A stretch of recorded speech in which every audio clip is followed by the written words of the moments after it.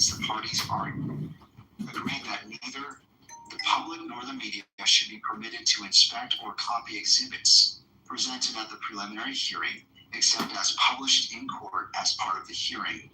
With the issue of the exhibits resolved, the court turns to the closure of the preliminary hearing itself.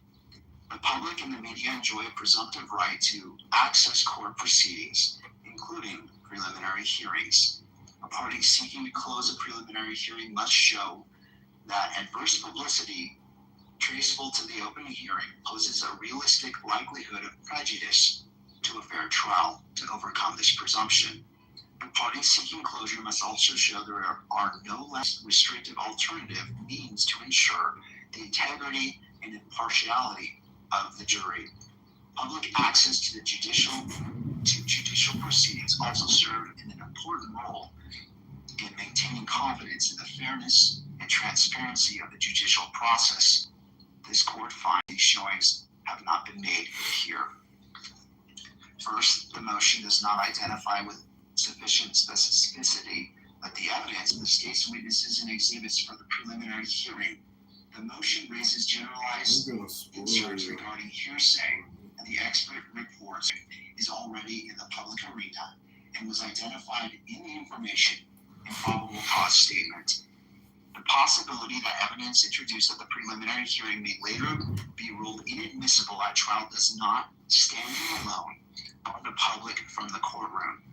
The court, until the matter has been fully briefed and heard. Even assuming specific evidence has been identified that could present a risk to defendant's constitutional right to a fair trial, if publicly disclosed, the motion does not establish that a no less restrictive alternative remains available. Several methods remain available to protect the defendant's right to a fair trial, including enlarging the veneer of potential jurors, utilizing detailed questionnaires, and conducting thorough voir dire.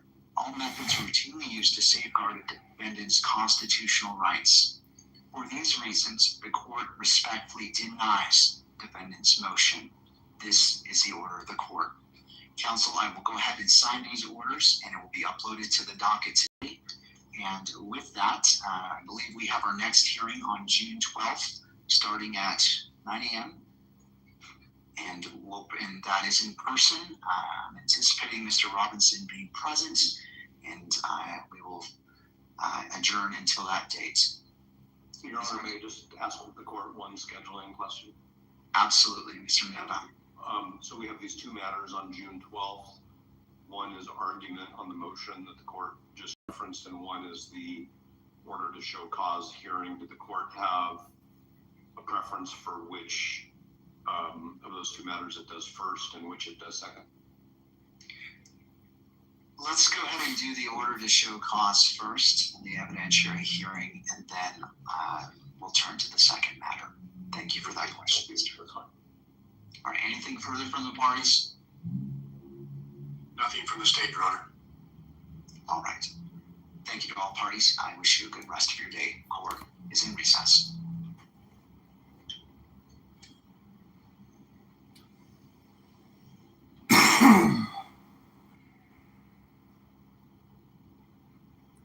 This is an unusual place for a man of your stature. Lads, we're in the presence of a mighty warlord of the sea. Show a little respect. Afraid I'm not in the mood for a duel today. And with one arm tied behind my back. I recently ran into someone who might be of interest to you.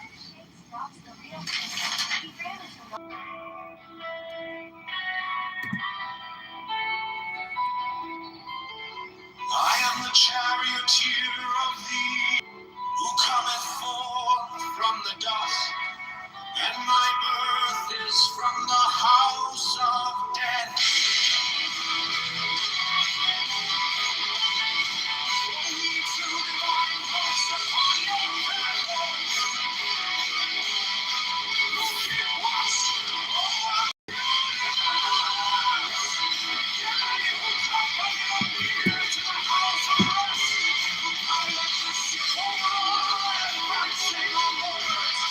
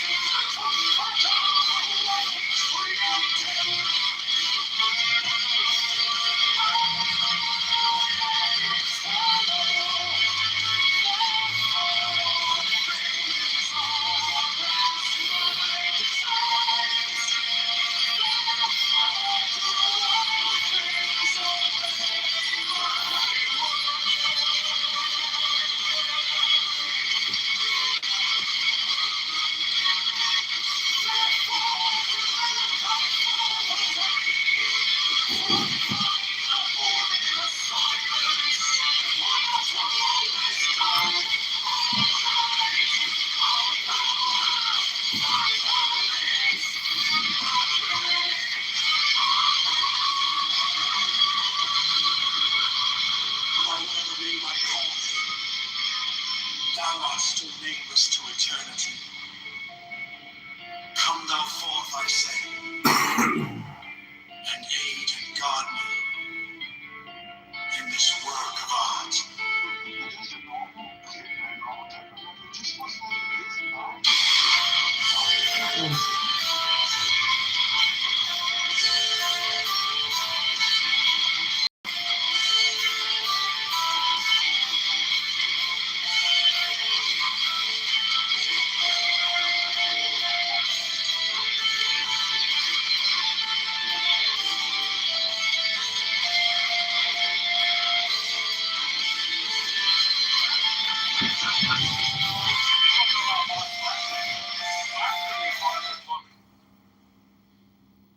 I'm at the kick Nathaniel out of the room. Wait, so Pat, what's wrong with Southwest? Why don't you like it? Everything okay, sir? Oh.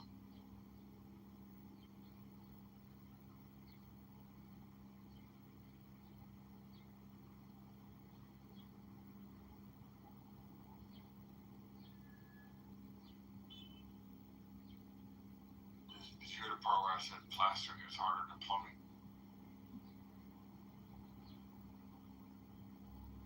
We heard. Did y'all think that would be the case? That sounds a little counterintuitive. No, but thank you for it. No, thank you for the information. That's what we were looking for. Spirit has thought about you. And he said, where's concrete when you need him? Yeah, You ask the question, you answer. It's all good. It's He great. took a plumber and told him to learn plastering. No, nobody did No, that. I'm just telling you, if Oh. case, just because it's two different skill sets, you might have suicidal ideation. Yeah. Is hell. Wow. Plumbing, which is easy as shit. I just want to record. That's the second time you repeated that. But that's fine. I'm okay with that. Plastering is harder than plumbing is easy. That's the third. Yeah. You know what repetition does, right? What it is. It helps to like, doctrine. Well, thank you. I remember now. I like it at a later point in the day. Okay. Unexpectedly. Right? And I might have forgotten about that. So, if it shall come up, it'll be the 4th. Okay? All right. But I might do it when you're not in the room so you can lose count. Oh, that's fine. Somebody update me. It's okay. But guess what? It still will be my truth. And my truth would be when I hear it, I can count 4. You understand? It doesn't mean that you haven't said it more than 4. All I know and what I witnessed is 4. Huh? There you go. Hurricane, sorry, you asked a question. I was too busy running around as the plumbers nicked the line looking for the main to show up at my home as my kitchen is being flooded like Noah's Ark. What was your concern? Oh, I was saying, why don't you like Southwest? Oh, no, that's too deep. I can't do that. No, it's not for me. But I'm why? sorry, it's not for the person. I'm sorry? Oh, I said, why don't you like Southwest? What, you mean the person? No, the area. No, I mean, why doesn't the person like Southwest? It's not to me. Oh, yeah, sure. Yeah, why does the person not like Southwest? Oh, no, it's not his, that's not his skills. Yeah, but why? You have to ask him, send him a text. If you know him. Okay, I don't know. There you go. You said he's not interested. That's not his thing. There's no action. No action. Is that meaning like there's not a lot of bars and stuff there? Oh, no, there is. Not a lot of hip It stuff? is. Oh, okay. There's no young hipsters. Okay. I don't want to go to your poetry reading / book signing / pottery spin class / yoga Pilates with a white teacher. You know, that's happening all over the place in DC now. that place. I like that place. But the best, Do you mean the old one, or? I think if I was there 2 years ago, it would have been the old one, right? No, it's 3 years ago. no. I think the old one. They moved from the old location maybe 4 years ago, but don't quote me. The one that you went to didn't have a spiral staircase in the middle, a winding staircase in the middle. I remember there being like a kind of open kitchen in the back that you walk through to get to, I think, outside or something. Was there a staircase in the middle? I don't remember if there was a staircase or not. If you don't remember a staircase, you probably went to the new location, which It was okay. It's still in like DuPont Circle area ish. no, it's it's close to. It's an area called City. It's close to the Mount Vernon area. Is what it's close Oh, to. that's the Carnegie community. Carnegie, where the Apple store is. No, Yes, okay. it's not far from there. It's not far from there. It's not like Mount Vernon. No, Connie, we're talking about the original Busboys and Poets. It used to be at the corner of 5th and K. Oh, it's no longer there? You know, across the street. Well, what I wanted to tell you all is but the best art galleries are in DuPont Circle, and most of them are gay owners. We know. They're the best. Both the gays. And nationwide too. Nationwide. If you really I don't want know to about get that. nationwide. They're pretty the tops. They're the tops though. In DC and throughout the Are you world. sure they're the tops? You might want to think that through. Well, they're good enough to be the tops. Everybody's not going to agree on everything, but You might. I think they pretty much. Connie, are you sure the gay owners of galleries are tops? She said They're nationwide. oh God, Nationwide. Jesus! Let me go off the mic. I'm here being proud of our city and community and what the people, the owners do for us and the work with you. Oh God, I'm sorry, Miss Connie. I apologize. Connie, are you there? I'm there. I'm blushing right now because You know what? totally thinking about art and you went somewhere else. We're just joking with you. That's the last question. I can take a phone call real quick. Do you know a lady named Connie who was invested in the reparations movement?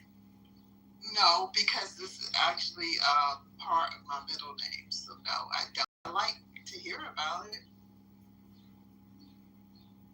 Connie, how old are you? How you gonna take Victor down, look? None of that stuff in Africa. 61. The Africa survived. So clearly this is Zero said something about an island. Does that mean anything to you? Millie Duke's nose. It's AI, but it's relative to it. The only difference is the hair. Been eating this order. We all got a coping mechanism. Whatever you do, don't mention his weight. Come on, Fred. You want to get some man? Don't be a No, this is both. Hey, Fred. Remember that girl when she was 85 pounds, huh? You know what's interesting? My mom said that because I've never changed. I'm always laughing. So that's the secret. Strong skin, I know. I said, well, this is your idea of an idea I'm trying to help you out. I don't like it as much as you do. You won't ask him at the Friday shirt. Well, I'm going to tell you,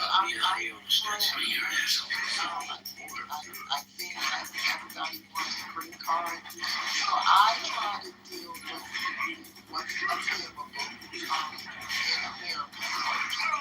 Now, when I was out there, younger, before I had children, I would go to like volunteering days or Andrews Air Force Base. I would go to classmates or chapters of that.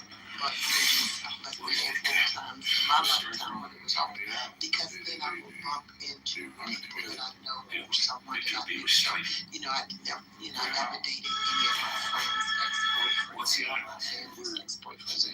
I always traveled from the house to relax. Do you know a woman named Amanda? Australia's doing experiments on that. They're smoking all the real secret. And prisoners escaped there once. Everything's running well. And I never did. Always went out of my way to get far away. There's no redemption or Somebody else. I can't think the damn. And it worked. But I don't ever have anybody coming back to me saying, you did something, because I know. Are you interested in a date? Would you like to have a date? My schedule is horrible right now, so no.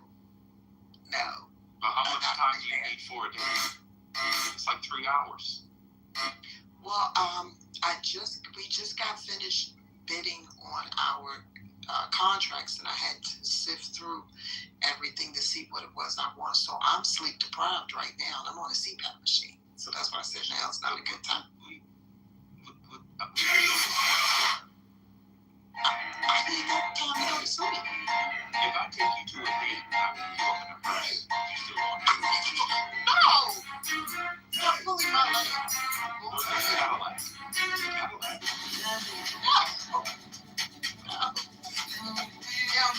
A lot of family members get into mouths. I basically To mounds. That's why I want a date. I like mounds. how would you go to a sweatshop with you? You get to turn that into a story. Let me ask you a question. So you would not have a date in order to stay on your CPAP machine? What I'm saying is,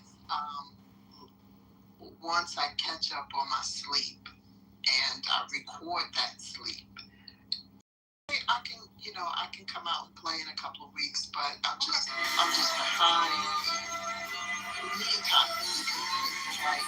Weeks. So that's what I'm saying. Right now, I would not, by August, July, I think I would be able to have a lot of more free time. Hurricane, are you there? Hurricane? Yes, what's up? Yeah, so I tried to get you a date with Connie because you a week. She's out in Montgomery County. Take her to the Ruth Chris in Silver Spring. Does that work? No, because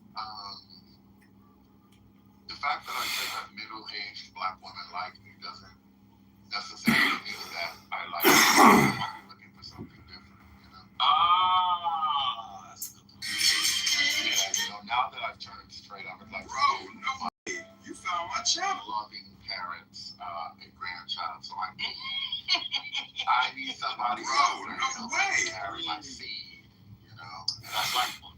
And I'd like Not to that I make you about. Hurricane, not that I want.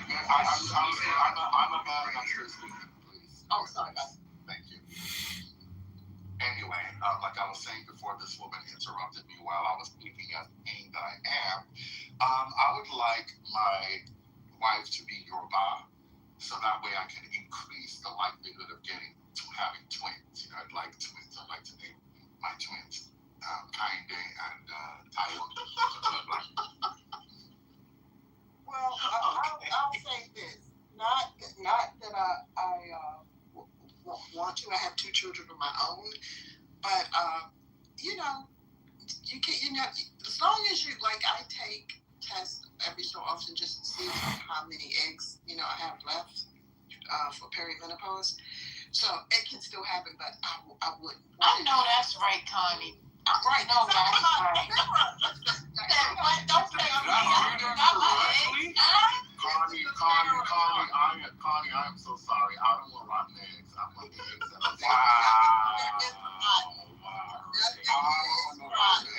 That was unnecessary. Here is cursed or rotten. But the thing I'm saying is, Hurricane, that would never work because, for one, I don't want to share my green card with a foreigner, and 2, I am. So, yeah, we will never work. So, Connie, But their friends trying to hit up on Connie, your assumptions are incorrect. Despite what Donald Trump might believe, I'm a birthright citizen. You lost that. You heard what But she no, you're not right. But I'm the original. Thank They you, can Connie. still move somebody here. Okay, I'm the Lord of custodian of this area that you live in. I understand. You can be removed. I can never.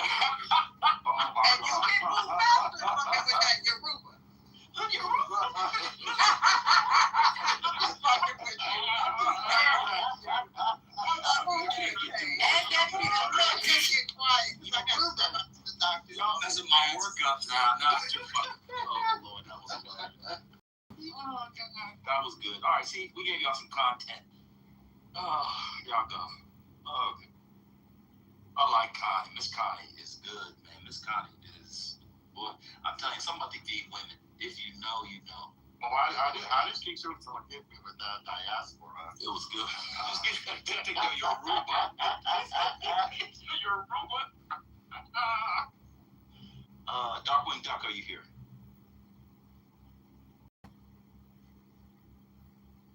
Darkwing left. All right, First Lady.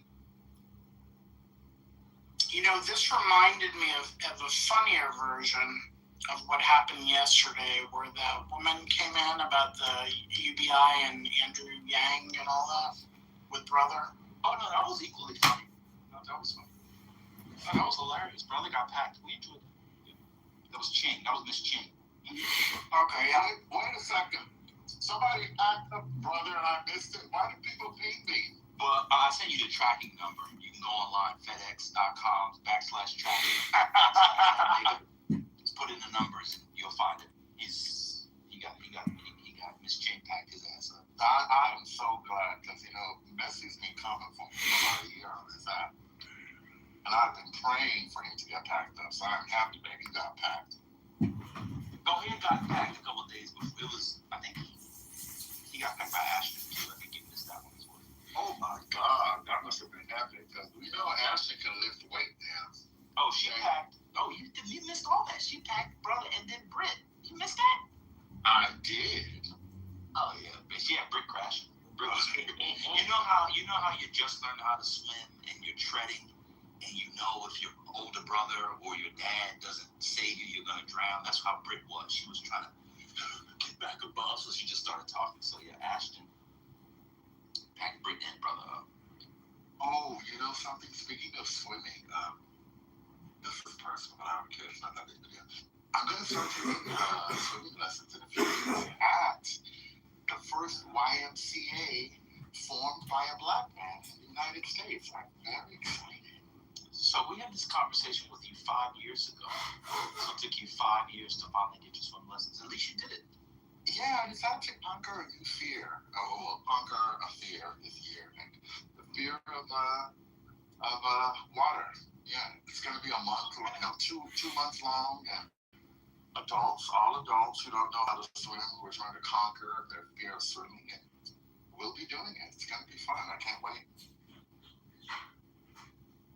It's going to be harder for you than other people, Hurricane, because the density of your silhouette doesn't float as well as somebody who may have a little more fat around them. Because of that, you are going to sink, and it's going to be very hard to stay up. So just be aware of that. It just takes time. So here's a question. I've heard that, but I've also heard the opposite. So I don't know which is true and which is pseudo. Do you know if this is a pseudo? What I said is true. Okay. But can you tread water? That's the question. Can you tread water? I can't do nothing. I do not know how to swim. Once you tread, like, and you know what I mean when I say tread water. I'm not sure. Okay, so when I go in water, I sink to the bottom. Exactly. Start flailing my arms and all of that stuff. Yeah, you gotta calmly tread the water. Circular motions of the hands, circular motions of the feet, and keep your hands in the water. The fastest way to sink is to take it. Yeah, I've been scared for so long of swimming, and it's good cardio. I think it'll make my workouts more efficient because I'll be getting more cardio. I'm just excited about it. And once I learn how to swim, I'll probably be swimming several days a week because I am looking for a new form of exercise. I've been swimming before. I mean, definitely good workout. Like, anytime I go to the beach, I'm done when I get out the water. Like, I'm like a baby. It's nap time. So it is the best workout because you're working every muscle in your body when you're best. That's pretty good without water defying, Come on now. be into water sports too, Hurricane. You'll be jumping on jet skis. He's already into water sports. Pause. I'm not into water sports. That sounds more like spiritistic domain. Nope. You ain't lived till you rode a jet ski. Nope, that's your generation thing.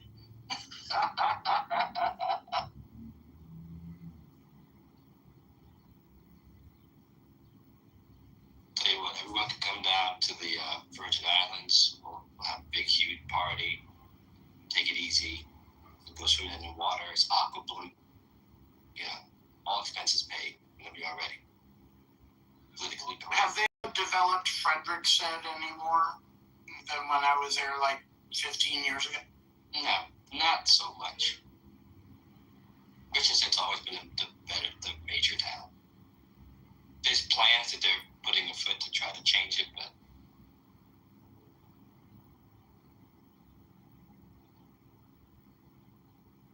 Hi, I hope you all have a fantastic day. Thank you. So, I'm actually from Iran. I'm living in Iran now. I see the topic, it's about Iran. So I want to know actually the Not really. thought. Not really. Okay, but I want to ask you guys, what's your thought about Trump? Do you like Trump or not?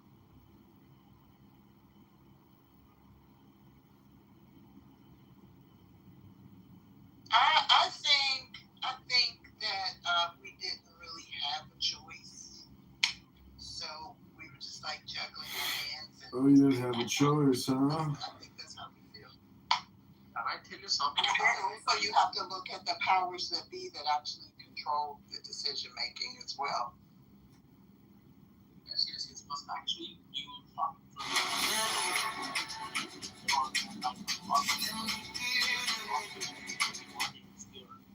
you guys not even done up your own, because in these days there are so many people fake that they are saying I'm from Iran. So actually I don't have any problem with Islam, Muslims, Christians, or anybody. As long as you don't have a danger to another person, I love you. But now in Iran, the government actually killing our people like we are, I don't know what to say, like we are NPCs in GTA game. And this is actually the truth. Are you Iranian? No, but I play GTA. No, bro, they actually kill us like that. How many people have we killed? How many? Well, I'm sure more than 40,000 people. I cannot tell you a specific number, but I can give you an address, Instagram, or I can send you myself videos of people, and when you have a little bit of brain, you see that these videos are not live. And it's not about Islam or religion. It's only about our country. That if you're a Muslim, welcome. But I, as an Iranian, I just my country like Turkey. I want my country like an Islamic country that my mother can freely go out however she wants. And no one killing her. And it's not possible now with IRGC. Because Iran is now the center of the Islamic Republic in the whole world. And you have to be Muslim in Iran. Or other than that, you did. If you talk about government, if you talk about that we don't have money, we don't have so many oils, we are dead, bro. We are dead. Do you know how many missile cities we have in Iran? Missile cities. It's like an underground city full of ballistic missiles. You can search it in Google. But our people don't have money to eat food, to work. A father don't have money to feed his children. The people from audience, bro, your name is Brooklyn. Why are you reacting me like that? I'm an Iranian, man, Iranian. I'm saying now in Iranian, I'm Iranian. My father is Iranian. I'm 32 years. All of my generation are Iranian. I'm Iran. Why saying this? You don't know what am I talking about? because we were having a conversation about something else, came in here, you didn't wait, you just interrupted. You could come in, listen. You could come in, listen to what we're talking about in the room first, and maybe contribute to that conversation, not just switch the subject like you just did. That's why you got the sticker. Do you understand? No, that sticker. Did you send that sticker? Do you understand that you changed the room? Sorry, you came in here with the propaganda when we were having a conversation. You're changing the tempo of the conversation that we were already having, which is just rude. You understand that? I'm telling you, 50,000 people. That's fine. We weren't talking about that right now. I'm talking about that. If you're Right, talking about but we were having a conversation. Do you understand? You interrupted that conversation that we were all having. No, I just asked. So if you don't understand that you're interrupting the conversation, you should put it on mute and listen to what the rest of us were talking about first. Can you let me talk? No, not if you're gonna change the subject. It's rude. You are propaganda, bro. You are propaganda. Because I'm telling the truth and you... No one said you're not telling the truth. Okay, but I asked all the people, can I talk? And they are all closed their mic. No, we were all having a conversation before you got here. Conversation.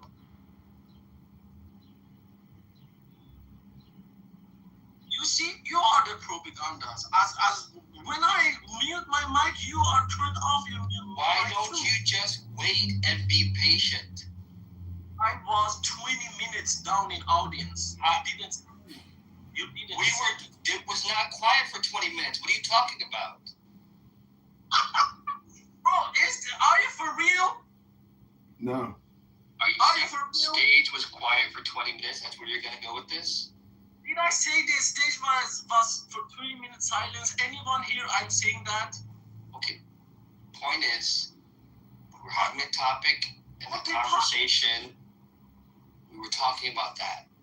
Listen to what's going on, and then contribute to the conversation that's happening. Continue what you were saying. Continue. I will mute myself. Continue what you were.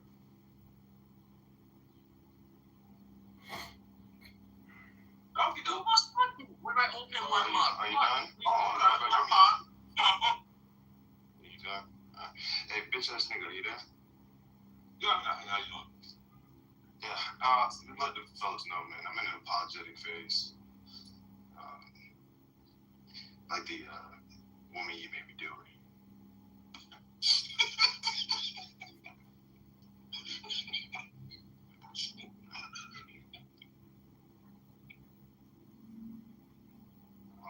Don't add.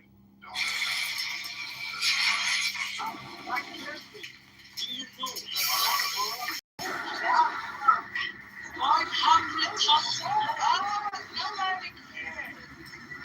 You don't care about 500,000 black people dead by Muslims? They're not black. Don't lose here. Mute me, bro. It's okay, mute me. I don't care about you. You are all dumb. When you mute my mic, I say 5. Well, shut the fuck up then. Okay, thank you. Thank you.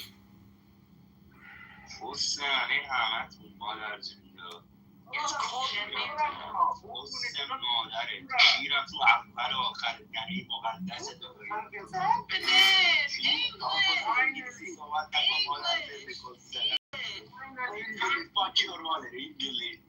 Love each other. Don't be one of y'all rooms with that bullshit. I'll be one day. Good morning, everybody. Hi, what's happening? Good to see you. I just checked. Hey, Lisa. Hey, Lisa, we say Hi, hi. sweetheart. Hello, Lisa. Lisa. Hey, Britt. How are you? I'm Lisa. Hello, Lisa. I just came on the stage. To say that this is an extension of the conversation from yesterday. Hi, Patty. Hey, Lisa. There's nowhere that we can turn and tell people about what just happened in this room. that politically correct allows for people to fight. So war online.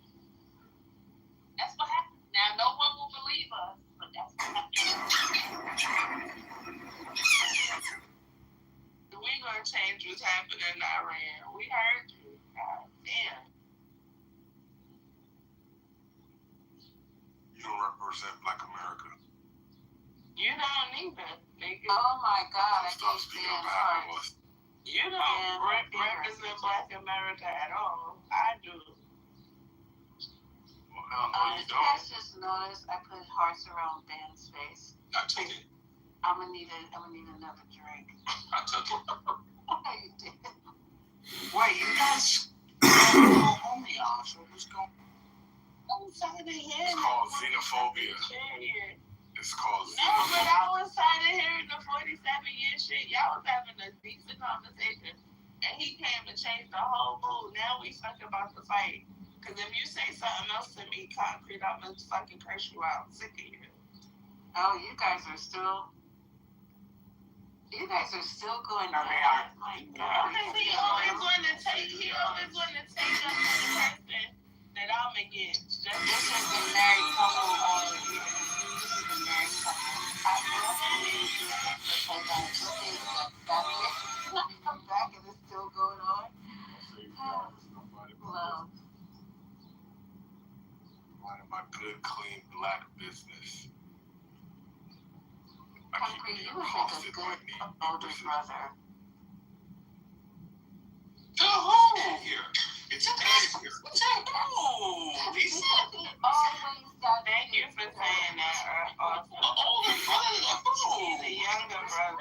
Stupid brother. Not me, but just, I'm minding my always good, got shit clean together. black business. The toddler brother that's And I always keep in the getting mess. accosted by random negresses. Right. It's okay. It's okay.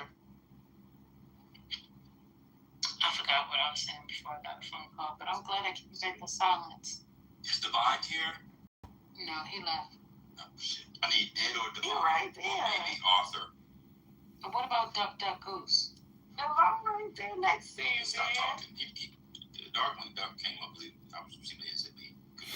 Oh, Divine, are you there? I said he might be there, but he's not there. Oh, it's He can't gone. talk. Arthur, are you there? Yes, sir. What's going on? Oh, Ed is here. Perfect. We got breaking news. Everybody, clear your calendars. The Johnny back in the Super Bowl. They just. Someone put second lady in the email? What they put? They didn't even put second or lady in it. It was just crazy. My name starts with a C. The name started with an A.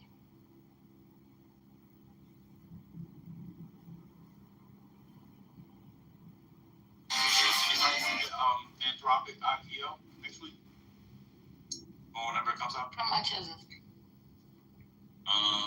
That's probably, I'm seeing here, come on, 1,000, $1,300? $1,300, I think I'm seeing. That's what I said. Yeah, I'm gonna get a couple.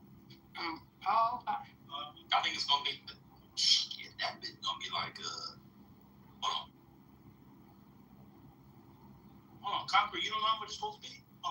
Or CEO, y'all know this better than that? How much is the Anthropic supposed to be? I'm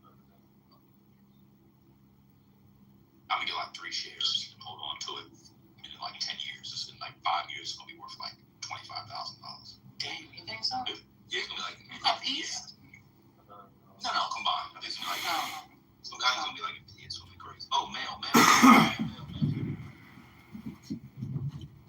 Go. Yeah, we'll put Delroy there.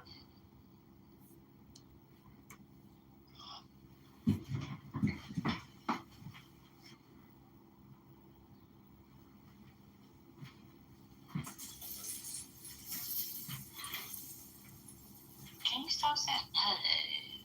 What's going on? You alright? I've got something next week. Andar Liliana. Yeah, you did.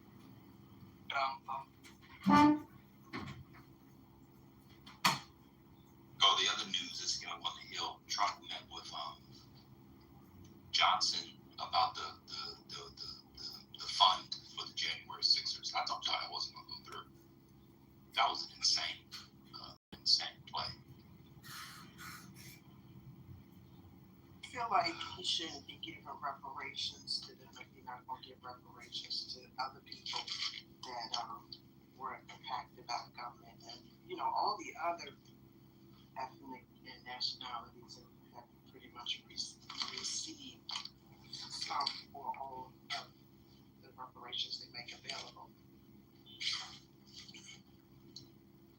So that's the only problem I got. But from what I'm understanding, the supposed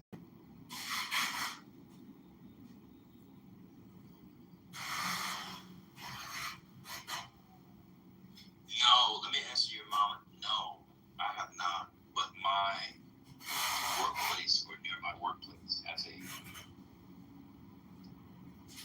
4 or 5 times a week mass. So I take care of business there.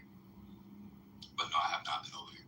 I was over at the Sisters of the, what's it called? The Madonna. I was over at the Madonna House. I was over there a couple weeks ago. The Madonna House was on C Street. 220 C Street. I was over there. Talking to some of the sisters. But I haven't been together. First lady, are you there?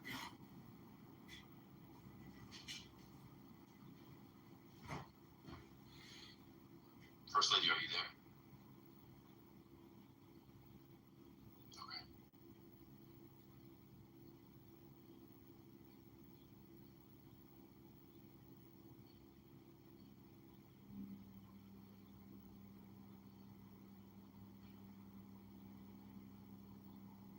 Is the stage quiet?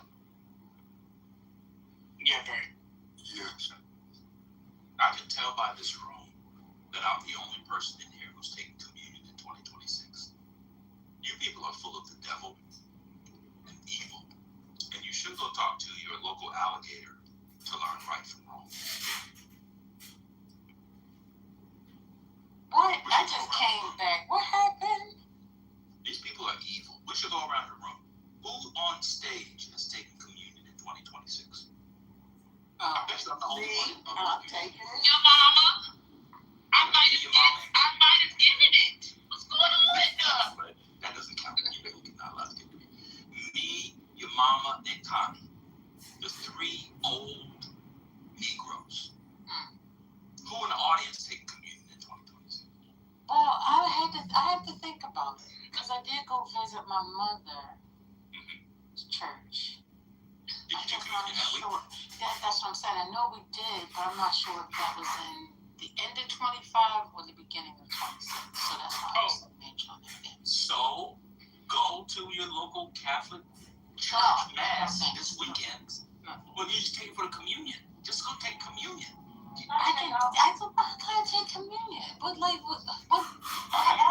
It's beautiful. That's why you have to take communion. Did you just ask that? Yeah.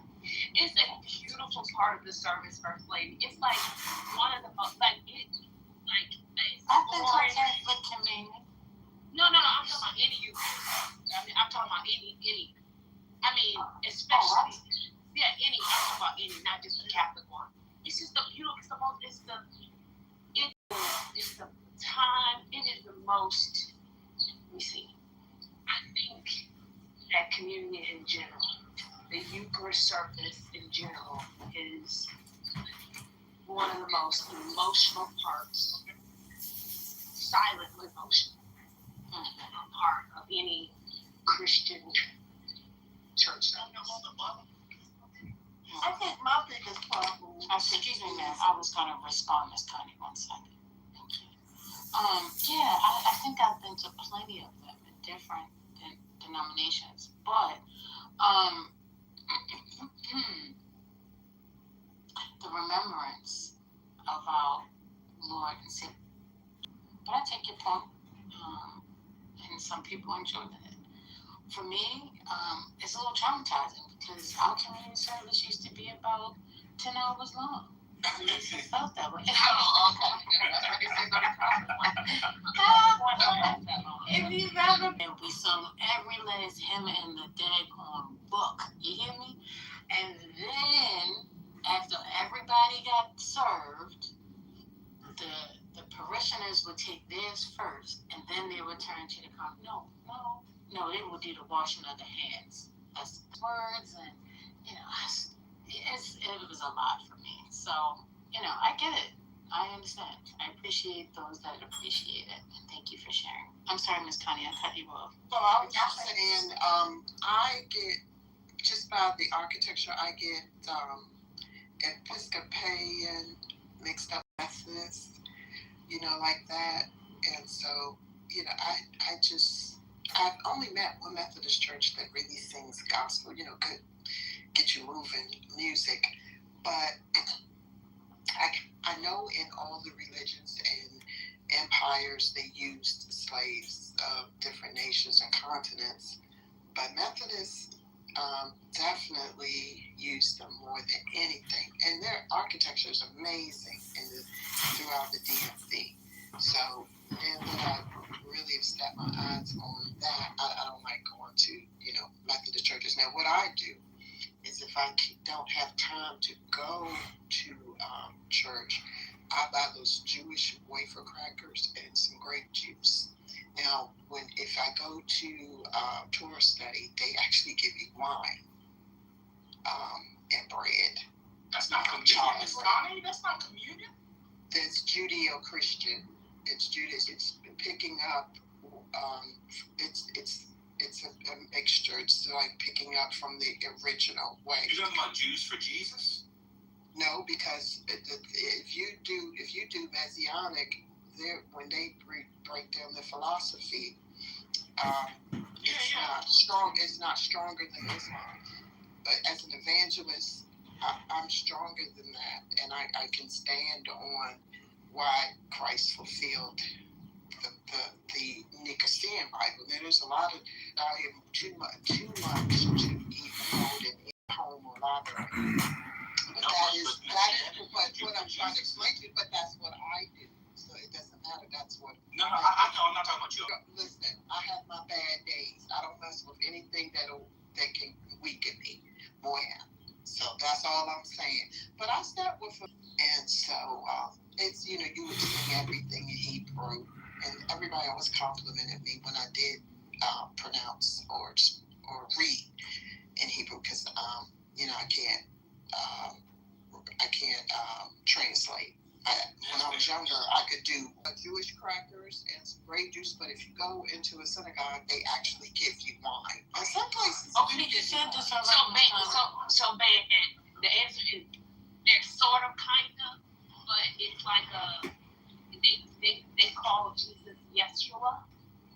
It's very similar to what now is the popularized Hebrew Israelite, but more contained to sort of like traditional worship, traditional services, Jewish services. Oh, I see. First Lady, are you there? Yes, you are. Let me tell you why I asked the question. You're not going to be able to sit up under me and sit next to me on these stages, pretty much going forward for much longer, until you get the body of Christ and the blood of the Lamb. I'm telling you, you're not going to be able to. No, not you, Connie. You're fine, Connie. First Lady, you're not going to be sitting next to me, holding court, co-modding for much longer until you get the blood of the Lamb. Because I can hear it and I can smell them. You need to be washed in that Last Supper, okay? So I need you to get it done within the next 2 weeks. She does not need the wash. Excuse me, Miss Connie. I'm speaking to First Lady. You need to get the blood of the Lamb and the body of Christ in you in the next 2 to 3 weeks. Otherwise, I'm just kicking you out of the room. I'm done. First of all, she doesn't need washing. We all could. She may need to be sealed. That means that your faith is sealed and you are born again and you will have everlasting life. There's nowhere in the scripture where they have to.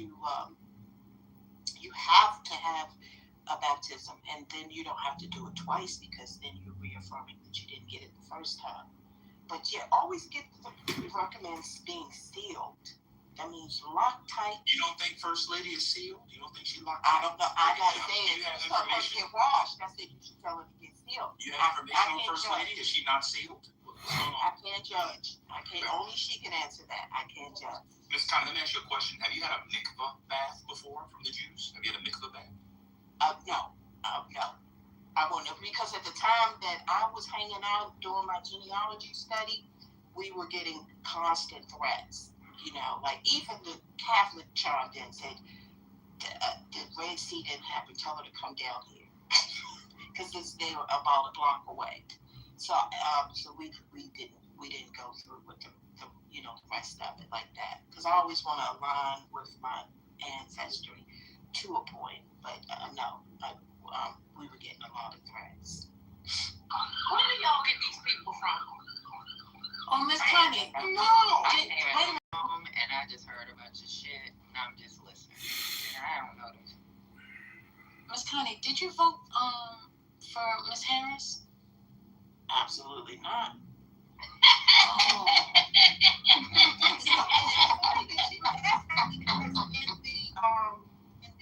The chillism room, they had a mod who stopped coming online once she lost. You know, because she was in her sister's sorority. I was like, dang, she took that shit hard. I wanted to, but as that Iranian guy, he's in the National Resistance Coalition probably. And I've been, vibing with them since I was 9 years old as well. That's another reason why. When the Iranian guy came, I said we had to pick, and I just juggled one, and one landed in my hand. Because I felt like they were both candidates, and that. Like the waiting room when I came in. The waiting room to the psych ward. So First Lady, you didn't respond, but I'm not joking. You got I'm gonna give you till the end of the spring. That's June 20. And when that solstice comes, you need the blood of the lamb. Go to the Because Catholic church, like he said. It's only Why do I have to? If I vote with this man, it's what's going on? See, that's why you need the blood. Do anything. That's why you need the blood. That's exactly why you need it. No, that's why. Well, first of all, I spoke to an alligator earlier today, and he told me, that's a Catholic alligator. He took communion. You need to take communion. You haven't taken communion all year. Listen, sir, I'm going through my notes. I'm not sure. I may have attended communion this year. Ask your mom. She tried to get me to come down yesterday. Not this No, but ask her if it was this year, because we get the answer. Because I feel something's off in your spirit. I can tell. What in the hell is going on? Well, What's wrong with you? First Lady, the first Sunday is coming Sunday. So it's Listen, I will not be pressured. I will not be no pressure. No I'm pressure. just I'm not. Okay, I'm out. What is the body and blood of why is it like important to take it at least once a year? I do know like some I went to Catholic school, I told y'all I went to Catholic school. But why is it important that y'all have to take that every It's once a month. No, it's every week. No, Catholic is every week, but for us, the Protestants, is once a month. Well, First Lady is not us, Patty. You see, it's First Lady. You see, she has been her spirit has been off, and I can tell that she's just not in a season of forgiveness. She's not in a season of justice. And so what I realized, I talked about something to the alligator down the street. He said, well, did your friend take communion? And that's what it is. And that's what it is. She would give thanks. There was a time when First Lady would say thank you, gratitude. There's a time when she would be nice to concrete. There was a time when she would troll Divine. I said, why is this lady trolling Divine? It's the blood of the Lamb. And she, in her actions, have not been very remembrance of Jesus.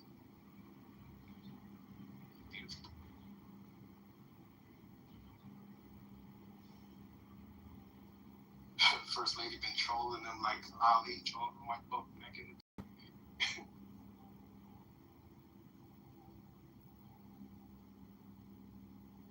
You think taking that body, whatever, Eucharist, you think doing the Eucharist was gonna help her? Patty, I've been taking bodies since I was 16 years old. It helps me every time.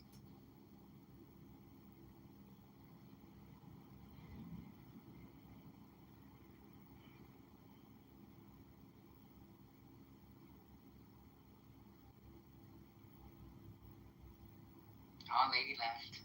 She's mad. Give me a second. She ain't mad. Yeah, go to the bathroom.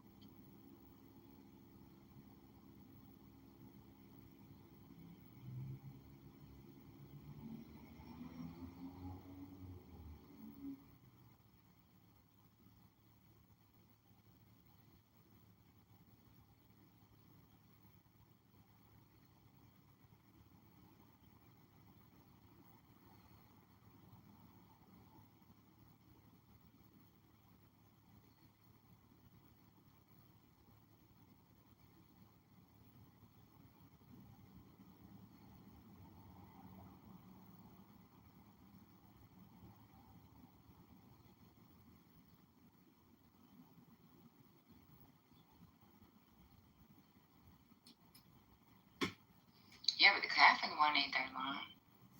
We used to have to do it every Wednesday. Go to church every Wednesday. You went to private school.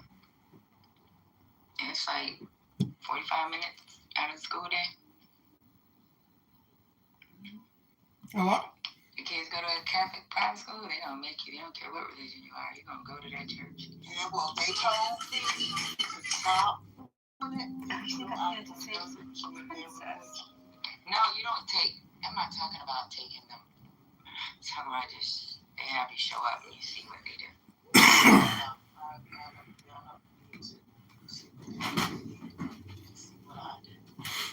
You're right, Patty. One day a week you go to Jesus class with the priest. I don't know what they do in there because I never went in. They just do a basic mass for a bunch of kids. Yeah, the whole school has to do it, and regardless of what your faith is, actually.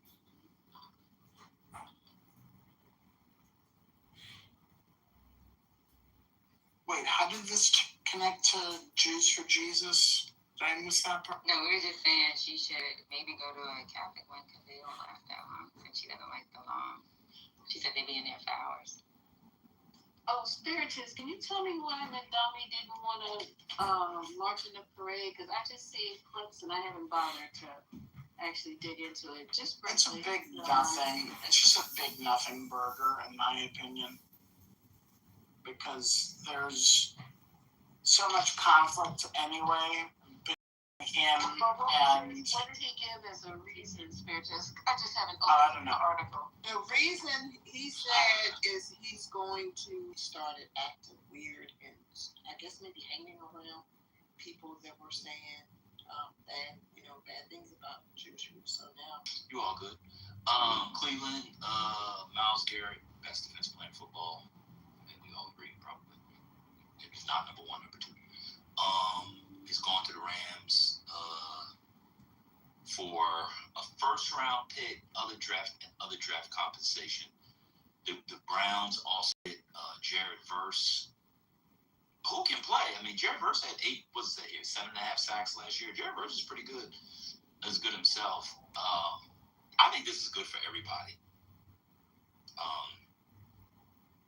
The Rams probably could win the Super Bowl next year. You know, they doing what they got to do. Yeah, that's the news. This is very big news. All you Ravens fans, Steelers fans, Cincinnati fans, early Merry Christmas. You got an early Christmas morning for y'all. But this is a good trade. I think this is a good trade for everybody except Jared Verse. Jared Verse got kind of fucked. Anyway, that's the news. But the Browns just keep doing this shit, though. It's like they're consistently rebuilding. They had to get him off the books, though, because I know he cost a lot of money, but they weren't going to win with him. They hadn't won. I think it's a good trade. and they only give up a first round pick. I think it's a good trade because Jared Verse is worth I'm sorry, excuse me, and they got a first round pick. Excuse me, I don't know what the other draft is, especially if they throw a second in there. I think it's very good. But yeah, the Browns. Well, I've been following the Browns training camp. I don't even know who the quarterback is going to be, so I don't know if anybody knows. We know it's gonna be. It definitely won't be Sanders. I know that. Deshaun's gonna be the quarterback, man. He's a seasoned veteran. When he's on point, he's one of the best quarterbacks in the NFL, especially when he was in Texas. So everybody's leaning towards Deshaun starting, man. That would be insane. Why? Because he's almost a convicted. No, because he's washed. Well, they say he's rested himself so well and he's rehabilitation went so well that he's performing like a new man. I'd like to get rested like Deshaun Watson a couple times a year. That's what they say. They say he's like shaved a couple of years off of the wear and tear in his body, and he's kind of healed all wounds. I don't know. We'll see. I think he may have rested too much. He hasn't been good in like 8 years. I couldn't say 8, but well, definitely since before COVID. I think. When did he get hanged up with that whole massage shit? That was COVID? Yeah. Oh yeah, so he has been yeah, that's true. I'm thinking COVID was yesterday. It's been 6 years. He's over 30 years old. Yeah, he's older than he left Houston in 2021. Yeah. Then he had the year off, I guess, and then you gotta go Shador. I mean, you gotta go. But Deshaun, his cap hit is so much money. You don't want to sit on the bench. Next year, the cap hit is $45 million. Oof, Lord God. And I don't think they could trade Watson until pretty good season. Then I'm pulling for the Browns to actually do something forever. Oh, ESPN says there was a contract restructure where another $86.2 million in 4-year money from this Allen. I think getting the first round pick, getting other picks. I think it's a really, really good trade for everybody. Kevin, are you here? Oh, yeah, cool. Kevin, what you think of the trade? Here you go, Kevin. Kevin knows sports better than me. Let's get him talk. Hey, what's going on, man? Let's look at the high 20s or 30s. It's still a first round pick next year, and they got other compensation that they got to finalize. So, you're stacking picks. The Browns already have 2-1, so this is the third one for 2027. So they're lining themselves up pretty well, even though they've constantly done this. They have a new GM, new head coach. I mean, not new GM, same GM, but new head coach. So let's see how it plays out. They'll pick. I mean, to be fair, they'll probably win 5 games, 6 games max. Mm-hmm. They'll pick in the top 5, and then the Rams will probably pick somewhere between 28 and 32. And then they pick again. So let's say the Rams lose in the Super Bowl. So they'll pick at 5. Let's give the Browns 4. The Browns pick at 4. The Rams they'll get the Rams pick at 31. And then they'll pick again at 36. Right, and they have another first round pick from from the Travis trade. Remember they moved down last year? They moved back to 5, and they took the kid from Michigan. That's so they right. got 3 1s. They got 3 1s. This is good stuff for Cleveland. And to your point, you see what you got in Shador this year if it flames out the new system. Right, you need to know what you got. So if Shador has a decent year, hey, you know what? We got a bargain basement quarterback. Now we can go take those 3 1s and go fill other areas. But if you don't have it, then hey, all right, Shador experiment's over. I go draft. Maybe they can put a package from Manning or whoever they want. They got 3 1s. They can do anything they want. Yeah. Who's the other good? Who is Manning and who's the other big QBs? Let me look at the list. Manning is on there. You got the kid's name from That one kid from Notre Dame. Can't think it. Yeah, he's Dante Moore. Dante Moore's the other big one. Moore from Oregon. Right. Ohio State. Julian Sand. Sand. And Yeah. CJ Carr is the Notre Dame guy you're talking about. Yeah, CJ. Right. Oh, yeah, it's a big Lenore Sellers and Jay. I like there's actually a lot of quarterbacks next year. Yeah. The kid that was at Duke just now at Miami, he's solid. I mean, it's it's a big. I mean, obviously, he said last year was a big quarterback draft, so we see how it plays out. But right now, on paper, it's a huge draft. You know about Mensa? Mensa, yeah, Damian Mensa, yeah, he's solid. He's good.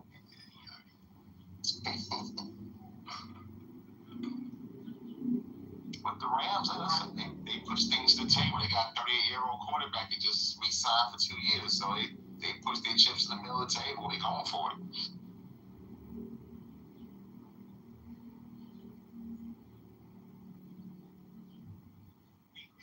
Anyway, that's a sports break. Y'all can move on. Y'all want to move on from sports. That's a sports break. It's really good, man. This is really good stuff, man. I just like Shador Sanders, so I watch the Cleveland game now. So, but the NFL. So the Rams are the favorites, right? Yeah, they're favorites now, no question about it. I'm sure the odds have already gone up. They did. Oh, big time. Oh my God. Yeah, I can imagine. What are they? Oh my God, they have plus 650. The next closest is the Seattle, Buffalo, Baltimore at plus 1,000. Wow. They don't really have any weaknesses anymore. Yeah, they don't have any real glaring weaknesses. They can rush the quarterback. They got the offense. They're scary. They got one coaching staff. What's that? Sam Darnold and Michael McDonald. I'm telling y'all, Seattle's only gonna get better. I do not think that's the best Seattle can play. That defense, I just really think Seattle is really, really good. Yeah, I think Seattle's really good. Who's the other West team I'm missing? The 49ers. They passed him. They're done. And the Cardinals wasted their pick on that poor boy from Notre Dame. I don't know why they ruined that boy's career. That's crazy. They got to sell tickets. They ruined that boy's career. That was awful. Yes, I wanted him for my team, but I knew he wouldn't get there. But they ruined that boy's career. They ruined that boy's career. I don't know what they were doing. Yeah, from a business perspective, it doesn't even make sense. Because what are you going to do after this rookie? You going to pay a running back? It doesn't make sense. But, they trying to say, got to sell tickets. It's a business move. It's bad, That's bad. But anyway, yeah, man, the odds jumped up. So Buffalo, I don't know how Baltimore's still at 1,000. But the bookies just take people's money on Baltimore. Baltimore's going for KC is 1,500. So so it's the Rams and then Seattle, Buffalo, Baltimore. They can't see Philly, Green Bay, and New England. Those are the top. 1, 2, 3, 4, 5, 6, 7, 8. Brown might be going to the Pats. That hasn't, today's the day that everybody's been waiting for. So we'll see what happens with that. Odell went back to the Giants. Yeah. And Russell Wilson retired. What? When that happened? Today, he's joining CBS as a broadcaster. Who? Russell Wilson. Oh, he retired. Oh, young. How old is that kid? He's like 35. Something like that. But he couldn't play no more. It's the best move. He'll do well on TV. Yeah, he does have that TV guy. But you know what I'm rooting for? I'm actually really rooting for Andrew Berry. And another first-round pick. I mean, it's a business move.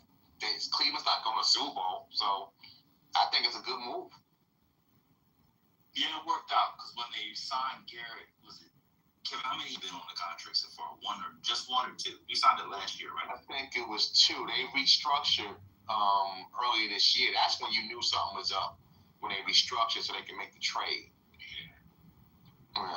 So he was on it for 2 years. They paid him for 2 years. That's good. They got good. And he hasn't reported at all. He hasn't even he didn't even meet the new coach. He never came back to Cleveland, so you knew that. So they know it was gone. It was a wrap. Yeah. I didn't know that. He was in Korea. He didn't even come back. So they knew it was a wrap. Oh, I didn't even know that. Okay. Yeah. They just finished the OTAs, and he didn't show up for that. He didn't meet the new coach. It was a wrap. It was already been worked on. Yeah.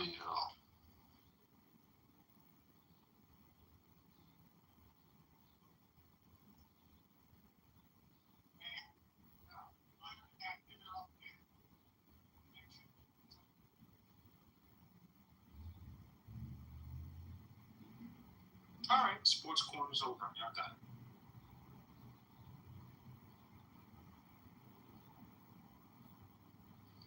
Hello. There's one more. Hey guys. Hello, Matt. Hello, nigga. So hold on, bro. I have one question. Go ahead, Todd. Did Giannis got traded? Yeah, So Giannis is looking great now. And what? Yeah, that happened. I saw that yesterday. And somebody is in Timberwolves with what's his name? Wait, what'd you say? He went to the Warriors? Yes, sir. He's at the Warriors now. Who? Giannis. That's fake news, bro. Nah, that's fake. Nah, that ain't happened, man. That Oh, you just. I know what he did. That's fake. My heart jumped. My heart literally jumped. There ain't no way they gonna make a trade like that on finals week. No way. No, let me double check. I'm gonna send the link because I saw it yesterday. Because I was watching I was like, yeah, nah, I don't know about that. I know the talk was that way. But You know who I blame for this, don't you? Dr. Carr. Let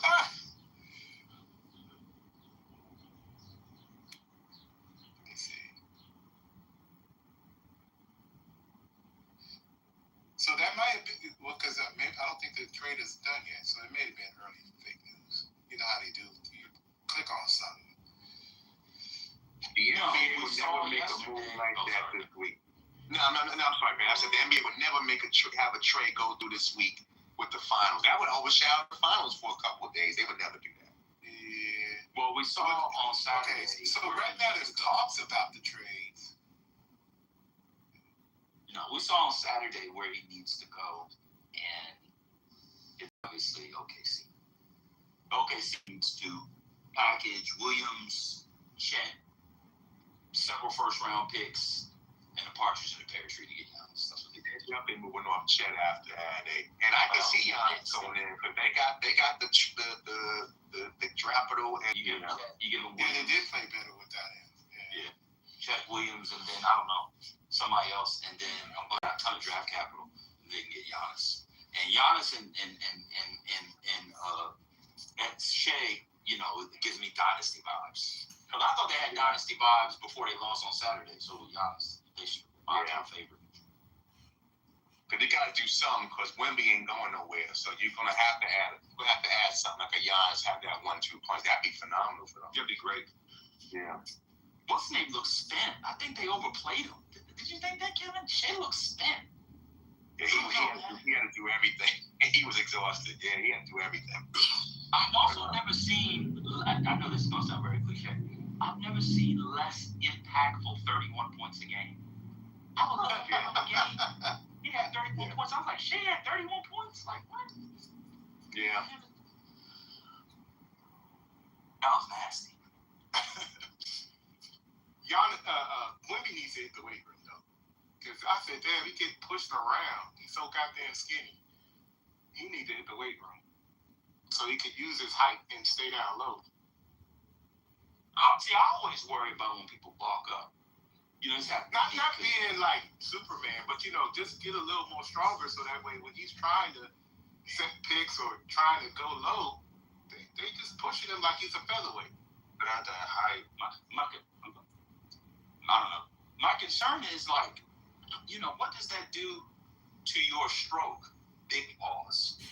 Yeah, there's a balance. So I don't need him to get ripped up and muscle bound, but just a little bit stronger than what he is because he's really easy to push around.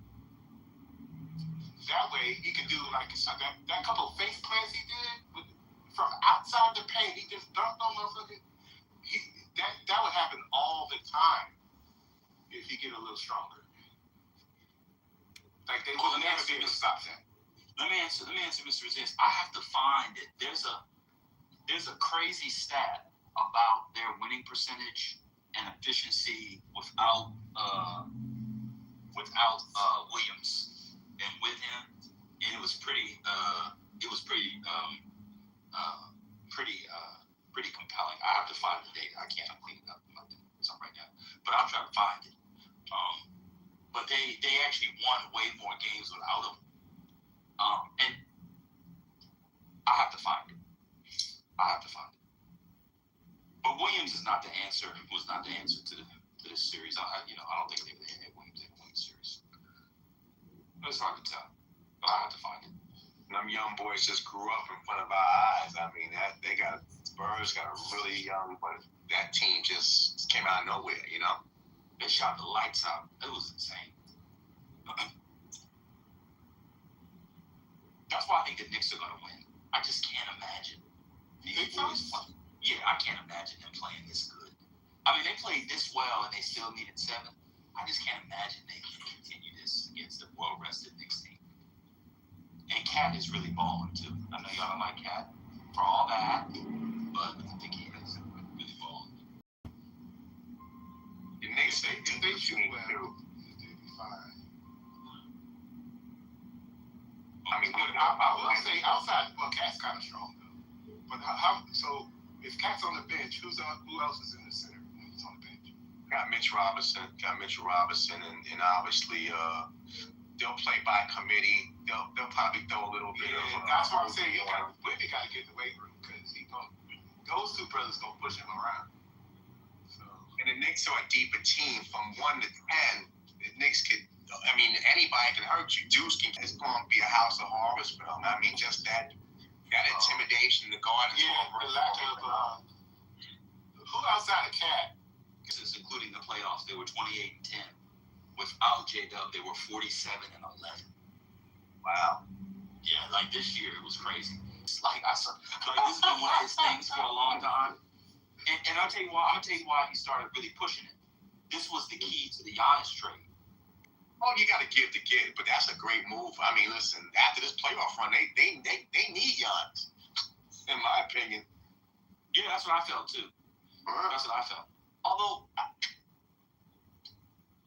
I don't know. This is gonna sound kind of weird. I feel like if they had a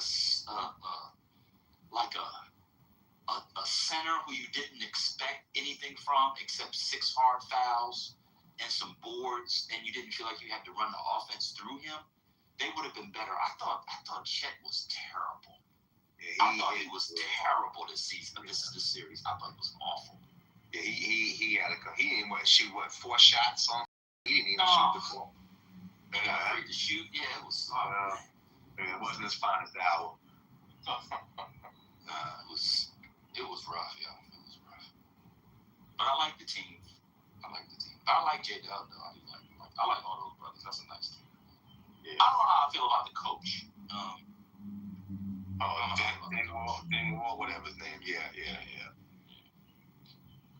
So if he goes to Golden State, who's Golden State giving up to get him? What's the package for him to go to Golden State? They don't really have enough from the money to make that work.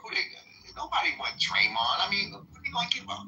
That's what I'm saying. People, Sam just said the thing, and then Ty said, what would the package be? I don't even know. Package? Or Kelly, we can't do that no more. What would the package be? Yeah, I mean, I don't. Outside of what we know about stuff, where's the money don't match? I don't know how they would do that. If they got a third team involved, that's what they would have to do. Have to get a 3-way deal.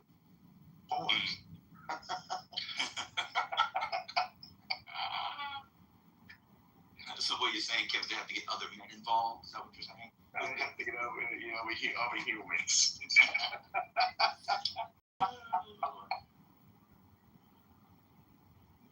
Who's the other landing spots that they had? Dream scenario where it will not happen. But who would be in the package for Cleveland? Who would be like Mitchell? They would get down to Mitchell or Harden? Well, Harden has a player option, so they would obviously sign and trade him, and they would have to do something else. I think Jared Allen would have to go because he's making good money, and so is Mobley. So they would have to do something with one, those 2 or 3, and they probably can make it work. I don't think Milwaukee would want Harden.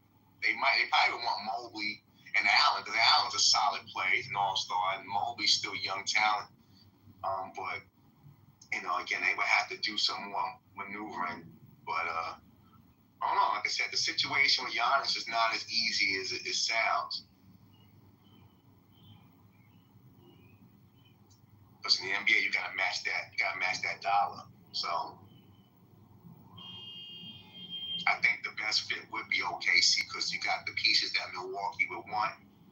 And after Saturday, I think it looks like it's a situation where he would be the shot in the arm they can use to help fight in that West. Because that West is not getting any easier.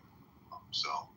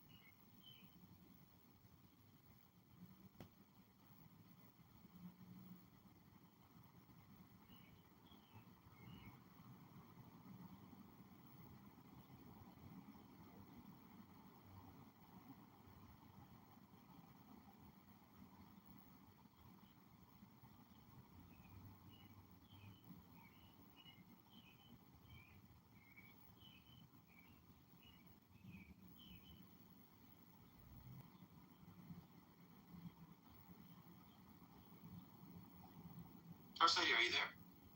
Yeah, okay. Everybody was, they were ready to beat my ass. They thought me messing around with you, he was gonna beat me up and stuff. So I'm glad you came back because they said they was gonna dump me in the community. They chose you over, just so you know. Thank you, girl. But I'm sure they'll rather have you than me. I don't think so, actually. I don't think so. I'm pretty sure. I'm pretty sure not. I don't know if there's anybody who has the combination of calming skills, charm, and absolute carnage crash out. When you talk about you are the tiramisu of Clubhouse. What I mean by that is you have a bigger range than anybody. Also, you got lady fingers.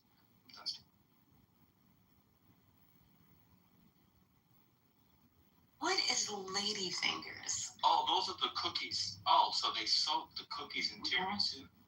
And those cookies, they call those cookies lady fingers. I was just doing a joke on the tiramisu because you're a lady finger. Oh yeah, tiramisu is like the soaked cookies. They soak it in espresso. Right. Yeah, those. But I didn't know it was a cookie. I thought that was a cake. No. The cookies. They're very light, and you just layer them across. Yeah. And then soak them in espresso. My tiramisu doesn't seem to be Mascarpone. I don't know about that. Tiramisu is very tasty. First lady, What are you she said saying? good. I love tiramisu. I'm just What are you saying. saying? Huh? What are you saying you don't know about it? That's the recipe. Yeah, no. I'm saying I did not know that it was cookies. That's all I'm saying. I've had it plenty of times, but I didn't know it was cookies. So you're saying you've had lady fingers in you, you just didn't know it was lady fingers. Correct. Okay.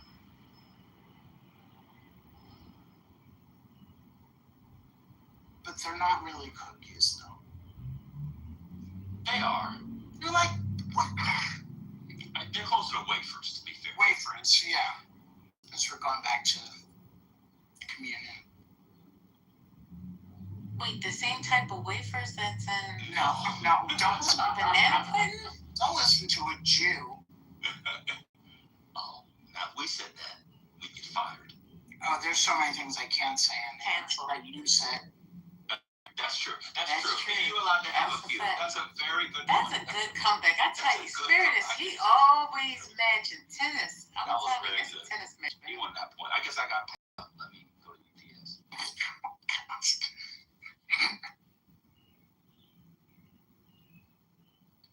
There's something in the back. That's called gas. So let me help you out. Go to your living room. Let me go. No. Go to the living room and lay flat on your back.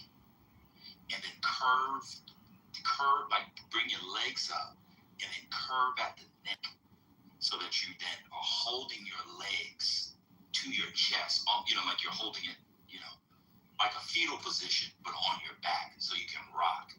And then rock from side to side. And the pressure on your stomach and your intestines will release that gas.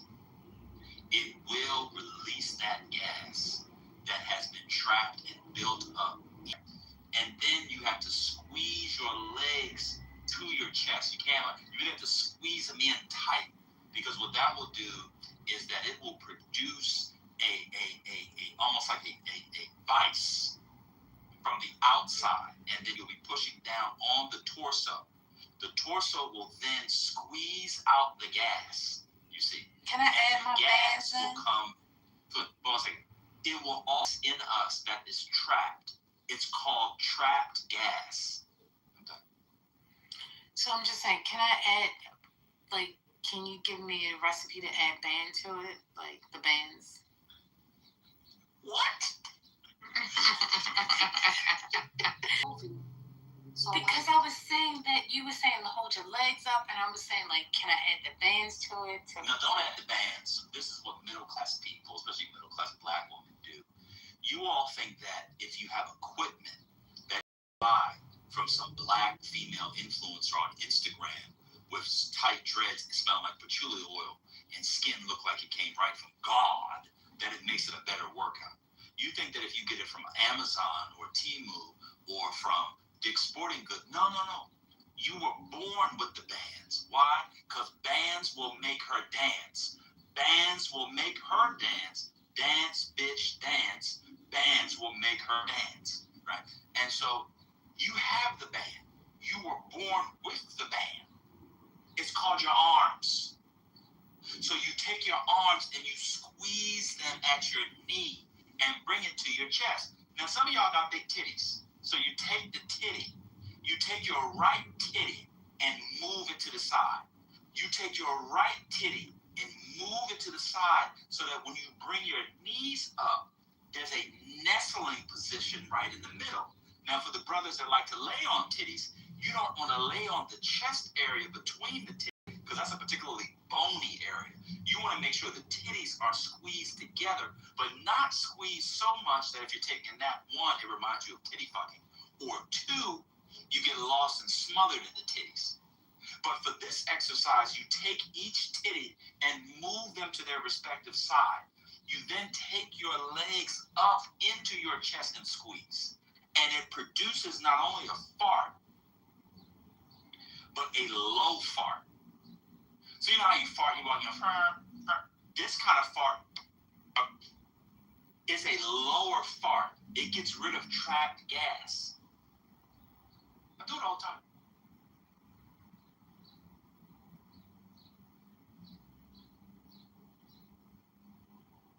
Well, thank you for Johnny. Go ahead, Johnny. Yeah, thank you. For a minute, I was like, okay, Ben is on his yoga Pilates tip, but then when you moved into the fart realm, we're talking about Pilates moves, you know. He almost made me drop the fucking drywall. Oh my god. Drop your drywall, brother. I'm trying to go. So this is the thing that Janice likes to do. First, let me back up. 2 days ago, Janice was using the N-word. Yesterday, she was using the P-word. And you want to notice something? It was the weekend. Now that she's at work hours, she has to act demure. She has to act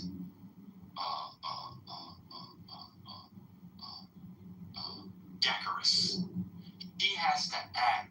She has to do her politics of respectability. Everybody knows that there is not more farting than in a fucking Pilates class. The amount of farting that one does at Pilates is worse than a chili contest. That's all people do at Pilates is pass gas. Those core movements, the deep breathing, the squeezing of the organs, all of the trapped gas comes out, and she knows it. And what Janice was just doing, she was telling you that she's a fart queen. She was telling you her own way that that's where she goes to get rid of her gas. Everybody knows that Pilates is for getting rid of gas. That's one of the benefits of Pilates. Now, Catch COVID there. Now, Papa, if that's what gets you through your nights, thinking about me as a fire queen, that's on you. That is not where I was going with it, but I'm gonna let you have that fantasy if that's what helps you sleep. What fantasy, Papa? Let me ask you a question. Janice, do you go to Pilates? Are you there? Oh, wait, hold on. Janice, are you there? Yes, I'm here. Okay. Do you go to Pilates? Yes. Do you fart while you're there? No. Now you're lying. And see, this is why Dr. Umar's program ultimately will be unsuccessful because the black woman is a liar. I'm done.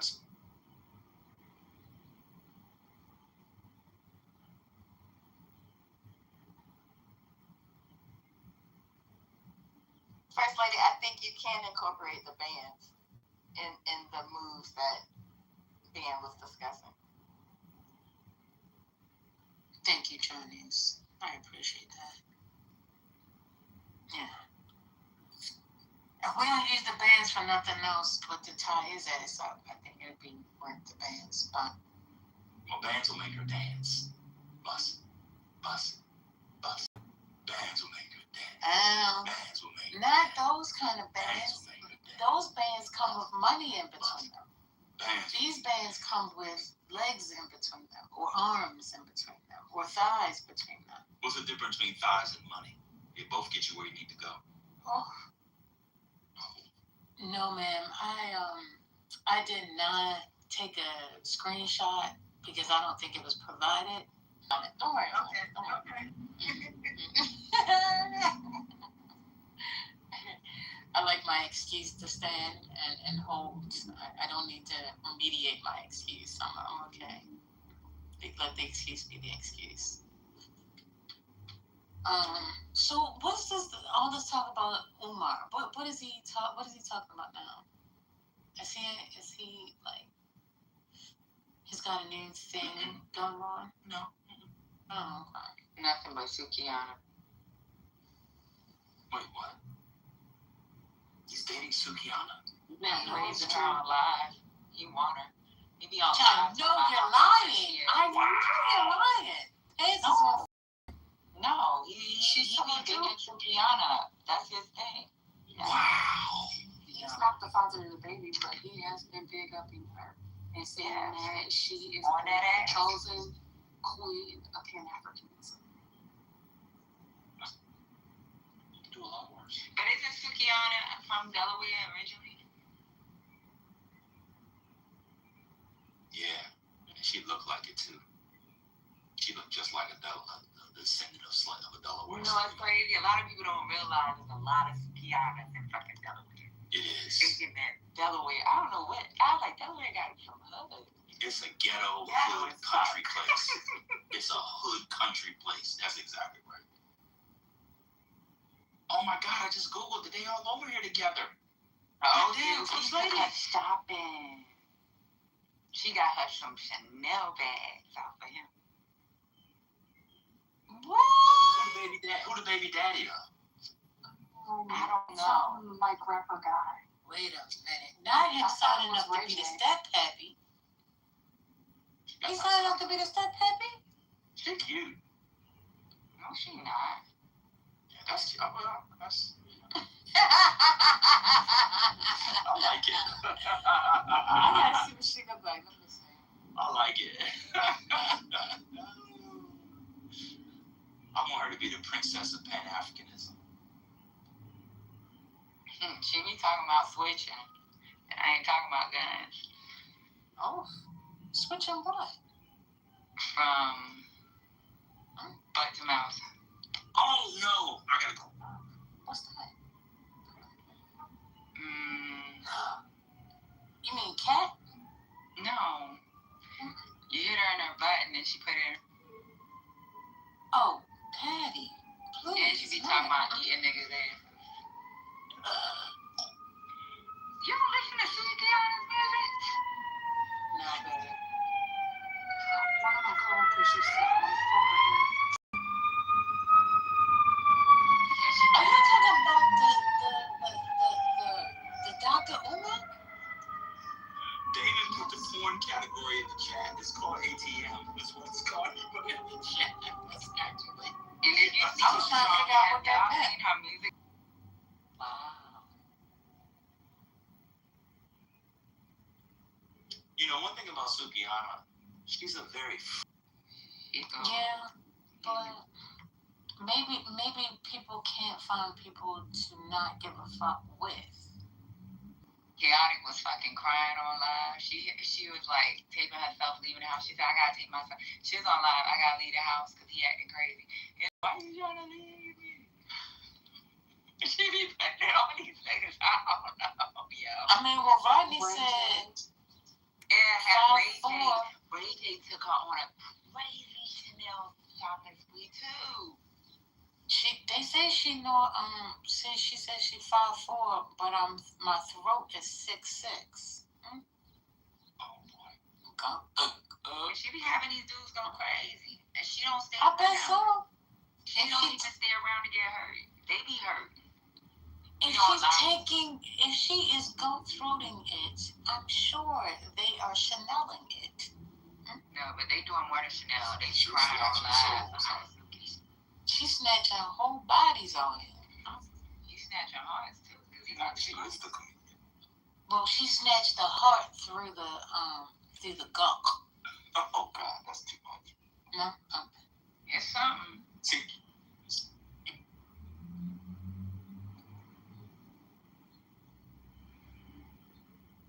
Oh, what does ATM stand for? Let me look it up. House. Oh, okay. That's the porn genre. It's a whole subgenre. That's why when Patty said it, he laughed. I put ATM.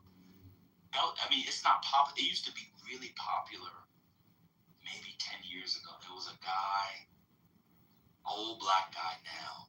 He's like out of shape, so he always wears a t-shirt. I can't remember his name. That was one of his specialties. He's an old guy. He always wears a t-shirt. So put it there and then put it in Directly. her mouth. Directly. That's insane. Directly. Yeah. You're gonna get in trouble like that. Well, she ain't got in trouble yet. Yeah, just a couple of bumps. Once you get it one time, you got it for life. So after the first time, it's fine.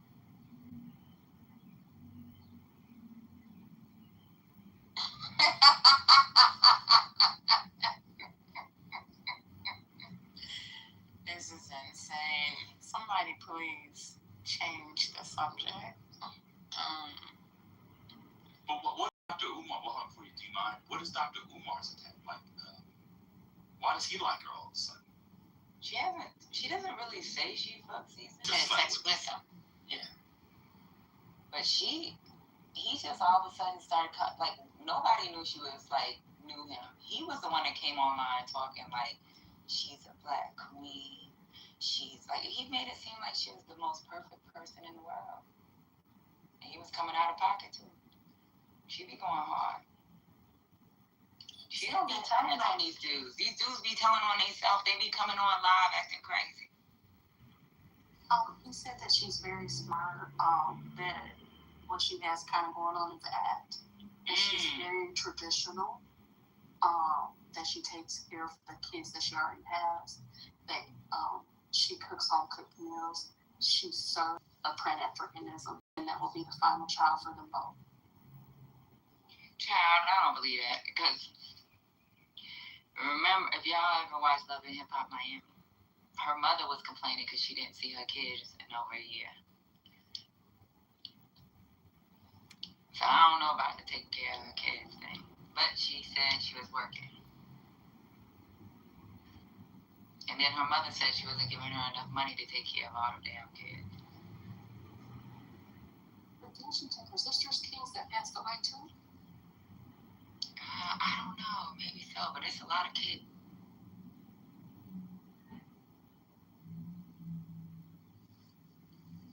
You said I don't know, but it's a lot of kids. How many kids are you talking about? Yeah, it's a whole bunch. Shit.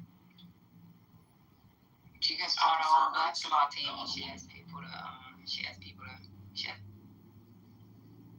I prefer her to the other one. If I had to choose one. Who's Sexy Red? Sexy Red. Yeah. I prefer Sukiana to Sexy Red. Yeah, but even with Sukiana, you know, like, for him, I don't know why he would say that when she actually has videos where people was busting on her face and all kinds of stuff, and that was her rap videos. Her rap videos, they were actually having sex in the rap videos by the pool. She had videos where she's giving head at the pool.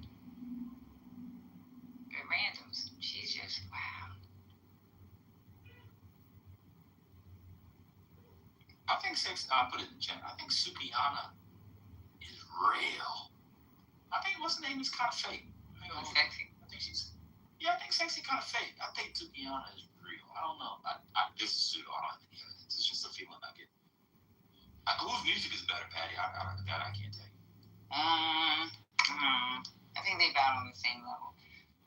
But Sexy Red got one kid, and then with Sexy Red, she don't really have any videos out there with her doing whatever on her rap videos.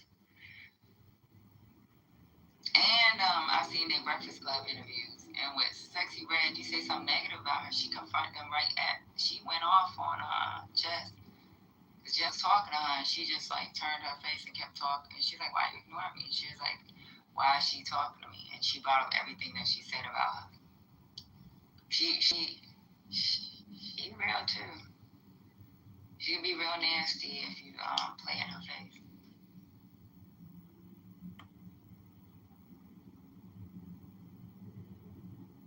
I think Sexy Red has better features. I will say that. She got a lot of features. You don't really see too many features. I don't even think she has features. I need to look it up. Posted all these fucking videos they made together. And they was together for years. Some dude from Miami. It's not like it's videos she actually made for fucking public. And then come to find out it was her boyfriend released it, and he was saying it wasn't him. Somebody must have stole his shit and was releasing their videos. That's how ex-boyfriend released hers. Yeah, but that's going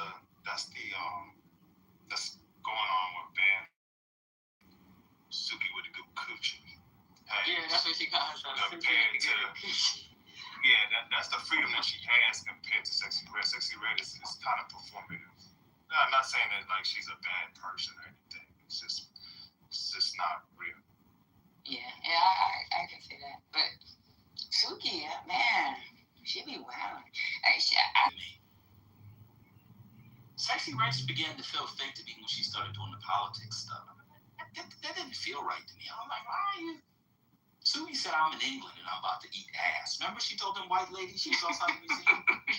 I was like, oh my God, what is she? And she probably was going to eat some ass for real. She probably was. And then he got Thai food on the way.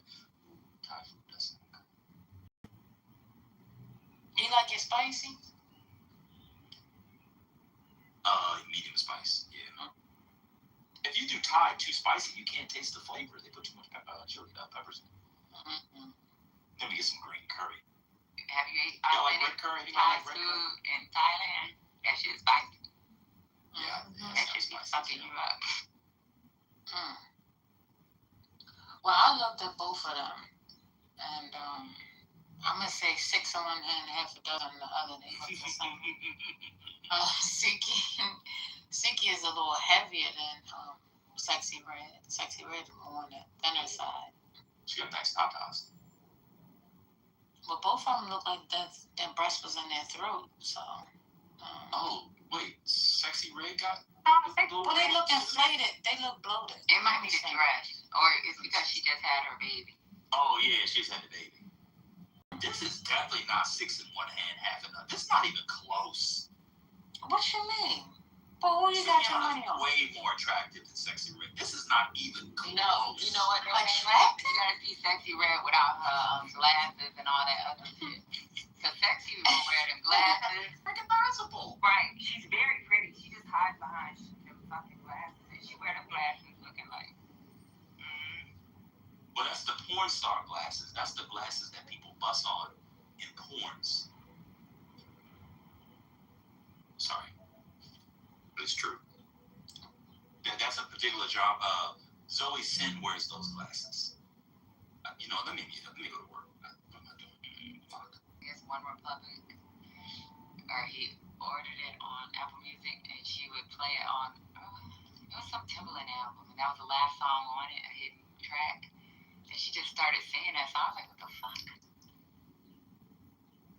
She was like 3 years old.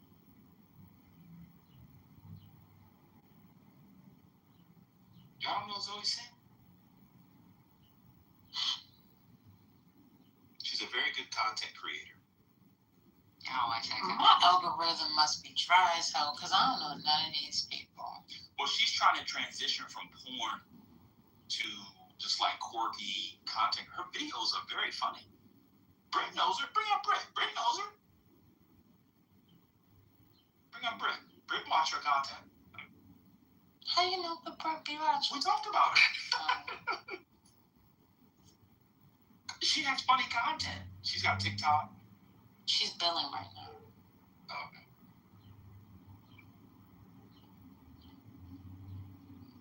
Did you get your Diet Coke today? I mean, this week?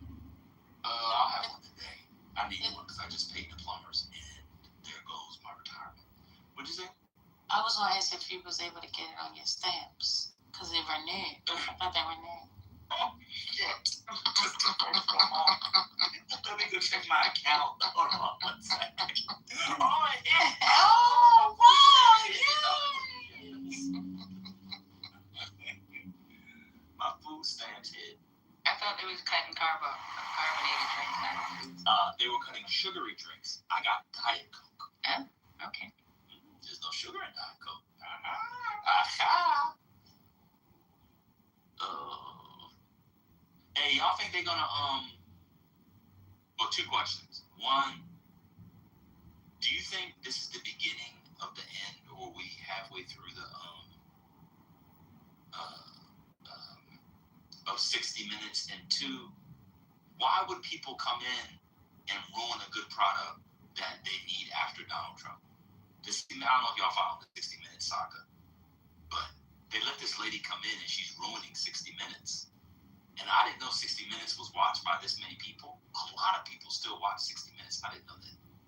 Yeah. So. Yeah, I think they are ruining it. What's his name? Was Scott Pelley? You talking about the Scott Pelley one? He yelled at the new executive producer. Yeah. He said, quote, "You'll never be welcomed here." That's what he said to his boss. more freedom.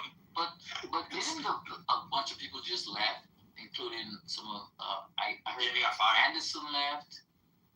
Yeah, they got some quit, but a lot of them got fired last week. Yeah. But who was from? I just read this last week. I can't remember. Nick Bilton. He was from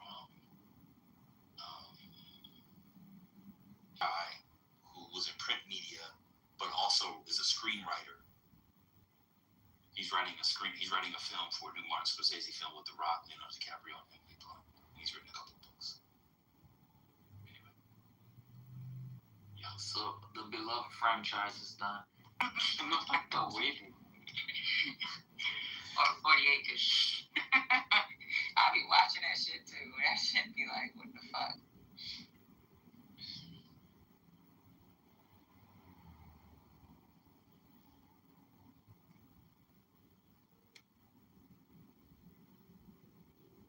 It's too late to apologize. You said your father bought her what? No? She bought her the CD to that song? Okay.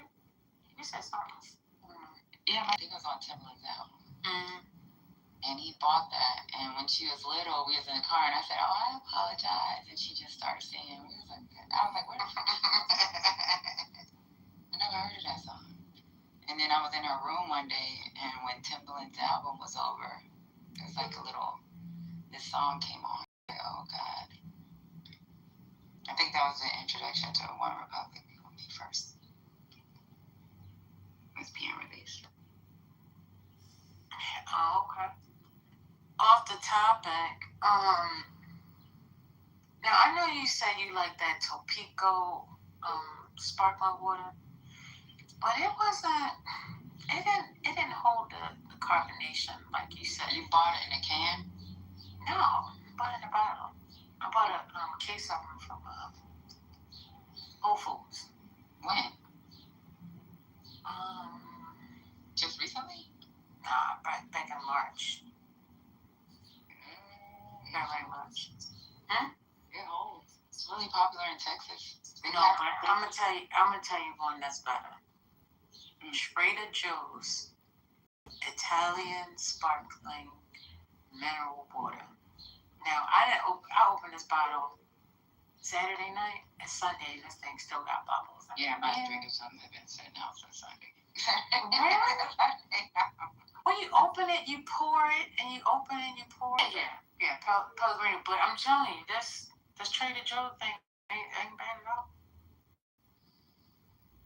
Alright, but I'm so used to Topo for the single bottles. Now, let me see what's the water I've been buying. Because they don't have it. Oh, Saratoga. Oh, that's my favorite. No, that's my favorite. That's my Yes, they had a whole bunch of, I got them from Amazon. I like them. But yeah, I like Saratoga. Saratoga's delicious. Yeah, I got my wine freezer. I have Get it? No, because they put a pause on it because something's going on in Mexico with that water. Oh, shut up. I'm going to Whole Foods. Owen just posted in that Hagsap block more people from being promoted again. There's a New York Times article that says he blocked officer promotions and it is that block is driven by his anti-diversity stance rather than based on merit. So if you're black or female, somehow there's no merit in you. Yeah, I heard that too. The original merit in this country is whiteness. 22 nominees for one-star admirals. Wow. He moved 2 of the officers, a woman and 2 a black man. Wow. Oh, but he also removed some white men. An additional 3 were white men. Yeah, okay. They must be there's something. They must have voted Democrat. Or they're promoting what's in the DOD regulations already. That's the problem that they're having right now. A lot of their officers are like, the regulation hasn't changed. And that's what they're promoting to the soldiers. There's no change in the regulation, so this is what's going to happen. If, like for the Army, if AR 600-23 hasn't changed, just because you hear something on TV, this is how it goes. You're going to have to follow the regs. So didn't the Navy Secretary resign? Yeah, he did. Well, that's right. I mean, he struck every female off the one-star list. And female officers make up 20% of the Navy. And they're now not one on the one-star list. Yeah, every new frontline manager in the FAA is dead. And generals are, we didn't have to set stuff to the SecDef for people for clearance. The promotion recommendation, it's your PRF. Promotion recommendation, it's your PRF. Mm-hmm. It's typed all the way to colonel. Right. To general, it's handwritten. Schools they've gone to, the jobs they've had, blah, blah, blah, blah.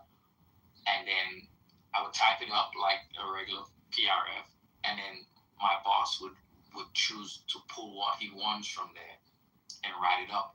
But the main thing he would write is promote now or promote ahead of the field, blah, blah, blah. Whatever recommendation he gave would be the one that push the person over the top. It's kind of what? Yeah, so the one guy. they said the 3 Ps are important. Your peers, your physical, and your performance evaluations. Peers make a lot of weak leaders, they say. Yeah. If your peers are all weak and you get promoted out of a weak lead, sometimes some weak people get through. Yeah, I'm number 1 in my peer group, so there's no way. That's what I'm talking If about. something happens and it's time for me to get, if it was time for me to get promoted, if I don't get promoted, then I'll freaking raise hell. Yeah, but he looks like he's speaking on the Navy. I don't know what the Navy did to him. Because all those guys in the Navy, I haven't seen the Army or Air Force say anything about their officers not being promoted. That's why it's confusing, because this is where I'm confused. Like, he's making these decisions. I get it. He's the department. He's the Secretary of Defense. But it's Congress. It's like, I don't You know. see, It's so confusing. It's just hard to believe and accept that this is what's happening. It's hard to accept, because if that was to be me, let's say in the next 4 years and I'm up for promotion, and they say no, I'm going to lose my mind. Because you know what? What are you, stupid ass. So, Bobby, what are you, below the zone? Are you in the zone already, or are you still below? No, because I had made the list like a year and a half ago. So I just got Your line number? Yeah. And when I got my line number within the last year, that's when I ended up coming to where I came. And then, it's like the list comes out for you to take command. But because of certain jobs I had, the list for me is to do something else. They try to keep... Yeah. It's kind of fucked up. If You you're don't want to strategic, they try to keep you in strategic. It's like they don't want to give you anything else. Yeah. But these are the kind of things that in my mind came up in 2024 when people voted. Like, this is not a surprise or a shock. This is par for the course. This is motherfuckers finding. It's HRC. I think that's the problem. HRC looks for people to make it easy when they do their conference. They say, oh, you already did this, so we just put you right back in that spot.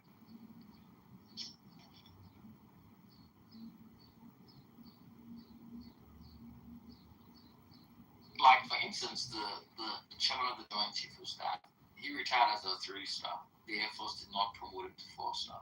And there was ample reason why the Air Force chose not to promote him to 4-star. But now he's the chairman of the Joint Chiefs of Staff. You can't make this shit up. But they talk about a merit system. Make this shit up.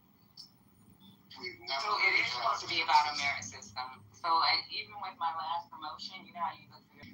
Last time I got promoted that January because they do a merit system now. So if you're number 1, that's how I found out. I knew I was number 1 because at the top they tell you how many people have all ACOMs. I had all ACOMs. Yeah, we get school. You can tell who's at the top. Everybody gets in residence. Right. Hours. So with it said only 2 people in my peer group had all ACOMs. I knew I had all the ACOMs, and there's named Asha. she's a Blasian too. It's kind of weird. She had all ACOMs. Let's just say you got commissioned that January. That means forever you will always be promoted in January. If you fell under that, if you fell after September, I feel bad for them people. People that fell after that September date because of the new fiscal year, they were always a year behind it. Yeah. So this is what the Air Force do. The Air Force doesn't rank. So basically, they promote people coming out of the academy first. That's the bias they have. So they make sure they don't. The other promotion sources we have. So for instance, if you come out of ROTC, you have like a delayed time for your like say you graduate from the Air Force Academy, your graduation date is your entry to force state. Yeah. If you're ROTC, you have a delayed entry to force state. Yeah. So therefore, Air Force Academy gets promoted first. But the only thing that messes that up is that you have officer training OTS graduates and OTSs throughout the year. So what they try to do now, they do it by they have a fiscal calendar year. Bullshit. So basically, if you're in a particular fiscal year, you'd be, so for instance, you'd be the end of the promotion, even though you like say May, June, you'd be the end of that fiscal year, whereas so therefore the Air Force Academy would be whenever they graduated in the summer would be the beginning of it. They have, the white people was doing some crazy shit back in the day that nobody talks about that now. That the stuff they would do, especially for promotions, is wild. And now you have this guy upending the system that has if you're at the Pentagon, it's very much functional. Because at the Pentagon, you get promoted among your peers at the Pentagon. You get ranked and stratted. So whoever gets ranked and stratted within, and then everybody who sits on the promotion board at the Pentagon for FM finance, they're all FM people, including obviously senior executive civilians. And they know those people. They know their whole record because you have the entire record in front of them. And it's very much a functional thing. But that's why some guys, if they tell you if you're weak enough, you don't go to the Pentagon and try to compete to get promoted. Now, if you know you try to go out and get promoted out of the general, not people wherever you at, you get racked and stacked with officers from all career fields. But if you're at the Pentagon, you're gonna be racked and stacked among your career field. And it's harder to get promoted then. So I should counsel officers and tell them, because when the people knew the job that I had at the Pentagon, the people would always call and ask me. And I was like, man, send me your record, man. I'll review it and let you know why I feel you're gonna fall. Yeah. So I've been part of the ROC since I became an officer, and it's this thing that African American officers, where they get together and they try to help you map your career. And they have a lot of black generals that's over it. And they try to help you map your career, tell you to take the stupidest fucking assignments, the toughest assignments. To be honest with you, you know how I be on Clubhouse and I just was like beginning, I just make these rooms and just freaking, I used to do that. I used to, I don't do it as often, but I used to teach SAP on Facebook. I had a closed group for all the logistic enlisted soldiers, and I'd go through SAP. So it kind of made my name like really popular amongst a lot of the other officers. So I taught SAP.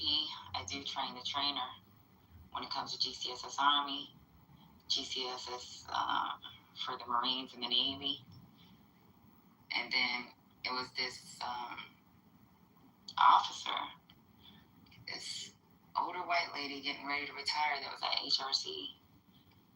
And she was pretty cool. And she used to be in my Facebook Live in that private group.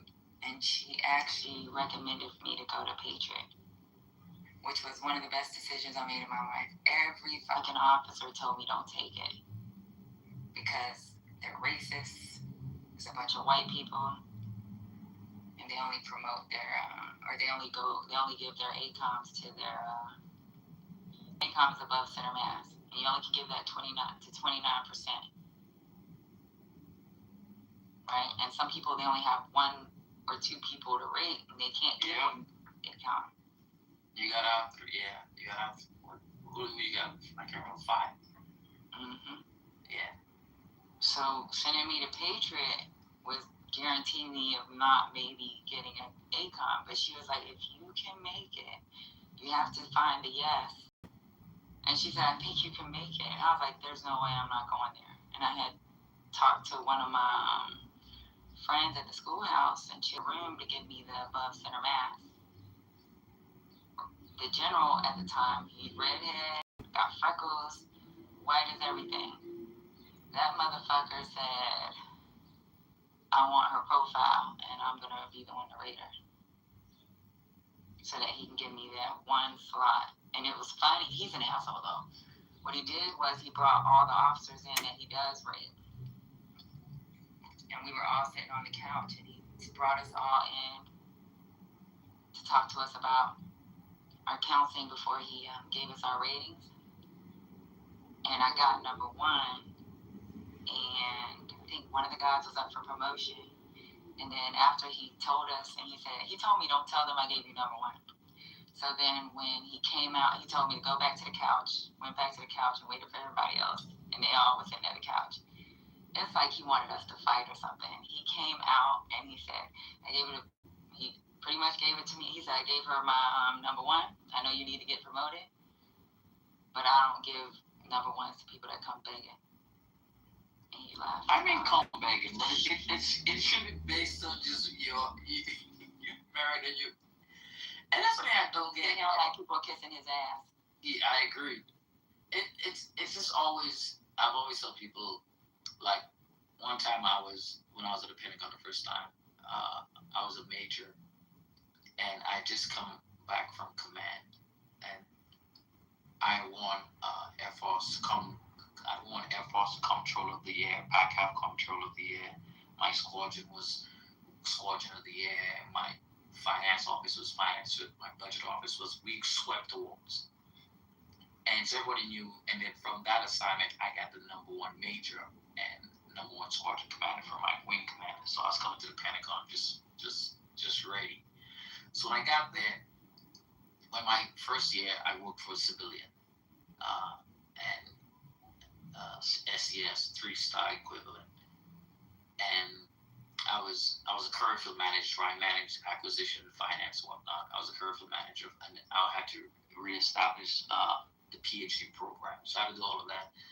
And after that, when I went up for my strat, for my performance appraisal, the exec for the Secretary of the Air Force for finance, the Air Force CFO, civilian, he told him, he's like, why is ML getting the number 1 strat, and he's 1 major and there are 6 lieutenant colonels? Right, that's what happened to me.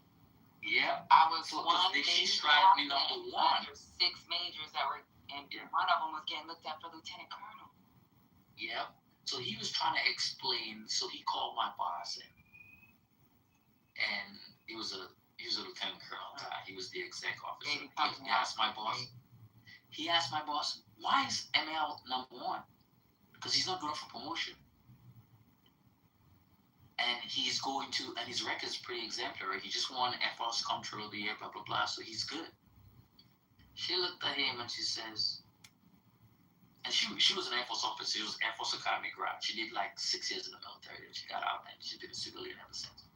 She said, listen, and she told me that because she told me what happened, because I was like her trustee. She said, how dare you ask me why I decided to strap? She goes, never in. And the way he did it as a joke, he goes, no, my mom was just 1.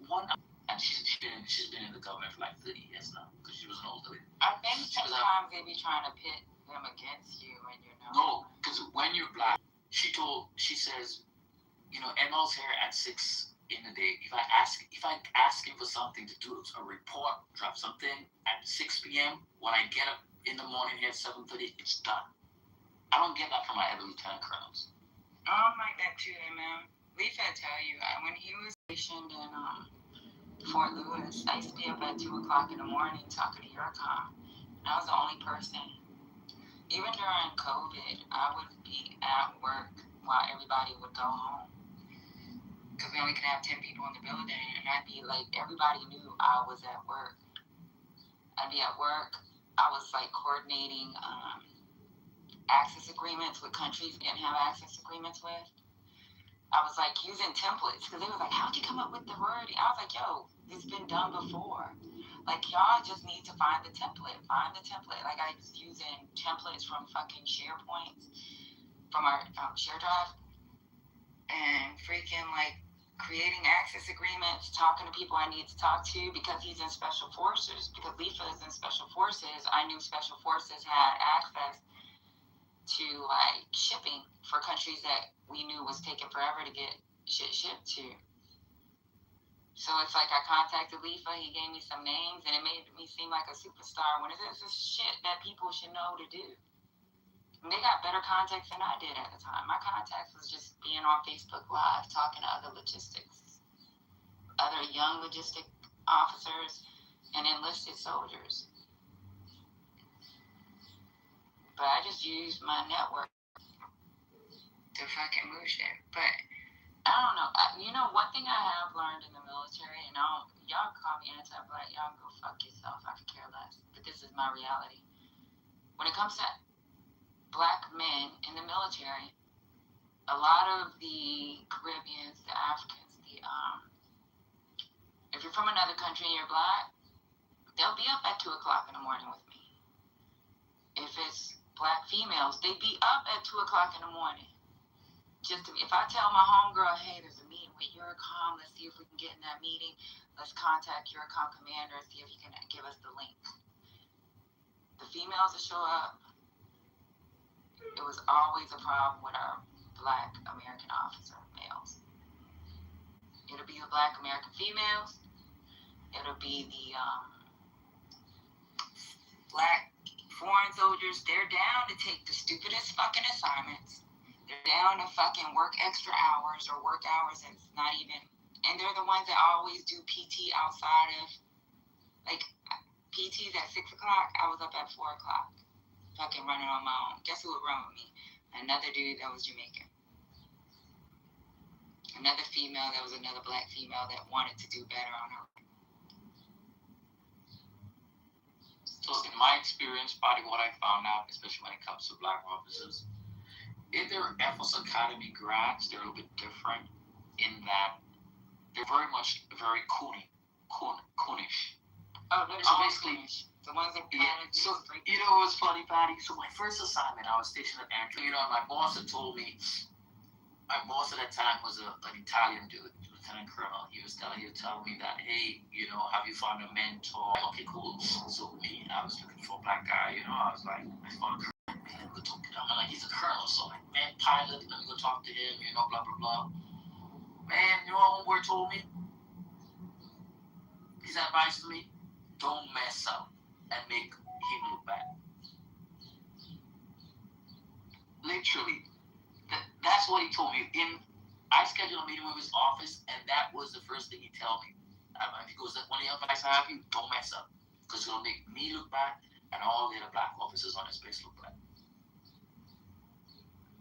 And the guy didn't really have time for me. That was just one of the most disappointing moments of my career. And from then on, my first boss, first commander, was my mentor for the rest of my career. He went all the way to general, and he was my mentor for my rest of my career. Not even a black person, a white dude, an Italian dude. Yes, you both have typical stories. One of my wives is she happened to be in the Coast Guard. She got a little pre-declaration, but I'm saying they tell the same story. It's a weird world if you plan to gain rank in the so-called Uncle Sam's army. Bunch of bound and counting, and I know you must do a bunch of hoops of fire you must jump through if you want that rank. If they see you there, as in Colin Powell,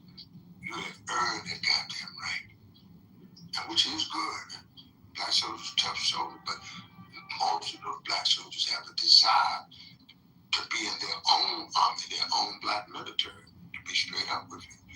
And a few of them are coming in, they're coming on to the Black Panther. A lot of them attaching themselves to, giving us a stronger military ranking and better training is coming to Panther. So you've always had your own army. It's just not on the 6 o'clock news, we're not on billboards, but there's no use of raising. We are a political organization, but there's no use of having a political organization if you don't have a military to protect your own investments, your own vested interest, and your own special interests. And that's why I always say my. All right, good. Anyways, yeah, I think that's like needed in the U.S. Army. So like, I don't see that the same with the brothers that's in Signal. Are you talking about enlisted or are you talking about officers? Oh, officers. Yeah, I'm just telling you my experience with the officers. The enlisted, I ain't gonna lie. When it comes to the black male enlisted, them motherfuckers hold me down. If I say cookies and ice cream, they'll be like, didn't you hear the ma'am? It's cookies and fucking ice cream. Like, and they will fucking go hard in the paint, especially for another black woman. You know what? I had a black sergeant major. He had all these, he had all the soldiers, and a couple of my soldiers had to outrank me. Sometimes it's a problem because they think, oh, my man's here to outrank me. Sometimes it's a problem because they think, oh, my man's here to save me. If you use my formation, I'm gonna give you no information. Besides, Yeah, but most of the black officers give me not black officers, black enlisted give me the information so that I won't be stepping on their toes. It be because I got shit. I got real shit to do, right? When I'm in Hawaii, when I was in Hawaii, you taking combatant command soldiers away from us for a fucking 2-hour speech about cookie. I don't got time for your fucking 2-hour speech. I don't give a fuck about your 2-hour speech when we got a planet going on. But one thing I will say about the black enlisted side, they'll be like, hey, I get it. I know you need them. They're considered mission essential. But this is what happened. And if one fuck up, all of them fuck up. And they'll explain everything. When it comes to them white officers, ma'am, get out of our business, move around. Yeah, Patty, I had to say, I was fortunate that my 2 times I commanded, my senior enlisted, my first sergeant was American Indian one time. She was from Colorado, and then my E9 Chief Master Sergeant was black American guy from DC.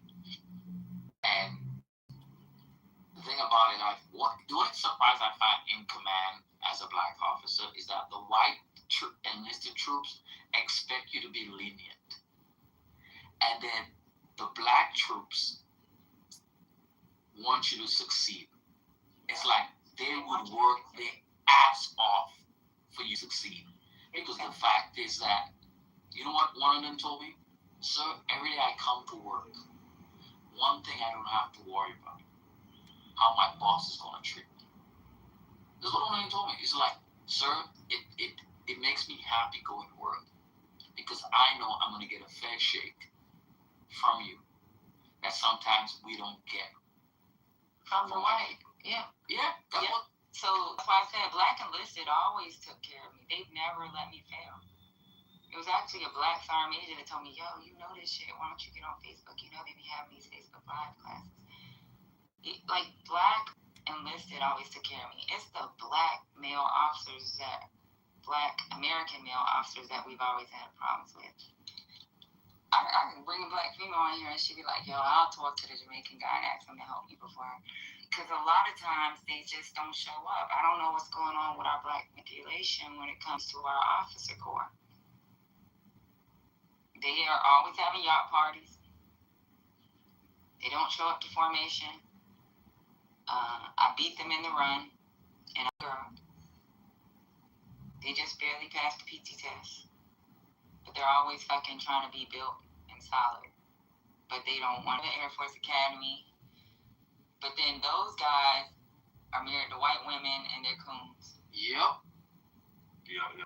That I pilot too, and we were stationed in Hawaii, and literally the kid in his mix except for my son. This is what the world is turning to. I never have a problem with that, but the military is definitely very. You have a lot. What that is different. Yeah, a lot of black officers. But Patty Herod Joe and I work. So one of my troops who was brand new to the squadron, black kid, all black kids. So he calls my house, and he was like talking to my wife, and he was like, he goes, "Hey, can I speak to and she was like, "Yeah." So as he didn't even wait for her to speak, he just hang up the phone. So when I came in, he was like, "Hey, sir, I called your recall number, and it's you have the wrong number. You have the wrong number for your recall." I said, "No, that's my number."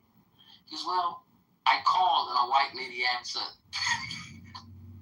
Because he had seen my wife before, but he never knew she sound, how she sound. Like, yeah, I know that's my wife. Because she's not black. I mean, she's not white, she's black. And he goes, "Oh, sorry." But he assumed that, yeah, boom, all of a sudden she couldn't sound a certain way, so he just hang up. He didn't even talk to her. Like, you didn't even talk to the person, you just hang up. And I called my wife, I was like, "This somebody's calling hang up on you?" She was, "Yeah, somebody did." So we always made fun of that. So I would tell my wife, "Yep, I told you people will say you sound like a white lady." So I put my PTR up, right? Those women that's in there, those are all black female officers. The girl in the middle, smart as fuck. She's the one that brought me to my first combatant command position. And she said when she met me as a young baby officer, she said, like, because I say no, and I would always pull the rags on her ass, she was like, "I want that girl to come here." And she just pulled me one day. But that girl in the middle, she is the smartest motherfucker I've ever met in my life. When it comes, she's the one that taught me about weapon system. She knows weapons. She knows infantry tactics. She knows every fucking thing. Like, she is the smartest fucking woman I've ever met in my life. Like, she sits in the meetings, and the generals even, like, they'll be, like, looking at her, and because of her facial, she will look at them and stare at them in their face. She don't smile. She's smiling in this picture because she wanted to put together, she put together a bunch of officers, and the Army wins all the time. The Marines come in second, and Navy's last. Because they put their ass through some shit. Them girls have to, like, the females in the military, they have to, like, piss and fucking underarm with a bunch of fucking men that fucking pee in a bottle, and they gotta dig a fucking cow hole. Something you alluded to earlier, one that also the high-end pilots and the high-end of some parts of the military, and they have, the snow bunnies at home, etc. Because they announced that the woman, the vanilla chocolate, is the trophy they have, and especially if she has blonde hair, blue eyes. I would have enlisted in the Air Force. I was on the way to San Antonio, believe it or not. Out of my mind. But I was on the way, and they offered me a job at USA Today. I took it. So you could have been aim high, Ambassador. Yeah, I could have been. Oh, wow. I mean, because I was going for pilot. I was trained by a pilot, the pilot for the Nation of Islam. His name is Sultan Muhammad. He flew the presidential jet for Elijah Muhammad, and he only had a Muhammad's education there. Muhammad University, all those guys like Malcolm and Sultan Muhammad, the son of Muhammad, the manager of Muhammad Ali. So we flew our own presidential jet right there. And because of his knowledge, because I got the incentive from, I think my entry was at William and Mary College, and from there I was on my way to like San Antonio. I'm going on in somebody's Air Force year, and I'm already, And I said, man, I'm going to take this goddamn job. I'm not going in the Air Force. But I studied a lot about the Air Force. And one of my captains now, in fact, might marry me in Washington, is a high-ranking guy in the Air Force. His name is Talib Sharif. And he's a great guy to learn from. The Air Force, they just have a way of putting things that makes it understandable. I'm used to learning from pilots. And my niece, believe it or not, she trains pilots for American Airlines. So I've been kind of just having them in my life somewhere.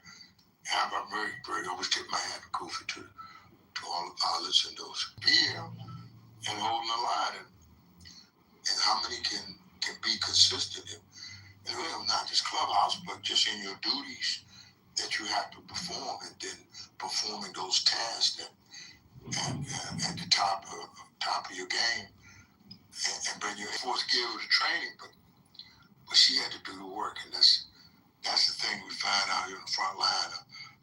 Trying to get these houses together for people who don't have a clue, not easy, but somebody has to do the work.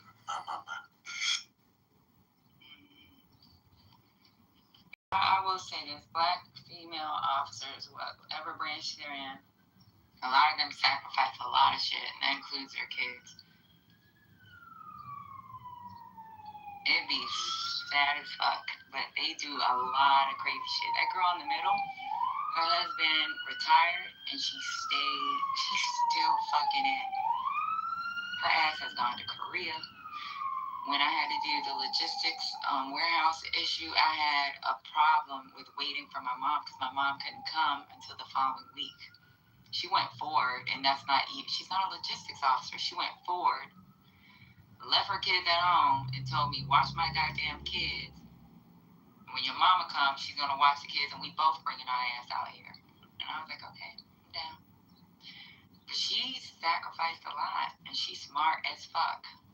She be fucking going off on them white folks.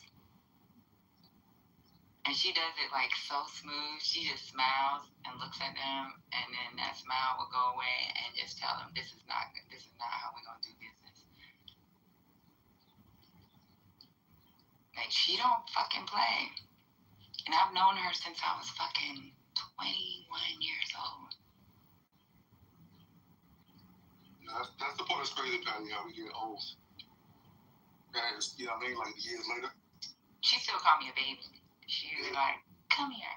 She was like, that I'm like her baby project. Me, and there's another girl in that picture. It's the Pinoy girl, the Filipino girl. Me and her, it's like her kids. She calls her kids.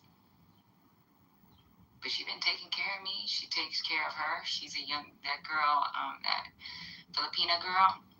But she's been doing nothing but taking care of black females. And when she see them and she thinks they're great, she'll talk to a whole nother general if they want that fucking job and try to get them where they need to go. But if she needs you in her area, she's going to talk to the general to get you pulled. That's how the girl with the bushy hair in that picture got pulled. She got pulled to Korea. She's like, I need you in Korea, and this is where the fuck you going to be. It'll help you with your promotion. She don't play. And she used to tell me about smiling because I used to smile. And be like, feel like you keep smiling in their face, that's all they're going to expect. You smile, and then you just get your face straight, and you be about business. Your smile is with your hello. After that, the business, the smile goes away. Fix it. And I was like, yes, ma'am. This is when I was a young-ass officer. You smile for the hello. Once the hello and all the greetings is done, business, the smile goes away. Because they got to know you want business. Because you're black. She kept telling me, you black. They don't take us seriously, and they think we're stupid. She pulled me over, and I was in Fort Hood with her. And when she was in Hawaii, and she wanted a logistics officer, at first I was like, I don't know. That's too far. I go see my mom and dad when I need to. And then... Which one is in the picture that you're talking about? The one in the center. She had organized for all of us to take a picture together. All of you guys are beautiful. That's amazing.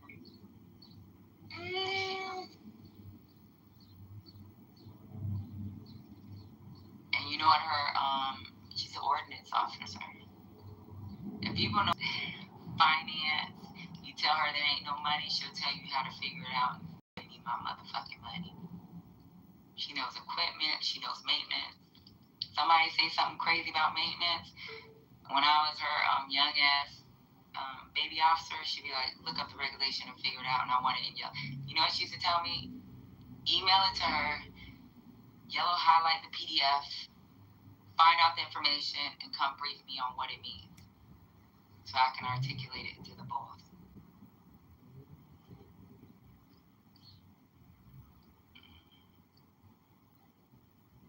Hey, Patty and Lisa, Mel said that too. Yeah, I don't know how the conversation started, but did you see the video that dude who's in active duty was basically talking about how he failed the PT test B7? No. Yeah, it's crazy, man.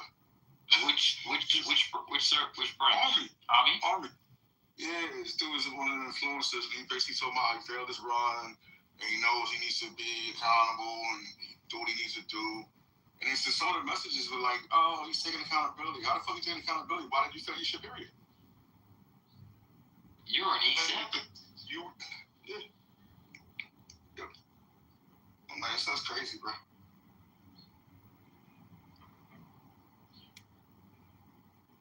I don't have a problem with black enlisted. Black enlisted. I have had problems with black enlisted male officers. And I ain't talking, like I said before, it's not people from the islands or the Africans. It's always the black American male officers. We have problems with them with their PT test. And it's just embarrassing because I'll be like, yo, come on, you can run with me. Okay, I'm going to go with y'all. What days you did? Yeah, I did the run. Okay, well, I couldn't do it this week. Well, you can come meet us on Saturday. We're going to do a quick run. Okay, they don't even meet. Like, it's just, I don't know what's going on. When Bambi's saying, like, we've done something to these black males, if he says that shit be hitting home for me. Because I'll be like, what the fuck have we done to them? It is what it is. You don't count. Thank you. Exactly. Laugh right there. So, what up, Concrete?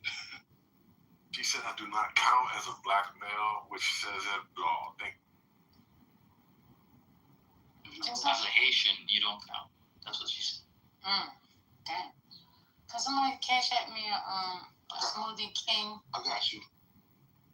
I'll deliver it. Thank you. I want the double espresso protein shake. I used to drink the Hulks, not a Smoothie King. Hulks and 2,000 calorie shakes. Well, I know it's known for you, Patty, but the rest to the individuals. Y'all drinking THC drinks? Yeah, hell no. That's why I said I know you know.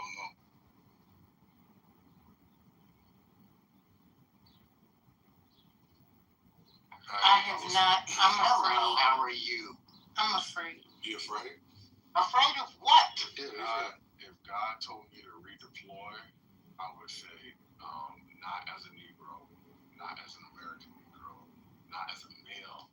What are you talking about, man? Not as a male Negro of the 19th or 20th or 21st century.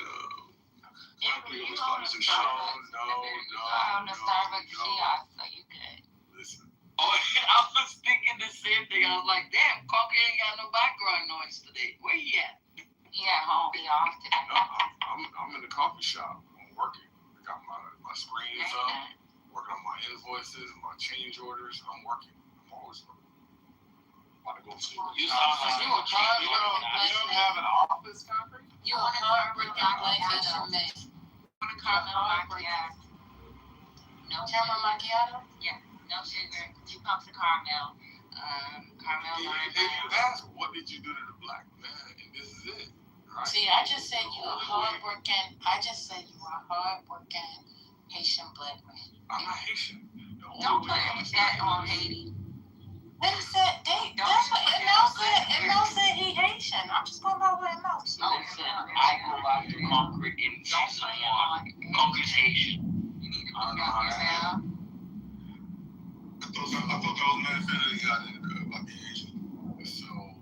No, man, that's Concrete. No criminal record, gainfully employed. Well, most Haitians don't have a criminal record like that. I want to say that because No, a lot of them are really sneaky. At least most black men, period, don't have a criminal record. What the hell are we talking about? I didn't say nothing about black men or some Haitians. You're always talking about black men. No, I have a Haitian baby daddy, so I always have a problem. I had an ex-Haitian. I had an ex-Haitian that I was with forever since I was a little girl, and they problematic. Do you know how to make grill? Yes or no? You see? I told you he's Asian. You don't think I'm saying? I'm saying something about grill. I know. Hey, boy. Tout ou ikade oui, mais à présent ikade non, il pas Haitian. No, Creole better than I ever will. Go ahead, Bob. I would have been a nervous but she might not even know she up there. What he said. Oh, those are all black officers with the exception of one Filipino. She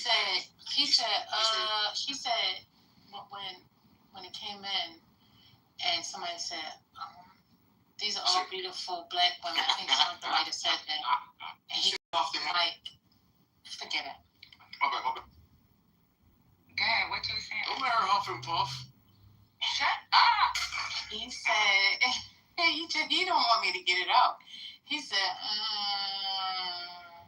You caught that first. and that was it. That was it. That's all he said. Nah, So I think only a few people caught it. It was more. It was more. You know what black people, guess what her degree is in? However, it's fun for me. I think it's in literature or English, something like that. Fine. Marriage material, baby moms. What a degree? You're one that don't know? Yeah, the one in the middle, I said the one that's the smartest of everybody. Yeah.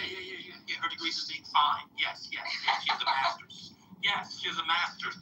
Let me go through them from a bracket, Patty. And if you get back channel me the phone numbers. I'll take Patty. I'll take the other 4. I have a few. One of my friend Hurricane is now straight, so he's looking for a girlfriend, and I'll take care of the other 3. I'm done. Now the girl in the middle sure is crazy because I never knew until maybe when I got the forehead. And I was like, what did you major in? Because I thought it was like something like information, some kind of science. Because it's like she always has the information when it comes to trajectory. Like, I think it was like English or literature or something. I was like, what the fuck? She was the one that told me take some fucking philosophy classes. That's what the generals do, so you can work on your critical thinking. I was like, oh, okay, whatever. Well, that's when I learned that. Like, she gave me that book, The 4 Star, and I read it. Every one of them fucking 4 stars take fucking philosophy. They're in the SOSH, they call them the SOSH department, social science. History majors, English majors, fucking, them motherfuckers are fucking smart as fuck. And they take a whole bunch of philosophy classes. I don't know why the philosopher bros think they're so smart. Well, they didn't take the classes. They just watch YouTube. That's the funny part. A lot of the philosophy bros actually spurn formal instruction, and they think, oh, well, I just listen to Sam Harris. And they like Sam Harris. But yeah, they kind of suck. That's one of the most disappointing things about coming on the internet for me personally, because I didn't know this existed like this until COVID. This I got on this app and others, and I thought the philosophy bros would be better, but they kind of suck. Although I think the philosophy bros were religious /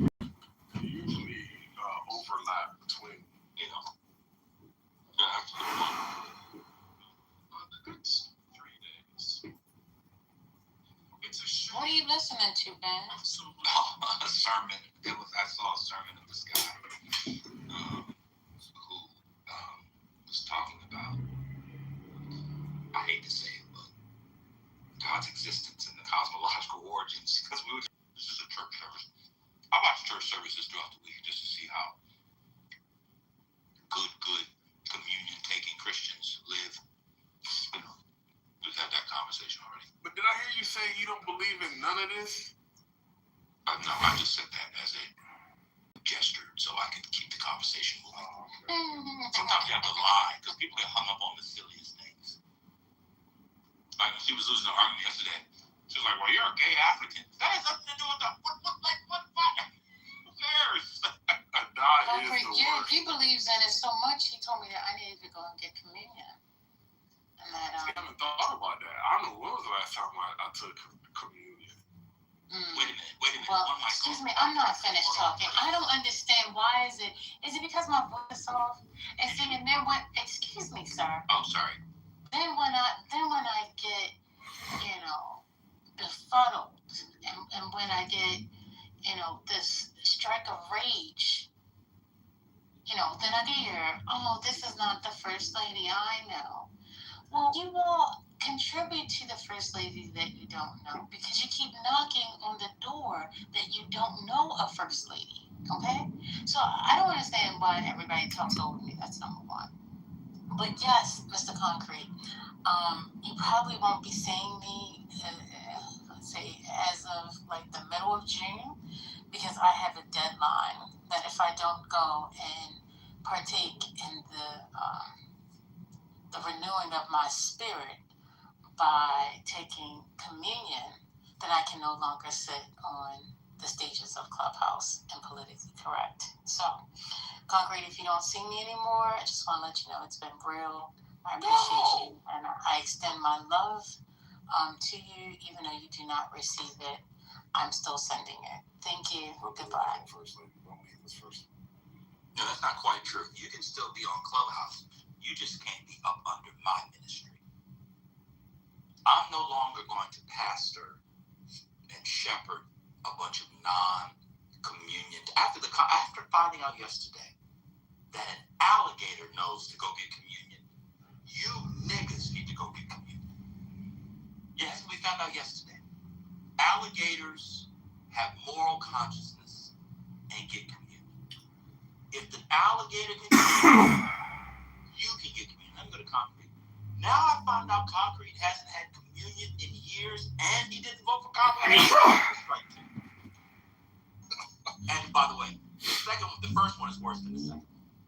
Well, what world are you people not going to do the rituals that Jesus laid out? Are you insane? It takes 5 minutes. I agree, yes. Thank you. I know you're going to get it at lunch this week. End of the week. All the man did was come and lay out the blueprint for perfection. And all he said, just do this in remembrance of me. You go, put your little hand out, get your little cup. It takes 5 minutes. But we can go to the Green Turtle or TGI Fridays or Buffalo Wild Wings and get beers for hours. We are focused on a singular object, the body of Christ. But just look at that as a symbol for our body. Cracker and sipping the wine, that all your sins that you've committed and continue to commit some kind of way gets washed away or something? I don't get it. I mean, how do you partake in the feasting of his flesh? And I can't even do a monologue. Like, man, I can't even work on my monologue because all of you just want to join in. You want to be on the, well, fine. You're not a man, lady. You're not allowed to do a monologue. That's a fact. That's a fact. Especially uninterrupted. I am not allowed. First Lady, do you need to borrow my backpack, First Lady? Oh. Well, yesterday you pulled the tongue out. He saw us the whole room. Okay. Personally, I'm sorry you didn't get to finish. I'll be very quick. But I said, even if you don't believe in the meaning of it. Get hanged by a crane by your balls. Stop looking at it. This is real life. I didn't say, listen, I didn't say, you know, IRGC is somehow they are the most kind people, you know? They're very kind of, The best guy in here. You're struggling with that. People constantly going to themselves will stand up again and they will take over their fucking country again. Take back their country again. Get it over with your fucking... Yes. Fucking the bastard who was an IRGC guy. listen to me, you go to your class, listen to that. Listen to that. My name is Romanchi. I want to ask you a question. Oh, hey, you don't have to be emotional, understand? We have to deal with logic. He's not valuing life. He's putting candies in someone. He can't even say he's putting bullets. He's calling them candy. They're bullets. What the fuck? You're killing people. You IRGC fuckface faggot. You Ben showed cocksucking asshole. What does that mean? I don't You know. fuck your sister. You Ben showed. You fuck your sister. We call He's it basically candy. saying what you said, it's bullshit, what costs. We call That's what it it's saying. you know, I'm on You're a sand candies. nigger. You proved that you're a sand nigger by killing other people in your own country. You're a true sand nigger. A dirty bastard. Yeah, no. Look. A cunt. A I faggot. drink blood. You're a faggot. Give You me a fuck minute. people in the head. Cool team, give me a minute. Give me a minute. You fuck goats, you disgusting bastard. Thinking candy is calling candy bullets? Or bullets candy by shooting your own people? 40,000 people you don't give a fuck about. You fucking disgusting bastard. You're a There's pitiful more for that's human not life. enough. Wow, I'm so happy to see an American that is You're pitiful actually for life. cares about... Are you a Republican, Kusi? Yes, I knew it. See, it's always the Republicans that have common sense and actually care about human life. It's always the fascist Democrat, and not all of them. I'm sorry, not all of them. No, it is. Yeah, it is. Wait, A lot of here's them. something I can tell you. If someone came out, no matter if it's a Republican or a Democrat president, someone shot him and killed the president, guess what? The first person who you would get rid of would be the fascists. The purple hair freaks, the gay, like the regular gays, like the true gays who got their freedom, like the marriage and they're all against the LGBT, the Q plus community. Yeah. They're okay. It's the Q plus community that are like they're trying to switch the agenda on us Americans, and those are the first people you would take out with a gun. If the president ever got killed, a civil war, I know who I'm killing. The libertards. Literally. I want a country that really cares about each other.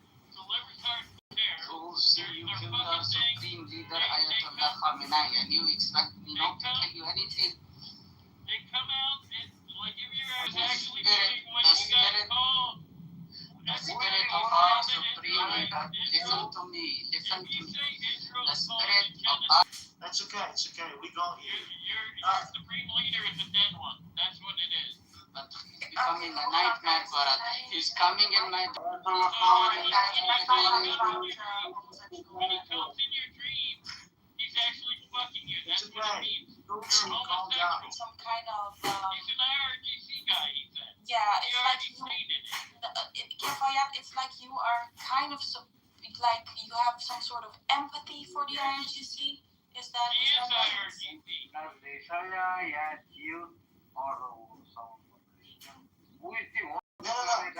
Listen. Why are you arguing? Art belongs to you. Who are you, man? You are also a cockroach. Hey guys, Of the planet Earth. what the hell are you? It's Okay. different. Just Who are different. you, man? than the talk discussion. Leave your name. Topic is very simple. Truth means truth.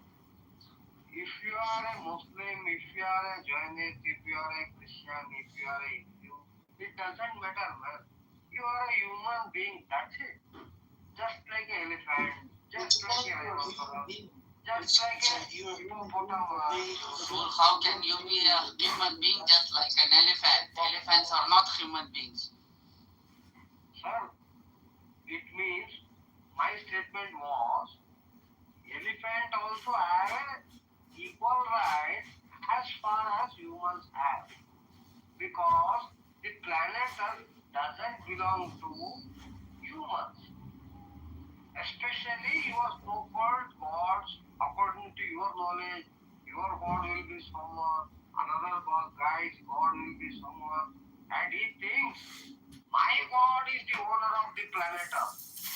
And another one will think my God is also the owner of the planet Earth. What the hell are you talking about? What the hell is he talking about? Think big, man. Think big. Think broad, man. Think out of the box, We man. think broad, but here it's different topic, bro. Don't Bro, think like it's a different. cockroach, man. You're more philosophic, but that's okay. But that's different, you know. Here we're dealing with something else. You know? Okay, I will listen. Okay. Nate, no. I've got a question. First of all, I don't have empathy for anyone. Understand? I've got empathy for innocent civilian. You know, that's what matters to me. Understand? People living there. I don't care about. Okay, let me ask you this one. Hold on. You said you have empathy for it. Let me hold on. Civilians. You are celebrating Khamenei's death. Hold on. Quiet. You quiet. You said you have sympathy for innocent civilians. What's up, JT? Welcome. Hold on. So you said you have empathy for innocent civilians. Who has killed more innocent Iranian civilians? The IRGC or the Americans? IRGC. Hold on. I wasn't asking you the question. I'm asking Rafael. Who has killed? No. That's a question I need you to answer. You just made a statement, and I have a question. Who has killed more innocent civilians? Like, I mean, the innocent people, that's what matters to me. So they killed more people, I know that. But it doesn't mean, for example, if the US is attacking them, that's okay. And no, Ms. Lowe, I'm asking a question. As a civilian, right, as an Iranian civilian, who do you support in this current war? The US or the regime? I support the people of Iran. I support the innocent people of Iran. And what have they been saying? They have been saying, Javid Shah, این آخرین نبرد پهلوی برمیگرده. Do you know what that means? That means this is the final battle. Pahlavi will return. That's what they're chanting. Long live the king. And not for him to come back and be a king at all. For fair elections and the return of democracy to this country after 47 years of brutality and death. Hey, as much as I know about the history of Iran when it comes to Pahlavi, Pahlavi was overthrown by Iranian people itself because he was brutal, you know. He was a selfish man. Actually, you know? that is incorrect. Yeah. Actually, that's incorrect. I lived under his rule. Yeah. I know his family. I know him. I know what it's like. That was not true. He was not brutal. The whole reason that the revolution in fucking 1979 was successful is he left because he didn't want bloodshed. If you listen to his final speech before he left, he said, I don't want the streets of Iran to be filled with blood. He left because let me finish.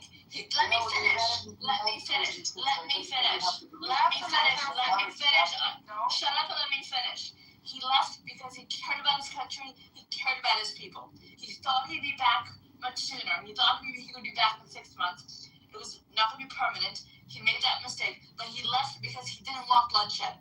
Unlike this fucking regime who's killing people over and over and over again. Okay? So do not tell me from what you've heard. No, let me finish. Do not tell me from what you've heard, because what you've heard is different than lived experience. Okay? Your emotions are valid, you know. But of course, the regime that took over the country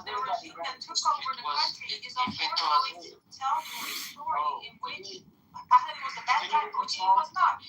He left the country because he didn't want to spill his own people's blood. blood. And this regime doesn't matter how many people come out to the streets and get killed. They like it's nothing. They will not give in. The elections didn't work. They tried voting differently. They tried protesting. They tried literally everything, not voting anything in the book. This regime will not listen to the people. It will kill us. No. Don't you dare talk about that. No, I dare because what I'm saying is true. You understand? That's why I dare. Listen, Pahlavi, it's clear, crystal clear. I think there is evidence. There were well-documented facts. That Pahlavi was overthrown because he was selfish, narcissistic guy. He would throw party, and he would not give a shit about the poor people.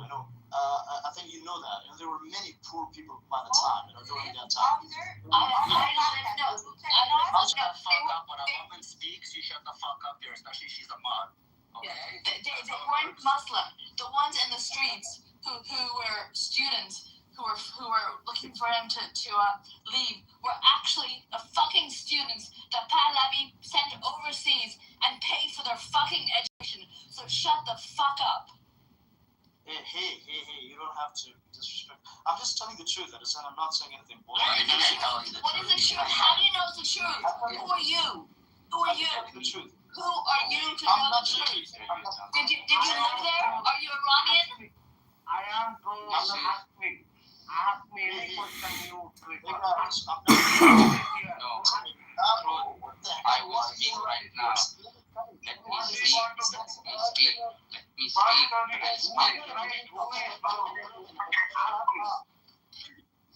Thank you so much. This opportunity myself. I am Govind Singh Rawat. Thank you so much. I am belong to India. India is talking about promotion. Everybody,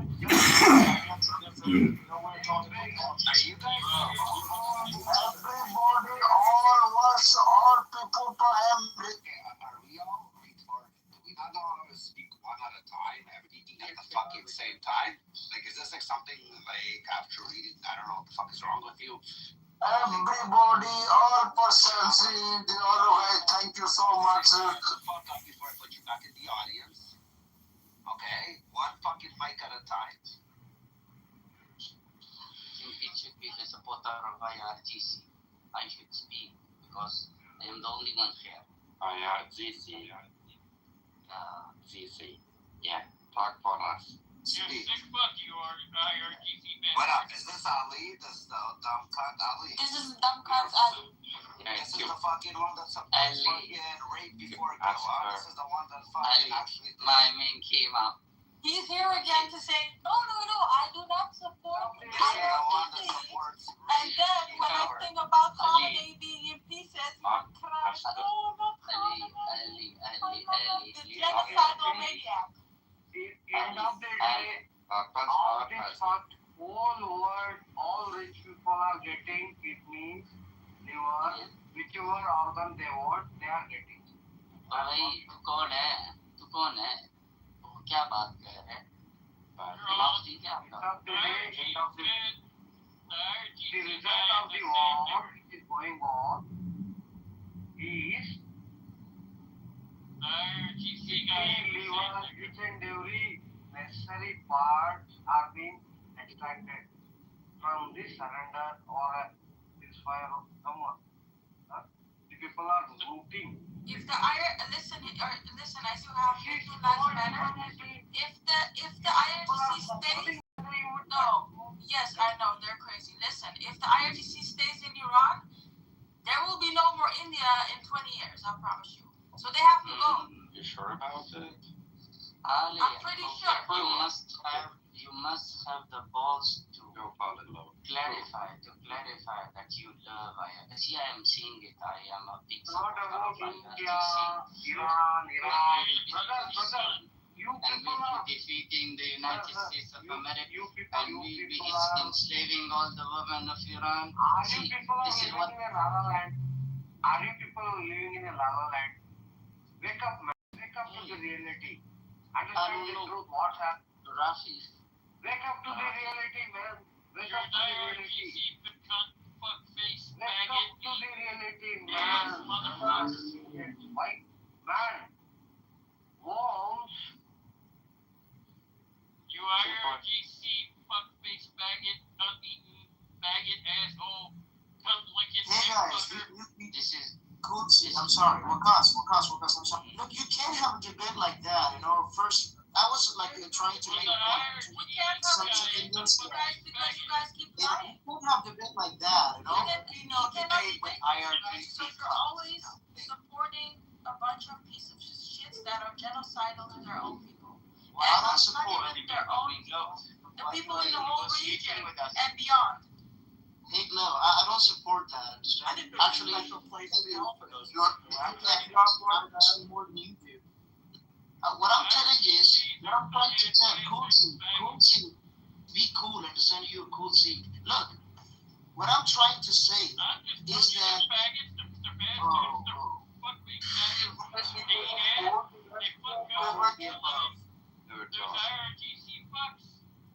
They don't give a fuck about the human life. It's the problem. I know that. I think Trump doesn't give a shit about the human. Oh, you're gonna compare Trump to IRGC? Are you fucking kidding? That's the problem. The civilian life. You might not even like Trump, but there is no fucking comparison. Sorry. Something wrong with it. Do you understand me? You know, I don't it's understand. not a difficult point here. Do you understand? Listen. No, I'm not listening. Not fucking listening. Oh, Not here to say dumb shit. You literally can't have a. Nobody really follows what you guys are talking about. Listening. I've been listening for a while and I don't know what the hell you guys are talking about. The IRGC called it putting candies in. They're shooting candies at people when they're killing their own people. I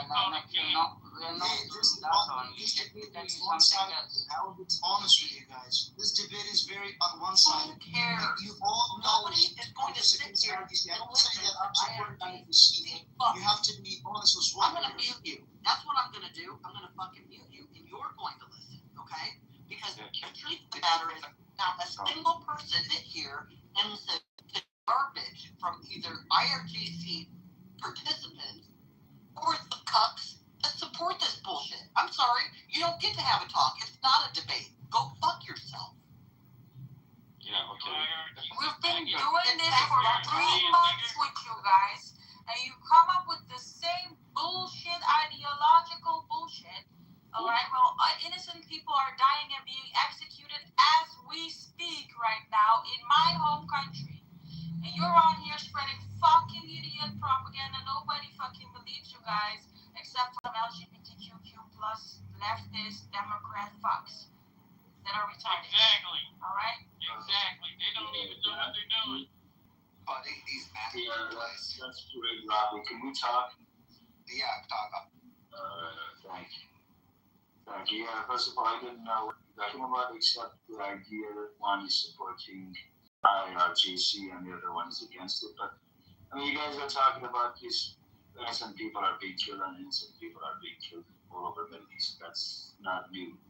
But what let's say we all hate the Iranian government right now, right? It's just a terrorist government. I think that's what you're missing. There are a few on stage who don't. That's the problem. They are. I mean, anyways. But, okay, guys, Glow with supporting Pahlavi, I don't understand this idea. Like, you had one shot that could give you the chance to overcome the regime. What the fuck They is... don't care. They really Alright. will fuck each other in the ass. Why are you so focused on Pahlavi? The most important thing here is that the people of Iran will get to elect their next leader and system of governance. That is the thing. Now, if someone wants to support him, they can. If someone doesn't, they can support someone else. It doesn't matter. Right now, there's a humanitarian crisis. Can we address that fucking shit? You guys are talking to get down the road. Finish my idea, guys. Being hung. No. You're being hung right now. Ahmed, El is right. Right now, there's a humanitarian crisis in Lebanon. We should talk about it. Fuck that. Yeah. And Ali, I'm gonna have to put you into the audience because again, you support fucking women. So I'm gonna move you to the audience. He supports IRGC. He supports He's going fucking into Hamas. bullshit. Fucking piece of shit. Move to, I made him a fucking mod by accident. Oh my fucking god. No, I rewarded him instead of kick this dumb cunt. Oh my god. Fucking rape of. My phone. No, Ahmed, the problem is Ali goes around and he would support women, young females that are virgin before you execute them so they don't go to heaven. That's what he supports. So take this person serious in whatever he says. For nothing. So you go on. Yeah, you go. I am going on. Everything is scripted. Why can't you people think in a bigger way? What's happening in reality? What happening in reality then? Iran is in a safer side. Brother, Iran is in a safer side, but Lebanon is destroyed.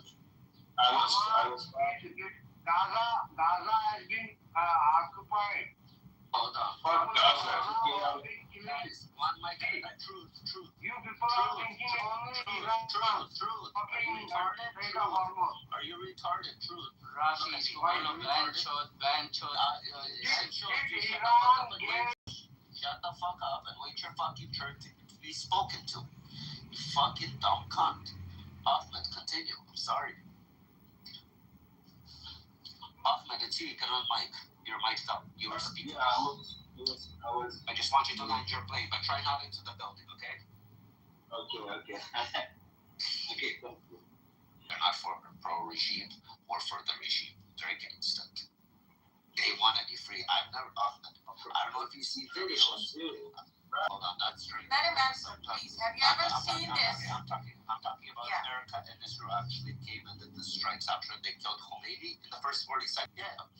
And I know you've seen those videos. So. Yeah, I have seen it. I've seen it when for example, America hit Iraqi military in 1990. Most of the Iraqi Shias and Kurds were celebrating that. And I've seen that in movies. That's very popular on Instagram, book, and everywhere else. But I've never seen this in history that I remember. Do you know they've come on this stage from Iran with freaking expensive VPNs that are fucking botchy and cutting off all the time, and they've told us you don't know what it's like to wake up at 5 a.m, hearing a bomb drop right next to you and be relieved and happy, not because of the bomb dropping on my country, because of the possibility of freedom after 47 years of massacre, of pain, of poverty. Well, listen, you don't need to tell us what happened. We know. We see everything's happening. We actually see more than probably you saw as occurred. But it's not going to solve the problem. Just continue victimizing ourselves. We need to do something about it. And that is to work together. It's not about like, oh, you know what, Iran is, they are doing it. They don't care whether we do it. And you guys missing a lot of points. I know. Ahmed, may I ask you a question? Hello, can I ask Ahmed a question, please? Yeah, so you said basically Pahlavi doesn't let people unify. Is it not Mujahid and the lefties that are doing this at the moment? The majority of Iranians who's stopping this situation to be unified? Is it lefties and the Mujahids, and then even some court element or you're representing, right? Listen, the one dividing us, Ahmed, are the Kurdish separatists and the Mujahideen Khalq, the MEK, that are dividing us. Because Pahlavi has been in conversations with many of you guys that are good people and do unify. But unfortunately, it's you guys always turning your backs against the Iranian and people. it's saying lefties as a never Trumpers, basically. Yeah. You said you And this is exactly what I'm talking about.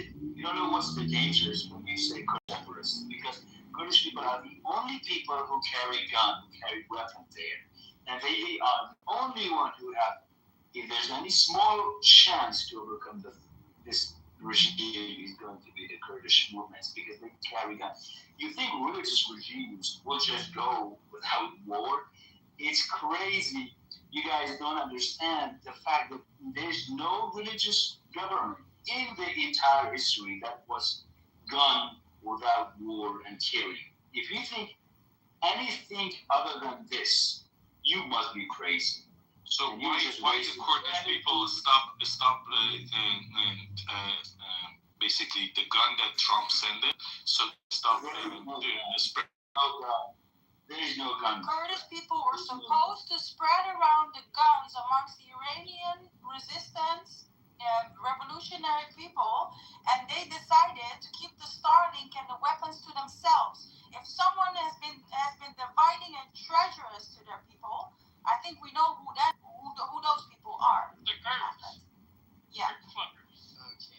Not the Iranian Kurds. Not the Iranian Kurds. The Iranian Kurds. There are. They say they're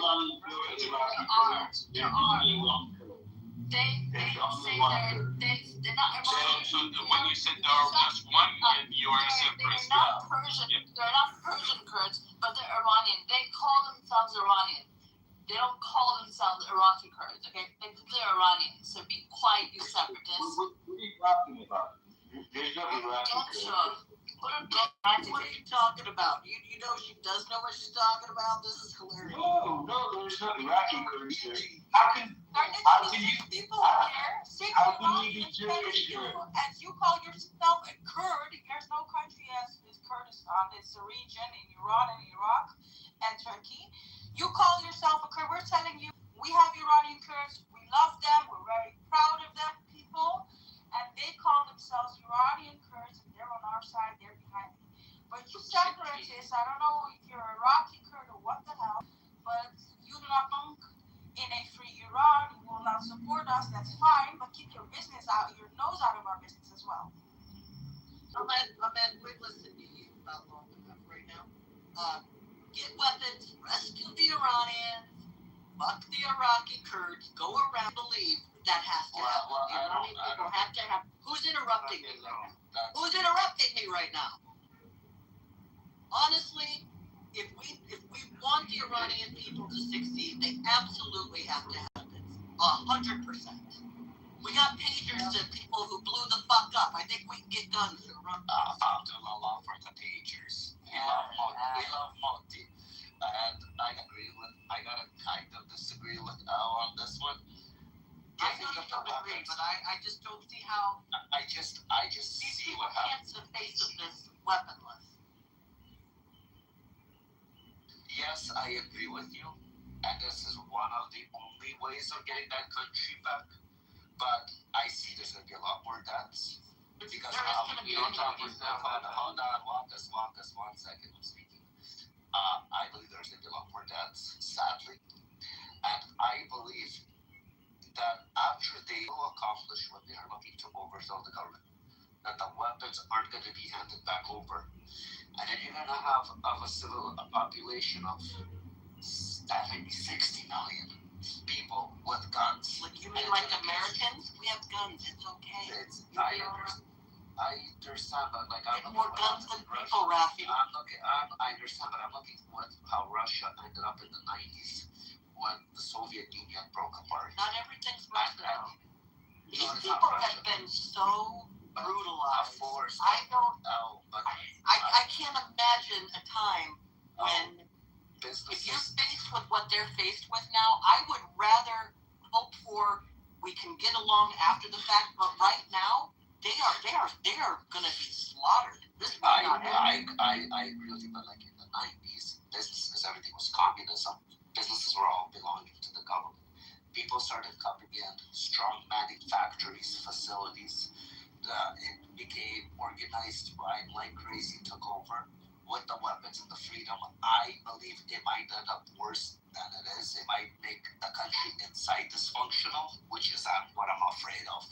If you don't arm them properly, you know who the fuck you're giving guns to. You can't just give fucking people that never had guns before, especially once they taste that freedom now. They're gonna always want it. They're gonna protect it with their fucking life. They're gonna be hungry. If you don't get it happen, some other piece of shit will come in and they will do the same fucking shit. To me, this is a no-brainer. And I don't... Russia, which to me is a different animal, is a vast, vast place. I just don't think... But I think... I see the Iranians as largely wanting the same thing. And I don't think Russians... You still have holdout Russians, lots of them, who were fighting for communism. I just see this very differently. These are not, to me, comparable, but I understand why you might see it. Eli and Rafi, one of the big issue with those people that they call Pahlavi a dictator. Pahlavi started with Arab nationalists, like it was stopping Arab nationalists. Right. It started with the Marxist, Iraqi Marxists, basically, and socialists, and then with the communism, and then these mullah that crazy like ISIS and then crazy madness. So the same people that they say that Pahlavi was dictatorship, these is the same problem right now, war facing thing. This man has hardly got to speak. Are you serious right now? It's always the same ones that criticize Pahlavi. It's always the MK, it's always the separatists. And Kefad.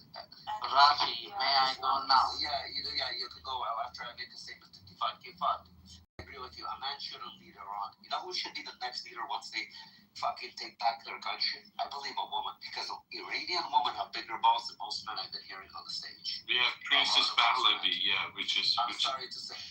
I think that should be the next fucking leader. And I think it would be the most amazing thing to welcome, to bring them into society by a woman leading. Because that's going to be a 360. That's going to go further away from that fucking Quran that they all believe in. They were pushed to believe in. This is going to go against everything that society and the IRGC held over their head.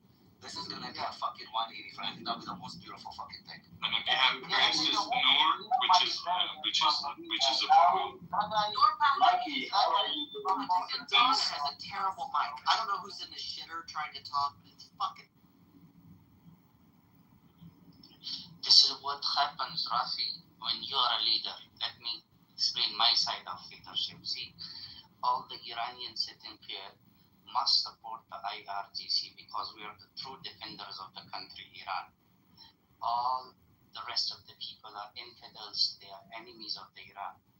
And let me tell you what will happen in our leadership. You're an IRGC fucker, you cunt-ass bastard. Let me explain something, okay? You're an IRGC fucker.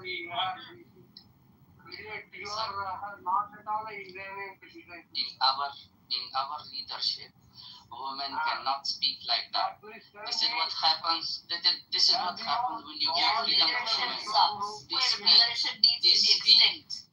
Your leadership needs to be extinct. And it will be louder than men, and it is prohibited. Fuck yourself with your own hand, you full-on asshole. Go fly kite, dude. Yeah, I'm not gonna let you talk. So every time you open your fucking mic, I'm gonna do that, okay? I need to back channel you something. Just take a look at back channel. Can I share my screen? This is what women do. This is what women do in your leadership, Rafi. You know what women She would have never been able. You know what women do? We shoot fucking guns. You know what we do? Come knock on my door, you little bitch.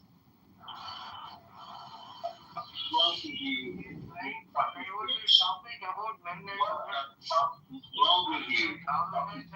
what is wrong with me? We teach fucking Islamic pigs. Well, we teach manners to our women. We teach manners to our women. Backward ass They respect us. They do not speak out in front of us. Can you guys have a reformation already? They do not have long languages.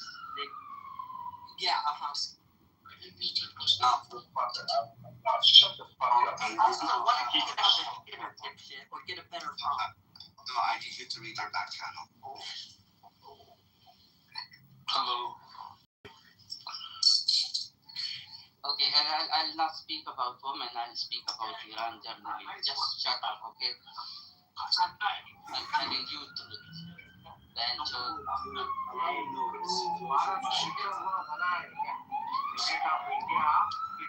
Okay, first of all, there will be none of those slurs. In the stage. my point that you can't defend. At the end of the day, the conclusion is very similar to what's happening. Bigger fish will eat smaller End of the day, go speak it. Alright, just shut your mouth up, man. Nobody's gonna listen to your bullshit on Islam. Okay. We've had enough of your bullshit, and now we're gonna have to deal with. Okay, now deal with you. Now deal with Everybody shut the fuck up. Rafi, let me deal with it. Everybody shut the fuck up. I wanted to send a message to open and accidentally moved her to the audience. I'm so sorry, Hope. Please come up back. My bad. I'm so fucking, Hope, come back up. Thank you, Hope. Sorry about that. Here, the dairy let you up. That is so my fault. I wanted to send you a back channel. Oopsie. It's all good. What I don't understand about these guys is like in the early 20th century they brought back this guy. Hey, Okay, truth. Close your mic. That's getting really annoying. Yeah. So you guys You're the brought kind of back- fucktard who doesn't sing in the camp of IRGC nor against them. So you do not have any authenticity of all. Okay, I kind of agree with what Carlos said. Glow was thinking Like, just who be are like you, a proper Ahmed? country. Who are you? I'm What do you Ahmed. stand for? No, who? I mean, like, really. He's who Ahmed. are you? And what do you stand for? I stand for humanity, democracy, equality. I Not don't like think you, so. racist. You stand for nothing. You were the one that's trying to divide the Iranian doesn't mean- Kurds, that's trying you. to divide us. Since when divide this Yes, is they are Iranians. They've always been. What do you think? We're going to give the Baluchis from Baluchistan a country now? Of course we're not. Why not? What do you think? They're Baluchis. They're Iranian Baluchis. We're not going Fuck to you, give them their Iranian. own country. Oh my You're God. stupid. You too. You sound stupid. Just see who is supporting you. And literal IRGC support hurting you guys. Like, IRGC. Okay, fuck You know what the IRGC. funny thing is? The Kurds, the Kurds have their own state. They just want more autonomy, and they want to relate with Iran and other regional states. So These guys are. I don't know what these guys- Iran, Fuck him. We have a word for him. I love We have you. a We word love for them. We don't like why not fuck you instead of fuck Not I'm even sure that. they have a word for you too. We I'm sure they have have a word for these Kurdish. We They call have a them word for Josh. you. Yeah, well, they have words for you too. You're a traitor. You sold out the Iranian people by keeping the weapons to yourself. Iranian That's racist what kind people. of disgusting people you are. You're Fuck traitors. Iranian racist people.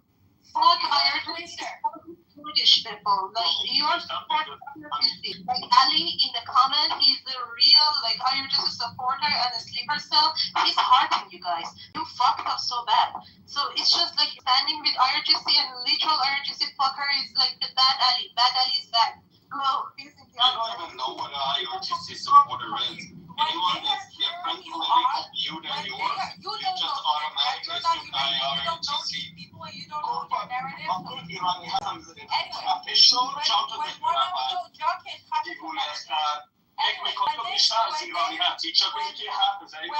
Shut the fuck up. When they are cheering you on, Ahmed, that's when you know whose camp you are on. I'm gonna ask you a question. This is how we know you're IRGC or not. What do you talk? So how do you feel about raping a fucking young woman before you kill her, That is the law that the IRGC put out before they executed young females to go heaven. How do you feel about that? Rafi, are you calling me what? Are you asking me? Yes, that's exactly. Because you see, like Ali, see, hold on. Like the Ali, the person that keeps giving you thumbs up and hearts and everything else, okay? He's pro, he's for it. He doesn't mind it. You see, like, I asked him that question, he pivots and avoids and fucking beats around the bush. How do you feel about that, Ahmed? Rafi. What's your stance? No.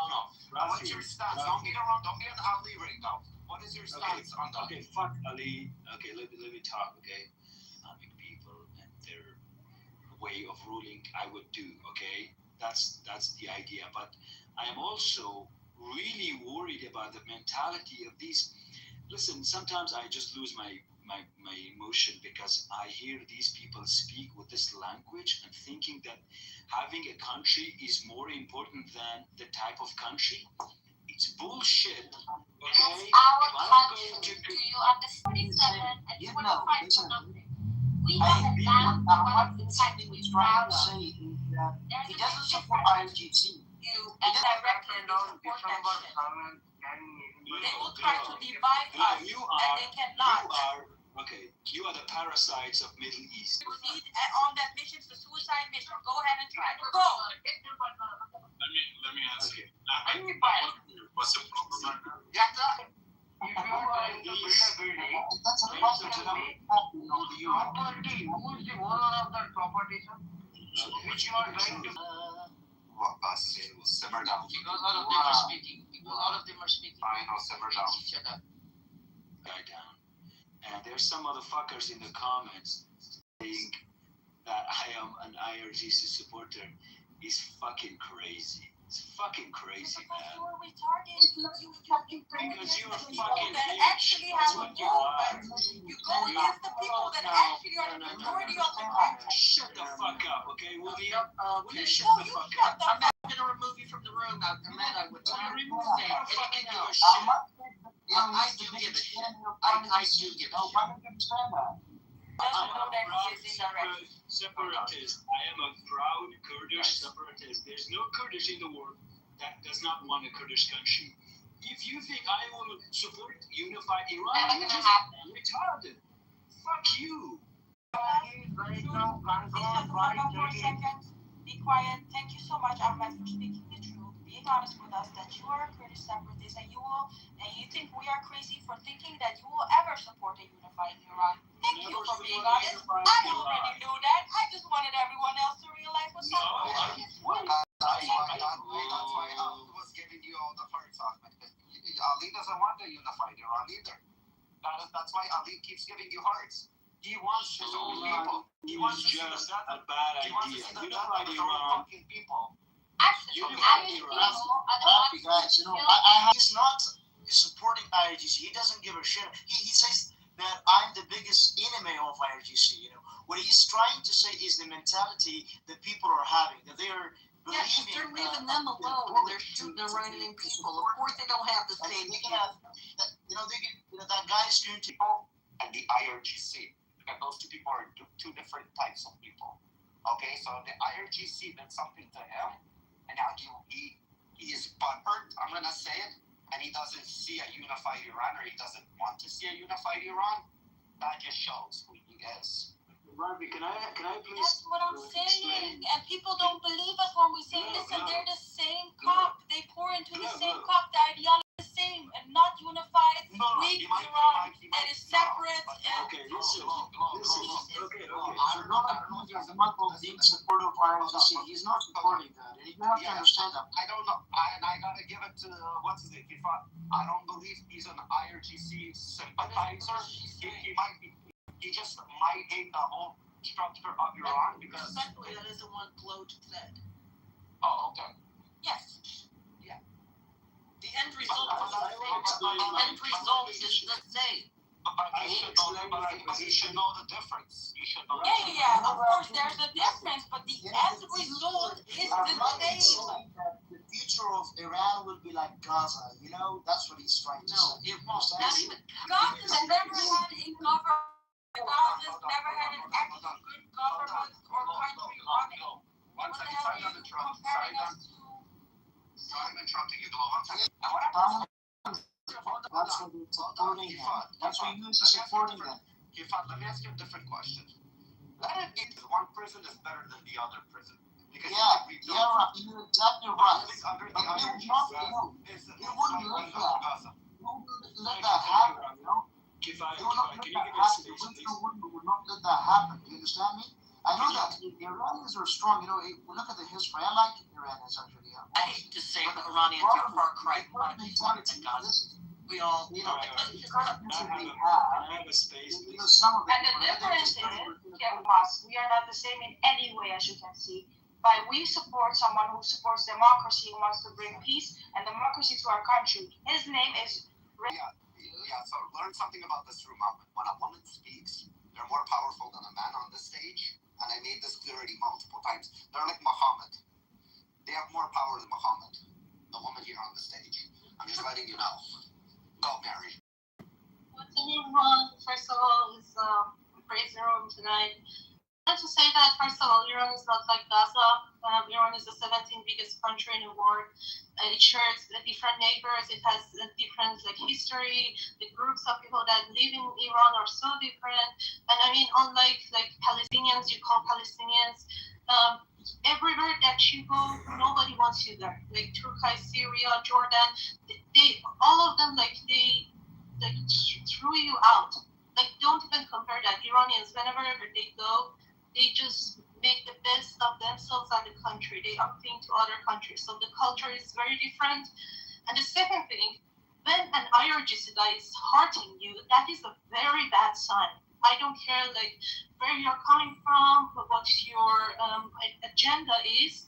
When your agenda comes in the same, let's call it funnel idea, idea of funnel. And I don't know. It becomes same with the RGC, the Lions Bell, with the RGC agenda. It's a bad time. So, yeah, if I were you, I would recalibrate, I would rethink everything that I said, and call it a day. So don't come here, argue, or anything. Just look and listen to other guys who are supporting you, which is Ali and another guy who is Red. Both of them share the same agenda, and there are RGC supporters. And that's it. Thank you. Can I explain my Kifayat? Can I give please? Look, what we are saying is not the support of IRGC. You understand? We don't support IRGC. We see that from 2023. What she's saying, first of all, before you reiterate, they're against it. You know, they're hanged. You know, they're hanging people. They're brutal. The government is brutal. I understand that. Do you understand me? But what Ahmad is trying to say is that mentality right now, they're supporting a bully. I mean, U.S. is a bully actually. You have to understand this. They're bullying you right now. They don't care about the dignity. They don't care about anything. This is this is a very important tweet actually. That is from the President of the United States, the one you're supporting. Understand? That guy is crazy. He's not saying, the entire civilization will die, because if they don't do what I'm trying to say, make them do. So, don't you think that fit to support in the current war of the U.S.? Then I don't say that Iranians hold on. Okay, do you understand that Iranians wanted the support of the U.S. and Israel? Do you understand that? No, they were under 20%. You don't understand that? Ask Iranians here. Because I do understand that. The fact that you deny that makes me question every fucking thing you've said. Ever get too far. Ahmed, Kifayat was speaking. I'm not being heard you speak no, he was not speaking for you. I did too. Do not explain on behalf of me. You weren't doing that. You weren't doing that. You're wasting my time.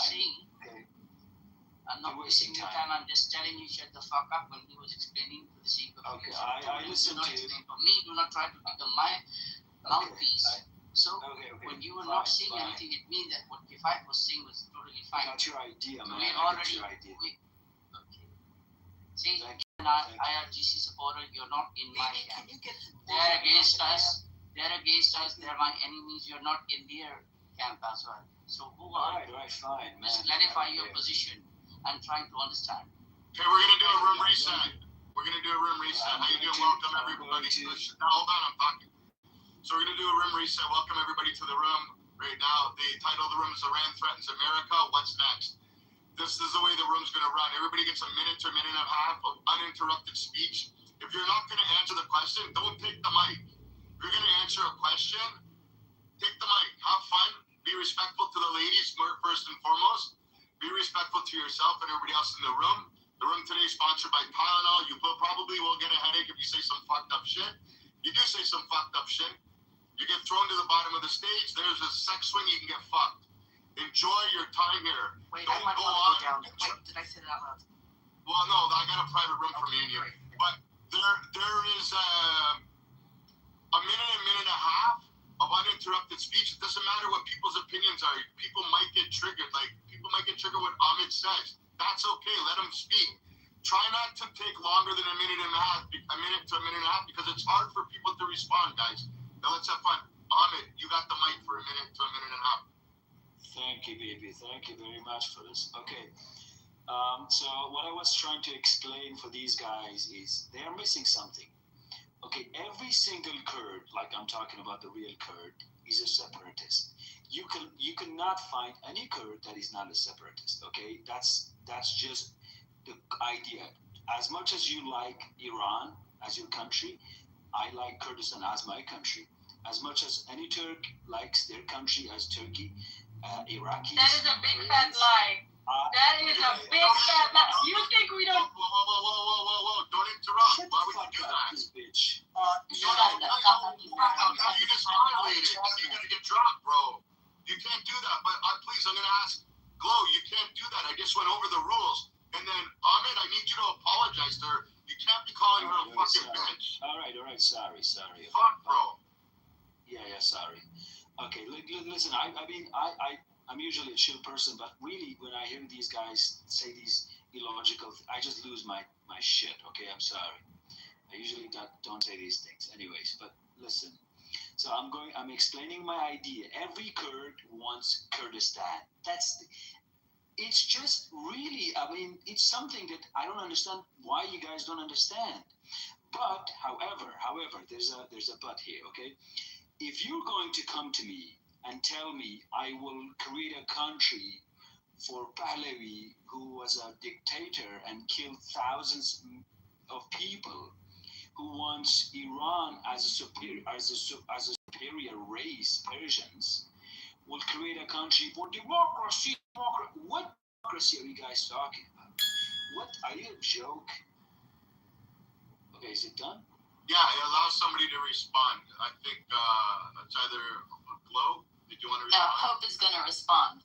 Who the hell is he to tell us that Pahlavi killed millions of people? Who the hell are you? Were you alive during that time? It is the biggest lie ever. Point of order. He said, just to clarify, he said thousands. He said thousands. Yeah, so he didn't kill thousands. The whole reason I've said this over and over again. Can I Be quiet. Be quiet. No, I'm not finished talking. Don't ask for BB. Hope is speaking. Shut the fuck I'm up. a moderator, so shut up. Okay? You are just talking about bullshit with the bloody IRGC. Are you a Kurd? Yes, you're a Kurd. I know many Kurds who are Iranian Kurds who don't want to separate, who say they're Iranian. I've said this to you over and over again. Thank you. You guys don't. Now, I understand you have low IQ. You don't read. Just go read people from 50s. Dude, I lived it. You don't read. I lived it. I was in Iran prior to separate. It's not your time. There are 2 mods speaking. It's not your time. God, fuck the mods. I'm speaking. It's my one. Fuck you. Are you fucking brain dead? Like, I don't get it. Oh my fucking goodness. But you made it clean. You told them.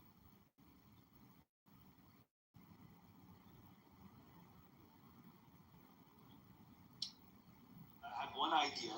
I wanted to share one idea. We're not listening to your idea. After we will go back to the topic, I'd say one thing. I feel so sorry for this guy. What is his name? Kifaya. he wanted to speak on behalf of the guy, but he himself knocked him out. If I that's what happened. Yeah. You were trying your level best to become Islamist, but he actually gave. I don't want to go below the belt, but I hope you learned your lesson. No, I was telling the truth. I don't know why they don't get me, and they don't understand me. Like, because you didn't get Ahmad in the first place, and you were trying to explain that okay, you got him, and now you will explain him to us, and then he himself knocked you out. They see found a friend, like he's thinking for you in turn. I don't even know. You're all going out. But I'm not saying, oh, you don't listen to me. And you always interrupt me. I don't know I'm why. about to knock you the fuck out, is what I'm about to do. Marcus, whatever his name is, or Mary, they have the opportunity to go before you. Then it's BB, and then it's you. I don't know if you can't see the stage properly, but you are not next. Can I go to BB? Can I get a little bit more privilege over this cup? But I just wanted to say that people in Kurdistan, don't say Kurdistan, say Kurdistan.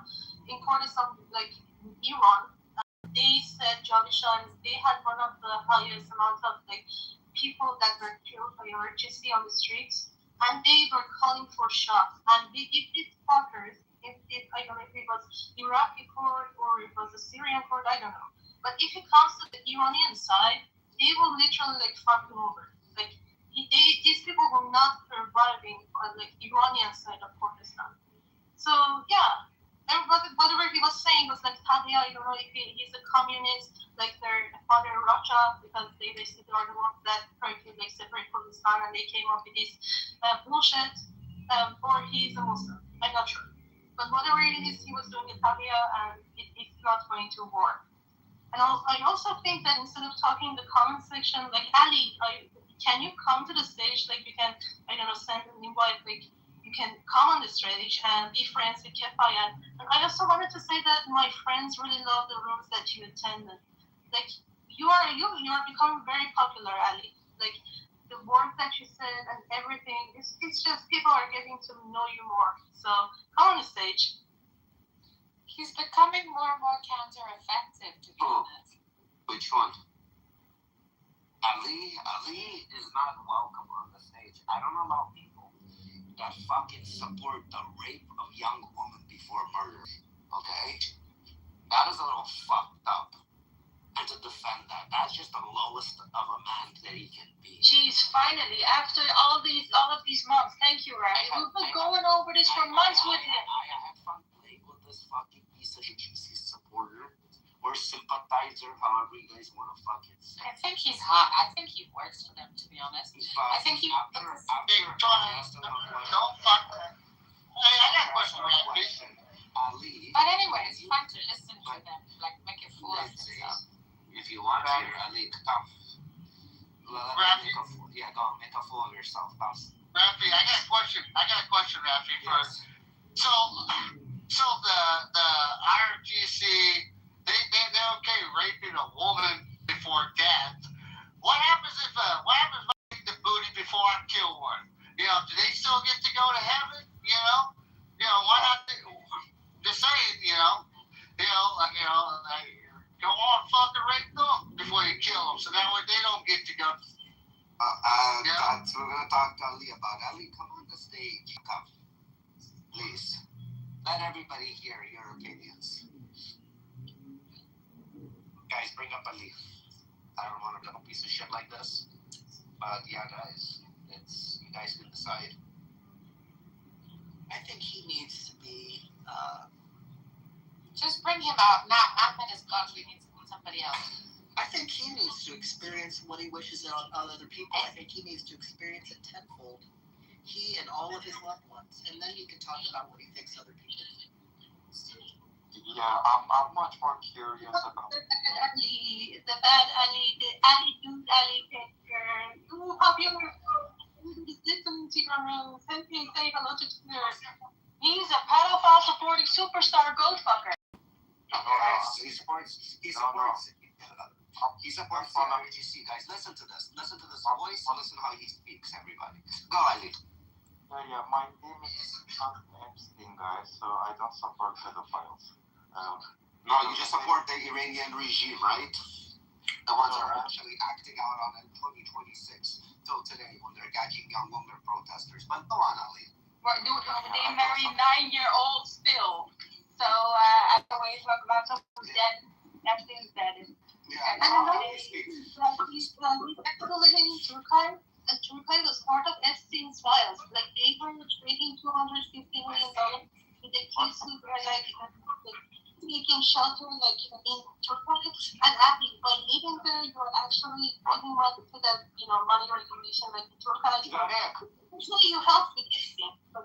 What is Turkey, by the way? What is Turkey? The word Turkey. Turkey. She means fucking Turkey. You idiot. All this time, instead of Turkey, she says Turkey. Okay, this is the Ali, level of if you will take that example, you would be able to understand. Ali, the country you live in supports Epstein. Turkey, or Turkey, it doesn't matter. It just means that you have no argument there because you use Epstein, but yet at the same time, Turkey gave $250 million. Like they earned that much from Epstein's supply chain. So yeah, don't live in Turkey. You guessed that I'm living in Turkey. It's fine for me. Yeah. So I'm much more curious. He's not in Turkey. He's in Iran. He's inside with a white SIM card. I promise you. Yeah, of course he is. So I'm curious what Kefaya. کارشه از صبح تا شب همین کارو میکنه from room to room. Yeah, this is his job. He does this like 24/7, as Bibi says. We've been seeing you, Ali. Everyone knows you by now. Okay.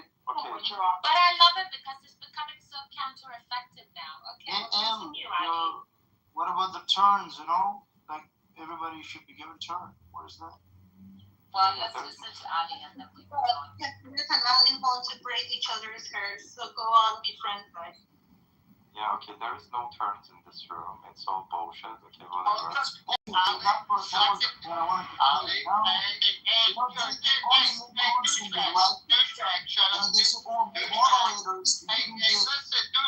Douchebag, shut up, thank you. Ali, what's up, my face? Get fucked. Hey, Ali, what's up, my little douchebag? You still cuntish? You still enjoy getting fucked in the ass by Daddy Trump? Because IRGC's pretty much fucking losing, you little cunts. Man, just tell me, Ali, how's it feel knowing that the U.S. dick and the Israel dick is slapping you across the fucking face? Listen to me. Hey, shut up. You never answer dummy. That's what I'm basically saying. Yeah. I'm not saying. Listen. I want to talk to your mom and tell you to raise your kids better. What the fuck you gonna do, bro? Fuck you gonna do? Nothing. Wow, you go to Ali, tell me, how much are they paying you to be a fucking cunt? Tell me, Ali. Tell us, how much are they paying you to be a little cunt? Come on, tell us. Not more than $200. Not more than $200. Wow, he's cheap as fuck. He's cheap. He is a cheap man. I bet he sells dicks for him. A whore. Even a prostitute makes more. I mean, prostitutes have a decent, Yeah, they even have fucking. They have more shit than him. I've seen prostitutes with pull up, moderators is that he sells his ass for nothing. More dignity than a fucking IRG. The truth. Where are you from? Kefaya, where the fuck are you from? Pakistan? You sound like a Pakistani. So I suppose I don't give a shit where I'm from. You don't have to care about that, understand? Yeah, I can hear you're from Pakistan. You should worry about your own country. Listen, you should worry about your own country. His profile, it seems that his friends are like Iranian, so maybe he's Iranian, maybe he's a friend of Ali, but he's more shy, I don't know. But I found Ali's profile in the comment section, like there's this guy called Taha. Taha is, by the way, a very Muslim name, like in Iran, even normal people don't name their kid Taha. But there is this Taha guy, I think it's Ali's boyfriend. Dude, Mary, I bet K-Fast and Ali probably make gay sex together and probably say, Ali. That's probably what those two do. They probably make gay goat sex together. Yo, tell me, Ali or K-Fast, which one do you guys go, while you guys fuck? Oh my god, this downstairs voice is so shitty, you know. I know. Your mom loved it last night. She loved it so much that she was screaming my name. Actually, Just continue with the I don't care, BB. I don't care, BB. I'm tired of these two cunts. Listen, Ali, BB, I know, BB, I know you think Ali's fucking dreamy, but K-Fast and Ali, they're little bitches. You know, that's why they're losing. That's why the energy is losing.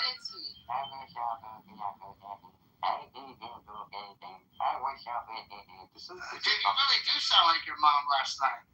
No, I sound like the mom actually. Yeah, they fucking, you know, she's like, she guys hold my head down with her job. You don't care about your own people being This guy's name is stupid name. You don't This guy doesn't know. before they get hanged by this regime. For what? For protesting, for not wanting to wear hijab and street.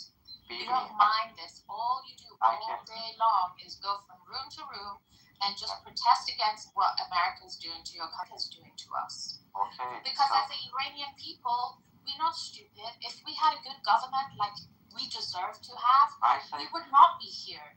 We would also hate being bombed. But we are in a situation where we actually protect or like we defending being bombed than being killed by our own fucking government. Our kids being killed. Like 16-year-olds. Now they're going after our like sports people, our small celebrities, just to like shut people up and scare people. Why do you not say anything about this? I don't get it. I do say I said many times that I don't support IRGC. No, you just support the rape of young women. No, I never support rape of young. You support the regime that's doing it because you want them clearly. Well, but you're saying you don't support IRGC, and you're telling the people that you don't believe America should come and help rescue the people there and to free them from imprisoning them, meaning that you know for a fact that people cannot do it themselves because they were never able to do it in 47 years. And now the fact as soon as there's shut the fuck up, you piece of shit stuff. Okay, like you, I'm gonna speak to you like a piece of shit scumbag. So, but now that there's an opportunity that America is, and I'm gonna put you down. Now that America is finally there to help free your fucking people, and organically the words you use, which you know this clearly doesn't work and it never worked before what you guys tried. Meaning you want them to continue doing the same. Hold on, you know what is called insanity? The definition of insanity is doing the same thing and hoping for a different fucking outcome. Your people did the same multiple times and the outcome's always people are dying. Innocent people are dying. Innocent females are getting fucking caught for doing what you want them to do. Getting fucked. I ran out of advice. Yeah, and if you ask him, like, how would you see that? I'm sorry. I have been asking him. But you shouldn't turn the mic off or put people down. Are you dumb? Are you retarded? You know, when I'm speaking, first of all, as a mod or any other fucking mod, nobody's gonna interrupt. Okay? So don't tell me this is bullshit. And when a person is trying to speak something that I heard already many times on my stage, and he comes into my room like a little simp, I'm gonna fucking call him out for who he is, because I know his whole fucking story. Kifar, I know where he's going with his fucking headlines. I know his story inside out. What do you bring him up? Yeah, ask him how you want the Iranian people to free themselves. He's gonna say organically or by themselves. But how did the Iranian people succeed freeing themselves organically or by themselves or naturally? Organically. Ask it, yeah. So I asked him, Ali, why aren't you in the streets right now? Right now. Why aren't you there? Bring up this piece of shit. And you're gonna hear the exact same thing. There's no other story to it. Ask him how he wants to fix so more females get raped and more females get fucking killed. Young woman, okay, Tifa? That's what he's hoping for. Right. What I see here. So let's come up and ask him a question. Here, I'm gonna turn off hand raising it because he can't come up because I can't send him in. But let's ask him how he wants. You guys made the rules. You would give turn. Yeah, I'm giving him a turn, but I'm not telling you what he's about to say because I already heard it 10 times. Okay, I'm not gonna let people in my audience to sit and think he actually means something good when he means only that he's a piece of fucking dirty shit that wants death upon his own people, fucking rape upon women, and fucking murder them so they don't go to fucking heaven because the Quran wrote it that way, okay? So let's bring this piece of shit back up. Ali, you're welcome to come up on your own now, you piece of shit. Defend. How do you want the Iranians to free themselves? Come on. By the way, this room is not. You say Quran brought down your Just like Iran is a dictatorship to the people of Iran, will be a dictatorship. Yeah, you can't say Quran brought that. Understand? That's a bullshit. That is not something you say that.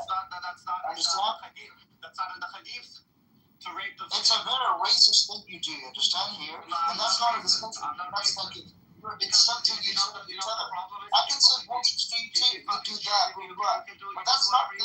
But you know the problem? Why the people are at the end of the day, there is no result. Hold on. You know why the people are imprisoned in Iran? Because of Quran. They follow the Quran. They force them to be fucking Islamic. You know why women lost their fucking life? You don't know that. I don't know that. I can ask any fucking. You don't have information about that. Really? So let's ask Iranian people why women lost their lives. Women got fucking raped and killed because they didn't wear a fucking hijab. We're only 20% Iranian, understand? 70% are still supporting the government. They don't want to bully. They don't want the humans to bully them. Do you understand? They don't hear it. No. I'm 100% fucking human.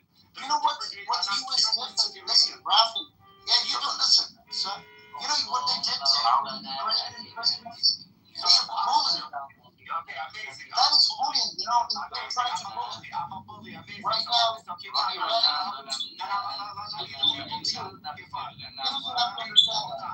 Those people have you're protecting Iranian. 70% were against the current war. The Americans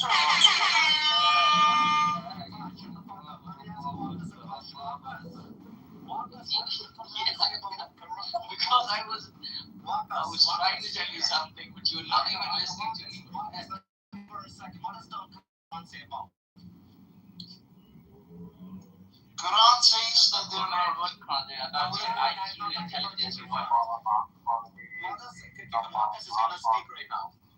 does the Quran? I'm asking Wakas because I know he's honest. He is a Quran scholar.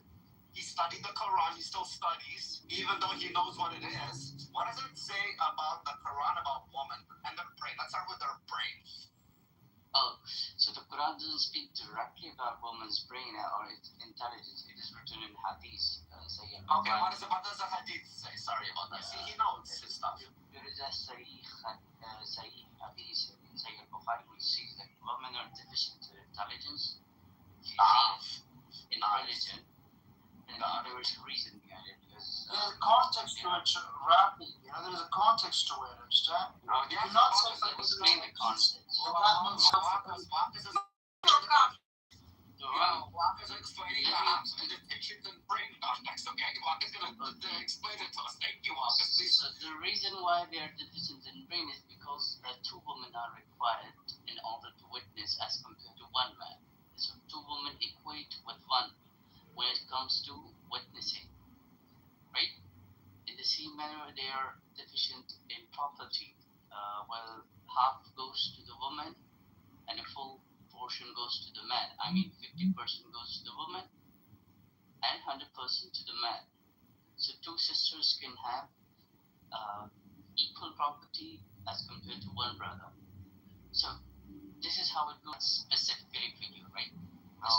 Just stick that cactus in your ass. No, that's what this is for. It scratches the deep itches. I would have given a challenge. Hold on. Ali, listen, you're from Washington. I would fuck you up, dude. I would fuck you both up. I would fuck you both up. I'll make you guys both my bitch. Literally, dude. You'll both be like, you'll be the two fucking women. You'll be the two women. And just let you know, Dumpster came to your playground and played with your alhamdulillahs and put them, a lot of them in bags. A lot of your people are in bags because of I swear, Dumpster played in your backyard. Dumpster went to the Middle East. Iraq and Afghanistan. Iraq and Afghanistan. You don't have to say that. You shouldn't justify like you know everything. Do you understand? And you take one hadith. Listen, you take one hadith. You don't have the context to it. You say, oh, that applies to everything. That's not something. Okay. I mean, when I say I'm not letting Wapas speak because I don't know exactly. So I need Wapas to speak. Okay? That's why. I said, Wapas, please guide us because you're more of a scholar in this than I am. So, again, and when you said I'm 20% Iranian, I'm not even fucking 0% Iranian. Not 1%. Did I give the wrong context? What was your question? No, you did a good context, but the problem is they don't listen to you. Understand? They just want to listen to the things they want to hear. You know, they do not listen to you. And this is not a discussion. You know, they say first, who will give a turn to you? Understand? Please, you know, when that turn, the fucking turn. You know, so if you don't listen to you, you are not obedient. Then you have to advise us, and if he freezes, you have to separate this, and then strike us gently, of course. Some people put in the context you mentioned, and I'm sure an average Arab man, like over centuries ago, they understood context when they heard Ozrabukonna, which basically is striking women. I'm sure they understood the context, air quotes. But yeah, go on, talk about context. Just talk about Quran as if a normal Arab man doesn't understand it. Like they needed a sheikh or imam to explain things for him. But I'm sure that some, Arab men who live in a land far away, they had access to imam. And I'm sure they understood what Uzra Muhona means. And for context, for people who don't know, Uzra Muhona basically is from verse in one of the Quran's chapters called Nisa, which basically means women. It mentions if a woman is not obedient to you, you have a right to strike her. So yeah, explain that. Yeah, that is Surah Nisa. The thing is, when are you going to give mic to Kifayat? Because we never heard what his opinion is. So worried about Kifayat. Why aren't you so worried? Like Taha was worried in the comment. Why are you so worried about Kifayat? I'm not going to take this motion. Oh, if I don't like something, I say, oh, this is wrong, this is bullshit. And then you just, moderator has a right to just put you down to the listener. Okay, let me tell you something. This is not a democracy. Look, can you give me 30 seconds? I'll bring my mic in 30 seconds, right? I really want to say something. Just want to hear what they want to hear. They want to listen to what they want to hear. Jesus. Okay, Kifayat, for you, I'll tell you. When it was your time to speak, you were speaking on behalf of Ahmad and not on behalf of yourself, right? You were given chances multiple times, but you were explaining what Ahmad is trying to say, and he just wants this, that, and the same guy kicked you in the ass. Now, Ali, okay, we didn't hear from Kifayat. We heard you multiple times, but you were unable to come up with your own stand.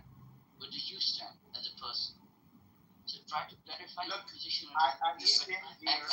And I was acting like a moron. Even Dilara is cursing me in the comments. I didn't know. I was acting like a moron because that's how we play here.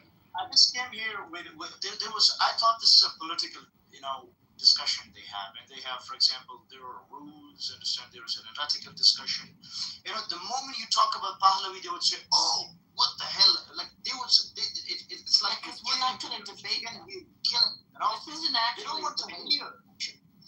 For example, I was like, first we were talking to politics. Now we can get to the religion. So, you understand? So they don't want to hear. It's not a political discussion. There is no political discussion. Hold on. You understand? Now they will say, hold on. They don't want to hear. They don't want to agree with that. What is the truth? Hold on. Iranian politics are based on religion. Okay, that's why you are a supreme holy leader. Okay, what does supreme holy leader mean? Listen, what I'm saying. Holy leader of the fucking Islam. That the fucking shit. Hey, Rafi. So don't fucking tell me your politics are to do with religion that are imprisoning people. Because people want to live in 2026, not in the fucking barbaric times where Muhammad was fucking fucking a 9-year-old and fucking there's a big fucking difference. People don't want to live like that in fucking 2026 under Islamic law. You just want to hear what you want to hear. Listen, you don't want to hear You want to hear the truth. You don't want to hear the truth. Listen, if Pahlavi was thrown by the Iranian, supporting a regime and talking against democracy for the people of Iran. Shame on you for defending a bunch of pedophile gold fuckers. Shame on you because our women get raped in prison and people like you want to defend them and you will not be successful. Like you have always lost in your life, you will lose again and the people of Iran will win this fight against brutality. And you can go cry in a corner about it because you are a loser and you will always be. Because God listen to me now. Pahlavi was overthrown by the Iranian people. Millions of people protesting against him. You understand? We're already talking about Pahlavi. We're talking about Iranians want to bring it back to him. That guy. I don't know why, but we were talking Iran. about You understand? You asked Baba for that. No, Mary has a problem. You listen. Hold on. One at a time. Mary was talking, and then you go. You don't say, Mary, listen to me. Mary, listen to me. Stop it. I will not take your names down. It's okay. I like when L plays daddy. It's okay. And Giraffe was talking about the Iranian side, Iran, and about the, I don't know, Sharia law and what they do to us, or the honor killings that are not part of like Quran exactly, but there are like shortcomings inside it. And yeah, people of Iran are tired of it. More than 60% of us are ex-Muslims. We are not practicing it anymore. We're fucking tired of it, but the laws and the reinforcement is still based on that fucking Islam. So yeah, if you want to talk about it, let's talk about it. And I mean, yeah, I have a question. Wait, hold on. I got a question for you. So you're complaining about. Listen to me now. No. You taking the mic way too long. And here's the thing. I was listening You're complaining that you're not giving. I can give two rats ass. I'm an asshole and I'm Mexican. And I'm ready to fucking step on your nose. Look, I'm gonna be a real prick and I'm gonna light the room up like it deserves to be lit up. Because it's fuckers like you that whine and bitch that you don't get equitably heard. But here's the reality. You go into a room called the war room and you have a pink ticket next to your name, then guess what? You're just like any Joe Schmo. If you don't know the moderators and they don't know you very well, you're trying to pour your full cup of information into people who probably already fucking heard it. But the reality is that you're suffering emotionally, and the current position you're in shows that you're a little bitch right now. So either man up, stop complaining, or host rooms that you can invite people to actually listen to you, because more than likely, you're acting like a little bitch. You're acting like a little bitch from the Middle East. And I am a fucking big dick Mexican that loves to thump his fucking drum with his cock, listening to you rant and rave. That's right. I'm that asshole. You know? And I love the glow points. So you aren't getting what you heard because you're just another little bitch who falls in line, who doesn't have his own thoughts, who tries to stand up for Islam, who doesn't even allow to think himself. And your mullahs, I love your guys' standard of your ancestral intellectuals who kill people indiscriminately. So there. Just don't turn your mic off with mine. You know why is that? If you don't want to hear, I'll feed it to you. That's right. So moderators, I've done my duty. Thank you very much. In about 10 seconds, you're going to be escorted out. How about that? Good news. Breaking news from just how a call with Israel. Fuck that. I don't give a shit about this. This is bullshit. I wasted my 2 hours here. Now, bullshit. I actually want to hear what you have to say. You should say, "A'udhu billahi minash shaitanir rajim." Israel's been begging to hit Iran again. Their hands are really itchy. And the talks broke today with Iran on the ceasefire, so I think they might have a green light, guys. Hopefully, fingers crossed, there will be more action in Iran, and hopefully this is going to give the freedom to the Iranian people that they've been asking for. God Almighty, I want to make a prayer today for people of Iran, my family, my friends, and all of our families and friends that are inside of Iran, and this is their time to shine and get out there and reclaim their country. Of course, after the bombs will be dropping. Amen. Rafi, I just want to tell you something. I'm on a lot of Jason. I love the big dog swinging there. Yeah, that was nice. I did my cock jumps this morning, so yeah, my dick is feeling pretty strong. Nice. I love it. Nice cooking. And to all the feminists, I'm sorry if I offend you. I'm not trying to offend you, but I like offending myself and my friends. So yeah, I'm gonna keep. You keep going, Finding Boo. You keep going. Rafi, so Yeah. today I tried to act as a moron, as a person of IRGC, and honestly, I couldn't bear it for 30 minutes. I mean, I tried to put myself in Ali's shoes. I know. I had to send some. I was trying to understand. The back message on which you're trying to do. Yeah, so what? Let me tell you. Great. It was I couldn't bear it for. Yeah, I wasn't able to bear it for 13 minutes. I don't know how Ali is taking it for this long. He must have some. He gets paid by the hour. He doesn't give a fuck if work is hard or easy. He's getting paid by the hour. They're paying him by the fucking hour to fucking spread propaganda on Clubhouse, and whoever falls for it, God bless you. You're very weak-minded, but it works. How do you say it, Blue? He must be extremely bad in order to take it for this long. بغیرت کثافت بی غیرت، بی شرف، دیگه بی حیا. بی حیا. بی حیا. Yeah, BB. BB, bring your friends over. Who? Which one? Last time, before I fucking moved the room, all the crazies that came in. I don't even know what language you were speaking. That wasn't Farsi either. When was this? This was a while back. Fuck, 1 second. I'll call you back in a second. I mean, I need to make a phone call. Okay. Anyway, yeah, I'm praying for their strength and wellness, and we have been in contact with them, and they're very hopeful because this is the closest they've been to freedom for over 47 years now, and it's a very tough time. We are scared. Listen, we are scared. Okay, it's not like we're not scared, but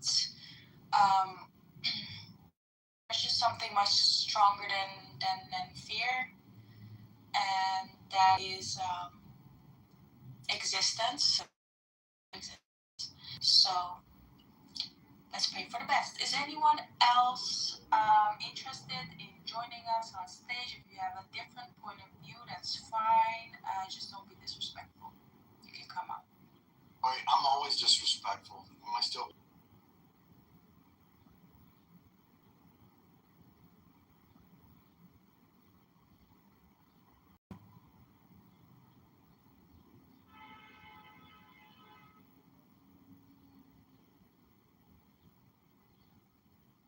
Matrix or the rooms is silent. Oh, I thought I had bad signal. I was just pouring myself some Persian black tea, and I was reading the news while listening to Was you it guys. made by real Persian? Yeah, my parents gifted it to me, and let me tell you, I drank it and I poured milk in it, and Iranians don't like to pour milk in it. They usually drink it all black, but I drank it and I stayed awake till 8 a.m. It's stronger than coffee, so it's authentic. It's really cool. Yeah. And I have to say that I was on Israeli timeline and Twitter, and they're even more angrier than Iranians. They're very angry at Trump and very angry at their government. They're saying that why Trump stopped it, and I was just reading their comments, translating them. They are way angrier than Iranians. well, they're also fighting for their existence, and I think they're angrier because of Hezbollah and all these proxies around them attacking them with missiles, which I can totally understand. I speak to some of them. They say every day they're being hit by Hezbollah in northern part of Israel, and yeah, Israelis are dying. So that's, I mean, I get that they're pissed off, of course. Iranians, there's a ceasefire and there are some executions going on by the regime, but the amount of Israelis dying, unfortunately, we have to pray for their safety, and I hope that they'll be all right. And I'm very sorry for this regime. We do not, we condemn it. We do not. You guys already know. We do not hate Jews or Israelis at all. The regime is another story, of course. So we will pray for their safety as well. I was talking to you. I was asking if the Khatam al-Anbiya is part of the militias of the IRGC. They actually had this evacuation warning sent out about, I think, on northern Israel. They say, oh, we should evacuate. Mary and Blue, can you pick that guy up, Mr. Sahib? He wants to speak something. Sure. Oh, he's saying anyone can speak Persian? Yeah, sure. Nice. Can you speak Persian, Mr. Sahib? We are translators, okay? He hasn't raised his hand. Wait. Who's this? We'll see. Go ahead, Mr. Also, Seth wants to come up. Hello, good evening, everyone. Good evening, Mr. سلام خسته نباشید. چه کسی فارسی بلد است؟ Oh, you're Afghan? Yeah, we speak Farsi. Hey, Mr. Sahib, you speak Persian, so you can speak Persian, right? صحیح است، درست است. من انگلیسی شما را میخوام ولی من فارسی نمی‌فهمم. چه جالب، خوش آمدیم. خوش باشید، خسته نباشید. وقت شما بخیر. اینجا خانم گلو فکر کنم درباره اسرائیل صحبت میکنه. توجه مجال کنید چند ما با شما صحبت بکنیم. I will try to understand. The dialect of Afghanistan is a little bit different. If I have some questions, I will ask you. Go ahead. It's not about your volume is so low. صداتون خیلی کمه. اگه بشه بلندتر صحبت کنید بهتر میشنویم. نمیفهم مشکل کنشن از آن چطور بهتر است صدای؟ Is this a bit better? Can you speak English or only Persian? فارسی بهتر است برام صحبت بکنم. الکه پښتو درځي که زه پښتو کې ترجمه کوم. پشتو هم مشکل دارم متاسفانه، اما شما اگر پشتو صحبت بکنین، انگلیسی صحبت بکنین، ترکی صحبت کنین. نه متوسط هستم. میتونم اگه بخوام واقعا چیکار کنم، اینو برگردونم به زبان انگلیسی، چون دوستانم اینجا انگلیسی زبانم. We can do a short, very quickly, Daddy Farsi conversation. پښتو درځي خو چې زه ترجمه کوم. I'm asking if he can speak in Pashto. I can do that. He doesn't speak Pashto. He speaks Dari, which is close to Farsi. But they do have Pashto in Afghanistan, right? They do, but he doesn't. He's a Dari. Dialect or dialect is different. زورزه په دری ورزه.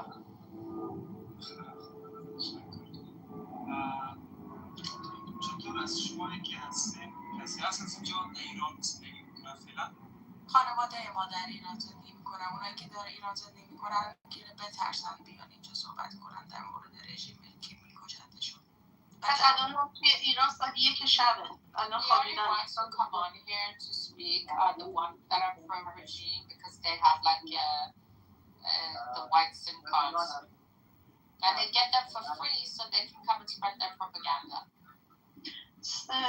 مستر صاحب شما IRGC یعنی از کدوم عملیاتون که از ایران به سمت آمریکا و اسرائیل تو این جنگ؟ دیدگاه ما مردم خصوصا مردم افغانستان همیشه در طول تاریخ البته ملت حکومت یا دولت ها رو صحبت نمیکنم ملت افغانستان با کسی یا با اطراف یا با کسایی طرف می باشن که مظلوم باشن مردم ایران رو به نظرتون مثلا مردم فلسطین اما در بازی سیاست کلتون بهتر میفهمیم که مردم چه اسرائیل باشه چه فلسطین باشه چه ایران یا حتی ملت امریکا هم بعضا میتونه که مظلوم بشه تصمیم‌های اشتباهی بعضی قدرت هاست که باعث میشه ملت ها همیشه جور جفایش رو بکشن شما آرمان فلسطینی داری یا آرمان ایرانی؟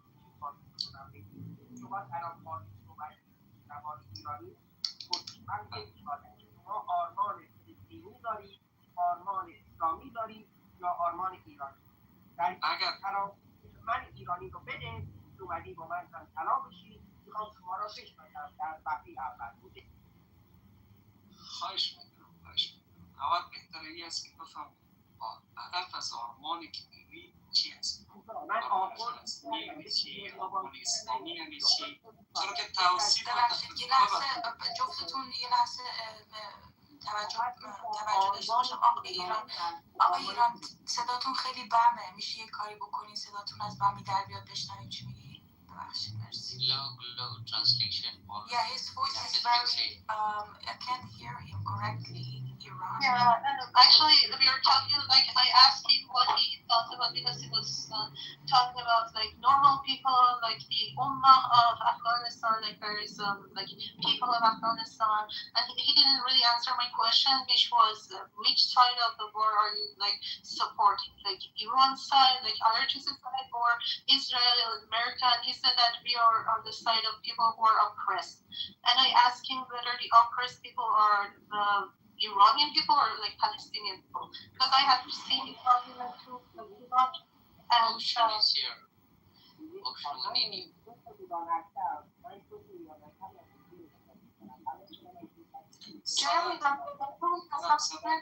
صداتون بمه.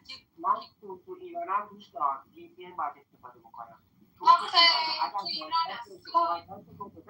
مایکاتون رو ببندید این دوست افغانی که ما اومده ما مردم افغانستان مردم پنشیر مردم فریق افغانستان که وطن دوست هستن اونا رو دوست داریم منتها بازی مولا رو باید این دوست افغانی من بدونه و امروز تصمیم خودش رو بگیره ایشون با آرمان مردم ایران یکی هستن یا با آرمان فاسدین مردم ایران که اتفاقا دارن از فلسطین و غزه و آرمانهای فلسطین رو دارن دنبال میکنن. امروز ما مردم ایران به دست جهاد اسلامی به دست این آرمان فلسطینی کشته شدیم و امروز شکوه کشورمون رو در نام ایران پیدا میکنیم. شریکای ما کسانی هستند امروز با مردم ایران دست میدن نه با فاسدینی که بچه مردم ایران رو کشته. جاویچا فرنده ایران ورد آل ورد جاویچا ایران خیلی ممنون خوش اومدین آقای this man is from Iran is from Iran and he is saying are you with the people of Iran to Mr. who is an Afghan or are you with oppression of the regime which kills innocent Iranians and funds terrorism in Gaza, in Yemen, in Iraq, in Syria, and even Afghanistan.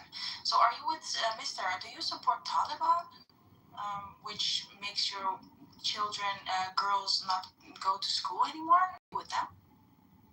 خب یک چیز براتون توضیح بکنم.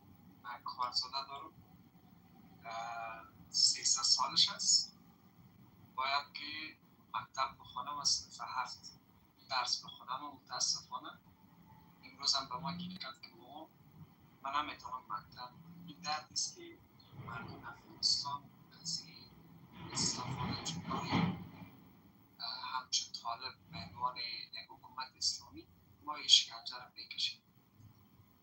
این یک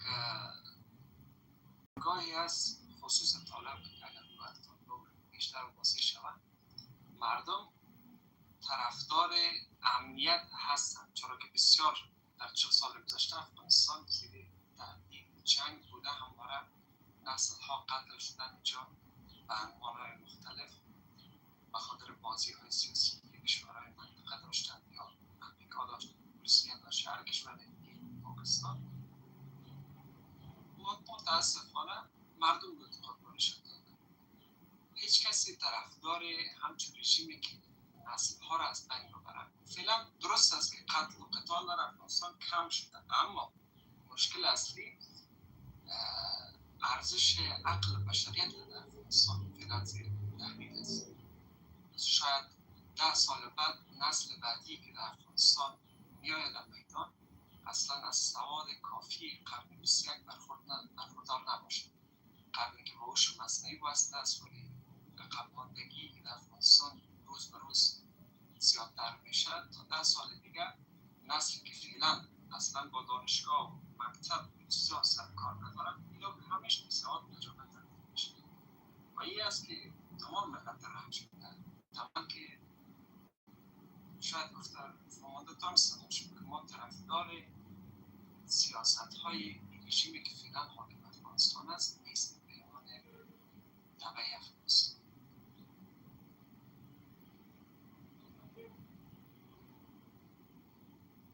از ترجمه میکنیم به زبان است. خیلی ممنون. آیا کسی هست که بتونه ترجمه کنه؟ مری جون شما متوجه شدین که بتونین درست ترجمه کنین؟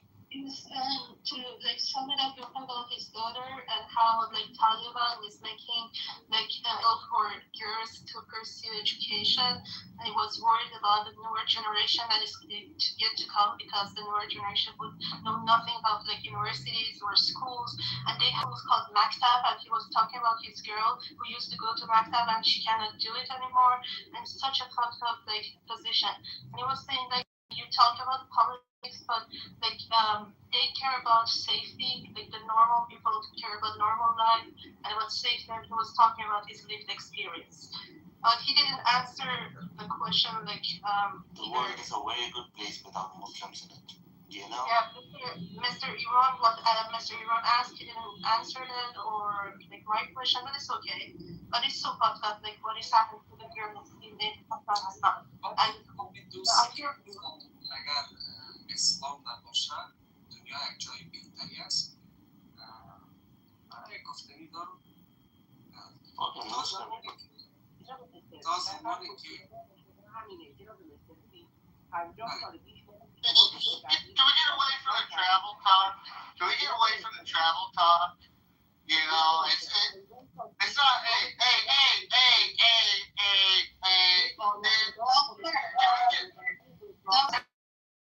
Please give us 1 second. He's from Iran. Jesus fucking Christ. من جناب دمپرس یک از اجازه بده، من به عنوان یک ایرانی از برادر افغانم اطلاع دارم تجربه 50 سال پیش من رو بپذیرید. نخواد امروز یاد بده. نه من فکر میکنم تا خوب است. من فکر میکنم ایران هم جواب برای تانوس نداریم. میخوام یه چیزی بهت بگم. میخوام این رو امروز از برادر ایرانی بپذیرید. یک سوال فقط میخواستم بپرسم مثل عزیزم امروز چه دلیلی من میدونم دلیلش خودم میدونم همچنان ما اینجا اگر تو 40 سال 50 سال درد کشیدی، زحمت کشیدی، عذاب دیدی، افغانستان ملتش همچنان یک تاریخ زیای 50 ساله داره در عقب خود. ما و تو همتراز هستیم و این شکل صحبت نکن گویایی که ما آمدیم از یک چوکی بالا با تو صحبت میکنیم. اگر میخوای اکشن ما هم اگر دقیق ما شما فکر آن است داخل افغانستان تمامش بخاطر ازی است که ملت در یک غفلت بگیرن و این معدنات تاراج شود که های بیرونی کشورهای بیرونی بین خود تقسیم بکنن، چین باشه یا روسیه باشه یا حتی امریکا باشه، پاکستان باشه، این سمت در مورد یک حکومت تو I repeat, amplifying Iranian voices. You can, if you're a Farsi speaker, you can this, and we will be speaking Farsi in between, but also English. We're gonna switch back to English now. Go ahead. Yeah. Hell yeah. Yeah. JB, welcome on stage. Nothing special, just they were speaking to each other. Our Afghan brother and our Iranian brother were having a conversation about the situation with Afghanistan. Unfortunately, we didn't get our questions answered as to who is he, Mister, and what does he stand for? Does he stand for freedom, democracy, secularity, humanism? Yeah, I think that he stands for people. Like Mr. Iran here asked him, like he mentioned Islam, and I think Mr. Salva got a bit maybe offended. If I was just listening background, and they were talking about, like, Mr. Salva was talking about how Afghanistan's resources were being taken over by the big games that the big countries played, either China or Russia, and they were like Iranians, they had a very dark past 50 years, and he was talking about like you are Muslim, right, Mr. Salva? Yes. And you what? Yes, can you please speak in English? Thank you. Yeah, yes, Kurosh. Voices, if you want to speak Farsi, because people here speak English. Can you speak English? درود بر شما. بچه های ایرانی شاید ایران بگم هر روز حالا خود آقای ایران که خودش میداد یه بچه ایران ما هر روز داریم زیر این فشار له میشیم. We are being squeezed under this pressure every day, but ولی دیگه آقای ترامپ آخرش But if President Trump, at the end of this road, یه معامله‌ای بکنه که فقط به نفع خودش باشه و به نفع مردم ایران نباشه، if he makes a deal that is not in the interest of taking down this regime and only in his own interest, then ببین الان از 70% ایران 70 Let him speak. We actually let him finish speaking. Jesus fucking A, BB. What the fuck, BB? No, you always interrupt him. Bitch, you're drunk all the time. I barely talk. You don't know how to shut the fuck up. can you please Sit down. let him finish? Yeah, go ahead. آقای کوروش بفرمایید. اتاق خودمون رو درست کن. بچه‌ها.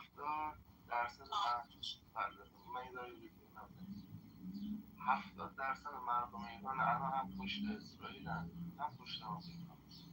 He says 70% of the people inside of Iran are behind America, the United States, and Israel. More than 70%. Okay, so look, I asked a question before BB fucking barks off. Yeah, go ahead. Jesus. Fuck's sakes, BB. Fuck. Dude, so he brought up the fact that, but if Trump's agenda based on his plan, I hope he understands we're not all, America is not getting involved with Iran strictly for the Iranian people. It's not in America's interest. It's going to be like a bonus. That's what I really hope he understands. Like, I understand, listen, Trump is aware of the Trump happening in Iran.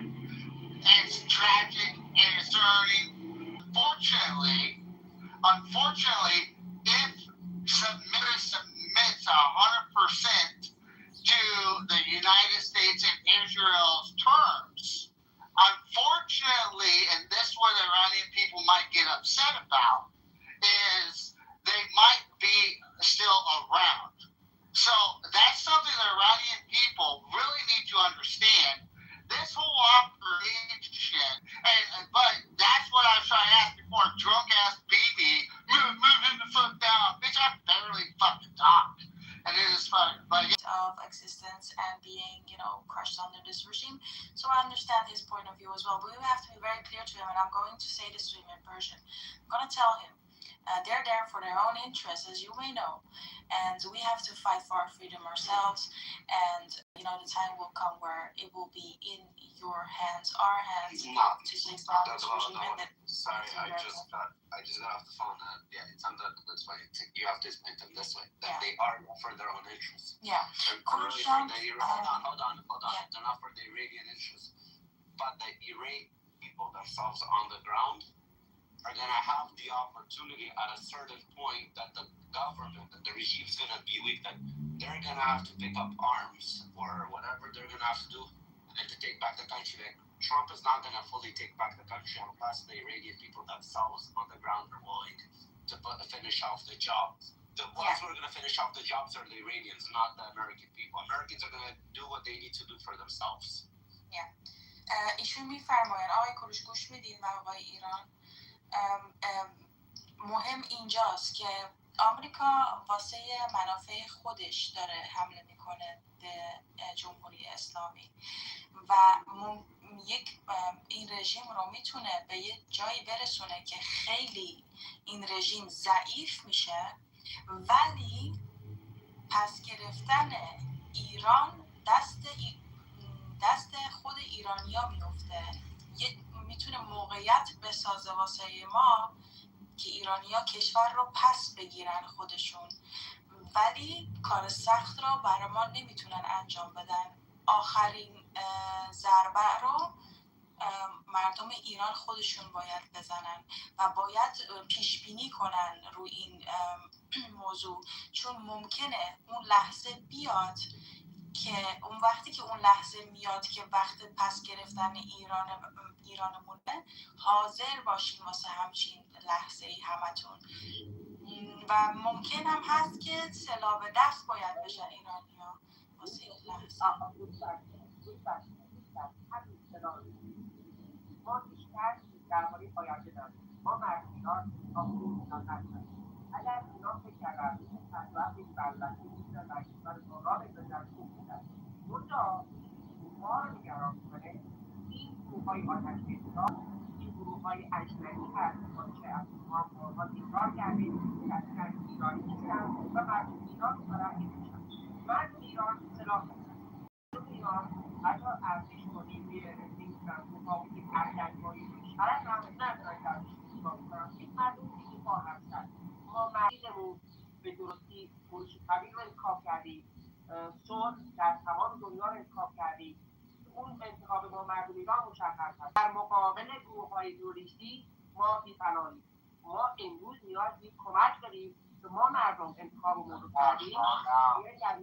آره پوزیش میخوام. این مشکل ما همین بلا بحث نیست که مثلا نمیتونم 57 مسخره بازی ها این چیزی که ما انتظارتونه میتونید یه بار دیگه بگید که دقیقا انتظارتون چیه؟ بار دیگه ما مردم ایران به جهان آزاد اثبات کردیم که با این شرورهای جهان اسلامی یکی نیستیم. ما بیشتر از تمام جهان آزاد کشته شدیم. مثلا خیلی از کشورها میتونن بیان بگن جمهوری اسلامی 10 تا ما رو کشته، در 2 روز 50,000 ایرانی رو کشته. پس ما مردم ایران نه تنها بهترین شریک این جهان آزاد هستیم، بلکه بیشترین هزینه رو دادیم. امروز جهان آزاد باید انتخاب بکنه. امروز مردم ایران انتخابشون رو انجام دادن. ما نیاز به ساپورت داریم. ما شرکای جهان آزاد هستیم. اونها وظیفه‌شون هست که ما رو ساپورت بکنن. در نظر تسلیحاتی ما باید بتونیم از جان خودمون حفاظت بکنیم. نمیگم بریم کارهای تروریستی بکنیم، چون ما هرگز تروریست نیستیم. منتها وقتی ما می‌خوایم کشورمون رو آزاد بکنیم، باید ما جانمون در امنیت باشه. من فردا می‌خوام برم تو خیابون. من دیدم 50,000 جوون دوستای من رو کشتن. من این بار نمیگیرم کشته بشم. من می‌ذارم پیروزی رو به دست میارم. He said the next time we get out on the streets, we have a means to defend ourselves. Before, of course, President Trump said but it's not safe right now. Stay inside because there will be bombs dropping everywhere. But when they come out, they need some kind of fair fight with weapons to defend themselves. Now he's saying that the humanitarian aid or this rescue mission is they're very thankful for that, and they think they really need it because they can't do it alone. We already know that. And yeah. Hello. Hey, I understand where you're saying that they might need assistance with weapons or whatever, but my opinion is I don't think they're going to get that type of assistance because you got to look at as frustrating as it is for Iranian or Persian in that situation. I understand the risk and the reasoning to saying that they're outgunned or outnumbered. I understand that, but unfortunately, through the risk program, it would be very hard to sell that pitch to our own congressmen and women, to our Senate, and to our elected political members on giving civilians firearms to assist in overturning their own government. And it would be so hard and besides that, the vetting program, I mean, we saw this in Afghanistan. I mean, I was one of many hundreds of thousands of troops. The reality of, I could be wrong, but this is just my opinion. The reality, in my opinion, of actually dropping firepower or weapons to civilians to overthrow when that time, the people are fully wanting to disband. The people are fully wanting to disband from the IRGC. Now you can say this on any platform, Clubhouse, wherever, or you can say it in the street that this is what we want. But when you drop firepower, when you give weapons in a bulk to go like they're asking, you're taking, it's like flipping a coin. You're either going to get lucky and it's going to happen the way that they're projecting, or it's going to go the opposite side and end up backfiring, and now you're forming a multiple tribal situation. You see what I'm saying? So the reality, in my opinion, the reality of that actually executing and happening is it'd be very minute. I understand why they want it, but it could cause more harm on the U.S. side internationally than it would beneficial to the Iranian civilians. لطفاً بک چنلتون رو نگاه کنید. من یه گروه دیگه واسهتون بک چنل میتونیم جوابتون رو بدیم که ایشون چی فرمودن و خیلی I didn't follow the news, guys. Anything new happened today except the Iranian president basically stepped aside from his role or what? Yeah, actually Trump offered like Hezbollah some deal, but they rejected it like half an hour ago. It's going to get very interesting. That's good. I hope Israel crush the shit out of them.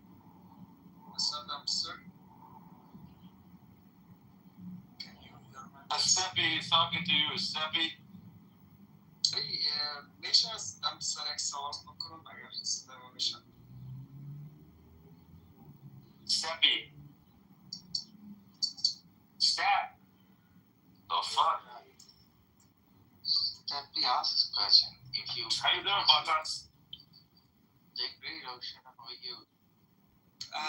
Did you pray to Muhammad today? Fucking. Oh no.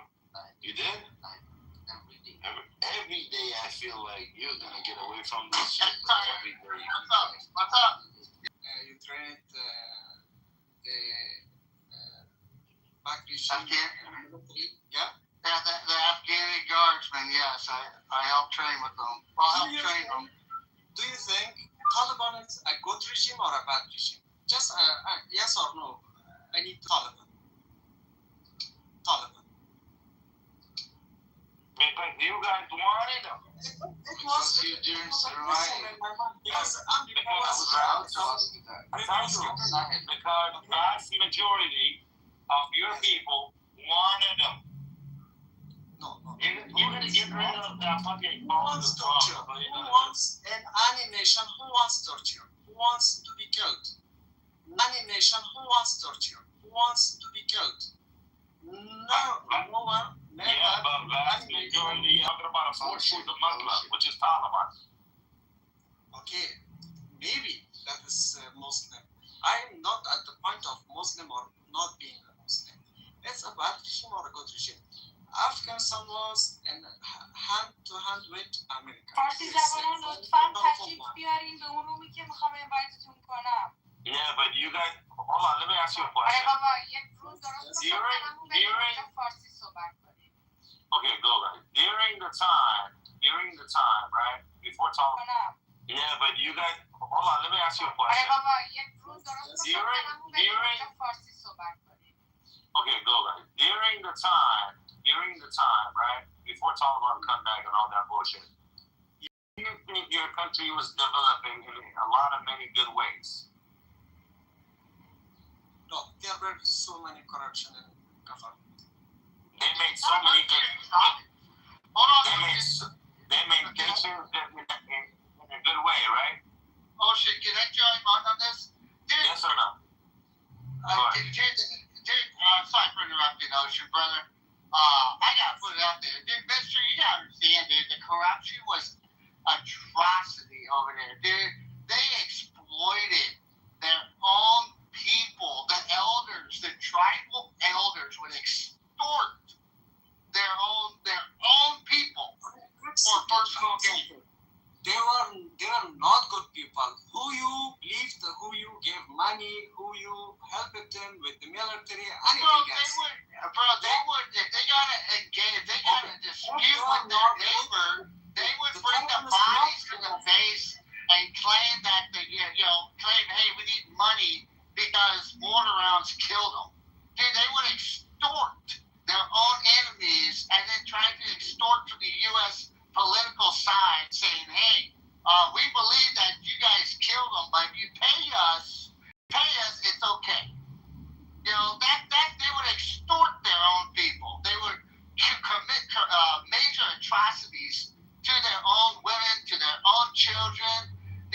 So I'm gonna dial back a little bit, but dude, that whole country is about embezzlement and extortion to its own people. We would have to go out and fix water wells so towns can have. How many Taliban were available when USA were in Afghanistan? Do you have any expectation account?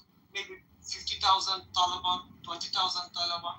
How many amount do you have?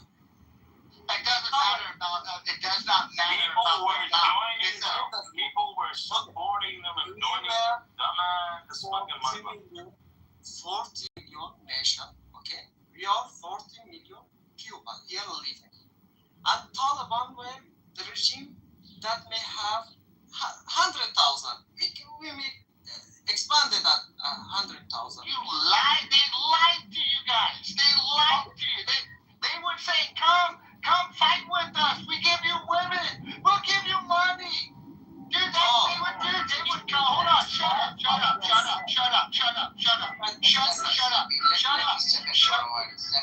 All right, okay, we are from the same region, so let's have a conversation, right? This is the one between Turkey and Afghanistan. Yeah. No, dilemma right dostum, Mr. Sahil Nisuzat. Let me tell you why. See, that's what Steffi was talking about when he was making this analogy of the Afghan case and the Iranian case. Why it cannot be done in Iran? Iranians are different people. They're not like Afghans. I'm not calling you cowards, but America invested for 20 years in order to develop that Mili Urdu, right? Yes. Do you agree that American? Oh, let me tell you. Do you agree that American invested for 20 years in this Mili Urdu, this Lashkar? And what did they do? When Americans left, they were unable even to survive or stay for They went back to fucking Islam. That's what happened. Exactly. So it was their primary responsibility. It was their primary. See, that's not true. It's not true. What do you mean? I know the truth. I got What broke happened and here? acting friends that You can see from above. You can see from above. I was living right below the river Nile. When all these things were happening, I was living exactly below the river Nile. I belong to the Lar Pakhtunkhwa and you belong to the Bal Pakhtunkhwa. You understand the Lar and Bal, right? Yeah, but the only division between us is about the river Nile, and I witnessed everything. And the only resistance the Taliban received. Okay, well, the only resistance received was from Panjshir. You know that. The Taliban fight quite long in Panjshir Vilayat against the Panjshiris. You know that. But the rest of the Mili Urdu, they simply surrendered. And the people, the civilians, they were trying their level best to run away when Americans were leaving the land. Was a thing that we have made in Qatar. Let Taliban rule you. You wanna know why? The only true answer is because Muslims don't want to fight Muslims. Yeah, and you also mentioned 40 million. So what percentage? Before 20 years, when there are no USA in Afghanistan. The entire people of Afghanistan are supporting Taliban. But there is a good chunk, good innocent people in Afghanistan are Muslim, and they do practice Islam. In Afghanistan are Muslim, and they do practice Islam. They're not like Iranians who are just Muslim on paper. They practice this fucking shit. That's the difference, and that's the problem. Fucking shit. That's the difference, and that's the problem. So maybe 20,000, maybe 30,000, maybe 50,000, maybe 100,000, I don't know, maybe 2 million people supported these fucking lunatics, and you have what you have right now. The truth. Oh shit! You have what you have right now. Right. No, I mean, look, the Taliban. Hold on. But also, the locals. Hold on, bro. Also, I'm not saying all, but they just learn how to abuse and extort, investments. They learned it. Yeah, because it's fucking new road built. But look, freaking get the Taliban to destroy it, and then go to a political liaison for the U.S. military, and they'll send out Army Corps engineers, and they'll rebuild the road. You need wells drilled, because Afghanis knew about the humanitarian aid that the U.S. pivoted in 2016. They were really focused on humanitarian aid, wells, infrastructure, roadways, schools. Tell me, mister, how many schools did the Taliban go after and destroy that the U.S. built for a lot of Afghani regionals for the kids? That you would build them, and we would build them. Americans would build them in humanitarian aids, and then they'd turn around and destroy it. And then elders and tribal members would come down, and it's like, oh, the Taliban destroyed it. Can you please fix it? Tell me, mister, since you want to talk about... Okay, so Steffi, hold on a second. Look, mister, the same thing is happening in Iran, right? The only difference is vast majority of those people who keep supporting the regime are not hardcore Muslim at all. They're doing it because the system is corrupt. They're gaining so much benefit out of it. Why did Rafi get kicked down? Rafi is up here, bro. I don't know. Something is wrong with your phone. How you doing, Mountain, by the way? Welcome to the room. And yeah, same thing is happening. Also, guys, we just opened another room. Why don't you all come and join us there? Just click the link. Persian speaking people, and if you want to come to this group, Mary, hold on 1 second. Mountain, did you want to say something? Because I know Persian or something, so I couldn't really understand. So I was just saying what you guys are doing, pretty much. You know what I mean? So I just have a honest question. It's not blaming USA or any other nation. I just had an honest question about didn't USA have any other choice above this regime that handed in Qatar to have an agreement? Then they handed Afghanistan to this regime. Didn't the USA have any other regime or any other option in hand to make that? Because what we have today is the decision that made in Qatar Doha by USA. The regime came after that. That's the main problem that we are issuing with nowadays in Afghanistan. What happened before this was signed in Parliament? Do you remember that? What happened in that month between Taliban and the Military of Afghanistan and the civilians of Afghanistan? Why US was compelled to go for the decision and agree to the terms in Doha? Will you answer those questions? Something between two regimes. Maybe they Hold on.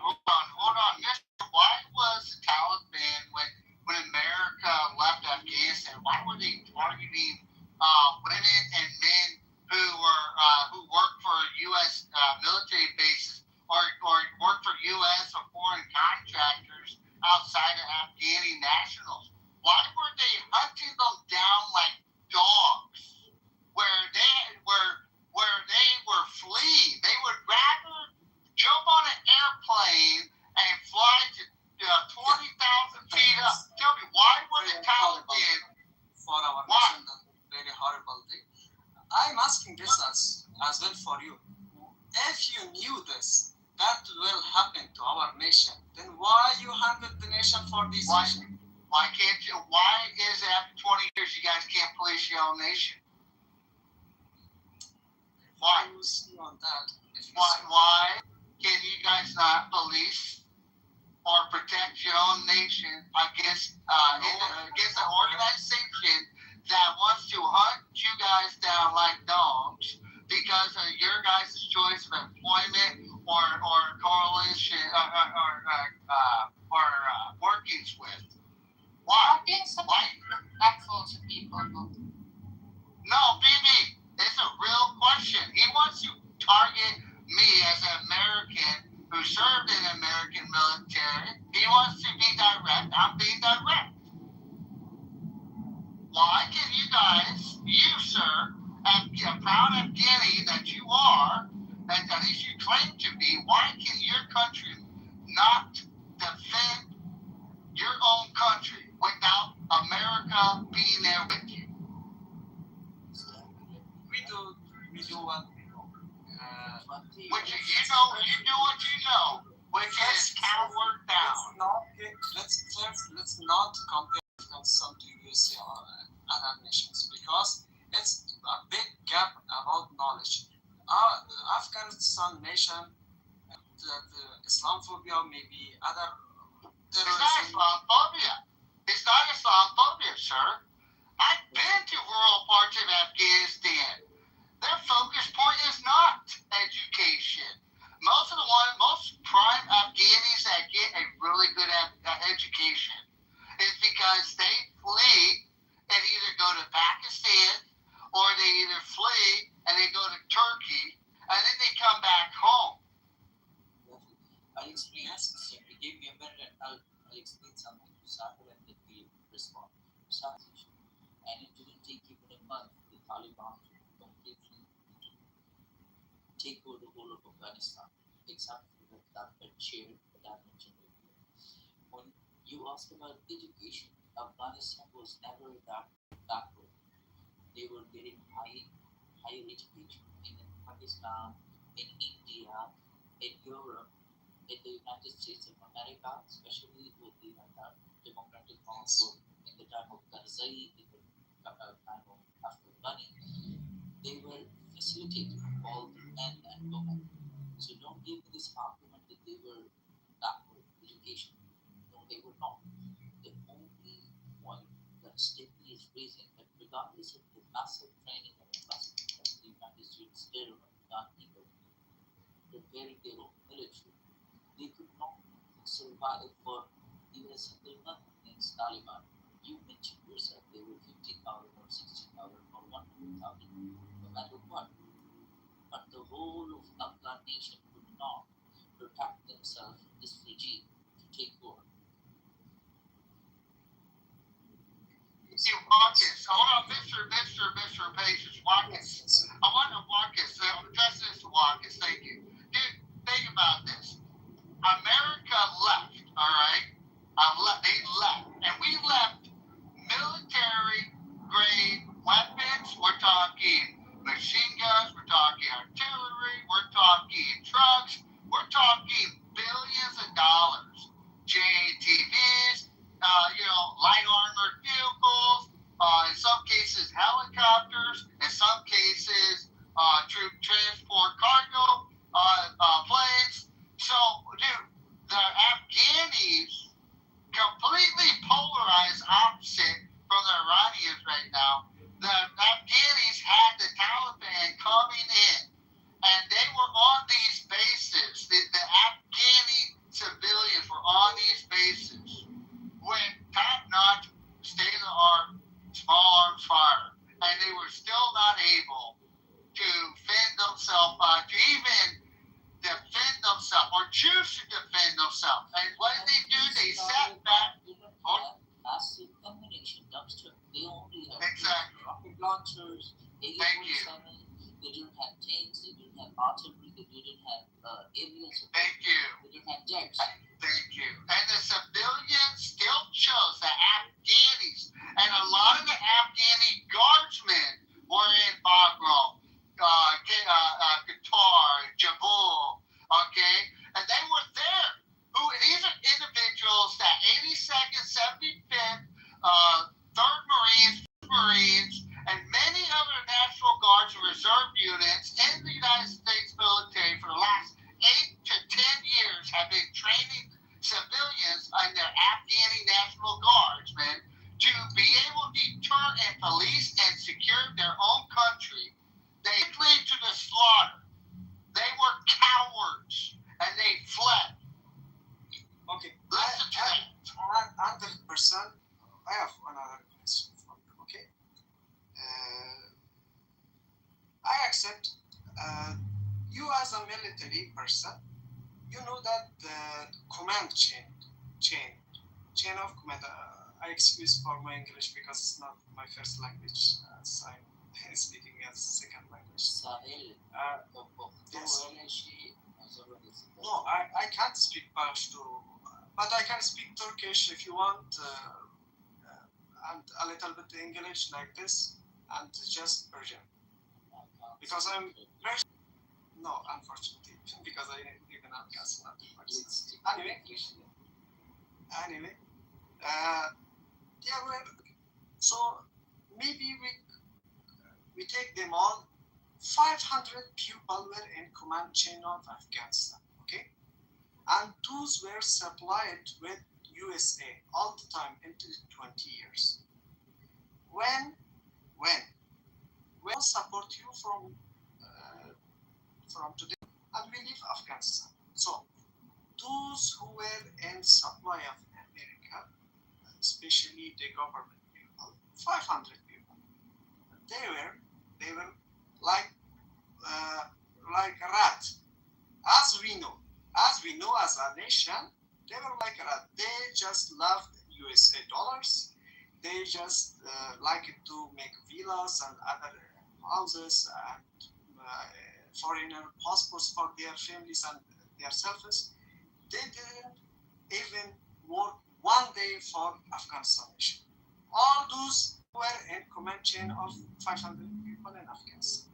When USA said that they were leaving Afghanistan, the command chain exploded or it's teared. So the soldiers that didn't have their commander, that they didn't have the command change, that you can shoot the Taliban, you can stand here or there. All over Afghanistan, you know that someone is leader left the country, leader Ashraf Ghani as well left the country, and others in northern Zur as well. Sir, I gotta stop you there. You're incorrect. The reason why I say you're incorrect, sir, is because your statement that because the chain of command fled, the Afghani soldiers did not know what with the Afghani guardsmen, and we would never rely on them as a true force. Why? Because 8 out of 10 times the Afghani guardsmen unit or company or even a squad would get in contact against basically either Taliban or opposition, they would normally basically drop their weapons and flee.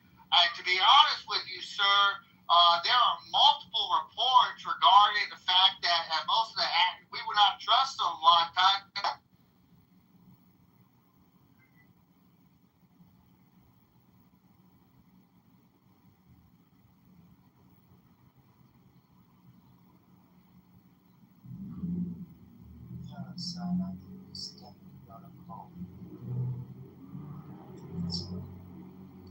It was nice to talk with you guys. Yes.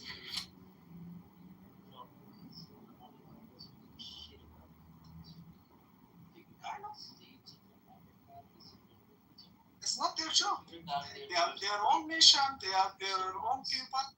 Exactly. So once the interest, once they were done with the interest and interest with their statements of interest in Afghanistan, they like to flee, to leave.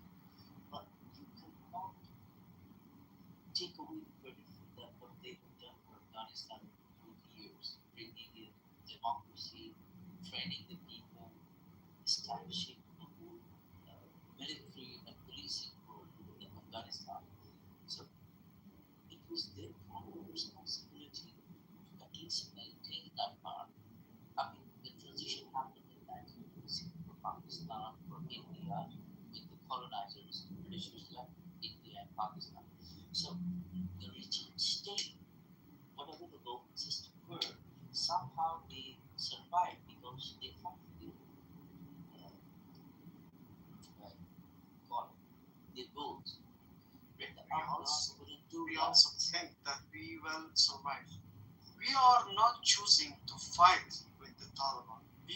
Why? If you ask why, because if you choose to fight, then the killing issue will be continuous at the end of the world. Maybe 100 years we will continue. But it will be better if you work side by side to do one thing better from the rest. We know that the government has issues as well. It's not our choice. They came, they use force, they are doing bad things, but it's better than 4 years ago. Now they are going to be a little kind, a little better, maybe. They don't have any enemy in Afghanistan before that. They are going to do better.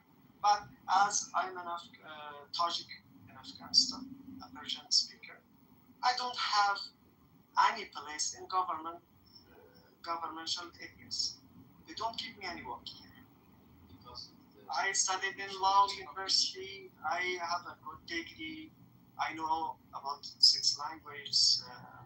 Maybe my age is not much. When the USA were here, I was about 14 or 15 years old when the US were in Afghanistan. Some in Taliban's camps, others in illegal. So there was lesser chances of confronting each other. We do understand that the Muslim while in Afghanistan denied fighting against Taliban. But they knew what would happen to them. They already knew it.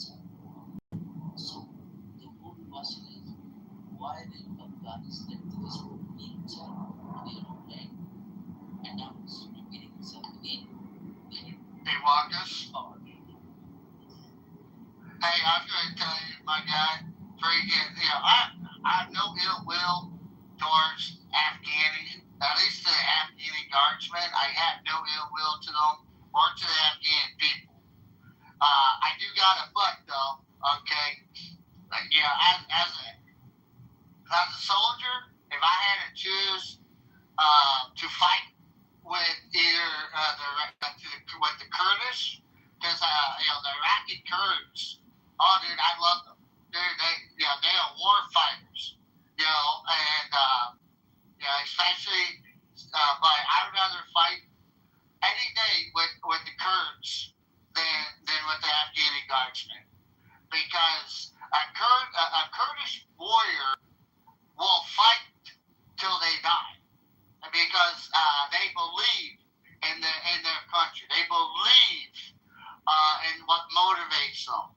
Whereas in the Afghani guard, and I've witnessed this, sir, Wakus and Mister, I've witnessed the Afghani guardsmen getting paid the U.S. dollar to fight, for their country, for their women, for their children, for their freedom.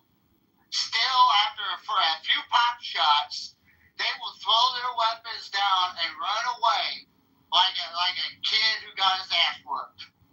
Where Iraqi Kurdish, they would not.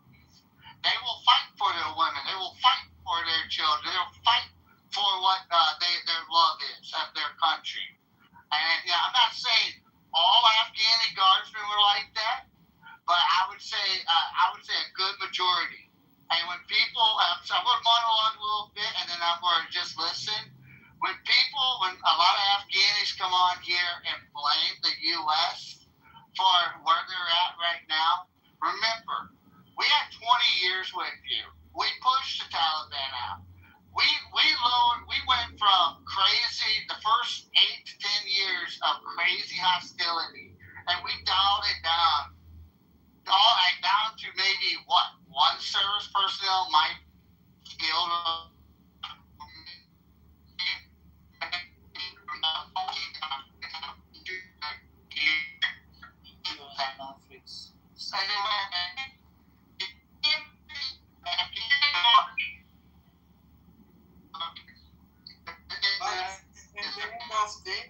In the end of the Afghani guard.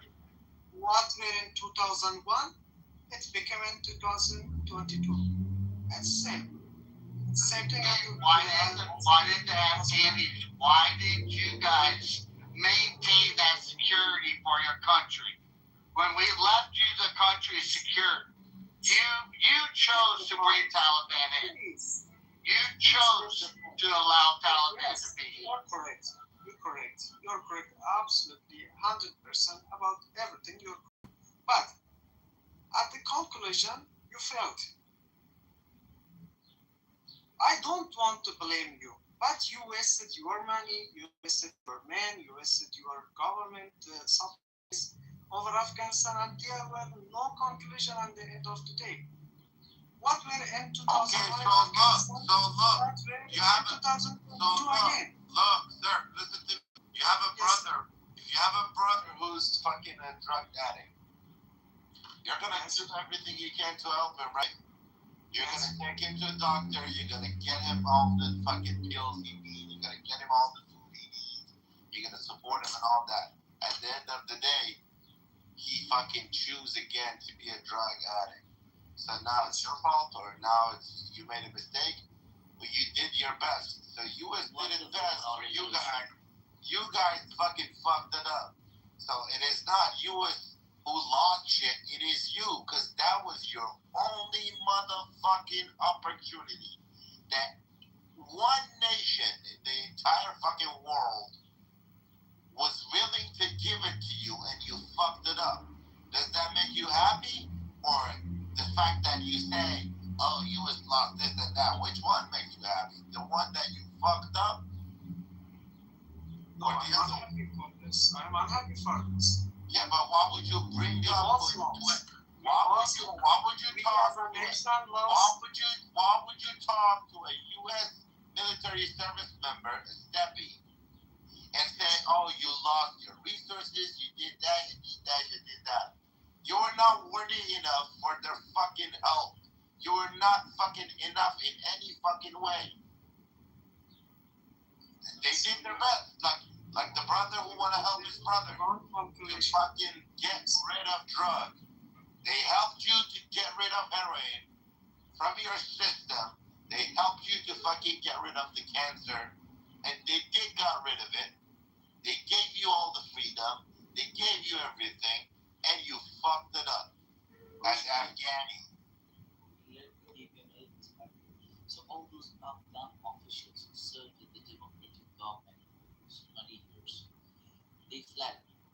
They ran away to Pakistan, to India, to Europe, Iran, Turkey, Europe, Australia, also Canada, Brazil, everywhere. They more than 120 nations they will flee. Exactly. So they understood the whole system. They were bureaucrats, they were politicians, they were ministers, and there were so many people. They had a system. They already had a system which was running. Their currency was going up, and they were.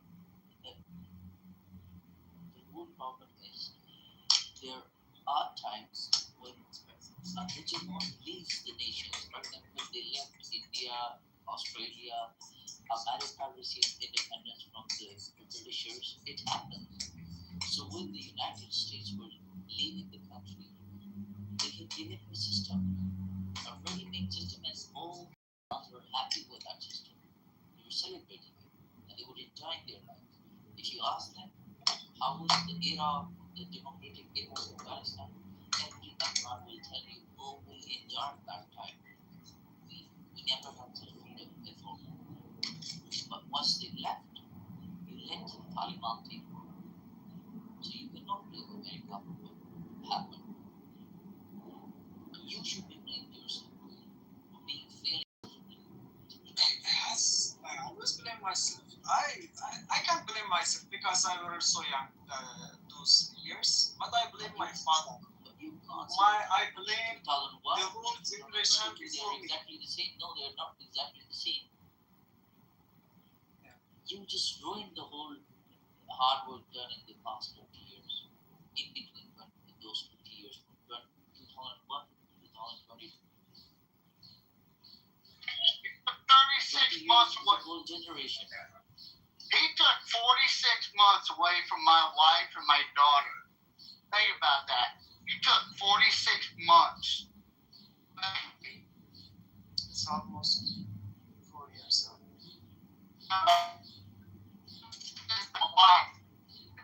This to my wife and my children, through my girls, praying for the hope. That's what we was told, the hope. So that way, and you know what burns me, mister, is, you know what hurts me is I saw the joy in the Afghans, the children, the women, the men. I had an old man cry with joy. Have you ever had someone have so much joy in their heart and gratitude that they start shaking and all they can do is cry? That's a lifetime experience. It killed me watching the withdrawal. Hold on. It killed me in the withdrawal. It killed me watching that. Seeing the withdrawal, seeing that the Afghani people would rather die on a plane, falling to their death. It killed me, mister. All the memories I have there with the children, with the men, with the women, the elders, the roads I built, the humanitarian, the schools, it hurt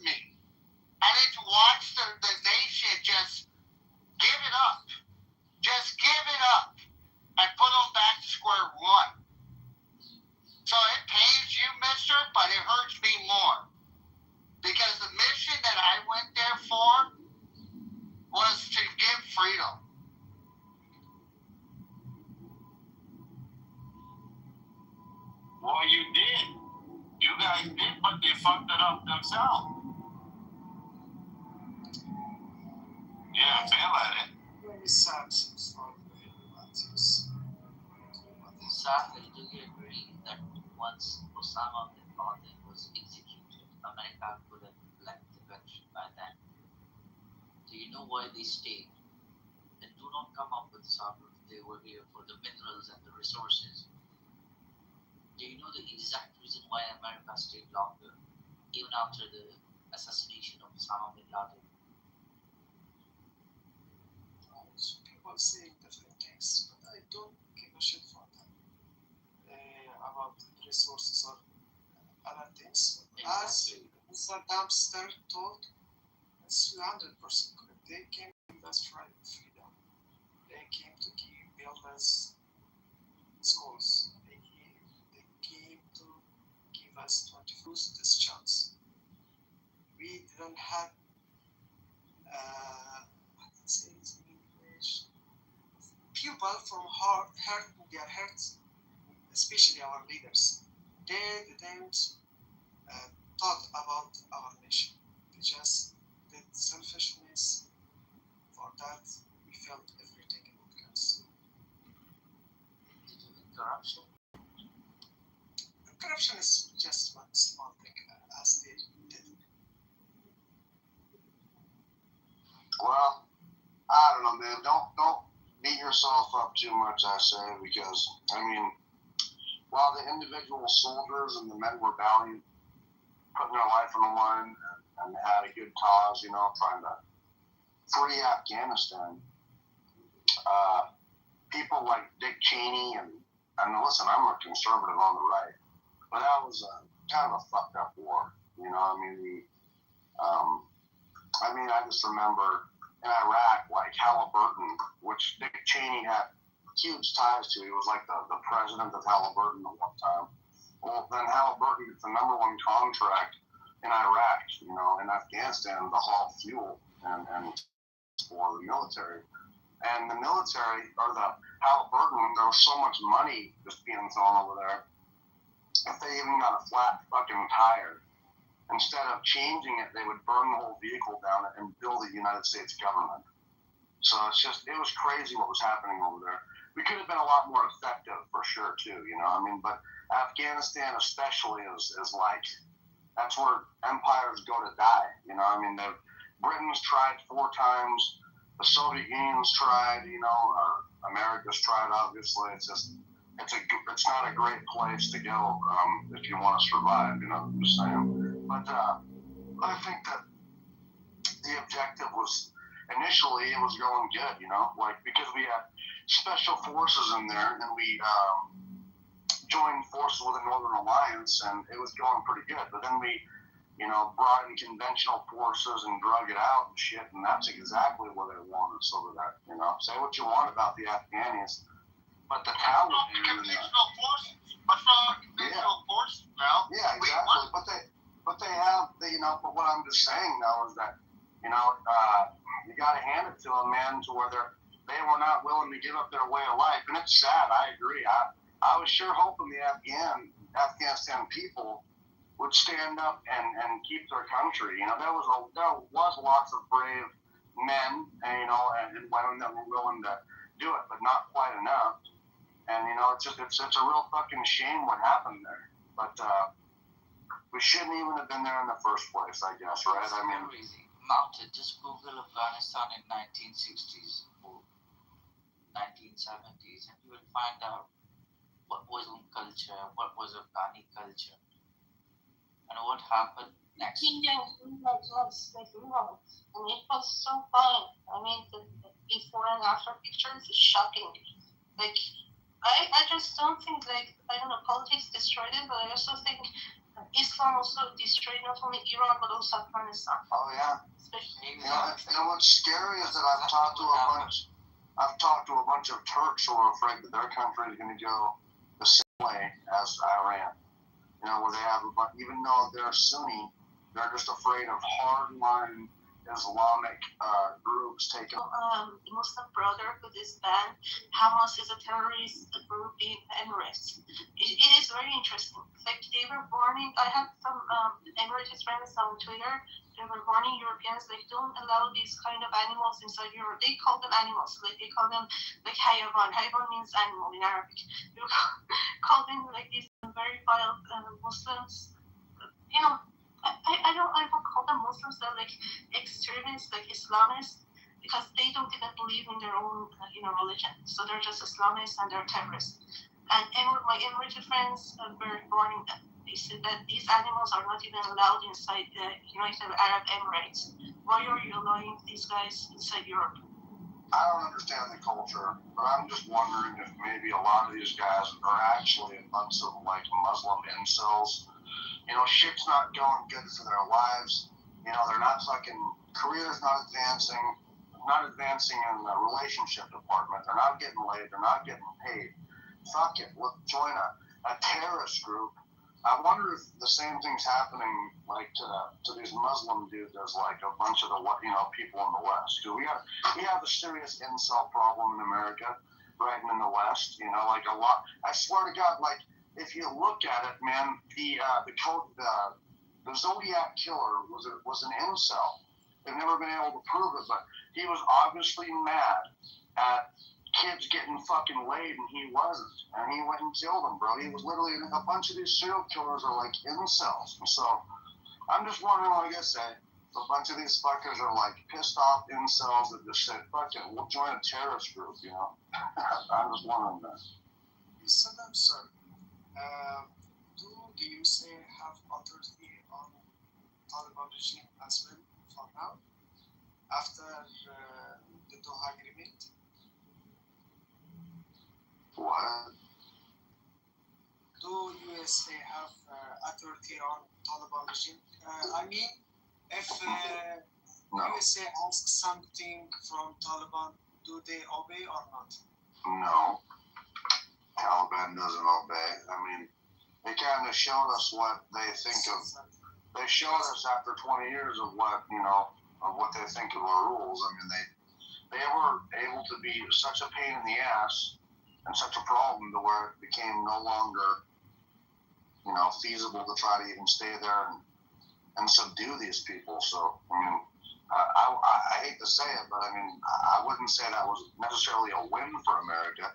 And Joe Biden leaving a bunch of weapons and equipment for the Taliban so they could basically become a legitimate military was fucked up too.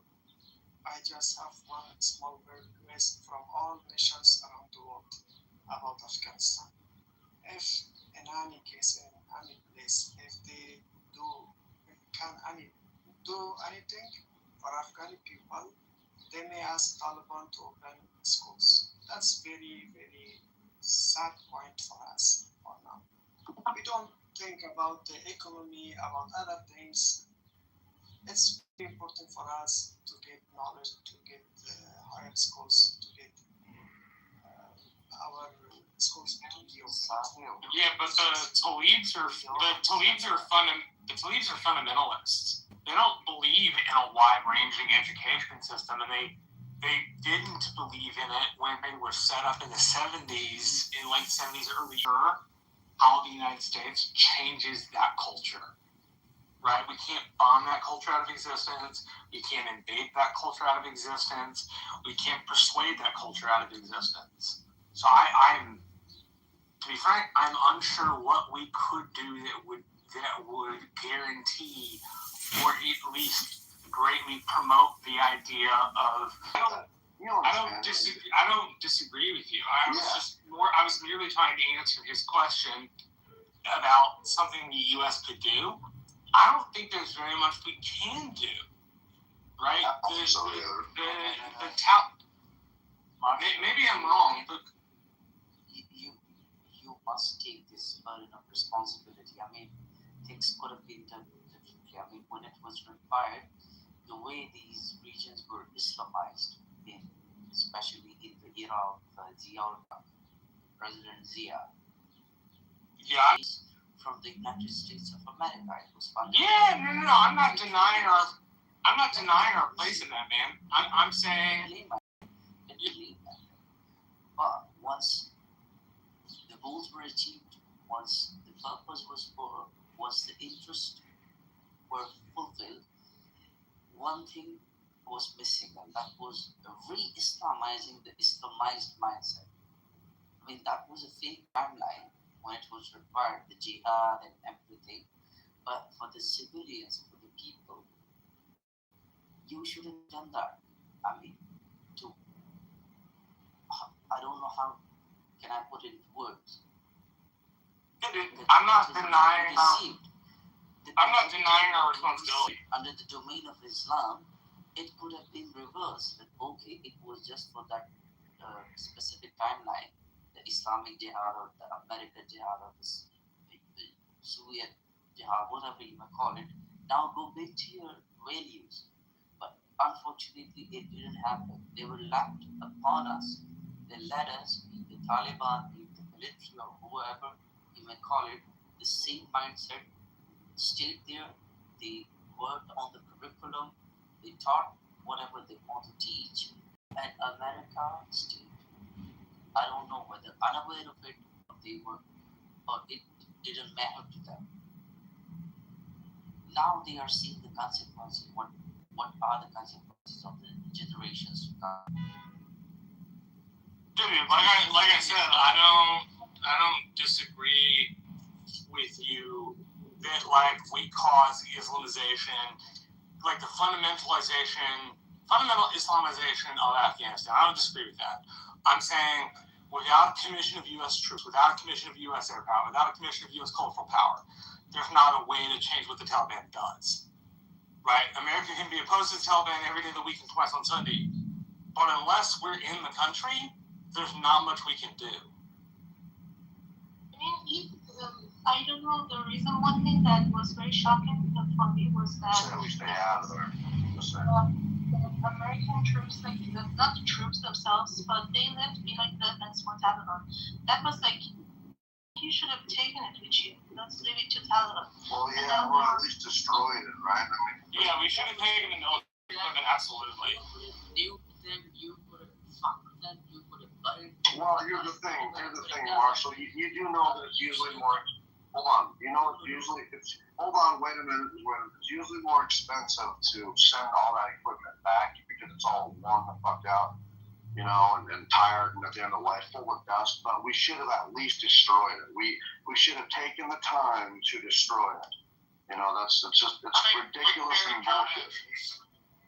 Dude, I can't say how many times we buried Connexes. Dude, we get Connexes over. That's shipping containers for you guys. And dude, as soon as we unload it, dude, we'll just grab a combat engineer with a dozer, and then just dig a trench. You'll roll it in, you'll bury the motherfucker. You know? Can't tell you how many times I've seen that shit. Well, they probably would have, you know, maybe unburied that. I mean, we have so many explosives. We love blowing shit up. Why the fuck wouldn't, you know, Biden at least do that? I just feel like that was, you know, I don't know if it's purposeful or maybe that really is their liberal logic where they just fucking thought that was acceptable to leave all that shit for the Taliban to make them a legitimate military. A third rate, but, you know, they were able to beat it, you know, fend off NATO, a unified NATO alliance. I mean, not a full invasion, but let's be real, it was quite a concentrated fucking effort. And they still were able to prevail. So, you know, I think it's a big fucking pain in the ass that, you know, it's just, yeah. Yeah, I mean, people in the region, they were talking about, like, there were many conspiracy theories. They were talking about, like, maybe there is a new understanding between Taliban and, like, USA government, and that, like, they left it behind on purpose because they can control Taliban, and Taliban on the surface, they do their own thing, but, like, behind the scene, they're, like, they were saying they were, like, American puppets. But I don't think that's the case because it seems that, like, Taliban is doing its own thing and is, like, actively, you know, contributing to child slavery at the moment. And not only, like, USA people, we're talking about European countries, specifically, like, UK. I don't know if you guys watched that documentary, like, in BBC. They were trying to, like, you know, like blood washing. They were trying to normalize burial, and one of the reasons they're not allowing women to be educated is because they're easier slaves. Like if you educate women, they will like resist. But also, educated mothers will have educated children, and they don't want that. So there are lots of conspiracy theories. It was very heavy, and they wonder why they left the weapons behind. Well, think about it.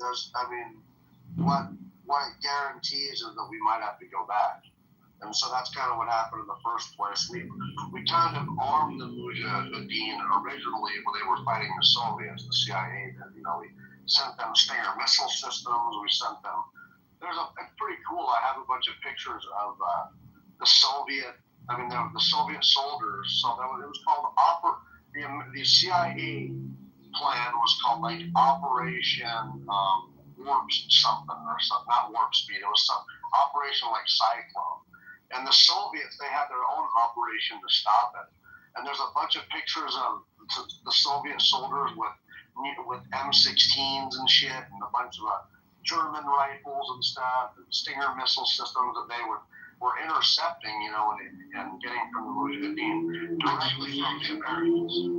Marshall, I think we should have kept Bagram. Marshall, because that right there is a good focus point.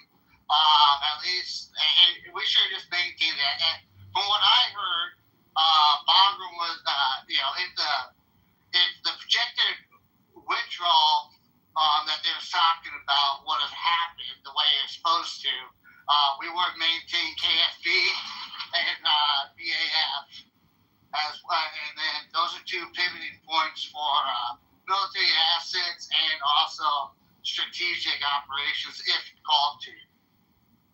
All I remember about the Taliban is the Taliban dummy dancers. That's all I fucking remember about it. Those chicks are so fucking hot. They could dance for hours and hours and hours. Oh, absolutely.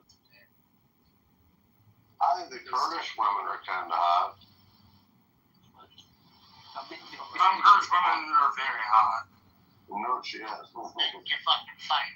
You guys, have you ever did Kurdish fight way more better than Afghan guard did? Oh yeah, the Peshmerga are brutal. Oh yeah. I love them. I did. Dude, fucking Ramadi, dude, fucking Kurdish were savages like John Wayne.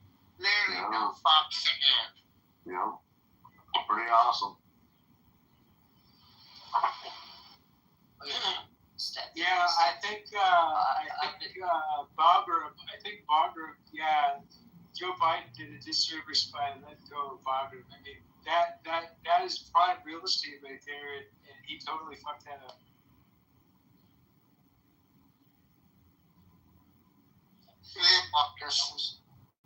Yeah, Stephanie, I wanted to tell you, see, I belong to the region who witnessed this for at least, I was born in 2000 and it's 2026. So at least with this particular war, this war of terror, see, we will definitely acknowledge the efforts the United States, so-called Mujahideen, they were offered with 2,500 single missiles, and the USSR broke. So US launched them. It was not by CIA and ISI altogether. They were collaborating with each other. So directly or indirectly, I'm just trying to highlight the mismanagement of the United States of America with regards to these people. This is the second time that I have heard the claim that this was a Biden. And look, I have no love for Biden, but I'm just gonna call it out like I've studied it because I have. This was a Trump deal that was supposed to happen in 2021. So let's not get any. Let's stop with the whole liberals are fucking crazy. I mean, yes. Hold on. Yes, the pullout. It was agreed to. Hold on. Yes, of course. So you don't have to repeat yourself. We get that it was agreed upon the time. That's not the issue. Hold on. That's not the issue though. The issue is that he left the weapons and pulled out fucking shamefully. He left the weapons. He left the equipment. That was not part of the plan to leave the weapons. That wasn't his plan. Okay, I'm not mad about we're not mad about him leaving at the right time. He left in a embarrassing way. That was well, so there was this conversation between a State Department liaison. My little brother knew this because the DOD liaison to Cruz is friends with some of these people who knew these other guys. And the State Department liaison and a Defense Department liaison had a conversation about Apache helicopters. There were something like 45 or 50 Apache helicopters were leaving. And the State Department liaison asked the DOD liaison, "Did you guys pull the classified hardware off?" "Yeah, we did. We got the radars. We got the sophisticated electronics. They're off the platforms." "Okay, good." The DOD liaison asked the State Department liaison, "Shouldn't we take these things with us?" And the State Department liaison goes back and says, "Nah, these motherfuckers will never be able to figure out how to fly these things." Essentially, like, they're too stupid to figure out how to fly helicopters. I heard something about that, yeah. On each side of this thing. And, they may not be sophisticated with electronics, but they had 50 of those motherfuckers to try on, and you can crash 7 of those fuckers and figure out how to fly without, getting rid of the rest of the shit. Engineers, yeah. It's ridiculous that was their logic. You can hire a Russian engineer. God, like, what the fuck? That's what I'm saying. Like, with a shit ton of ammunition, Marshall, wake us. Can I answer your question? We left enough equipment there where technically that day, if the U.S. was to try and take that base back, it boggles my mind, man. Even if you're a dumbass. I mean, you can have that lots of reasons for that, but in the recent skirmishes between Pakistan and Afghanistan across the different bands, you must have heard that. We will fight it's been happening, that fucking American weaponry. They were attacking us with American artillery, tanks, whatever you could call it. But that was all you people left there. They didn't have anything beyond AK-47 or rocket launchers of their own. Everything else they had is purely American. With the bulletproof vehicles, antenna system, the radar systems, the artillery, the tanks, whatever you want to call it. And we are being fucked up with the same ammunition. Vincent in the comment section has he's pointed out a very scary fact. Then he's right. Like, reverse engineering. Like, if they sell it to USA, enemies, China or Russia or the RTC, they can have access to the technology. And that's right. Like, those weapons, I saw certain selfies. Like, normal Afghanistani people didn't have access to the internet, but these fucking Taliban, they're like oligarchs, and they were taking selfies with these weapons.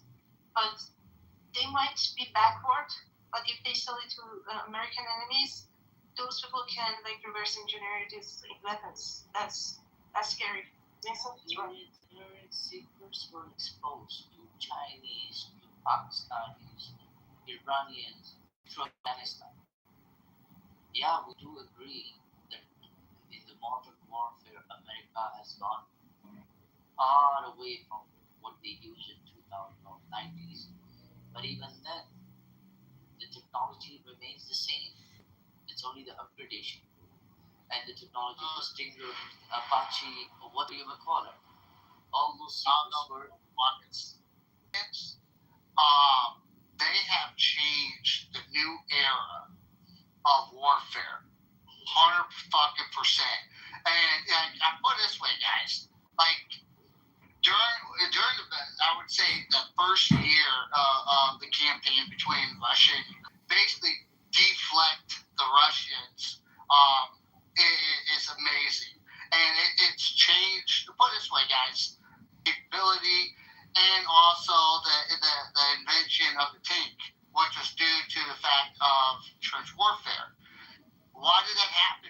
at that time, the nations campaigning against each other were at the same indirect and direct top tier warfare. Okay, they're able to compete militarily.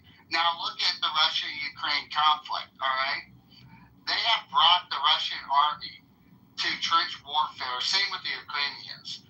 So I really want you guys to process what type of ground campaigning would happen in Iraq. And this is something that I want everybody to understand. Because the Iranian military and the RGC, they made their own drones. Okay? I mean, you can't take that away from them. They made their one-way attack drones. And pretty much everybody else is racing to get in the game, or at least in front of the chariot. Now we gotta look at the fact that if a ground campaign would happen, warfare would be completely polarized compared to Afghanistan, to Iraq, and the full scale of it. I'm not saying America or Israel would not be able to adapt and overcome 100%, but I would say the scale of it would be drastic on a full scale level. There was also, yes, you're and before I would totally have no problem with you talking the conversation about Ukraine. I just want to say that the last bit, which was a claim before you started mentioning a different country, is that the military equipment that we left in Afghanistan. So technically, that was the Afghani government's. That was actually, and I have quote, it belonged to the collapsing Afghan National Army. That's why it was U.S.-backed Afghan government, not the U.S. military itself. That's why we left the weapons in Afghanistan. They belonged to the Afghan government. So I would totally move on to Ukraine. Thank you. And all those weapons went into the hands of the Taliban. Yeah, no, exactly. But that's why they were left behind, because they actually did not belong to the Americans. They should not have been left behind. They should have been destroyed. However, I think that perhaps people didn't think that it would collapse as quickly as it did, and it did, and that was a mistake. Anyways, yeah. Well, Meg, you brought up a valid point. It is. Afghani guardsmen who were trained for the last 15 to 18 years in basic SOI, basic CQF, and basic infantry fundamentals, School of Infantry, they still let the Taliban take their country over. And I will say it that way with confidence because they had the munitions, they had the small arms and capabilities of artillery, mortar, LAVs, HAVs, and AAPVs to engage and deter the in-route Taliban. And so they neglected the use of it, and they basically surrendered to the Taliban. Yeah. Oh no, exactly. And that was something that I think some experts could see possibly coming, and tell you why? Were in denial. But that was leaving Afghanistan. I think was a mistake because yes, leaving the base can be very very helpful. Stepping. But absolutely. Yes. See. Audible. Yes, you are, Wakers. My bad for interrupting. People are habitual of taking their dollars all in, and letting themselves rule and staying true to their indigenous identity. You must remember that only Afghans people that you trained with secretly involved Big George with their brothers, their siblings were serving in Afghan Taliban. I'm aware of that. Yes, I am aware of that, but I'm going to dumb it down, Wakers. Can I dumb it down for you, my guy? Here's understand what you're saying. I understand about their roots. I understand where their subconscious lesion could be. They always had a soft corner for these people. It was the matter of the fact was, when was that moment gonna come when America will leave? They're waiting for that moment, and when that happened, the came out. It's not like we woke up one day and said, "Fuck it, we're leaving." I mean, if you look, Joe Biden himself campaigned on ending the 20-year war. Donald Trump campaigned in 2016 to ending the war in Afghanistan and Iraq. I mean, Obama even campaigned in it on his second term. His first term, he said something, but then did the major push, the surge in Afghanistan. So with that being said, they knew the Afghanis, and like I had plenty of time that I got to speak with some very monumental, amazing individuals in Afghanistan. I mean, I talked to the women, to the men, to the elders, and wonderful people. I mean, very wonderful. I mean, like I said in the past, it's like, dude, when you see a grown man start shaking and start crying with gratitude because you bring them fucking water, when you bring their community fucking water, that, you know, it's an amazing fucking feeling. You know, it is, but it's painful on the service personnel, and not just service personnel, but think about the widows, the widows of fallen soldiers that to give them their country, to let them, let them choose the route that they want to go.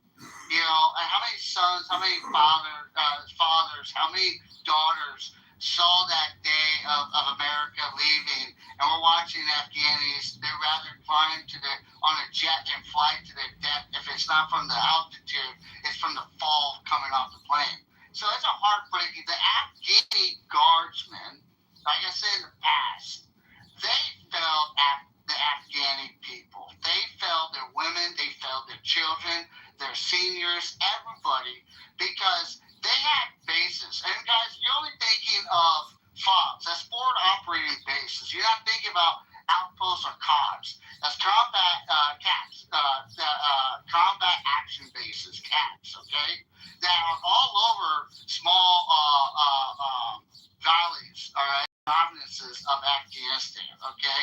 These are all independent resources that could have been, that they could have used as aid to deflect Taliban's full engagement, but they failed their people, and failure is hard to acknowledge. You know, these are individuals that have been trained for 18 years with the French, with Germans, Dutch, Canadians, Americans. Dude, we even had Gurkhas come in. India, the badass John Wick's Gurkhas came in and were training them. You know what I mean? So it's multiple nations came in and helped them learn their police system, helped them learn their regular military, the Afghani reserves, the guardsmen, you know, and so they were taught a lot of information, a lot of resources to deter any aggressor coming to their country.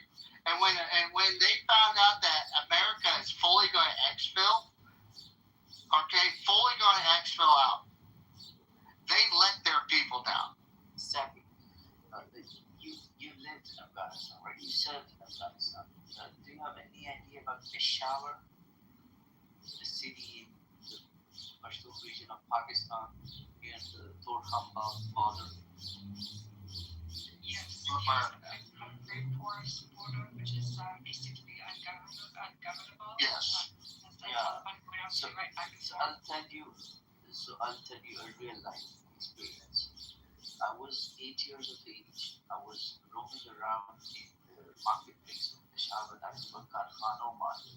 And Karkhano Market is famous for these Afghan utensils. Whatever came from the war, infiltrated through the borders, we could purchase that cheaply. So we went into a shop and they were certain empty. His boyfriend got that guitar so that he could play in times of solitude or whatever you call it. So Maya started weeping and look what she would have expected. She would have expected it must have reached him, but it didn't reach. There were people who would attack all those containers which these American goods and luggages were taken into Afghanistan. They never received even 50% of that. So all I'm telling you, this area was so complex, physically, economically, psychologically, socially, politically, that it's almost impossible for a person who hasn't lived here to understand the whole nature of it, except for people like you, standing, me serving here.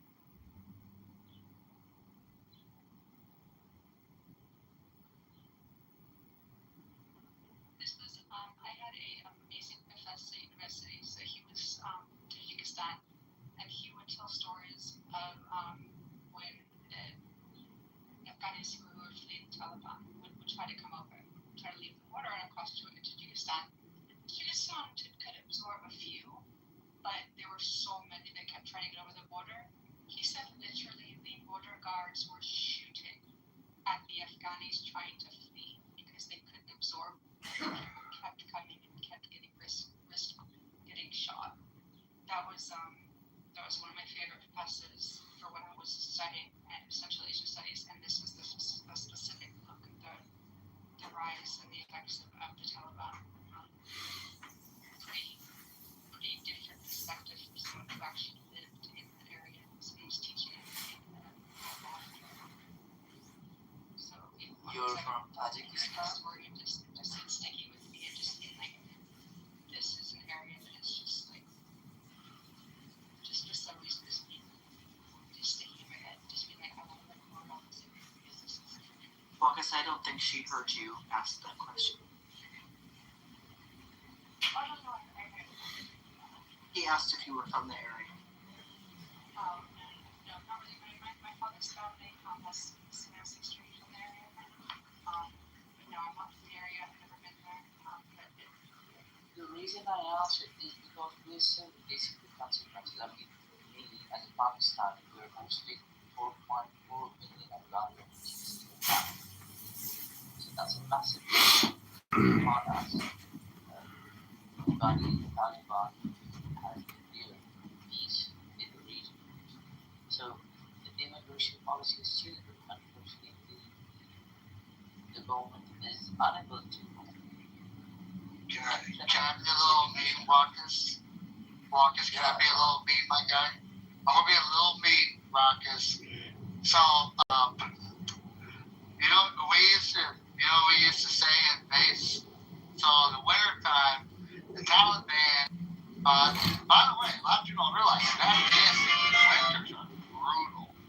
They are fucking brutal. And so, loose women, freaking, Lamborghinis, and, all this money, all these wives. And what happens is in the spring,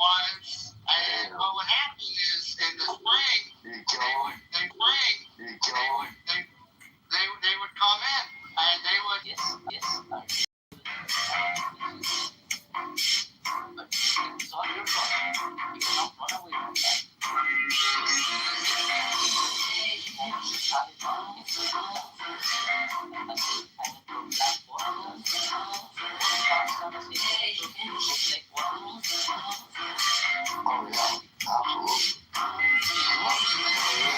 Military, not for conventional military.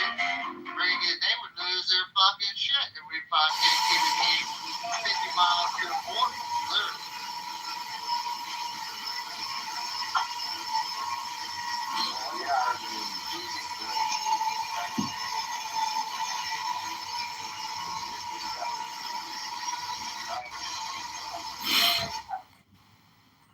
The CIA, the ISI, even the Taliban, all these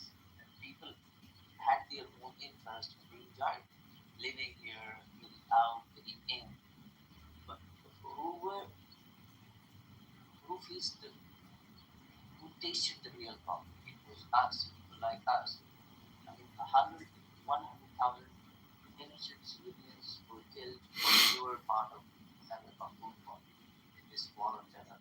You must know that suicide bomb blasts in terrorist attacks on schools, on hospitals, on mosques, in the marketplaces. This is what we have witnessed. And all these things happen whether from the territory of Afghanistan or within Pakistan. And still, we're absolutely unaware of who the real friend is, who is the foe, who is the frenemy. Regardless of the collateral damage, you cannot even imagine the psychological damage we people go through every now and then. But still, we're trying our level best to somehow find peace and stability in our area, regardless of knowing the tools, how we will be able to accomplish it.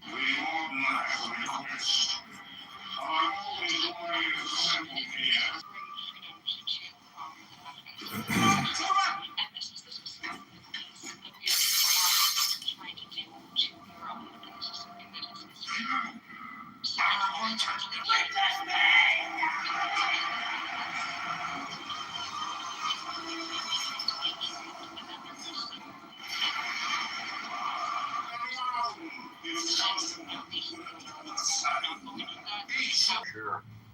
Yeah, but also that's why there is no rhetoric about saving the Iranian people from their fucking psycho government, because Agreed. Yep. 20 years, well, 26 years officially in Iraq, and what was it, not 22 years in Afghanistan, and it's fucking, both places are kind of a mess, you know, so, yeah. You know, we're warlords, you know.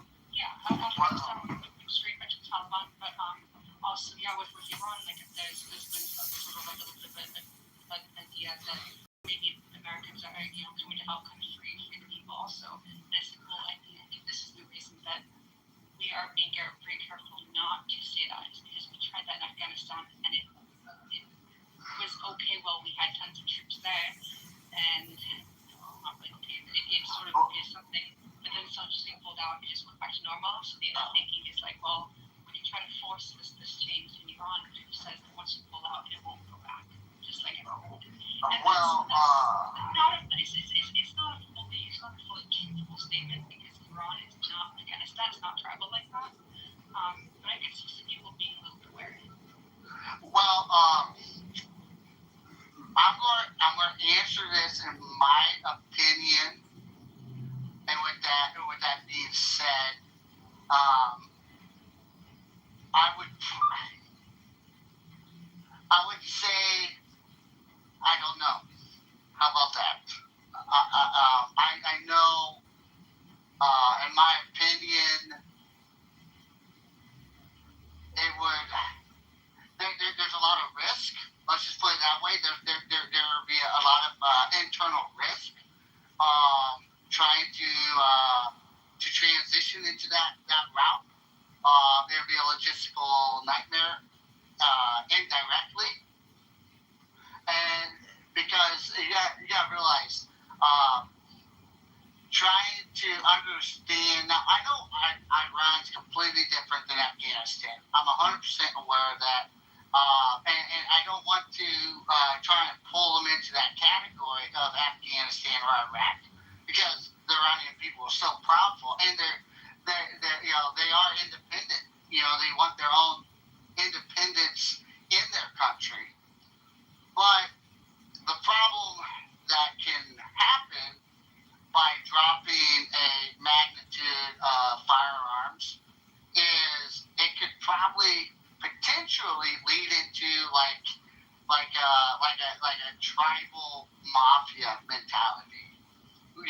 Like you got this block and this block, and so there's a lot of a lot of contradicting issues that can come out of it.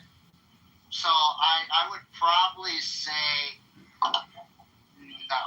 there's a lot of, you know, there are people being shot in the streets and shit. It fucking boggles my mind because Americans wouldn't put up with that, but we have guns. That's the only thing I can think of is that.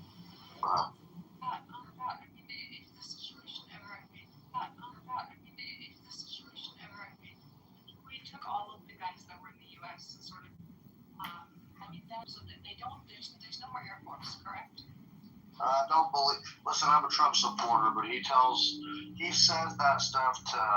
It's not possible. We're talking about a country that's 2.5 times the size of Texas. So take that with a little bit of grain of salt. Yes, they're heavily fucking, fucked up, but I wouldn't say they're completely annihilated, right? No, I'm at the same agreement with you, and I think a lot of their fighter planes actually. But I wouldn't say they're completely annihilated, right? I'm at the same agreement with you, and I think a lot of their fighter planes actually were moved out of country, or at least to a place that's. Well, they don't. So their Air Force is shit. It's their Air Forces. A lot of their Air Forces, like F-4 Phantoms and stuff, that we sold them back when the Shah was in there and stuff. So we're not concerned about their Air Force. They're all underground in bunkers. But it's shit though. It's third rate. I mean, it's F5Es, exports. Yeah, not much. And see, what I'm saying is against a modern Western fighter jet, that would absolutely get demolished. However, the same argument is sort of about, the U.S. being able to uprise against the tyrannical government because we have weapons is also kind of, well, here's the issue. Fighter jets. So they only need a few fighter jets who can drop bombs. It doesn't matter if they're pieces of shit, old things that would die against an F-35.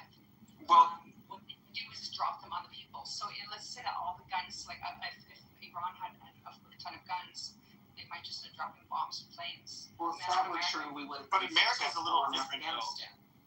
But we don't when have you have fighters, when you have people with guns, it's not that easy. But we have a basically an all-volunteer army or military, and you're assuming that they'd be willing to fire upon or drop bombs, let alone on their own civilian population, which I don't know if that's really how it would play out. But we have way more people, that actual combat veterans that are civilians now than you have in the entire military. It's not. I don't think that the population would. They can put up I would think put up a hell of a fight.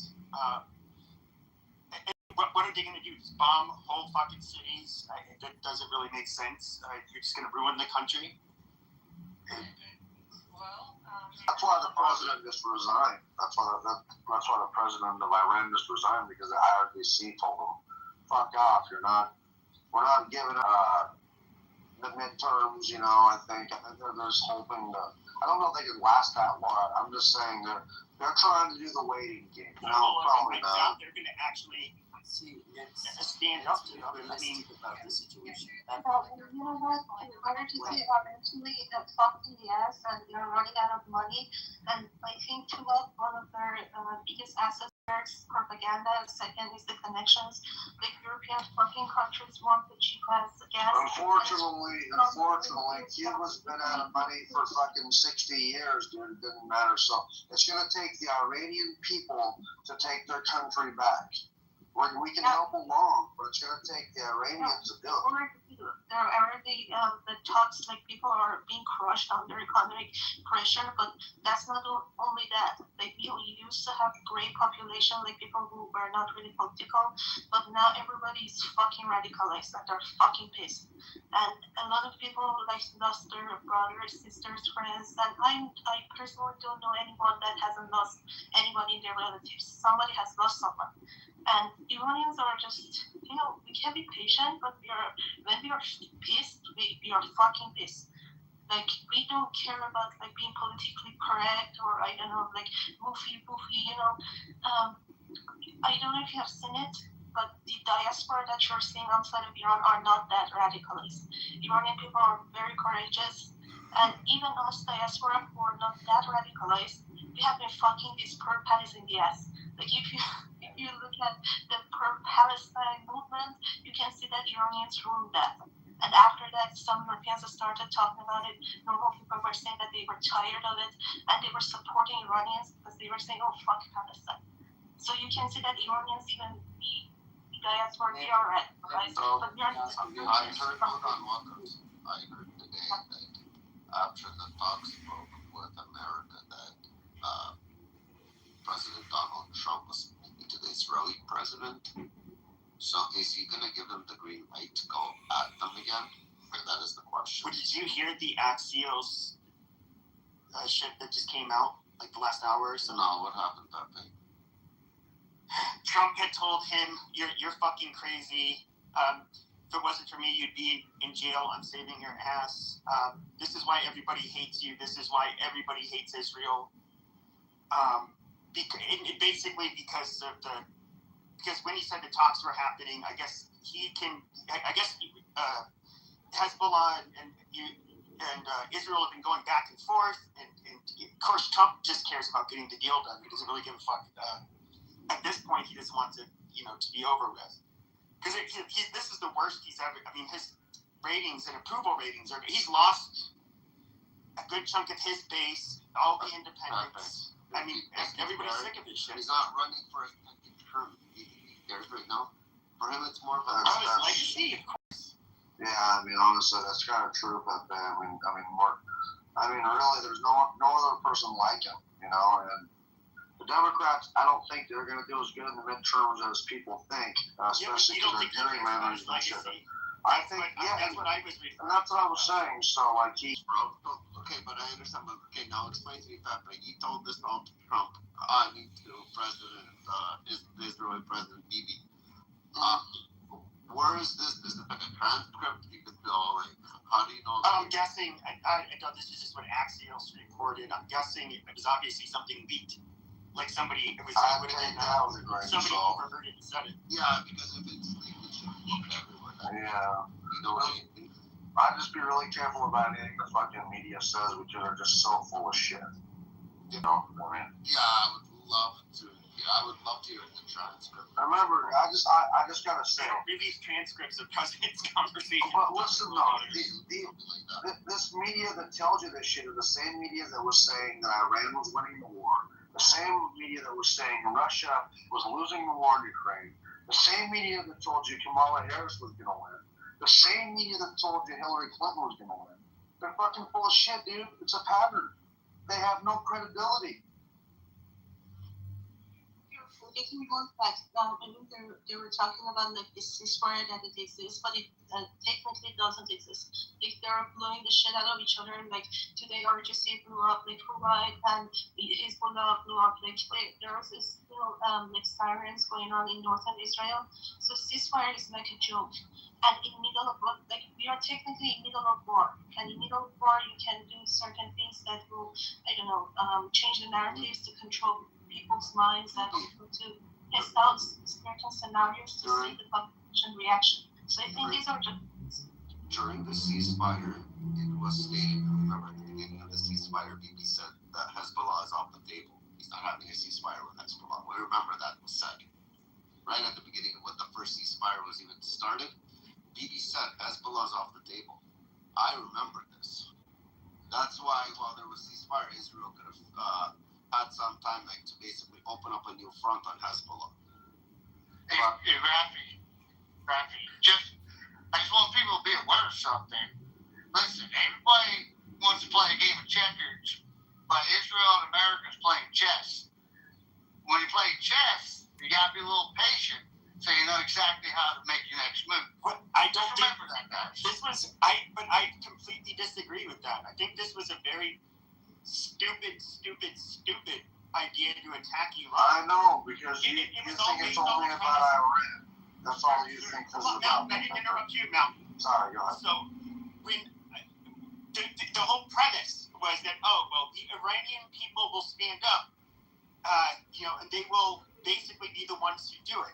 Okay, well, that hasn't happened. I don't know if it will happen. as far as and Trump knows this. Mark Levin even went, he basically ceded to the fact that this is super unpopular. America doesn't want it. It's basically not going to happen.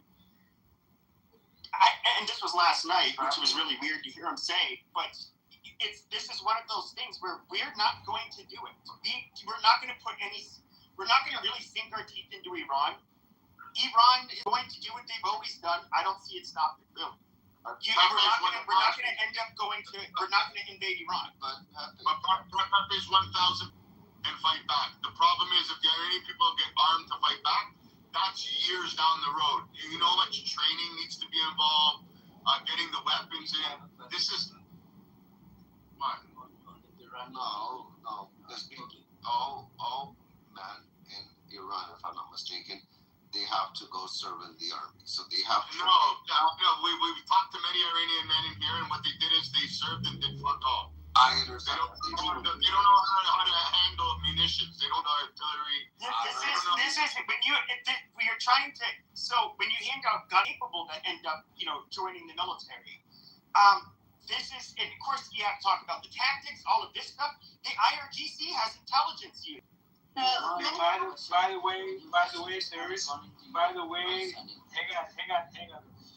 By the way, I don't know if it's an agreement or whatever, but Hezbollah and Lebanon have apparently agreed or whatever. I think this is father I'm speaking to.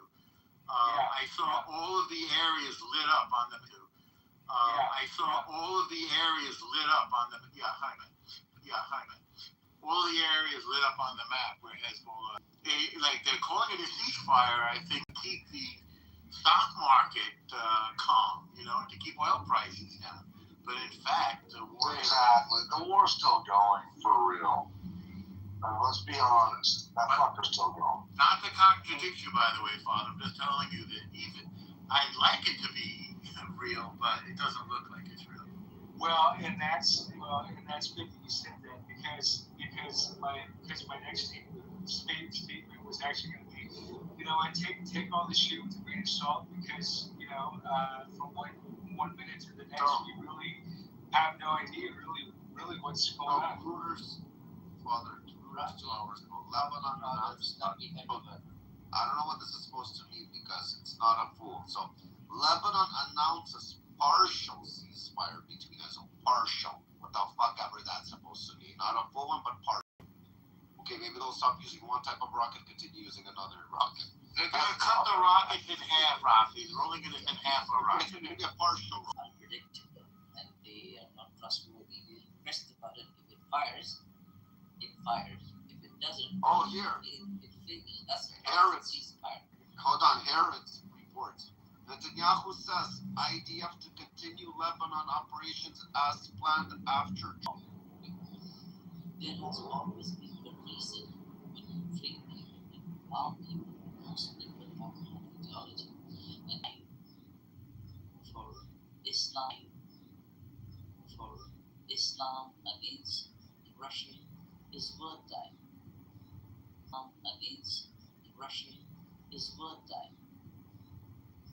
Same was the case that the current Iranian civilian, they have certain ideological strength.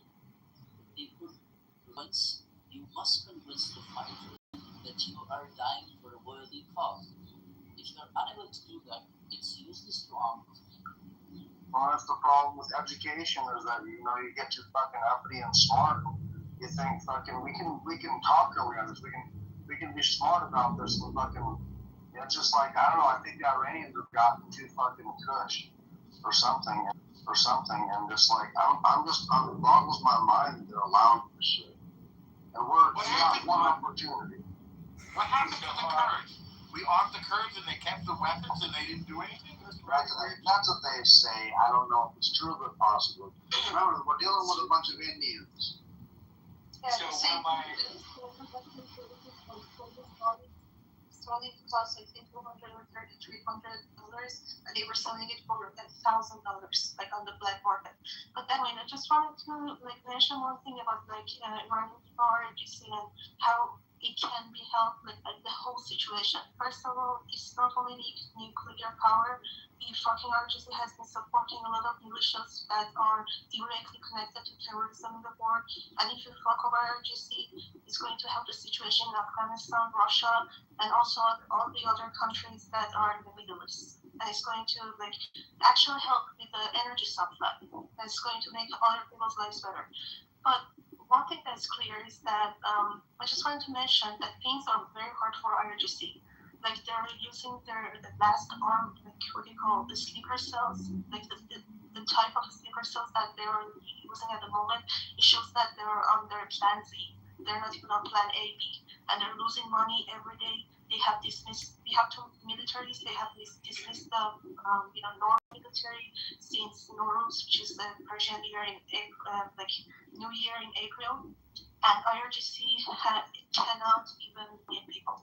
So IRGC is getting fucked over. And the first that is going to flee the situation is those militias. So they're lonelier than like industry, I don't know, import, export, and how this whole supply chain. But during the time that Israel was attacking their, weaponry or those storage units and everything, they were fucked in the ass. And when the war stopped, they had the time to kind of revive, and that's why Iranian people were so much sadder when the war stopped, because they were being fucked in the ass. And now I was like looking at timeline on X on Twitter, and like Israelis are very angry tonight. Like they're very angry. They're saying, "Bibi, why did you listen to like Trump? You should do our own thing." And there's this like fight going on in the like Axios and saying that Trump and Bibi are fighting, but I don't think they're fighting. I think they're fighting just for the media outlet, but I do have a feeling after these talks broke down, they're gonna strike very shortly together again. I think this was just a distraction because I do believe Trump is a great troll. He likes the surprise attacks. He thinks while everybody's going to be arguing, they're not going to focus around why I think everything is being focused right now back on Iran, to be honest. Here's yeah, Jump in after you, Padre. Can I jump in after you, Padre? Because yeah. So we already had a moment where Trump kind of went off on Bibi. In fact, you're right. Yeah, I just read that article that Bibi posted. Then they became BFFs. And I think this is part of the thing. I think this is the... Well, so I'm on my app right now, my Intel app, and it's telling me that Trump, there's an article saying that Trump says Israel Hezbollah to halt attacks as Iran talks continue. So, again, we're all just learning about this shit. So it might take a day or two before they actually stop bombing each other. But that's what this. Awesome. Good. Awesome. Thank you, Padre. Hey guys, I want you guys to think about something. So, you remember, you guys are civilians, okay? And not everything is going to come out, positive. Not everything you're going to read pertaining to a military operation, in your opinion, is going to make sense. But with that being said, you got to know something. You got to maintain the course. Understand what the cause is. Understand it's not, the moment might be chaotic, but the future is going to be in peace. And with that being said, you got, like me personally, I have questions about Trump. I might, think it's a little chaotic or, confused. But I also have to remind myself, too, this is all information that's being passed around, journalists, social media. So you also got to remember, too, this is also part of warfare. That's what I'm trying to tell you guys. It's going to come off very misleading, very rude. But that's all right, because the same information you're reading from the sources that you're pulling is the same ability our enemy, the IRGC, can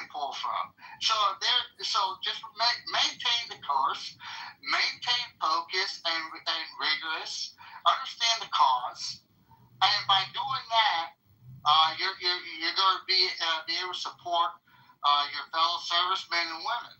You know, and I'm not saying it's right. Your opinion doesn't have to be right or even align with mine. But when you feel like it's confusing or we're going 2 steps back, it's because we don't have everything in the pie. We don't have the pictures of the intelligence to understand why we're doing it the way we are. Hello? Excuse me? Hello, excuse me? Yeah, go ahead. I'm Kurdish man, okay? Yeah, okay. I'm Kurdish man. American legend, okay? Somebody was speaking. Why do you interrupt him? American legend, and Iran, fucking Iran, okay? Well, you have a little patience. Fuck you, Iran. I'm Kurdish man. Fuck you, Iran. Fuck you, Khamenei. What is Lovely Kurdish? America. There is no such thing. Hold It on, doesn't everybody exist. shut up for 1 second. Did that. Who modded him? Not me. There you go. They tried. I want to bring it back up. No, I want to bring it back up. Okay. Hold up. I want to bring it back up. Bring this dumbass back up. He was not to speak for you. He's trying to say America, lovely America, and not fuck you. Talking, everybody's talking. Kurdish man. Yeah? Fuck Yeah? Iraq. You mean fuck IRGC or fuck the Iranian people? What do you see? Yup. What? Yep. What do you see? I asked when you say fuck Iraq, correct? Yeah. 1 minute. Fuck you, Iran, fuck you, and Khamenei. You know. So what about the Iranian people? He's saying fuck the IRGC, saying Harvey is the supreme leader. Yeah. His language is But not Iranian people. I'm living Canada, okay? You're in Canada? Yeah, I'm living Canada. Nice. Let me guess. Nice to meet you. Live in Toronto, Scotland. But you see English. It's horrible. Bad. You live in Scarborough? Scarborough? No, I'm Barber in Canada, okay? You're a Pagale. I'm Barber in Canada, okay? You're a Pagale? Oh. Kurdish man, do you love Saddam Hussein? Your account name is Saddam Hussein. What do you think about Saddam Hussein? You love him? Saddam Hussein, English, well, He has a cross. He's Christian, so I'm confused. The Kurdish guy who says fuck Iran and fuck Khamenei. Yep, I'm loving Saddam Hussein, okay? Does Saddam Hussein love you back? Love you, Saddam Hussein. Does anybody speak Kurdish? Saddam Hussein, not danger. Saddam Hussein, not danger. Saddam Hussein, good man. Yeah, it was good under him. Yeah, Saddam Hussein, good man. Well, I mean, in comparison, it's probably a lot fucking safer. I mean, like, Christians were, he did protect a lot of the Christians that were in Iraq. Uh-huh. Saddam Hussein legend is Halabja, Kurdistan, Halabja, Kurdistan, okay? Really, what he's saying, like, look at Saddam Hussein kills the Saddam Hussein kills the people and Kurdistan, Halabja. Saddam, you Kills the people in Halabja, okay? But Saddam Hussein, good man. Great man. Does anybody speak Iraqi? Yeah, good man. No, he wasn't. No, he wasn't. Arabic? No, he wasn't. There's palace. Anybody? You ever seen the inside of Saddam Hussein's palace? The inside there is barbaric. Do we have anybody in the you like IRGC? My brother, I'll see you. Okay, let's عربي. هل تتحدث العربية؟ كيف حالك؟ هل أنت عراقي؟ يا أنا كردستاني عراقي مو عراقي عراقي كردستان. Okay. Oh my god. Okay. So why are you loving like Saddam Hussein? I'm 2 months living in Canada, okay?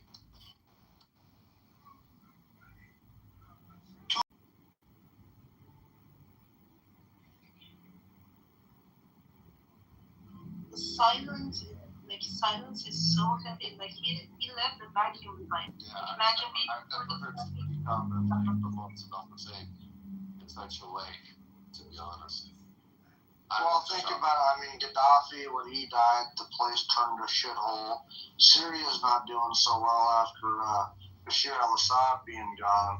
Iraq's not doing very good after he was gone. So I'm not saying these were good people. I'm just saying that it was very destabilizing. So he was like definitely like Kurdish. He was saying that like I think it was like a separation. Like we have our own country and not Iraqi and Kurdish, and that's why it's such a like mind-baffling conversation. Because as a Kurdish, the last person you need to support is Saddam Hussein. So I mean, if it wasn't, and most of them they actually support being part of like the whole Persian thing. The Iraqis are not so bad. The Turks hate. I mean, yeah, they don't get treated that well. The Iraqis are probably like the most active when it comes to like the separationism. But the Iranian Kurds, own country, they shouldn't come and try and influence ours. And yeah. I don't understand the Kurdish thing at all. I understand who they are. I know that, and I first learned this at the United Nations, where they have some Kurdish people in executive roles at the UN, which surprised me. And then the guy said that of all the groups that were promised a homeland after the fall of the Ottoman Empire, that promise was not fulfilled to the Kurdish people. So, for example, the Arabs got tons of countries, right? Like 55 or something. Or no, let's say of the 55 Muslim countries, let's say 22 are Arab. I'm sorry, I should correct that. Hey, normal. Yeah. Dude, the Kurdish, I fought with the Kurds in Iraq, and I tell you what, they are they're humble. Yeah. But dude, when they are good war fighters. They are trustworthy war fighters. I tell you what, I'll break bread and spill blood any day for the Kurdish. Any fucking day. I hear they're fierce fighters and the women fight too. Oh yeah. Well, it depends on which ones you're referring to. Like, when I got done in Slaughter City after 11 months fucking with the Shia, I went to a place called Adamiyah in Baghdad, where the Triangle of Death is, and it was mainly controlled by the Kurds. And, like, they were, like, a lot of them were Christian, believe it or not. And, like, dude, they were the nicest freaking group of people. And then after having fucked with the Shia that were, like, they'll smile in your face, stab you in the back kind of style, dude, Kurds were awesome. But then we ended up, like, to Mosul, Nineveh, and then, like, we ended up going, like, north of Mosul, like, 150 miles, what would be considered Kurdistan, which was supposed to be giving to the Kurds, like, from the Mountain Turks, and then, like, Mountain Kurds from Turkey, which were Kurdish, and the women, you're right, the women controlled the villages and shit. And, like, that's why, like... Yeah, women with AK-47s. Yeah, dude. Hell yeah, what's wrong with that? No, things resulting in why women run around with AK-47s promoting, like, PKK, when they and it's like they're so spread out, like around. So it's like there's a reason why they were separated in the first place, because they cannot govern themselves. And within the regions, they're like mountain people. They live in the mountains. Even if you gave them those regions that actually, like, subsequently belong to Iraq, to Iran, and to Turkey, like, what would they make of them? All they do is like they push weapons. They cannot be trusted. They are mercenaries. So you rent them if you wanna, if you wanna kill someone. If you wanna have someone like assassinated in Iran, you go to the Kurds. You pay them. They come and like do the job. These are not people that can be 100% trusted. Like, yes, in Iran there's somewhat gentrified, but like you go a little bit deeper into like the roots of whatever their history, they have very, very dysfunctional and very troubled people. And the last thing you want to do is like just like throw some land at them and then somehow, but also they wouldn't know what to do with it. But luckily also, I'm not finished. But luckily also luckily the Persian ones are actually like slowly they've chosen that they're actually fine rather belonging to like being a Persian tribe than wanting to have their own separation.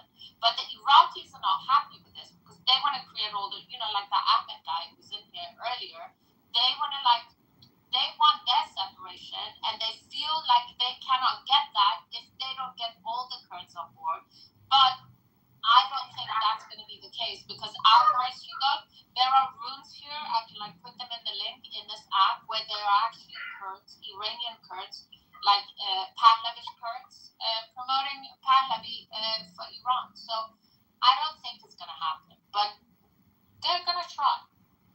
I was talking about Iraqi Kurds and Turkish Kurds, not Iranian Kurds. North of Mosul, like I said, like 180 miles north. Like what it would be considered Kurdistan, like what it was Azerbaijan, Armenia, Georgia, like all those like countries up there. Like, bro, I'm talking about what should be known as Kurdistan. Yeah, but then we know that there are very bloody wars between them, and one of the reasons is the religion, because some of them are like Muslims, some of them are like, as you mentioned, you met Christian Kurdish people, and some of them are like communists. Because Russia, like, they invested a lot for this separation to happen, because it would weaken the region, it would weaken Turkey, it would weaken Syria, Iran, and Iraq. But yeah, that's why some people say that the Kurdish separationists, they're the sons of like KGB. But they have a lot of infighting, and that's one of the reasons they cannot like align with each other. They have different religions and ideas, and they have had like old wars, like two families fighting with each other, they became regions, and two different Kurdish regions fighting with each other because of these differences. It's a very complicated history, but the language in Iran is ancient. So these people are originally Iranian, and the Kurdish inside Iran know that. And if one of these sects come to Iran, Kurdish people are the first ones that are going to fuck them in the ass. Oh, what about the Zoroastrians? Do they want to fuck the Arabics in the ass? Hold on a second. Let me say a quick text. Hello, everybody. Everybody, it's the War Room. If you have a pink ticket, please cash in. Great conversations here every day. This is my man, Rafi. What's up, Rafi? What's up, Mountain? How you doing? How's it going, JP? Good to hear from you, buddy. What's good? Doc, just want to say hello to everybody. Sorry to cut the conversation off, but by all means, continue with it. Again, Doc. No, but I'm being sincere when I'm talking about this, JV. Like, and good to see you too. I haven't seen you in a long minute. But like, when I think about the Middle East and what I consider to be Kurdistan, which is still just Iraq, but it should have been carved out by the UK a long time ago, and the separation of the buffer between Turkey and Azerbaijan and Armenia from Iran through Iraq, but when we dethroned Saddam, we destabilized that whole infrastructure, and I just want to make sure that we're trying to reinstate stability within the region and support the people that are actually trying to do the good of the will of the people.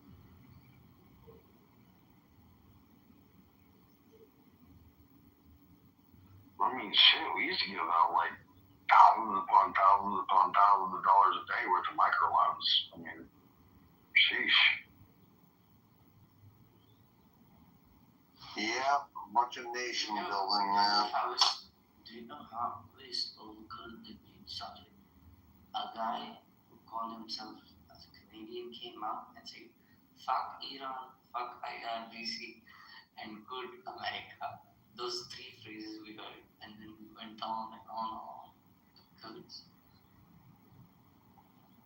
I'm just saying, dude, right here. I'll party any day with the Kurds or the Kurdish women. They're fucking John Wicks. They're loyal. Freaking. I have Kurdish brethren, dude. I have no problems with them. None. I'm with you on that one. Out of Sunnis and Shias, I'll go with the Kurds. No, I agree too. I'm the same way. All the oligarchs, because they actually fight. They have somewhat of a, I guess, I mean, I hate to say democratic system, but, you know, and like Doc was saying, the women have got a real prominent place in society, and the women are beautiful and they fight. You know, people are brave, so it's awesome. And like, you know, that man, but his old lady, in order for her to be his old lady, she had to be like, yeah. Dude, I know, dude. When I went and moved to Ottoman, Baghdad, which is like a little like borough, like think about like New York, you have the and like, you know, Soho and Queens, like little boroughs of New York City, and Baghdad, Ottoman is like one of the boroughs, and like it's chock full of like Kurds, but they call it the Triangle of Death. There's this like street where there's like it's like instead of a roundabout, it's a triangle. I interrupt our regular scheduled broadcast to cheer for the Knicks. Fucking let's go. Let's fucking go. Hey, Taylor. How about you go play basketball instead of watching it? Oh, what'd you make let's go? Knicks are going to win the championship. I don't need to play, please. I mean, sorry, JB. Oh, man. I was going to talk to JB. He started talking about sports. Shit. What do y'all think about, like, what's going on? Do you think that we need to pull out of, like, Iran, like, right now? If we do, what would be the fallout of if we did pull out right now? Well, a lot of people believe, Doc, that it's just about the nuclear threat, but I believe that it's also about China. You know, it's also about controlling the Iranian oil to where the Chinese are buying the petrodollar. That's what was happening in Venezuela. That's what's happening in Iran, right? So yeah, with the EU on, yeah. Right. So because the Chinese with BRICS, they were soon to, they haven't done it yet, but they were going to eventually introduce a unified currency, a BRICS currency that's going to rival the American dollar, fuck up our whole system. Trump sees that, right? So I think that is definitely still underway, right? I don't think we have complete control of our oil and stuff, and so that we have to remember that that's, you know, just like the whole drug boats coming out of Venezuela and going into Trinidad. That's not exactly why we go there, like at face value. I mean, like we got Maduro for other reasons, controlling the oil, right? Making sure that also they got lots of gold, they got lots of silver, lots of, you know, but it's the Monroe Doctrine, which a lot of this is China. And so, see what happens there. I think we're trying to figure out, get that all underway. But killing two birds with one stone, right? The nuclear threat is real. And the North Koreans have their nuclear bomb, and people didn't want to believe it. They laughed. They didn't want to know. They said, "Oh, dude, they've been doing underground testing for like 15 years." Exactly. And what's crazy about that is that when the North Koreans got their nuclear material, not their bomb, but their material. Oh no, they got their bomb, right? First they got the nuclear material. People said, "Oh, it's going to take years for it to become a bomb." Well, they got that real soon. And then they said, "Oh, well, it's going to take them at least 7 to 10 years, right? Dude, and see, like 91% is where you get to like really like good material for a nuclear bomb. All right, from 61, like if you have the heavy like centrifuge in order to. I think they're privy to this. They know this is a real scenario. What if they were to give their 60% enriched uranium to their proxies, and then their proxies started basically contaminating cities around the world with nuclear radiation? Because that's what's called dirty bomb. They've talked about this for years, where if terrorist groups get nuclear material, they can contaminate whole cities for hundreds of years. Say, you want to fucking keep going? We'll do this in Paris, France. We'll do it in, Mountain, there's a film that you need to watch, and it's a true film. Like in the 60s, or maybe it was the end of the 50s, somewhere in the 50s and 60s, right around that point. Like, they wanted to do this project, and they said, okay, let's get 3 smart guys that have nothing to do with, like, building a nuclear bomb, and we'll give them $250,000, and their whole thing is, like, they're only allowed to use public information from, like, a library in order to be able to build a nuclear bomb and, like, actually build it. And, like, within 3 years from a public library, they built a fucking nuclear bomb. Like, and then, like, that was before there was ever a fucking internet. I'm just saying, man, like, my scenario about releasing, enriched uranium to proxies is a real scenario that I'm scared about, but I hope it doesn't happen. We're talking about some Captain Planet shit there. Dude, I was on the NBC team, nuclear biological chemical, bro. I was more biological chemical, but I know a little bit about nuclear. I know to stay the fuck away from it. Well, yeah, and so if they release one of those vats of contaminated material at 63% in, the edge of Paris, France, what the fuck happens? We're gonna have a nuke, I'm optimistic, but I'm cautiously optimistic, man. This can has been kicked down the road too fucking long, and now it's such a problem because we've had so many presidents, so many people, so much of our leadership that has no fucking spine. They're too busy helping the Chinese make all their fucking shit, and not watching what the Iranians are doing. Appeasement and paying off like Obama, kicking the can down the fucking road, enriching themselves in Iraq for Dick Cheney and Halliburton. I'm telling you right now, when I was in Iraq and when I was in Soccer City, I did 608 dismounted missions for over 3,000 miles on foot in 11 months. I was dead. Cheetahs from the IRGC came and flooded authority of Mukhtar al-Sadr. And if I ever catch that bitch, I'm gonna stick a pencil in his fucking ear. But I'm telling you right now, changed. We fought around the enemy, yeah, for sure. I mean, we were fucking around in Afghanistan for years when we should have been. I don't remember ever hearing you put a uniform on. Hey, motherfucker, I'm talking about our government. I'm talking about our country. Dude, stop being a fucking dumb. Y'all, you done your damn thing that I did. Yeah, that's true. But I'm not trying to act like I'm better than you. I understand what Mountain was talking about. The only person who has a right to talk because fucking went and fought. Is that what you're saying? I'm saying leave for something I didn't do. Shut the fuck up, motherfucker. Yeah. How about that? Thank you for your service, but shut the fuck up, respectfully. Yeah. Mindless zombie. I'm gonna need some help because I have been on the past Sunday now. I mean, here you go.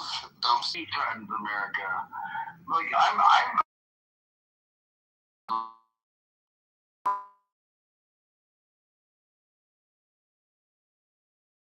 I'm like a Parsi philosophy 1,500 years before Jesus was born, and he was known as a prophet.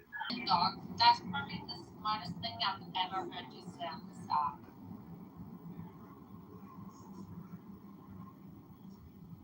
Never be. Persians are not Muslims, for sure, 100%.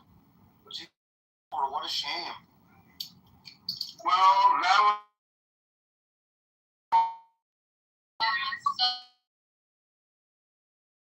I admit it's America's fault. Well, check this out. I've heard from Persians. It was Jimmy Carter's fault. As a form of colonialism. Well, check this out. Whether it's like the same, it's a tool of colonializing by faith. Well, I've heard from Persians, you're a Persian. I heard that a bunch of the leftists and liberals and communists students were the ones who wanted the mullahs to take power. They were the ones who supported them. I mean, I've heard it on this app myself, man, where they've said that. Like, and it makes sense. You know, we got a bunch of leftist retards trying to ruin our fucking country, letting every Tom, Dick, and Harry in the motherfucking country who's elite takes out their nonsensible. So it makes sense that, you know, to take over. You know, it makes sense to me. I've heard Iranians claim they have. There was no Israel, right? So now, you know, I thought like religion was a form of metaphorical colonialism. And now here we are, and at the end of the day, now we have an even bigger problem on our hands. So how are we going to get rid of it? What, we're going to go down and like unravel from the beginning? There was Judea before it. Yeah, but so I think we've just got to understand things in a timeline. And not like instead of you thinking, oh, how come the Persian people? Oh, you invited this in. Well, we didn't. We got somehow taken a fuck out. Bibi, can you listen for a second? Oh my God. I just want to say that if you're not careful, it's also going to happen. Like it's already happening in Europe. And I have seen certain videos like from American universities, and it's a very dangerous alliance. Letting these assholes in, it's liberal. They're doing the same fucking thing to our countries as what happened to Iran. And Bibi's sitting here, it's not our fault. We didn't let it happen. Oh, no.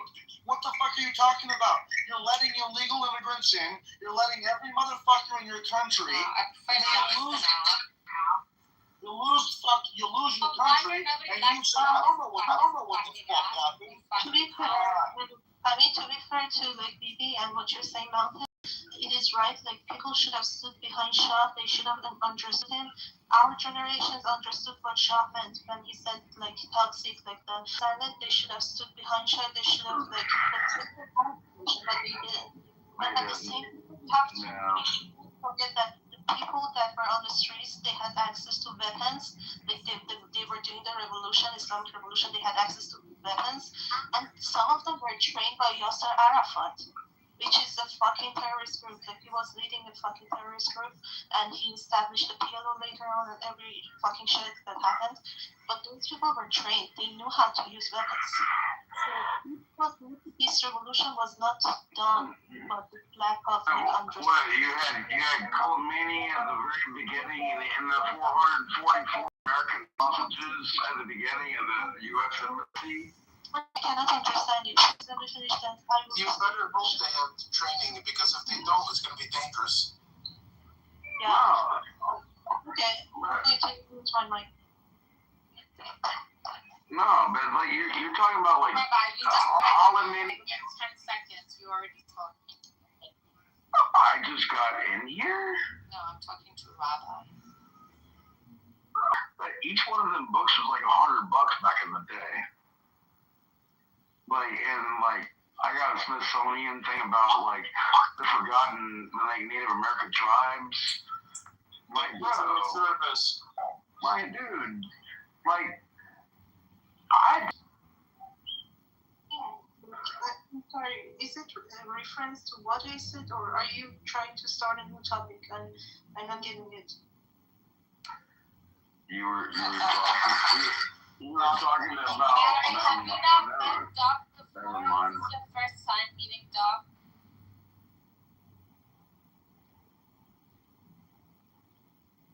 Oh yeah, I mean Doc is very knowledgeable. Go fix it yourself. Why don't you just go and like go in the streets and why it's like it's so condescending somehow. Especially because first of all, the West never really understands. It just thinks, oh, you can just go in and you can just manipulate and you can just do this. But then also you have to somehow hold your own people accountable for what they do because but they're poor or they have no like this level of education, but also is there is enough economy, but it's like whenever it doesn't work, then people come out in the streets, and sometimes it's a good thing and sometimes it's a bad thing. I would have said like maybe like 47 years ago that was not a good thing. But it is what it is. It happened, and it happened overnight. And it cannot happen again, and it will happen again. And this time, I think we will learn a lot from it. We're gonna get there. It's not like we need charity from anybody. With the Americans, like the arrogance about doing you a favor. No, you don't have fucking any other options because otherwise, what are you gonna do? Like, where are you going to go? What direction are you going to take? You're going to go with Europe? You're going to go with, where are you going to go? You're going to China? Whatever. What are you talking about? No, you need to get down from your high horse as Americans.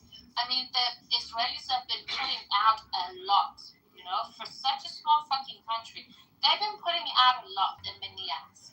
So I don't want them to make that mistake with Iran again. But what I have to say to the Americans is like, don't think like you're doing us a fucking favor. It's in your fucking interest that there is one country in the Middle East that fucking works and is on par with you, on par with Europe that doesn't trust you anymore. You got fucking Canada above that just wants to like fucking kill you out of jealousy. So it's like, if you realize that you need more than they actually do. Hello, hey BB, I like your dog, by the way. Your dog looks pretty good looking. I'm done. By the way, we are doing you a favor. We are doing the Persian people and the Iranian people a favor by trying to dismantle their government because obviously they've they want to nuke the world. You know what I mean? And gee. Nobody's ever experienced that before, and I don't want to ever experience it. Is Islamic expansionism. Nobody's going to nuke anyone. That was never about the Islamic well, yes, and you know what? It's already happening. So, that's going to happen whether we get rid of Iran or not, or whatever we do with Iran. Islamic evolution's going to come around and, gee, hey, like, it just eggs me off. It's like, it makes me upset that with everything going on, it's like, Americans, you think you're doing us a favor. You fucking started this mess in the first place. And I just admitted that. Feather-headed, whatever, rain dancing. Talking about the Jaish. Feather-headed, whatever, rain dancing. Talking about the Jaish al-Mahdi? The army? You are not it's there's no rationality to it. It's like, okay, you start with from the top, where even the Jews, they see it as some kind of like a gentleman's club, right? They don't want to let anyone in. It's like a lodge. The Christians, they're kind of like they're a little bit more, but with Islam and where it's located, where it landed, for me, it could land all the way around my country, but I do It has nothing to do with us. Well, it might have something to do with some of my Jagged stuff. That's the only way for me, because it's not about the person, it's about the legacy. That way, at least you have like one of the that also it can empower the Gulf, the countries around, because you know you might go to have in Saudi Arabia. You're gonna have to let someone else talk here soon. You might shut the fuck up. You might go to Hajj in Saudi Arabia, but they are like us. You're fucking Aztec, you fucking He doesn't even live in Iran, man. You know what you are? You're a fucking Indian. You're a native Indian. You're not even fucking out like pushing your chest out as if like you're some fucking like American white guy. You're a fucking Indian native. Yes. Gotta get some logic, yeah. Sorry, I got triggered. Holy shit. Real bad. Anyway. Just to be sure, what did you call pussy? Like when you were talking about leaders, what kind of leader? Do you have a name in mind that you call them the pussy?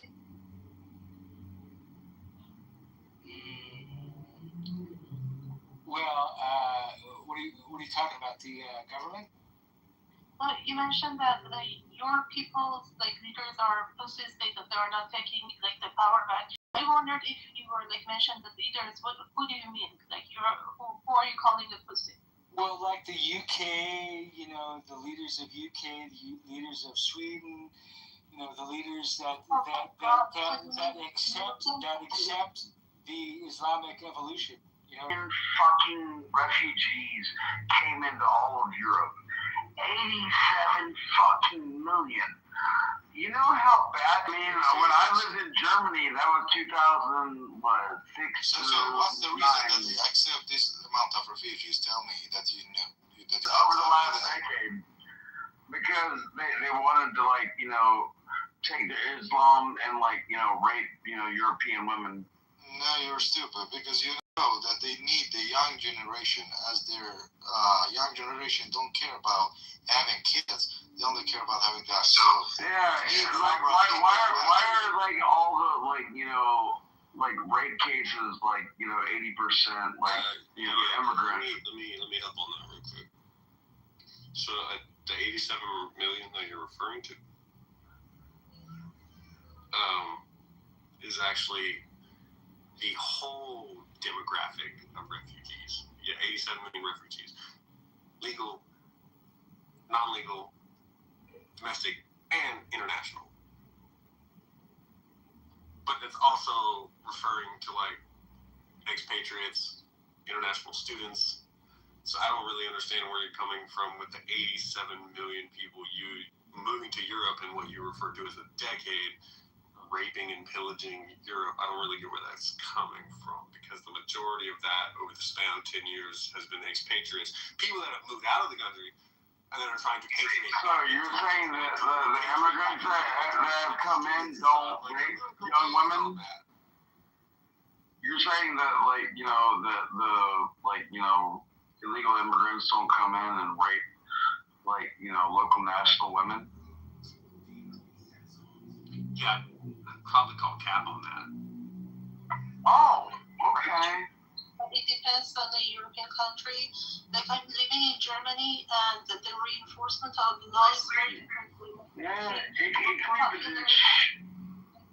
Oh my god, I'm sorry, your mic is so loud. I just wanted to say that, for example, London and like UK is taken over by a lot of Pakistanis, and they're importing their own culture, and the reinforcement of law changes because a lot of those policemen are Muslims, and they put Muslims above law, and that's a problem.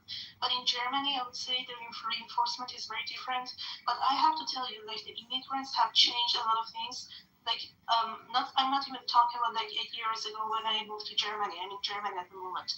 I'm talking about like 2 years ago. Like the current city that I'm in is a small city. It like they were like white racist people here, but for the past months I have been seeing a lot of hijabis, and they are very loud. Like after 10 p.m. in Germany, you should not talk loudly. That's why I'm like keeping my voice very low, because I'm respecting my neighbors. But like they play music, they are not respecting anything. But at the same time, raping is a very serious, I would say, law. And germs are very strict on reinforcement. But unfortunately, in bigger cities, it's really harder to reinforce that law. But in other countries, like Spain, is getting fucked, France is getting fucked, and also, but most of the times, unfortunately, they also import some fucked up.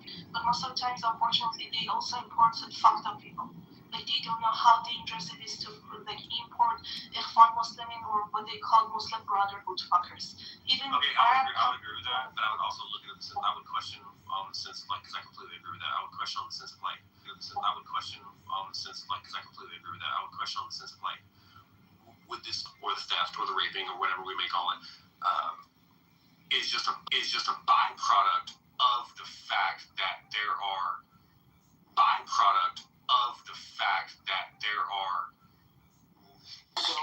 So one of the things I want to ask is Paris still a shithole? Because last time it stinks so funky. It's so bad they never cleaned it up. Okay. Bro, dude, I was by the Eiffel Tower. It smelled like piss everywhere. You can't necessarily blame the people living in it. They are a product of their environment. So it's more like a located environment of like maybe we need to like fine tune the magnifying glass on like the government aspect, the autocracy aspect, the fucking like spreading gap between the normal average citizen as juxtaposed to the fucking people in power, the people with all the money, the people that aren't doing anything about the fact that like rents get higher, fucking people can't find jobs, the homelessness is increasing, like drug addiction is going to go up because people are trying to like fucking be copacetic with like what reality is. At what point does it fall upon the individuals that are like raking in the money and sitting in their towers or their palaces or their whatever and just like completely ignoring the fact that the irony of the fact that these individuals are the people that are put into power in the first place to make sure these kind of things that we're arguing about right now is not supposed to be happening. But also one thing I actually wonder about this is like who's letting all this happen? Because although I live in Britain, if Iran liberated tomorrow and it was the government that I wanted, I can assure you I would spend most of my time there. I would go back in a heartbeat. I would look forward to it. I know a lot of Iranians who would be doing that. And so what I don't understand is but at the same time, I love Britain so much because I grew up here. It's my second host country.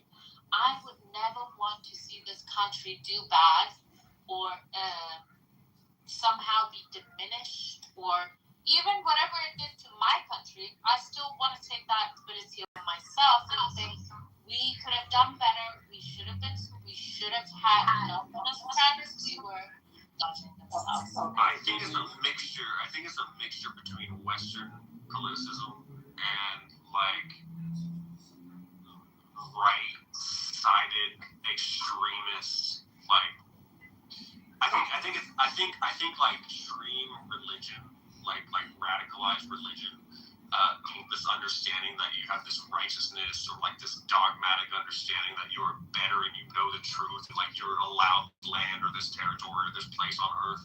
I think that mixed with Western culture of like capitalism and like corporate-esque like capitalism, I think that like melded together into this like religious fascist like superiority complex of like taking your religious like symbology and mixing it with money. I think that's what the fuck happened. May I respond to BB, please? You don't like capitalism? Is that what you're saying? So you don't like capitalism? Well, I want to respond to BB and her point, please. Say that stuff, but they actually enjoy the incentives of what capitalism has done to society. So you don't like capitalism.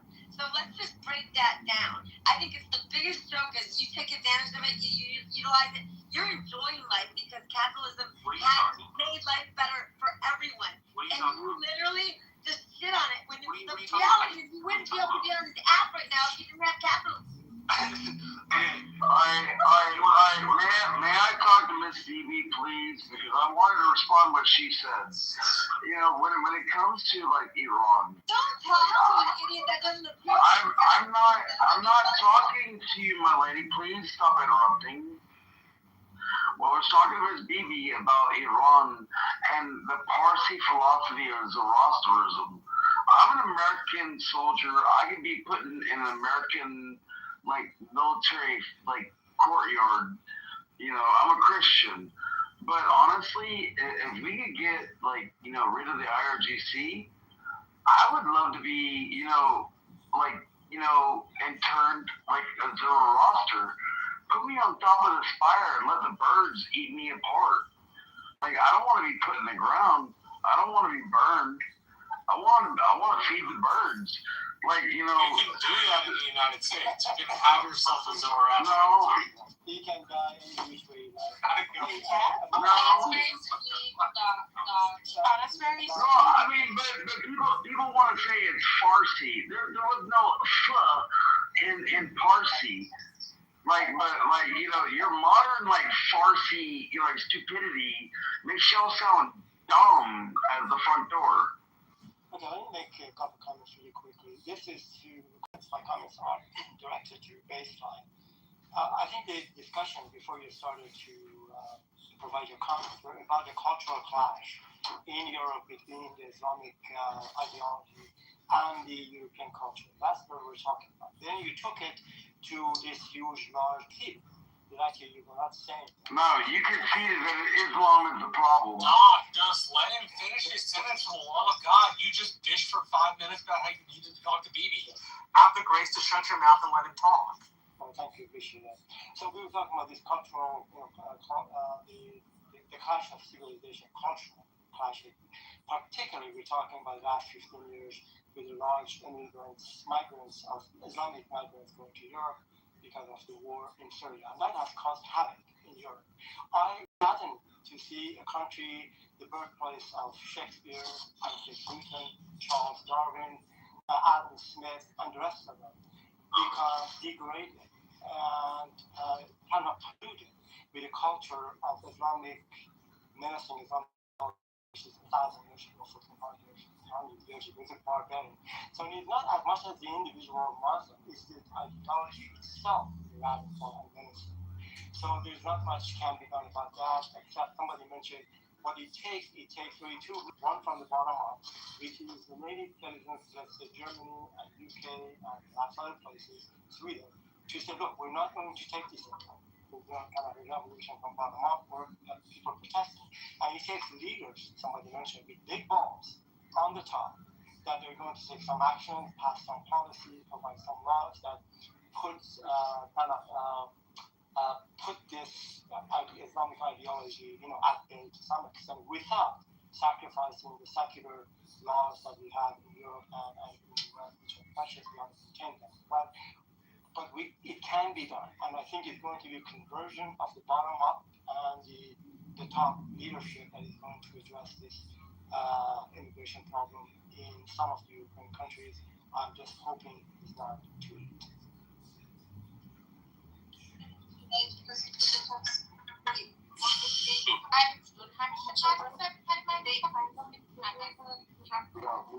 So the culminating where you were saying that the change needs to from the bottom up,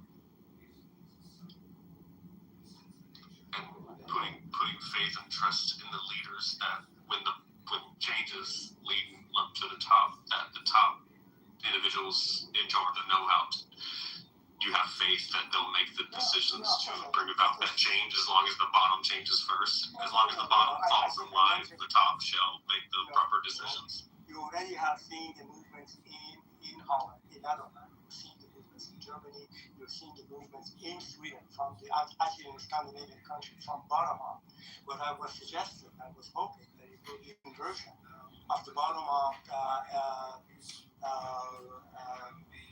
movement against the Islamic ideology and the top-down leadership that wants to take some strong, serious measures to keep this cultural invasion, polluting of European culture at bay. I don't want to lose that, and anyway, that's what I wanted to recommend.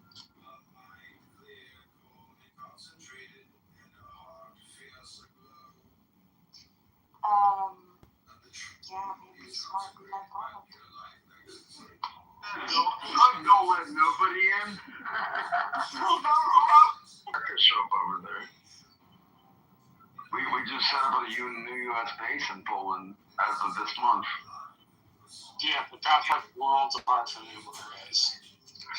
Well, I mean, immigration, U.S. troops. I love, dude, between Poland and Canada, that's the reason you have the fucking Geneva Conventions, by the way. Because they did some egregious war crimes back in the day.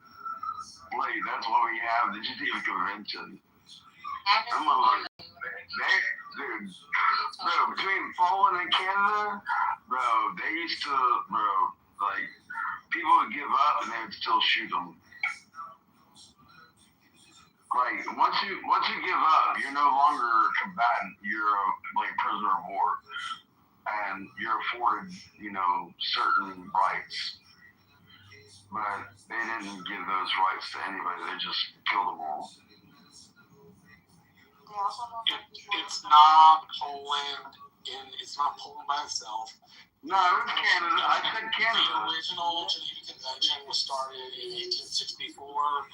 It became enforced even more after the atrocities of World War I and World War II. Yeah. There's no mention in its history of either Canada or Poland for the reason it's created. Well, you can agree to disagree, and I'll agree to disagree too. I'm not giving you my own opinion, I'm giving you history. History says that your interpretation is wrong. Well, I mean, I used to have a Geneva Convention card. I was licensed as a combat medic. I say bring back brass knuckles. I wish we could carry brass knuckles for cargo forces. Dude, we're not allowed to use CF gas because it's considered chemical warfare. I mean, bro, even when you even the gas, gas train, they lower it down so much. It's almost like pepper spray. I think so. Oh, fuck yeah. I mean, that was like 95 years got to be fall. This is a way of madness, love, unless it be under will. And the cure of this madness is not so good as its prevention, so that thou shouldst be beforehand with these children, showing them the right importance of love, how it should be a sacred right, exalted above personality, and a fire to enlighten and serve man, not to devour him. And certain diseases of disciples. De quibus dam morbis discipulorum. And thus, if any babe of thine be ill at ease, look closely first whether this love be not the root of his distemper. Watch also idleness. For whoso presseth eagerly forward in will, heedeth little the affairs of his fellows. O my son, if every man doth his own will, there is no more to say. But the busybody, nor mindeth his own business, nor leaveth others to mind theirs. Why are you seeing music in marketplace in 2025? This AI-powered app makes selling so much easier. Watch this. You're out in the neighborhood focused marketplace where you can buy and sell pretty much anything. You know also that if one speak ill of another, the fault is first of all in himself. For we know not but that which is within, either through extreme hate or extreme love. Knowest thou not how the one is a symbol of the other? For this reason, since love is the formula of life, we are under bond to assimilate in the end that which we fear or hate, so then we shall be wise to mold all things within ourselves in quietness and modulation. But above all, must we use all to our own end, acting with adroitness, even our weakness, to the work, and watching for false Savior, and rend him until those who follow him in secret, and it may be unconsciously, prove their virtue and his wisdom by the survival and his persecutors perish in the fall. We being secure against the primary enemies to the individual.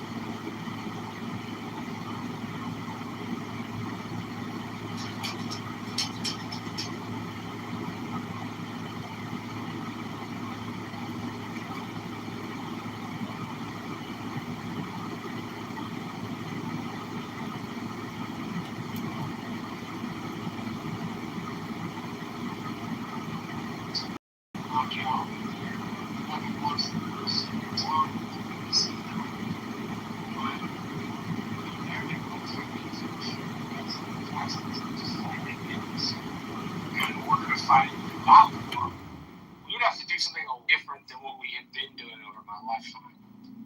So what was the point of going to war or declaring war on them if they weren't going to follow through? Get Ali, they've been trying to jump in. JB, you're saying you're wrong. It's an operation.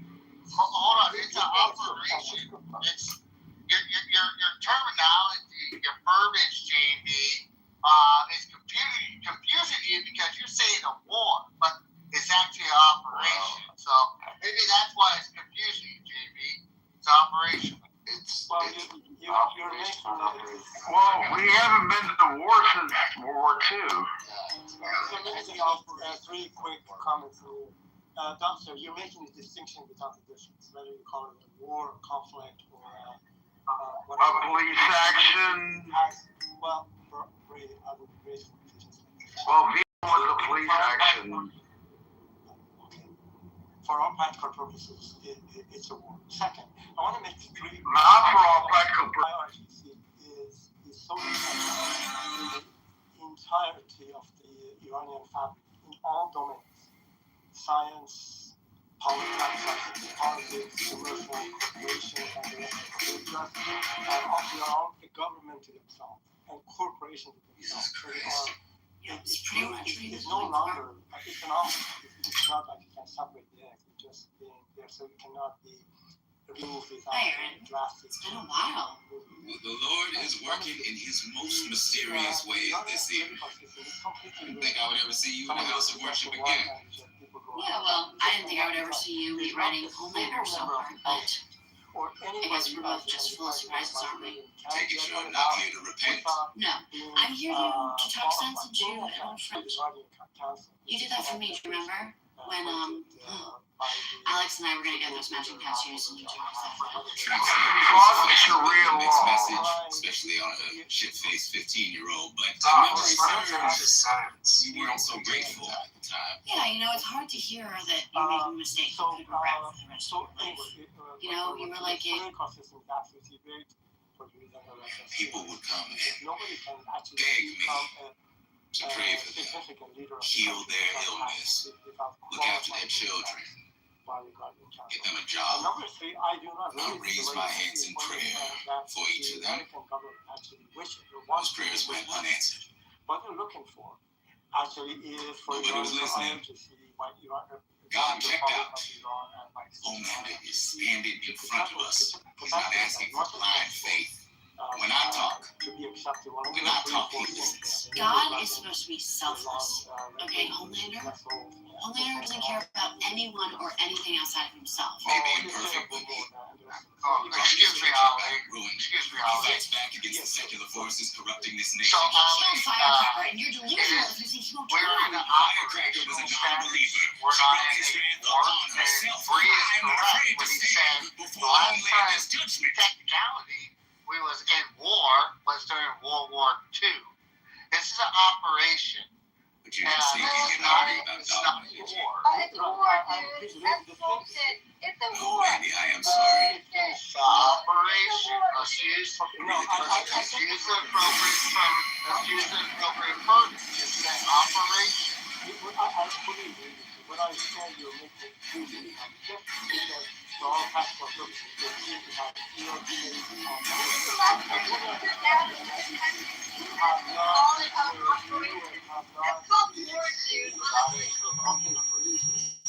Yeah, I do agree with you that we have not, the Congress has not declared any war since World War II. The point is, I fully understand the process which is involved in terms of declaring war against another nation. So your point is well taken, mine was a different one. It looks like a war. You can call it an operation if you wish, or anything. Or amendment saying that what is in a name that which we call a war, any other name would spell sweet. Well, let me ask you a question to Dumpster, because he's clarifying for me, and I appreciate it. Thank you, Dumpster. What's the end game of this operation? I mean, to me, if you're gonna interact on a level that we are, it should be regime change. Because otherwise, nothing's gonna change over there. That's just my opinion. Rafi, you wanted to say something? Oh, no. It's great to know. Let me make Dumpster, if you want to come into this, please. So yeah, we could have. There could be two objectives. One is regime change. We come together to mourn the one and only Adrian. You are not here to be blessed. You are here to do war. Well, we keep watch on it, and we're not too far. Now, my personal opinion is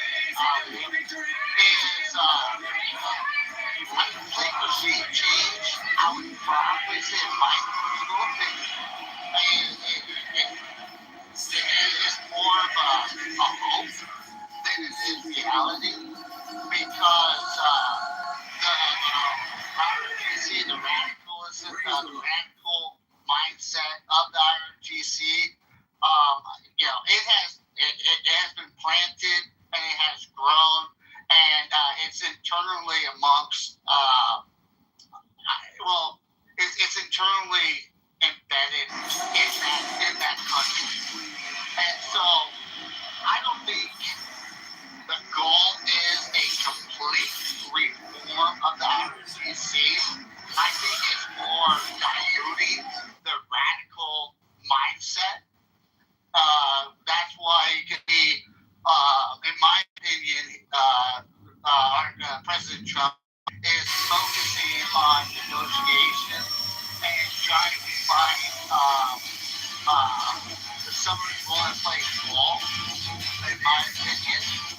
Now, if someone does come to the table and say, Donald can back down under our terms, now that's keeping a protect our United States and Israel terms, then I think the ICC might be there. If it was that, in my opinion, if the whole point of engaging in this operation is to eradicate and basically do a regime change for the people of Iraq, I would say directly, no, indirectly, there's a possibility of the Iranian people have the ability when they weaken regime to have a higher chance of basically forcing up the radical mindset and taking back their country on their own terms and on their own ability when they weaken regime. My personal opinion is that the Iranian regular military are not, in my opinion, so radicalized that I think the Iranian military would be more beneficial to the Iranian people than the IRGC. One god became enraged, picked up a coconut and saying anyone with a shred of sense wouldn't do such a foolish thing. The coconut knocked and Eli hanged on the ground, and they were left weeping and agony, returning to the city and spread the tablecloth in the marketplace. He began distributing the food that came from it. The poor people were delighted, and Ivan became weaker IRGC, so that way the masses. I mean, if you look at the masses of the population, 90 million, but technically 20 million are pro IRGC. The body count and the that's not funny. To suppress Iranians when they rise up again. So when the economical pressure is going on right now, where they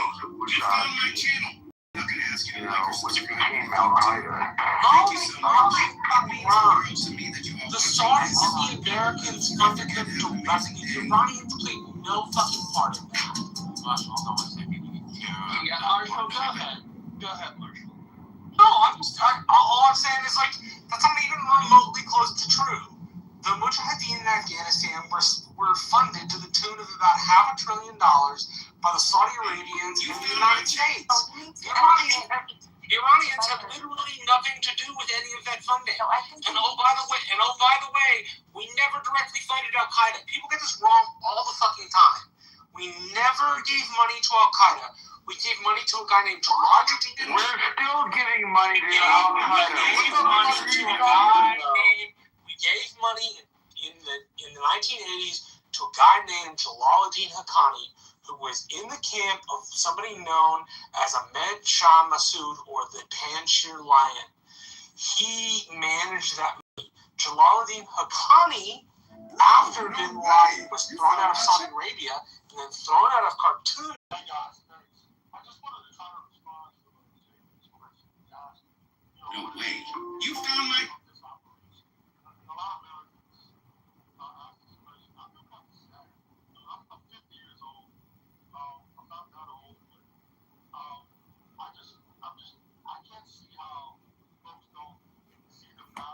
No way. You found my channel. I'm not going to ask you to like or subscribe, but if you do, thank you so much. It means the world to me that you are watching this. Oh, and before I forget, have an amazing day. No way. You...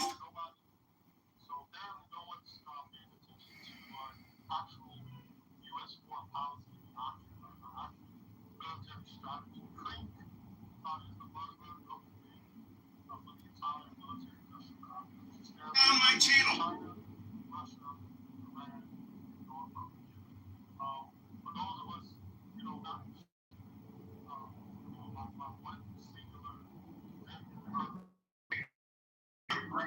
I'm not going to ask you to like it.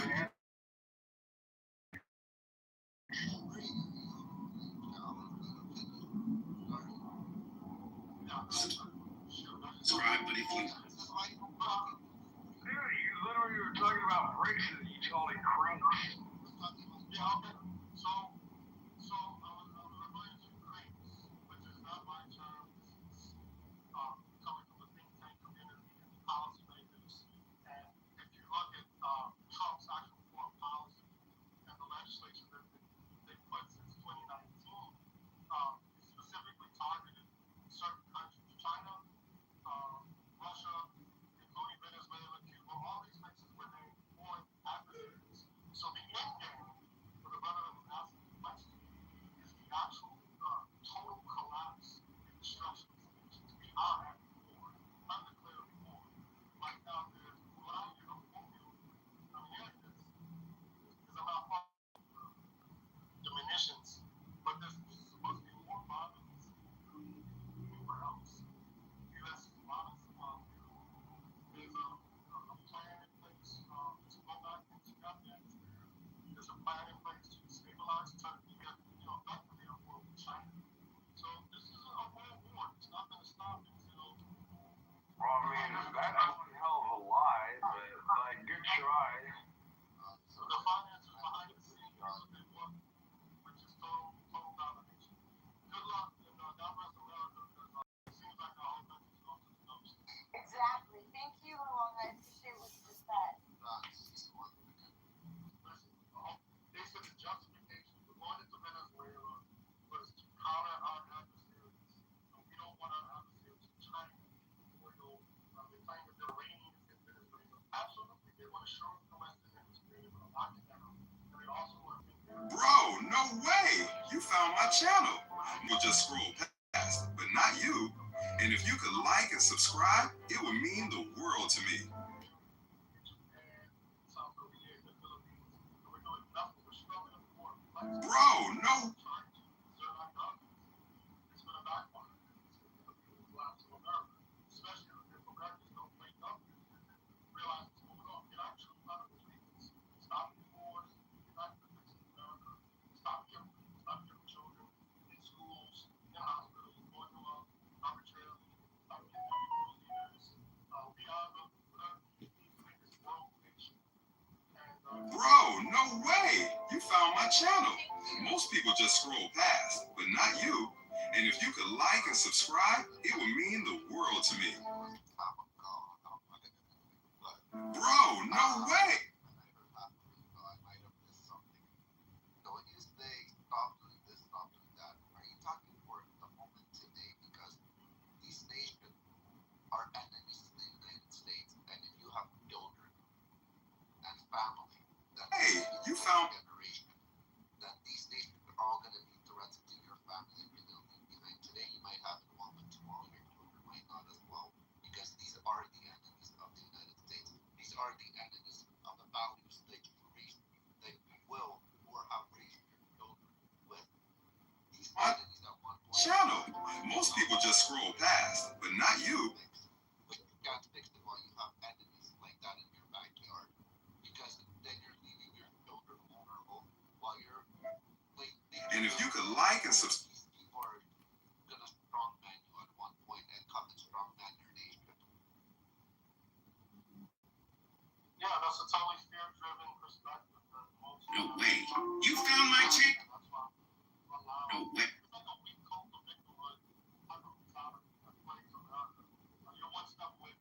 No way. You found my channel.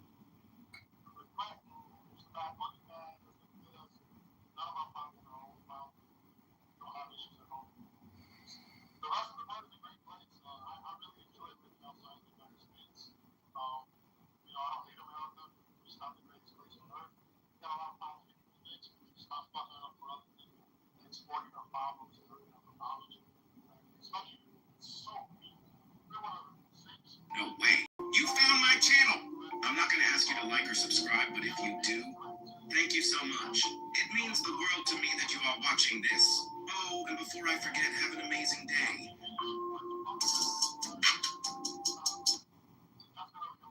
No way. Okay, so that's about the third time you've been condescending in the room, and I've let it go. But if you're going to be pompous the entire time, I'd invite you to leave before I go the fuck off on you. You found my channel. Oh, I will, because you are going to go to the audience because you can't handle the one mic. So, like, you were already headed to the audience or to the fuck out of the room. Simple. I am just saying in general, when you continue to be condescending, I'm not going to ask you're not you to like or subscribe. particular house. Other people run spaces differently. I don't allow. But if you do, the beginning. but if you do, the beginning. It wasn't like this before. And it's just getting more and more America's kind of getting put to the side. And you said it is the fucking Christian, don't get me fucking wrong.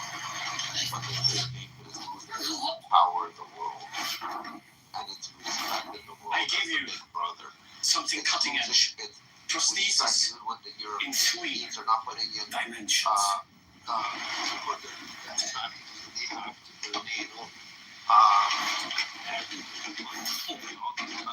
And next, your stops, if I may. And it's going to be really fast. And it's really Fantastic. And it's not just good design, they have a hidden secret. Secrets. My personal take or opinion regarding to the Russian-Ukraine campaign, and you know, it's going to sound like a cliche, but I think it's because the status of that America had at the moment gave a excellent opportunity because the deterrence wasn't there. I mean, it's like when you watch two boxers, right? You have one that's constantly running his mouth, but doesn't put up, and it shows the capability that person has. You don't take it. I think a lot of it's just. I think the wasn't there, and it was that Russia took, knowing that it had at least a good solid 3 years before before a potential opposition might get involved. And if you look, and this is my opinion, I think Putin was informed by his own commanders and his generals and staff that campaign should not exceed no more than maybe 12 months. And where they're at now, prolonged it to where it's tops. And with the only real opposition of the United States and who was part of it, I would say I with that rap. No way. You ask you to like or subscribe, but if you do, thank you so much. In a few weeks, Thank you. what you're on. Look what's happening. Yeah, so one of the apps that I use, I got an alert saying that the Pentagon chief said that China is building up. I guess they're building up wherever, and so they said for the allies to up their game as far as their defense systems. So we'll see what happens. So that goes back to Li Wang. What do we do now? The enemies are building.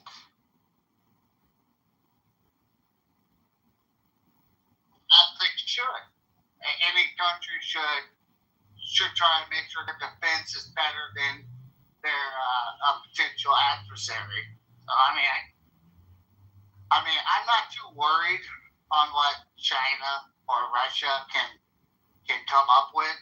I mean, maybe I'm being really biased here, Rafi, but I mean, China and Russia did give Venezuela their opinion of modern, high-tech radar systems to deter opposing air forces. And look what happened.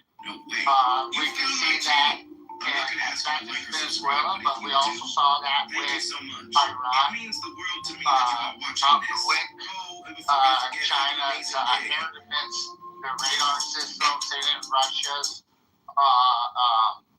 technology that they gave to Iran defected when the United States and Israel, I'll just say the United States engaged.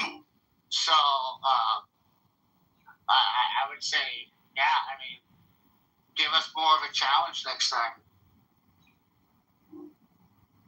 I think that there's nothing wrong with having national defense and protecting yourself and all of these things. That's not the problem. The problem is or subscribe, but if you do, thank you so much. It's supposed to work for the people. And when it comes to foreign policy, this is my whole point. Maybe it sounded condescending.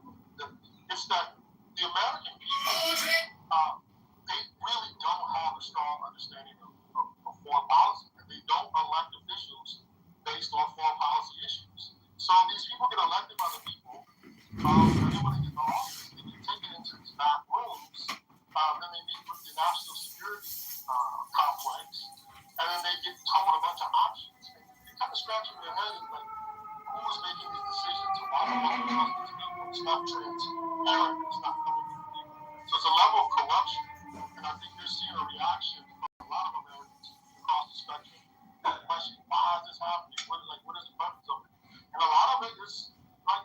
Excuse me, sir, Lee Wade, can I make you brought up a couple key things I just wanted to tell you is the people of the United States elected Donald Trump to represent and handle foreign affairs around the world for the United States.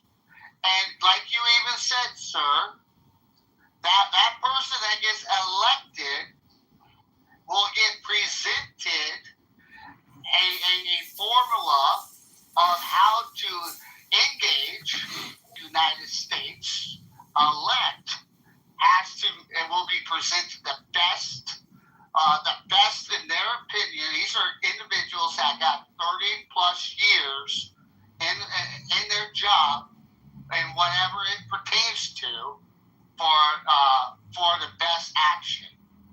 Now you gotta remember, there is a human part in it. This isn't AI. This isn't a really. Go ahead. No, I hear you. I think we're pointing to the same thing. It's just, it's not only the executive branch. In our Congress people get put into these back rooms by lobbyists, including foreign powers. Saudi Arabia, Israel, Taiwan, they all have tons of money that they pump into our government that shape our foreign policy more than American citizens' opinions. And a lot of these wars and conflicts that we get into, there's corruption. That's all I'm saying. I don't think we would have gotten to this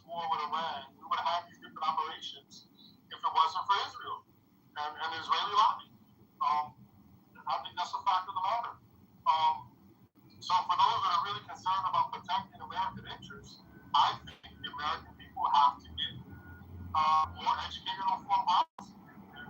Start to hold our elected officials accountable instead of having spaces where people have conversations where the majority of people really don't know what's going on. They don't. Everyone's asking questions. It shouldn't be that way in a democracy. Clear where we stand, what's going on, why we're doing it, and for the case. That's why I mentioned my age, being 50 years old. I'm trying to be condescending, but I'm just tired of the repetitive rinse and repeat of these conflicts that aren't really doing anything for our nation. Lee Wong, you said that on Israel, I guess you're speaking the Iran war. But let me ask you a question.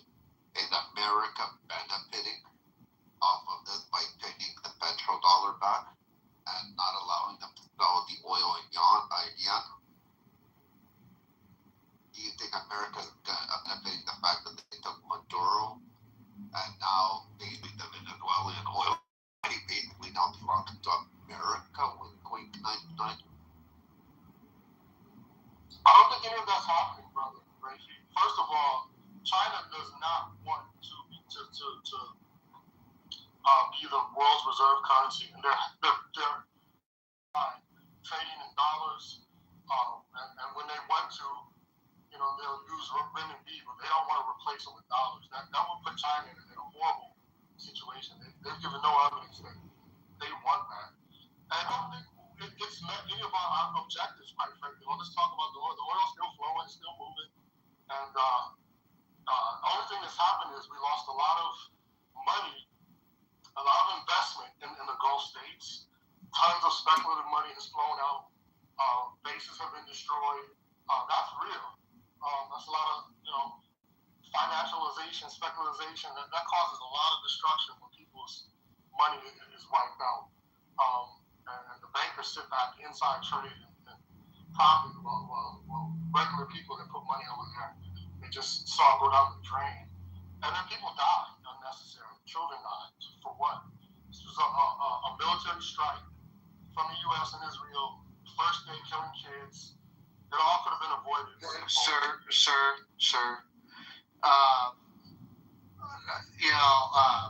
Killing kids. Remember, unfortunately, sir, freaking kids die of hunger all the time, dude. Freaking, and in some cases, by neglect of their own parents. Think about that. So let's be honest here. Claiming that America, indirectly can be responsible with that.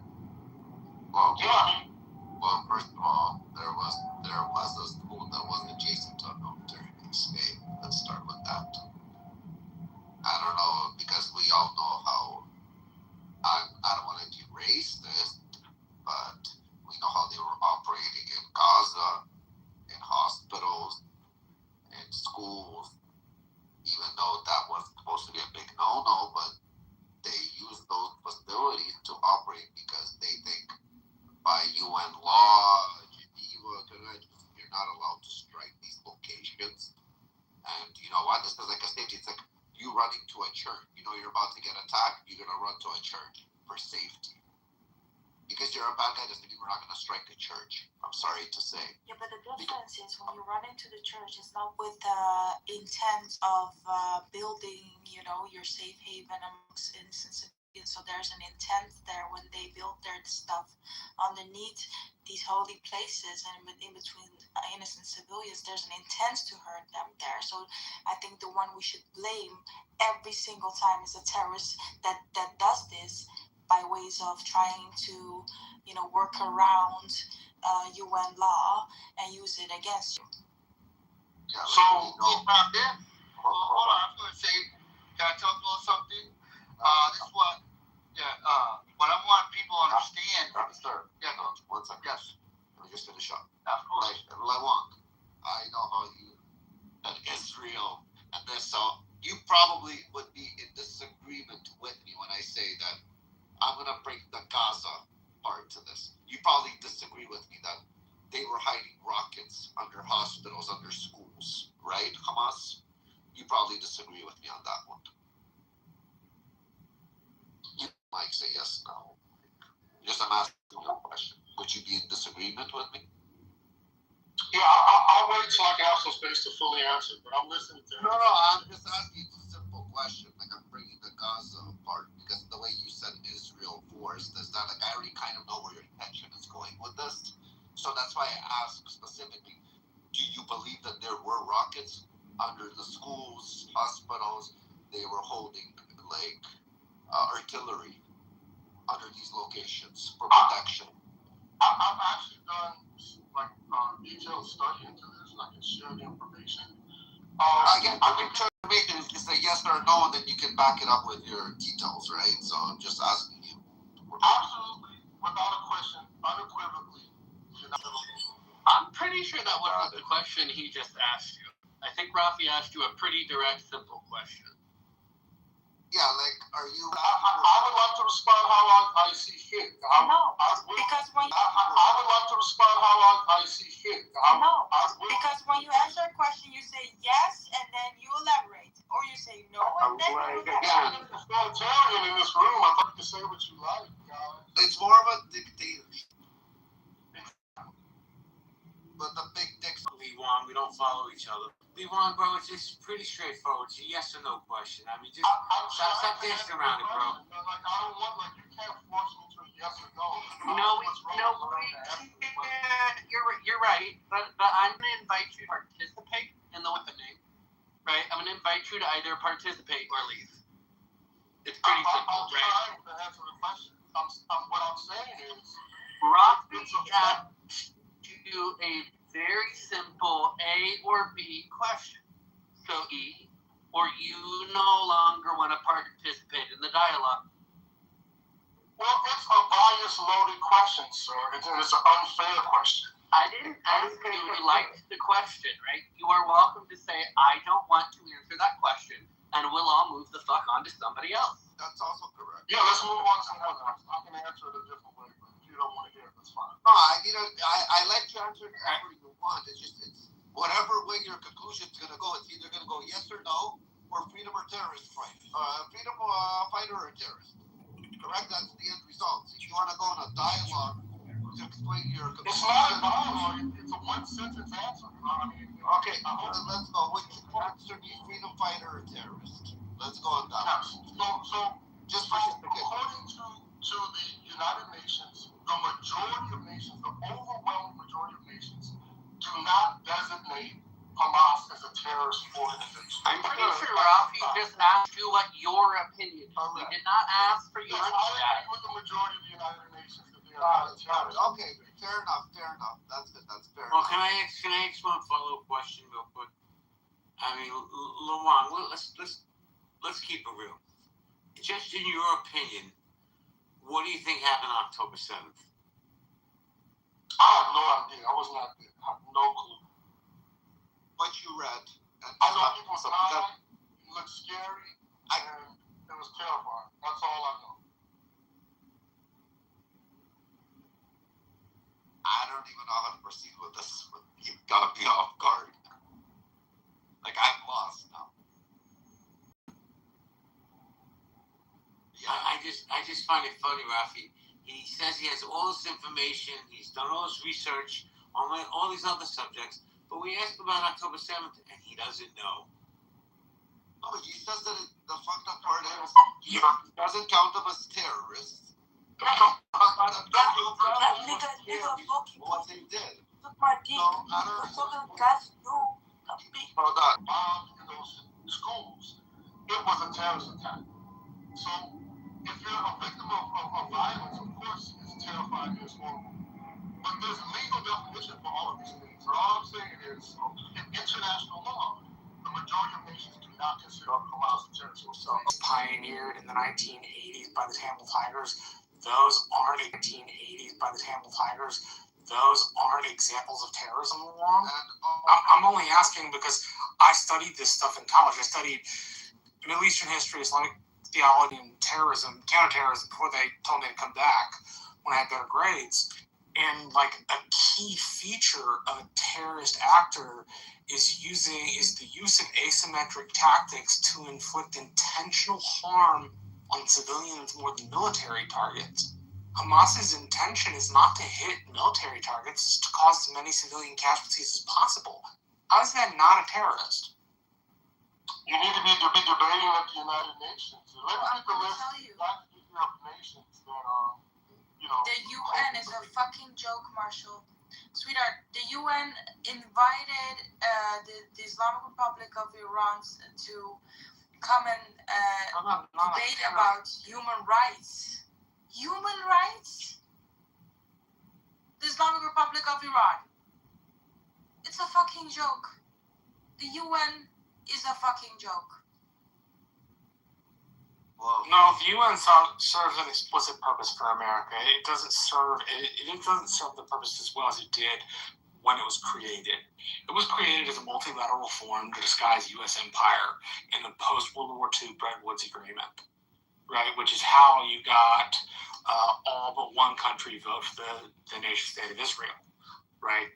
In the wake of World War II, France, Britain, the United States, Russia, and maybe one or two others are on the Security Council of China. There we go. They don't work as well as they used to, but I've spent the better part of 15 years studying this. The UN's allowed to say what they want to say, but they're wrong. The use of car bombings, the use of suicide vests, the use of lobbying missiles without the intent of hitting military targets, taking out soldiers. Instead, they take out as many civilians as humanly possible in an asymmetric play to force the person they have a beef with to bend. It's not an outright military strike. It is an intentional infliction of civilian harm as the first principle of attack. Military takes a backseat to that and has. And I will say this in case we get into this little chasm.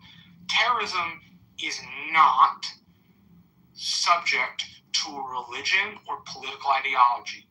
People to do what he wanted.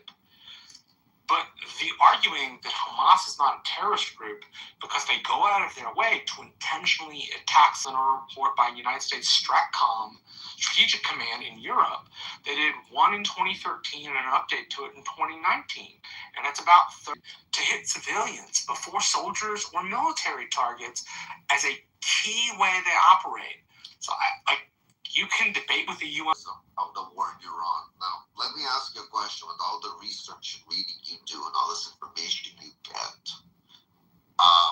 if you're the most advanced superpower with the best radar system, the most capable military in the world, you don't get to make mistakes like that. Sure. So there are flaws in life, correct? Without a question.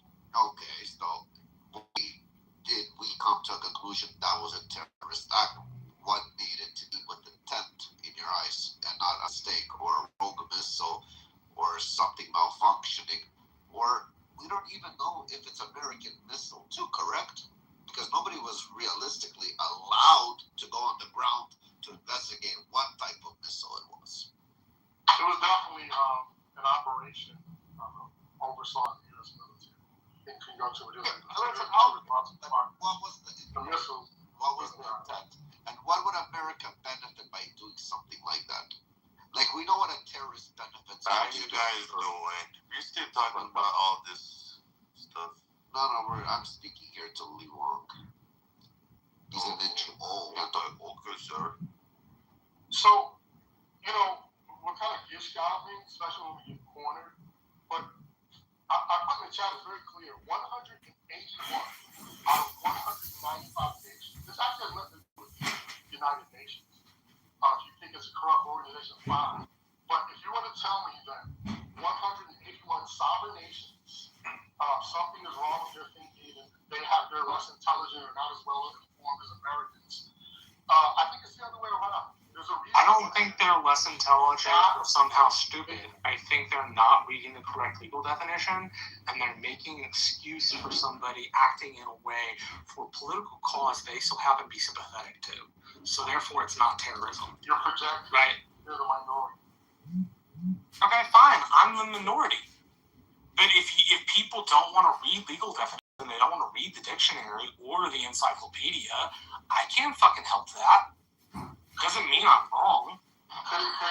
There's also, most countries in the West also do the same designation. There are 30 plus nations that have Hamas, the military wing, designated in their country under their law as a terrorist organization.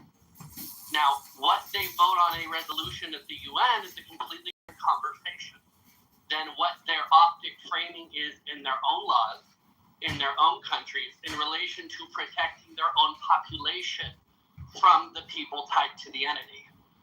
And so I think it's important to acknowledge that, yes, Luong is right about what their votes are on recent resolutions at the United Nations.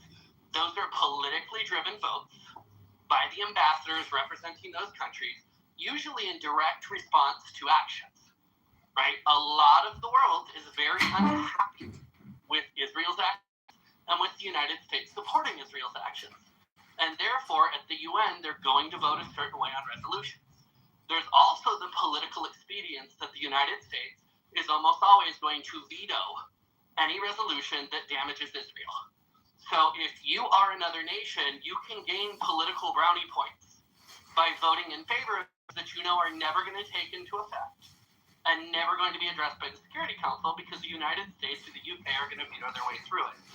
So using UN votes on specific resolutions or committees from the UN with selected member states sitting on those commissions or committees is kind of a flawed way to look at how countries look at and identify Hamas, right? Versus what are their domestic and national policies of who they do and don't define as terrorists.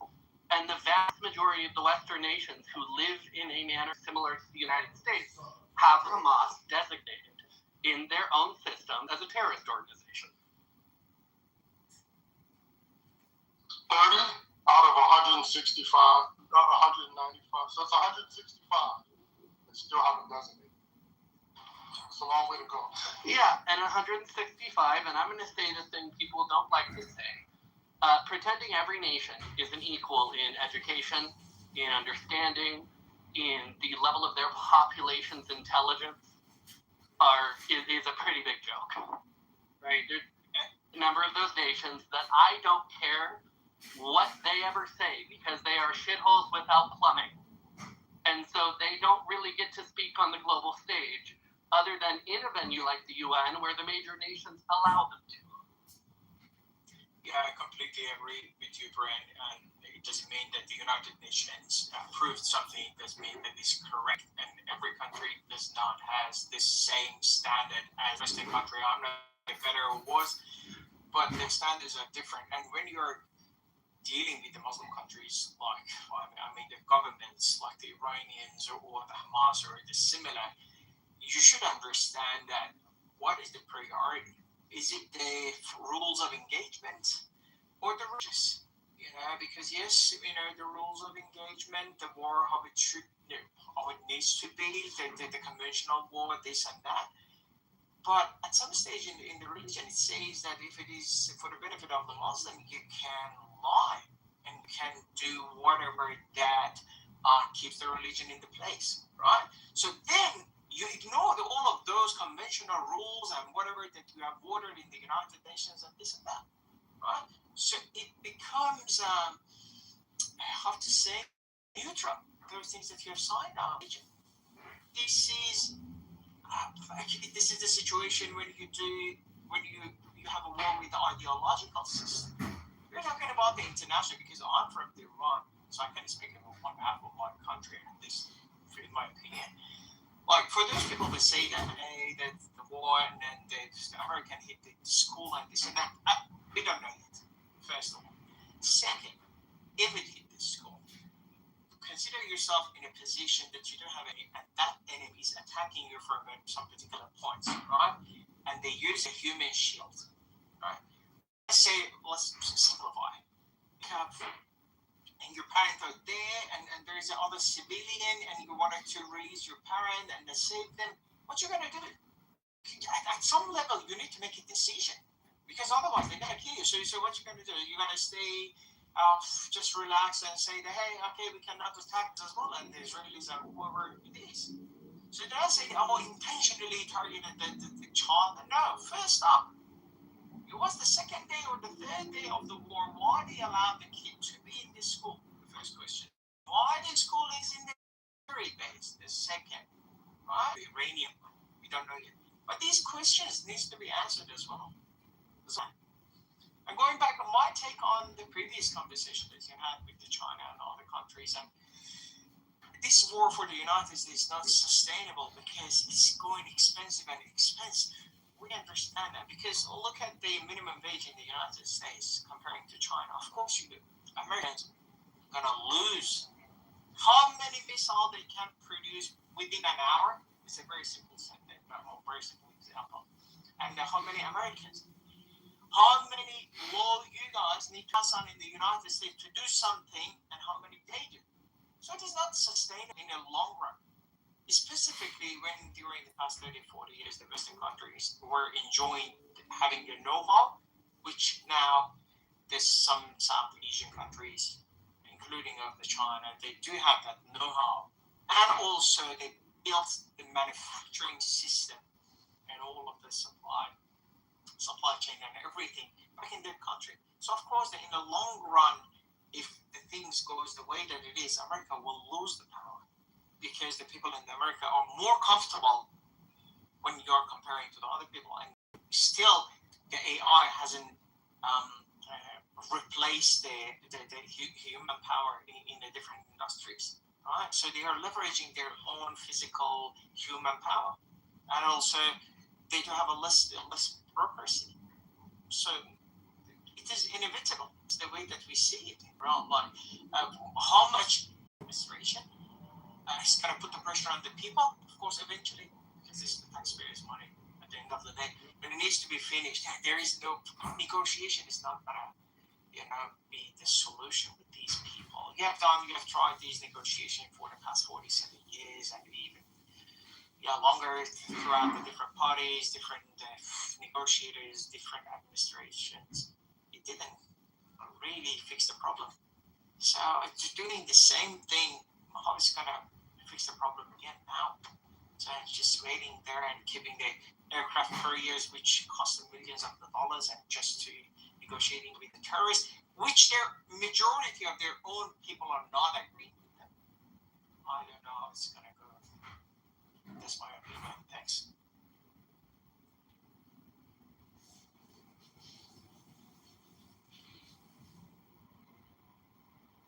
I have to turn hand raising for temporarily, guys. If anybody wants to come on stage, more than welcome.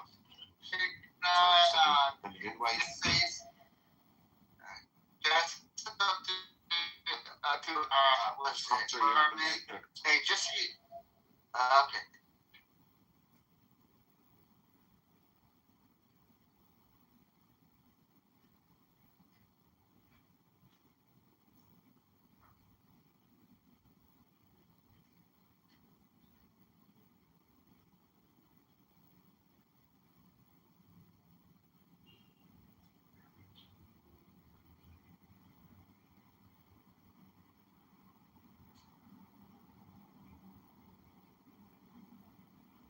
Is anybody talking? I can't hear. I'm sorry.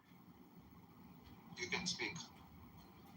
I just want to thank you guys. I really appreciate you guys for the space and being good monitors. It's nice talking to you. Good to see you, Marshall. And catch you guys next time. Bro, you're the first to say we are in good faith. Usually people with the opposite opinion say we don't let them speak. Here. It was getting close. You guys were getting a little bit too extreme for a second, but thankfully you got it on. No, we don't like to beat around the bush. We like straight answers. Yeah, I don't know where the fuck you're in the message. Yeah, that's not audible. Welcome, Yaakov. Welcome on the stage. Thank you, Rafi. Hello, everybody. What's good? You, sir? Everything's good. What's your opinion? What do you think is going to happen now, Yakov?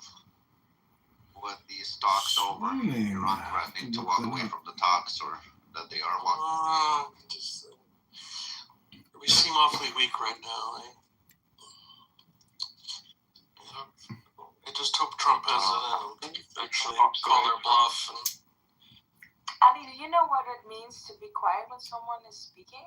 Or are you from a third world? Typical, I urge you to support. How you show me to your audience? I'm going to put you in the audience if you don't shut the fuck up. But Yakov. Their game plan for the past X number of years has been to delay. And past several weeks, it's gone on for too long. I don't know. Yeah, he's busy. Hey, buddy. I think he found his significant other. That's what I think is happening. Wow. Good. Well, he's working on some projects, I think. Yeah, he's working on his physical fitness. Yeah. Good for him. Billy, you can open a room. No, I You've can't. got so many faults. Why can't you?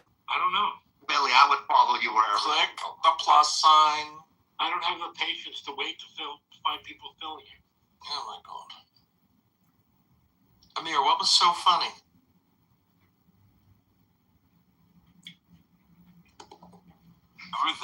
Everything about it. What's not funny about it?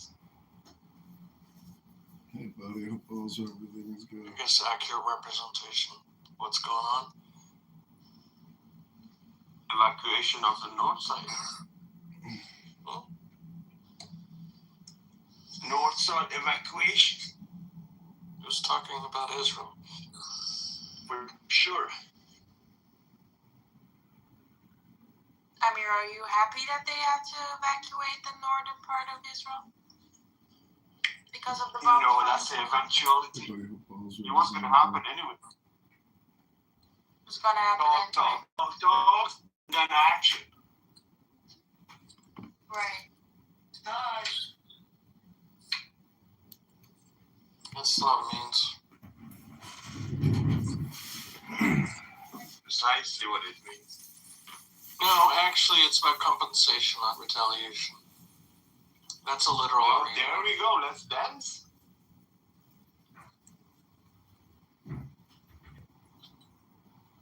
Rabbis teach us that it's what is the cost of an eye? Because if we just I poke out your eye and you poke out my eye, then my brother's going to go after your brother's going to go after my sister, my aunt's going to go after your wife's cousin's first sister's daughter. It's going to go throughout history. But if you poke out my eye, the rabbis say, here's how much you owe. Quiet. Here's how much you owe for that eye that resolves all future claims. It's a perfect system.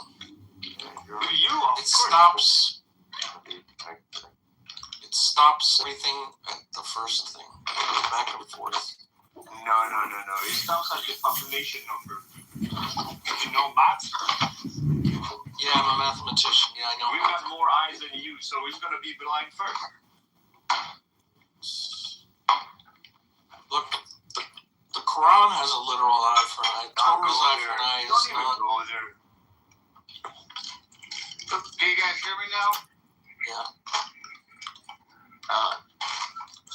Sorry about that, Rafi. Freaking, I was loading up skid loaders for my business. We're going to load it too.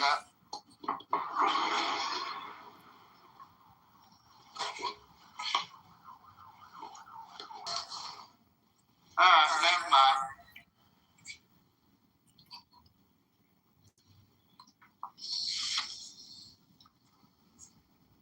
Sorry, I'm back.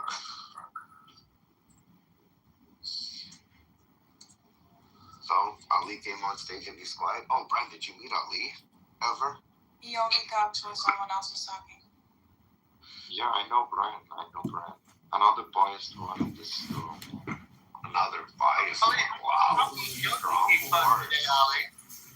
Ali, how many goats you keep up? No. Amir, It matters, one second. please. It matters because when he's telling me the truth that he basically is And I questioned him. He tried to pivot. He tried to beat around the bush and avoid that fucking question. He tells me he's not an IRGC supporter. This piece of fucking shit. I am. He's not. And you're always no. Several seconds ago, a man said that it was not United States missile hit at the school, targeted the school, and you let him to do so. But United States itself, US missile actually that targeted the school girls. So you let him. But war crimes is no less than You just said the United States said that they hit it, and the way you said it, like they hit it on purpose, right? So what was the purpose of them? Why did the IRGC tell you the purpose of that hit? Goes come here now. Yeah, okay, just if you want me, I can explain. But US itself accepted that it was Tomahawk missile of US in the war. So. Oh, you guys sit down about that? Okay, so I'm going to ask that if you are not directly talking, please mute yourself. We end up with an echo if 3 or 4 people stay unmuted. So if you're part of a dialogue, great. If you're talking, it's a great. short dialogue. If you're not, you don't need to stay on mic the entire time. I'm not interrupting you, though. Okay, Amir. Are you blind for already? the love of fucking God, shut the fuck up while I'm speaking. Get out of the room faster than anybody in the history of the room. Is that your... No, actually, you're going to sit in the audience. You're going to sit in the audience like a little bitch for the next 10 minutes. If you behave, because you're acting like a child, I'll treat you like one. We'll bring you back up. Otherwise, you are welcome to get the fuck out. Or be polite to everybody. It's pretty fucking simple. Don't stay unmiked if you're not talking, and don't interrupt other people. Pretty simple. So, and that goes to everybody with the exception of Rob. Thank you, Brandon. I love you. And let's go back to Ali. Ali, so what was the purpose of America hitting a school full of girls? What did they benefit out of? What did the IRGC tell you the benefits would be from that? Talking point number 4. Turn the page.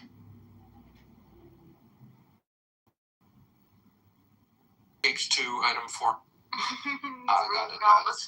I also wonder what he thinks about Flight 752 that IRGC shot and killed 176 people, including many kids. What does Ali think of that? That's a great question, Matza.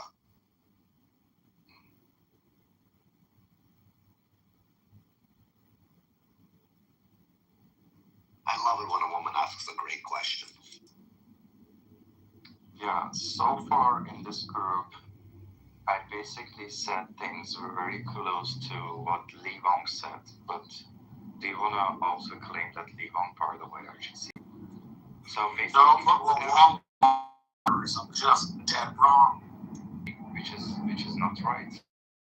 It shows that this group is very biased. So somebody came No, here. sir. If we did that to you, you would call it terrorism. Why?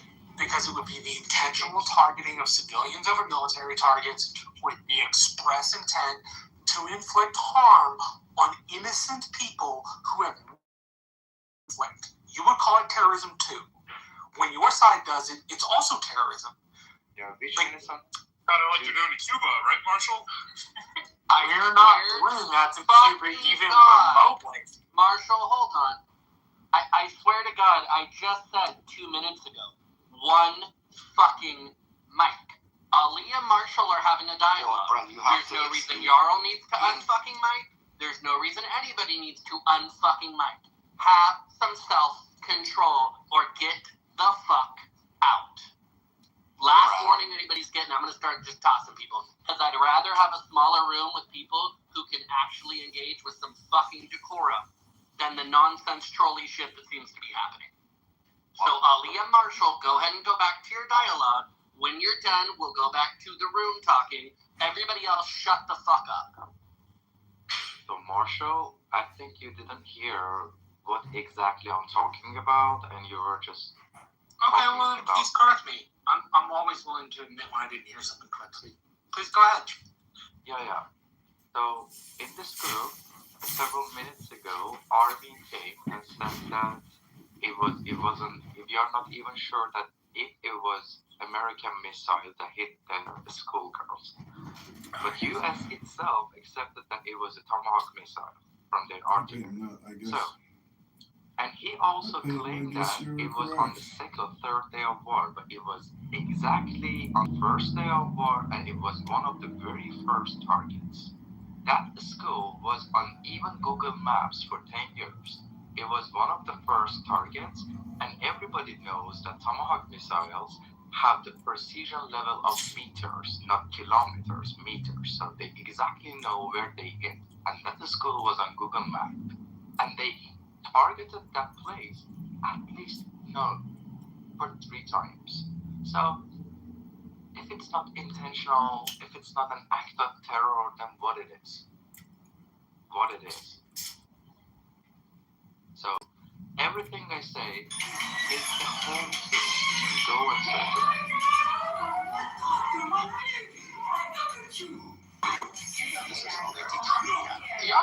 Yara was not new.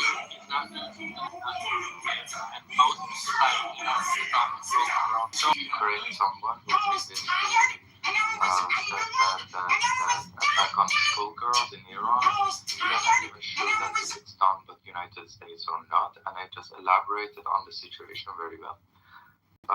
Yeah. Gotcha. I don't have any questions. Thank you for your opinion. But you didn't answer my question. Can I interject? Ali, you didn't answer my question. Yeah, let Dumpster interject. He's more military. I didn't hear your question. Her question was about flight number. Which flight number was it? 752. 752 to Ukraine. I remember it was a flight to Ukraine. And that they avoided. It took them 4 days to admit that it was them even to do it. They first said no, even though they knew they did it. Yeah. That was also an act of terror. And also what the United States does in the Middle East, they are also act of terror. So we are basically, Iranian people are dealing with 2 terrorists at the same time. So you accept that IRGC is terrorist? I accept that, yes, they have done very bad things. No, not very bad things. Are they terrorists or not? They have done act of terrors, yeah. And United States done that also. 100 times more. Can you define terrorist act by using those terms? The definition of a terrorist act. Terrorism is what happens right now in Lebanon. That Israel targeted a 900 years old, historical site. It was a beautiful shadow, belonging to Lebanon. They promised that they are going to have a big population. Now they only have problem with it, but they're carpet bombing their land. They're just pouring acids on their agricultural land and stuff. Like, this is the exact act of terrorism. So, would you say the IRGC demonstrates domestic terrorism? Yeah, I said IRGC is local, and you guys are also domestic terrorism. And what should people do with terrorists, Andy? They are right now fighting with the terrorists, and they're gonna do This is why I mean back, Rafi, if you're curious about organic. That's what I mean saying organic. So my people right now very united. They are fighting against the invasion of US. What the fuck? And finally they're gonna solve the internal issues of the country. Thank you so much. Can I say something?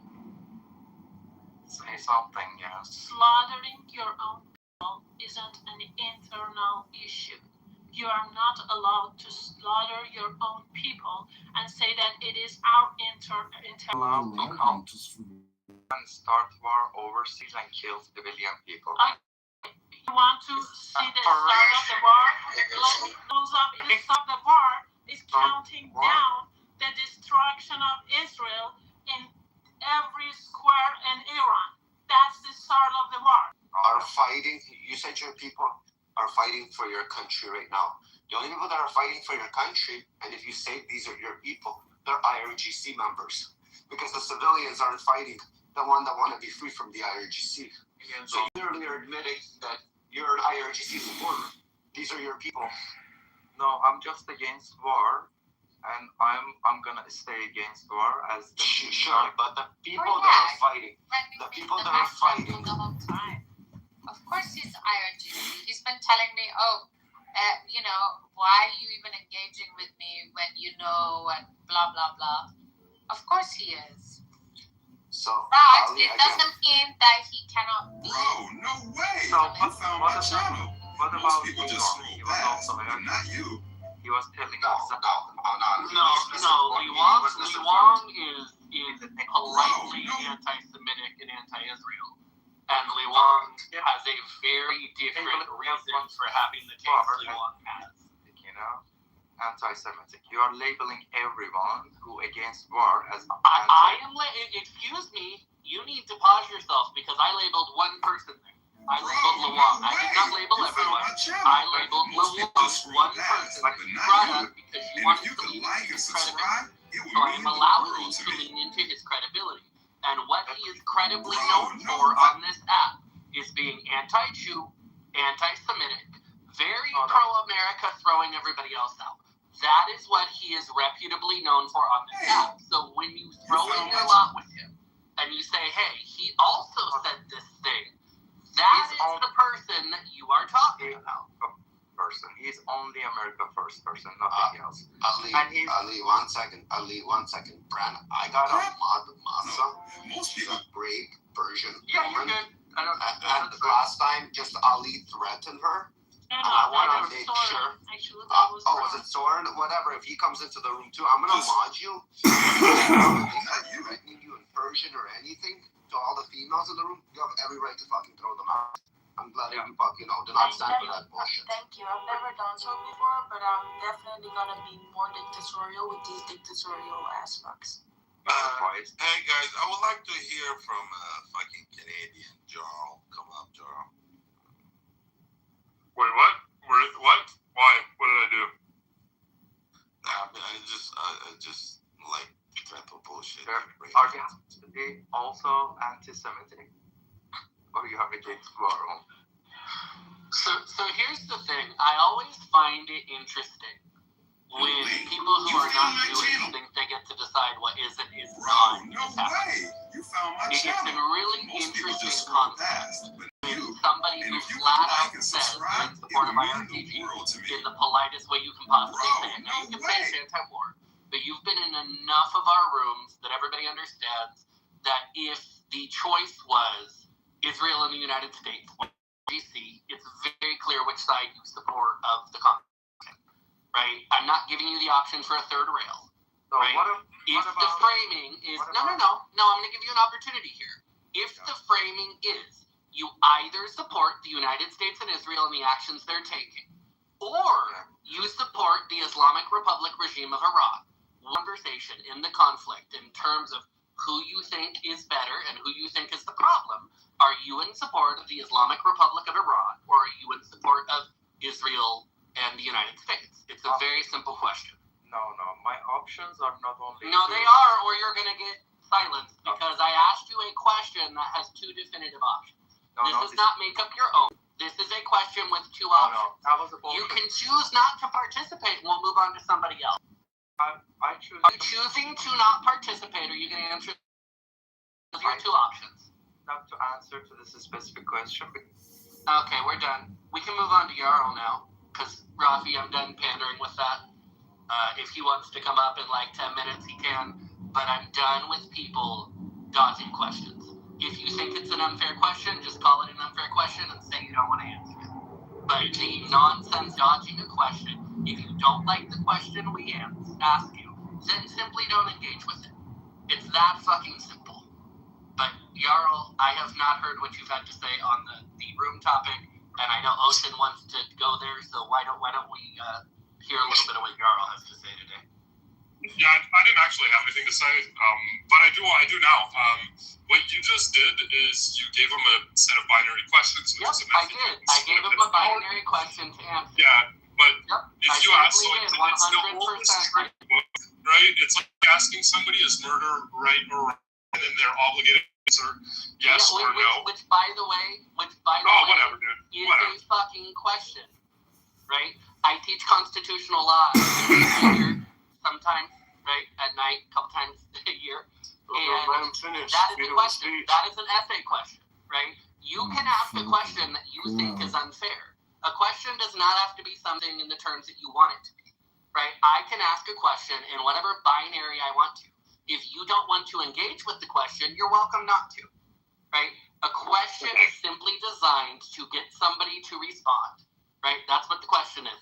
If the option is A and B, it's not create your own C. It's not pick your own menu item that doesn't exist, right? You're right. I, with intention, created a very simplistic binary question that had two options. If he didn't want to engage with it, he didn't have to. But I was not going to have him talk around a very simple question. Yeah, but Brent, you're explaining all of this to a left-wing Canadian. Jarl is a left-wing Canadian. He don't. You ask him an incredibly sensitive, complex topic, and then you say you have to answer by yes or no. Well, you don't have to answer. You don't even have to answer. This is what's funny. It's more complex than this yes or no. Nobody has a gun to anyone's head, right? When I ask a question, and it's a binary question, you can answer A, you can answer B, or you can choose not to answer. Okay, Brent, let's start over. Can you say the question one more time? Please, brother. I mean, the question was very specifically to Ali. It doesn't really matter to anybody else in terms of, because Ali was being referenced as being pro-IRGC, and I was giving him a very clear opportunity to answer which side did he think was in the wrong. It's a binary question, but it's a very simple one to give him the opportunity to say, yes, I support the Islamic Republic of Iran, or yes, I support Israel and the United States. To clarify what people were accusing him of. To clarify what people were accusing him of. I was giving him a very clear opportunity to demonstrate to the room which one of those entities he thinks is in the right. I'll respond to that question. Yeah, he could have done that. Again, you can choose not to participate. Your questions are extremely limiting to discussion. If I ask you, with intention, Jarl, you want to know what's really interesting?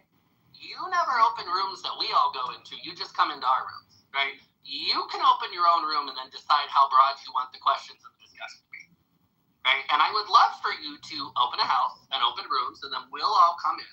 And we'll participate in the way you participate in our rooms, right? But you're not going to control how the questions are asked. I asked a very simple question because I did not want a long pontification of nonsense. I wanted to give him the opportunity out of his own mouth to say whether or not he supported the United States and Israel or he supported IRGC, because people in this room have accused him of supporting the IRGC. It was a simple, limiting question on purpose. I'll say touch gloves. I'll say touch gloves or not. Move onwards. Touch gloves or not. Move on. Move onwards. Yeah, I don't know why you're trying to steer somebody else's room. Same thing goes to No, but I feel like respectfully, I didn't mean not be rude. I'm just saying I feel like that. I don't know. My bad for interrupting. I don't like why people say that was a bad question. It's actually a very valid question you can ask an Iranian right now. Every Iranian has just two options now. Okay? Just two options. And they are the exact options that Brent said in his question. So that was a very valid question. And I hate it when non-Iranians that have nothing, that have not been in that situation, they claim that there are other options. No, there aren't. There aren't any other options than those two things. How can you say that when you didn't hear his option because you kicked him off stage? He Because didn't he refused to answer. And we know him For months, we've been having these conversations for months. He's on the side of Khamenei, Ali Khamenei, the one that massacred our people. Because every time I bring up Khamenei, last time was almost fucking crying. Oh no, no Khamenei. He was almost fucking now crying. I have a question, Joe. Joe, I have a question for you. Are you ready for it? It's not a binary question. I'm just having a question. Just have a question, bro. If you don't want to answer it, don't answer it. So, do you think the people in China having a better life, or the people in the United States of America having a better life? Depends where you are on the class spectrum, right? No, in general. In general, Americans have better quality. Oh my god, just stop being a miserable son of a bitch. It's not that fucking hard. Did you misunderstand? Did you misunderstand? I said No, Americans have a you better are always a quality. miserable son of a bitch. You are mad about the way America treated Canada. So you come into these fucking rooms and you take it out. Disagree on anything so far? Let us have a disagreement. How about you participate in a way that's got, I don't know, some fucking manners? Better quality of life on average than Chinese citizens, Marshall. What did you think I said?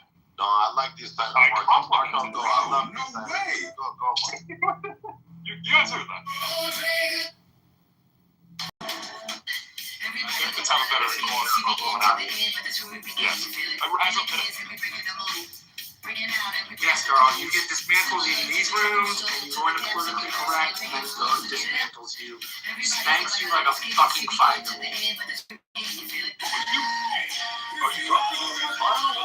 Okay. So both of you pies, we're gonna move on.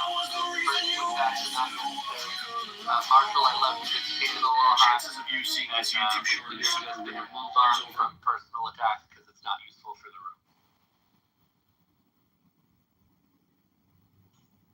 Well, I'll just say, Viva America, Viva America, and Viva Israel. Boom. There you go. Next. Did you say something to Massa about the flight? Yeah, you're going to go with how about the U.S. shooting like the other plane of Iranian? Of course. That was the first point that you made. And how it works for you? What about this? It's No, just it's a simple question. Do you know about it or not? Just shut up and listen. Does she know about what? Tell me. The 3rd of July 1988, flight 655. Yeah, I know. The chances of you seeing this YouTube short is super hard. There's over 100 million YouTube channels. I know about it. So what? Go subscribe. But if you do, thank you. Have a great day. Oh, they deserve it. Oh my god. They deserve it too. Is that the unarmed fucking Marines? Hold on, unarmed fucking Marines? Yeah, I'm not sure about your Marines. Unarmed fucking Marines. Unfucking armed. Unfucking armed. Fucking pussy. You fucking cunt. Hold on. So, yeah, I hope you help all of you. Hold on, bro. So they deserved it. The other people also deserved it. So what? What is your point? There's over 100 million YouTube channels. Whoever you talked about. Go ahead. What's your point? There's no point. I'm just trying to make a point. Why the fuck you bring up? Hey. So here's the thing. Why the fuck you bring up something if you have no point to fucking prove? Massa got my point. No, he put bacon grease all over the fucking ordinance. Bacon, you fucking grease. How about bacon grease? So your point, hold on. Your point is who started killing who? That's your point. No, I'm sorry. Let me explain. I'm talking about international terrorism. Hold on. International terrorism. Everybody. Chances of you seeing this YouTube channel is super hard. There's over 100 million YouTube channels. We have too I'm many not going to people ask coming you off to mic, like, and Ocean's trying to have a subscribe. one-on-one But dialogue if you for a do, minute. So if everybody can thank let you. Ocean get Have a info, great day. when he's ready, he will let you know. And that goes to everybody because we're getting Then I'm next. Brandon, I'm next. After Ocean, I'm next. I know. That's what he's doing. That's what he's doing. But you're talking about calling America really sever a steel cable like in the movie. Steel jaws. America not supporting America's 1980. America's still in it. What? Not anymore. You're holding up eyes away. See, I have another dumb. They modified the steel jaws and used a hydraulic pressure and it's still up to that Am I talking now? At this point, I'm telling you guys, at this point, it's absolutely pointless to talk to this guy, man. Because that's the point. Okay, Mike, just let it fucking. I'm not saving the border, brother. I'm not saving the border. Fucking, I can't wait, dude. Fucking 72 You want gay body birthday bags? father. Do you want them body bags? Do you want wouldn't Charlie even know how to stack a body. Bitch, you wouldn't know how to stack a body. You wouldn't even. I got answers. Tougher than you. Yeah. Fucking, hey, isn't necrophilia part of your fucking religion, you piece of shit? Fucking cuck. Alright, I'm done, Brent. Fucking Of dumb course you're cuck. done. Of course you're done with your Marines. Of course, you're done.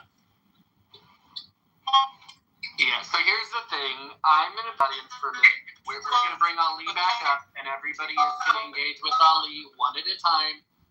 Nobody bring Amir back up until we're done having the conversation that we have with Ali, because he gets to sit in the audience for a minute.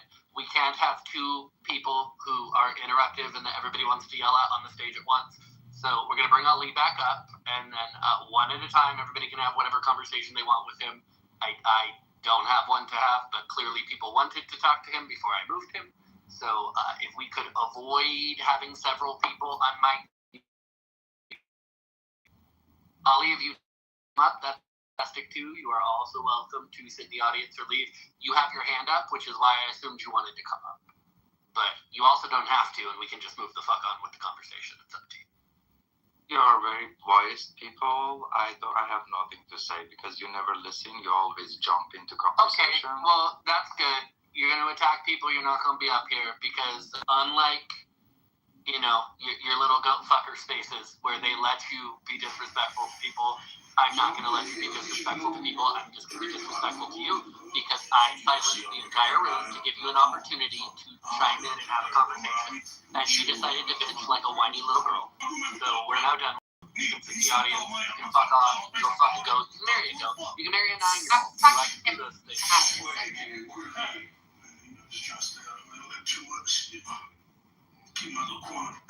And just for the record, I hope Amir fucking hits his ass and fucking forgets and suffocates. So fucking cocksucker.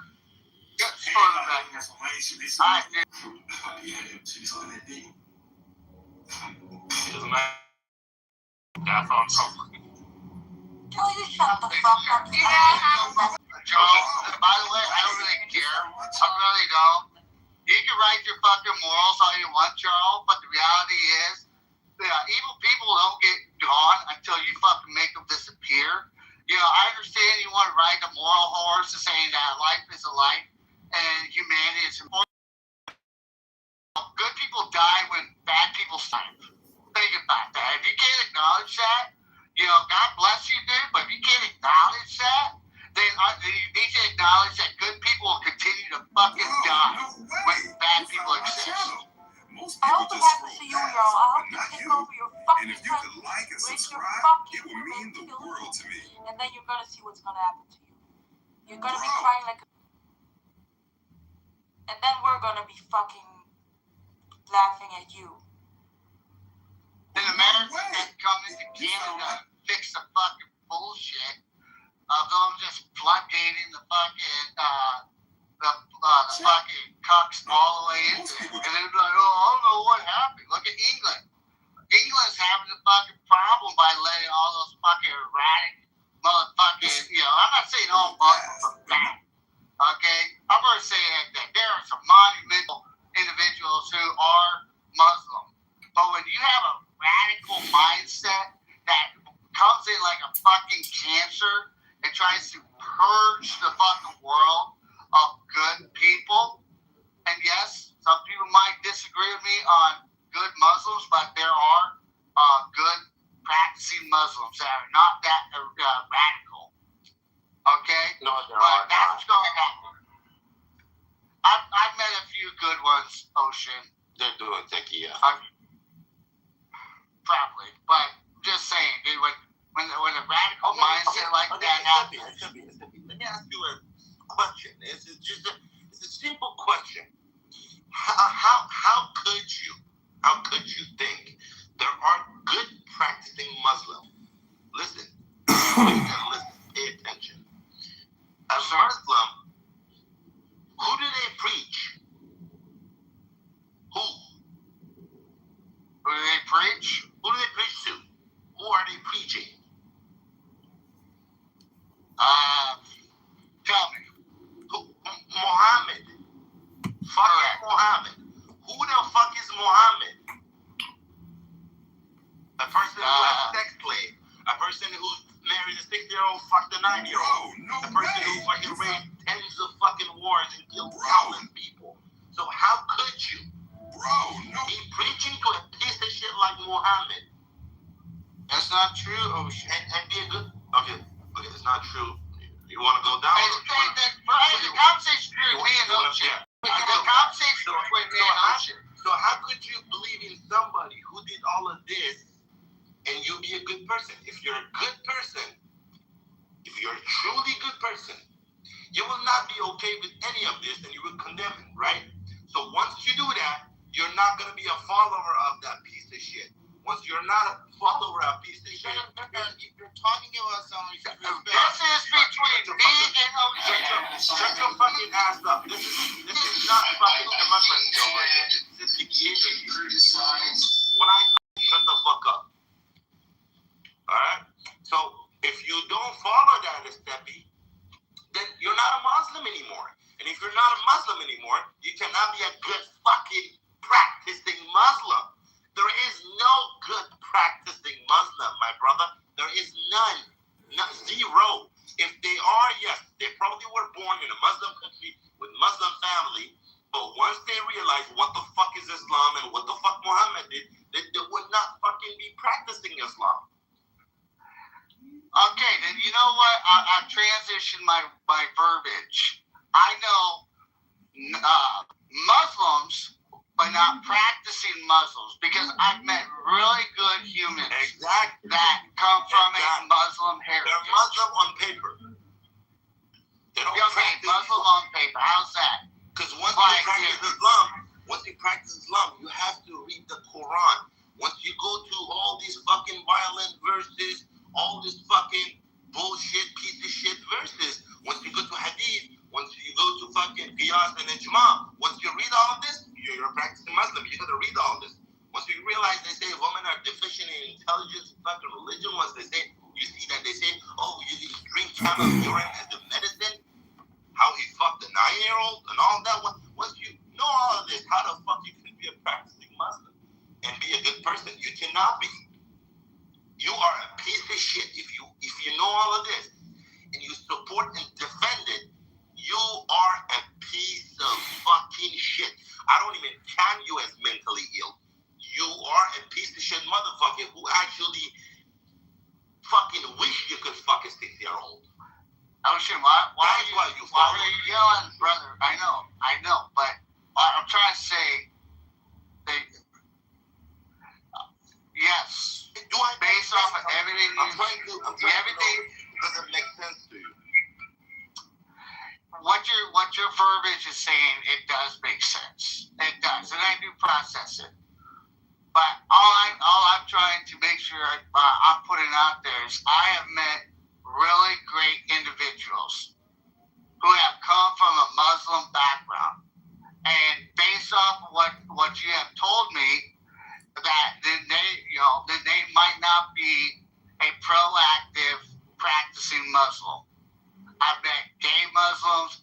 I've met bi Muslims. I've served with great individuals that come from a religious background of Muslim. Yes, folks, in the United States military, I've served and currently still serving with great, not practicing, based off the verbiage that has been discussed, but they are great individuals. Yes, but all of them are just born in a Muslim family.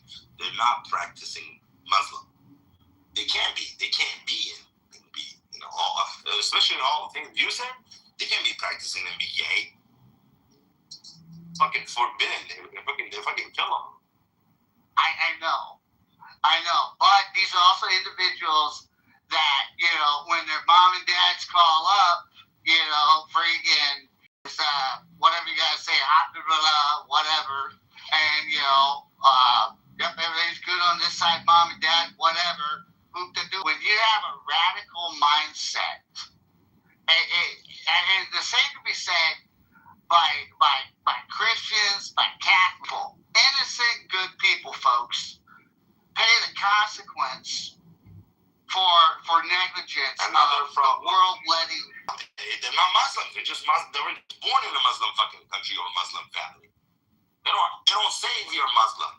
They drink alcohol. They fuck girls. They outside of marriage. They do all this shit. They're not Muslim. There is no such a thing as radical Muslims and not radical Muslims. That doesn't exist. Every single Muslim practices Islam. Ocean, now I know. Thank you, Ocean. Thank you, Ocean. I'm sorry for hitting a heartstring, but I'm just speaking what I know. And now since you've informed me, I can transition my verbiage correctly. Thank you.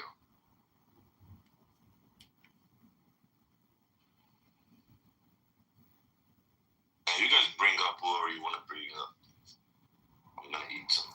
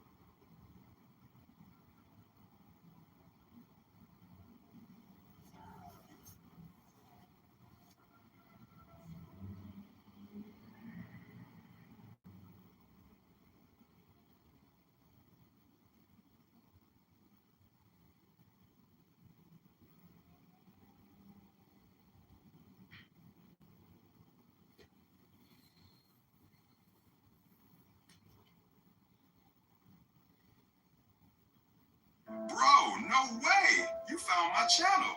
Most people just scroll past, but not you. And if you could like and subscribe, it would. If you could like.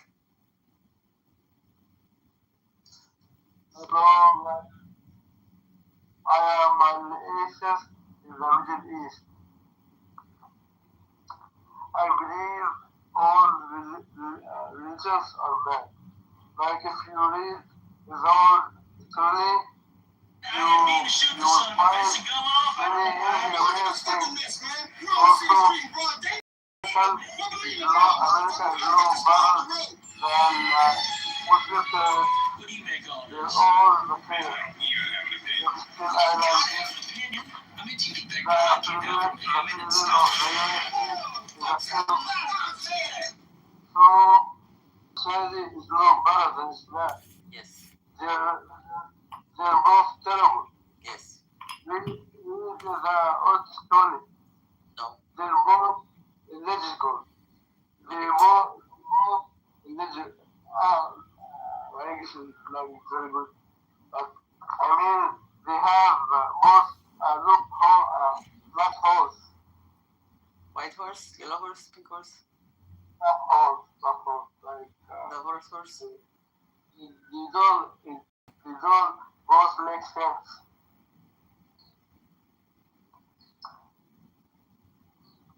I hate when I know.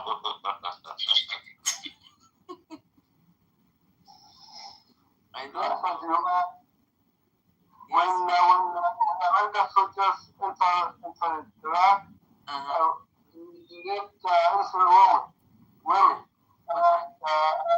They raped innocent women, and there are jail cultures. You can't which is incorrect. Okay, sure. I'm not here to argue that fact, but it's you do get evangelical Christians who absolutely care more about corralling the Jews into Israel, who, all of a sudden there's going to be wars throughout the world. Jesus will reappear. I love how these people think they can legislate God or Jesus, having his second coming again. Like, it's something they have control over. It's fucking retarded. I was somebody who's raised. Do you have actual statistics? Hold on a second.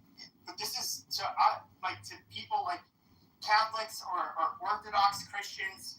This is so asinine that and of course it wasn't until the 19th century that Christian Zionism, which came out of the Anglican Church, but there's only a minority Anglican Church, but then ended up spreading like wildfire through the evangelical church in the United States, became a fucking thing. Like, this is not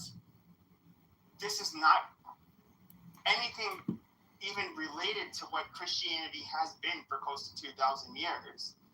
But these people will absolutely support Israel, not because they love the Jews or support their end goal. They just want all of them to be corralled so Jesus can, reappear and cast all of them into hell.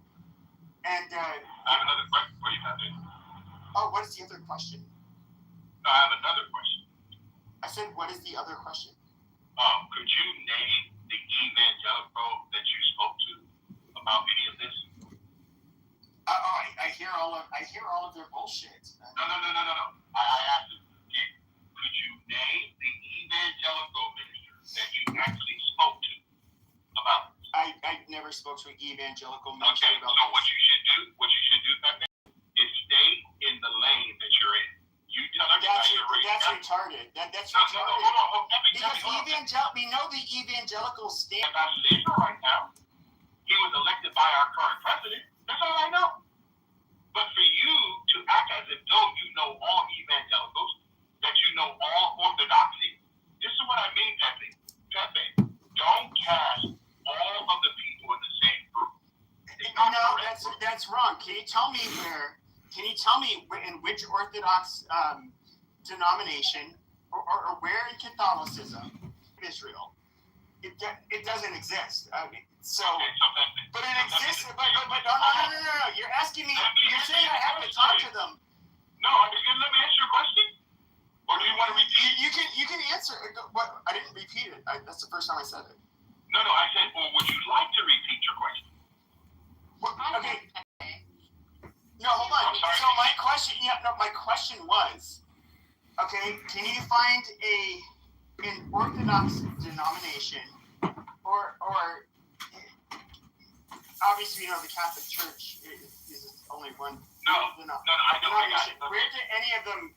Pepe, I want you to look at your Catholic Bible. Do you have the Catholic Bible there, Pepe? No. You don't? Mm-mm. Okay. I don't claim to be religious. No, Pepe, I know, but you talk about religion as if though you understand. Okay, it's the Catholic Church. Officially, okay? In other words, there's a top-down order there. And when it comes to... What's the top-down? Vatican? Really? The Pope? Obviously on top. Okay. So that means God's not on top of the Catholic Church. Well, I mean, obviously, God is on top. But no, that's not obvious. You just said it clearly that the Pope is at the top of the Catholic Church. Okay, when it comes to... Okay, so you have the different... meetings, and of course there are things which I won't necessarily agree with and seem weird, where it seems like in a way fundamentally change the way Catholicism's traditional view on things. But when it comes to any of the Orthodox denominations or Catholicism, they never had this idea of Christian Zionism, and so why should it be taken seriously? First of all, Pepe,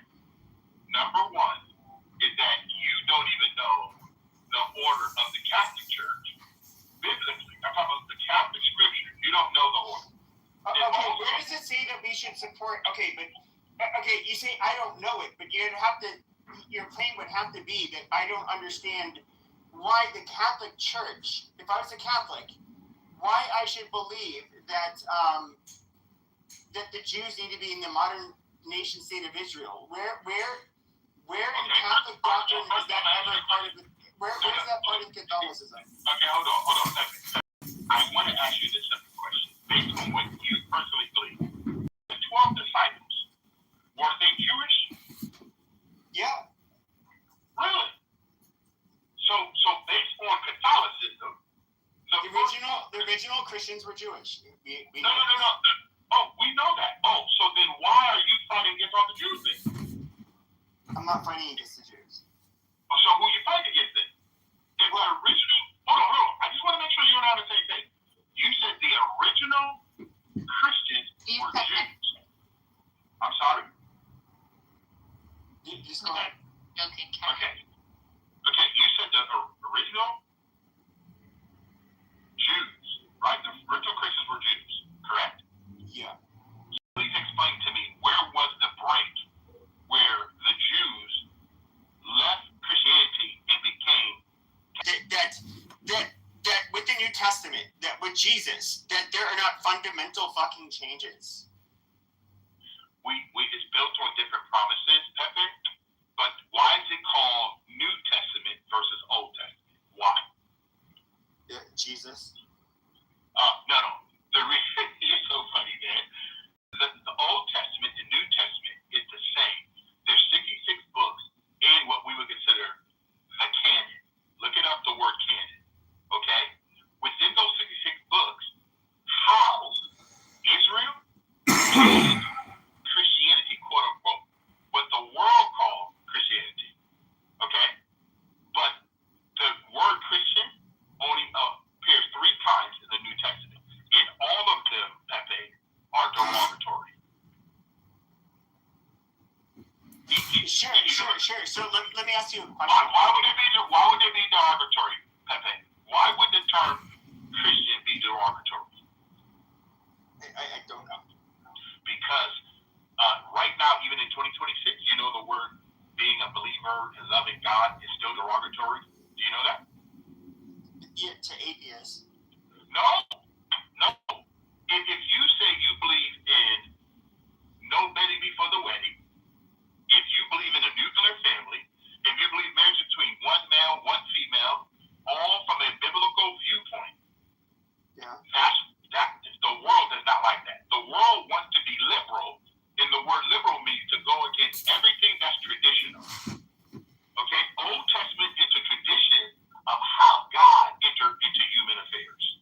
The New Testament is where Gentiles also get to embrace all things biblically. Okay, so but in the New Testament, why is it that everything changed? We have everything did not change. We don't have to. Okay, our Sabbath changed.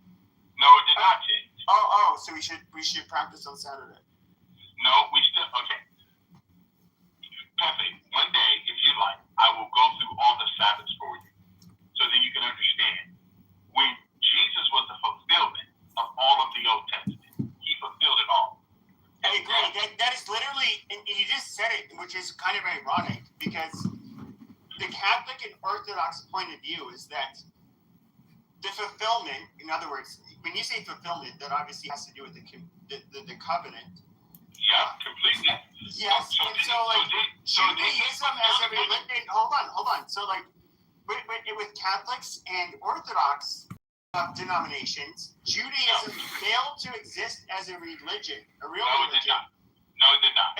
Okay, according to these two, absolutely. After the resurrection of Christ and the destruction of the second temple, which Jesus, foretold, so it's kind of like. When you get a chance, Pepe, please read the Catholic Bible and tell me when in the Catholic Bible, 72 books, that it says that there will be no more Judaism.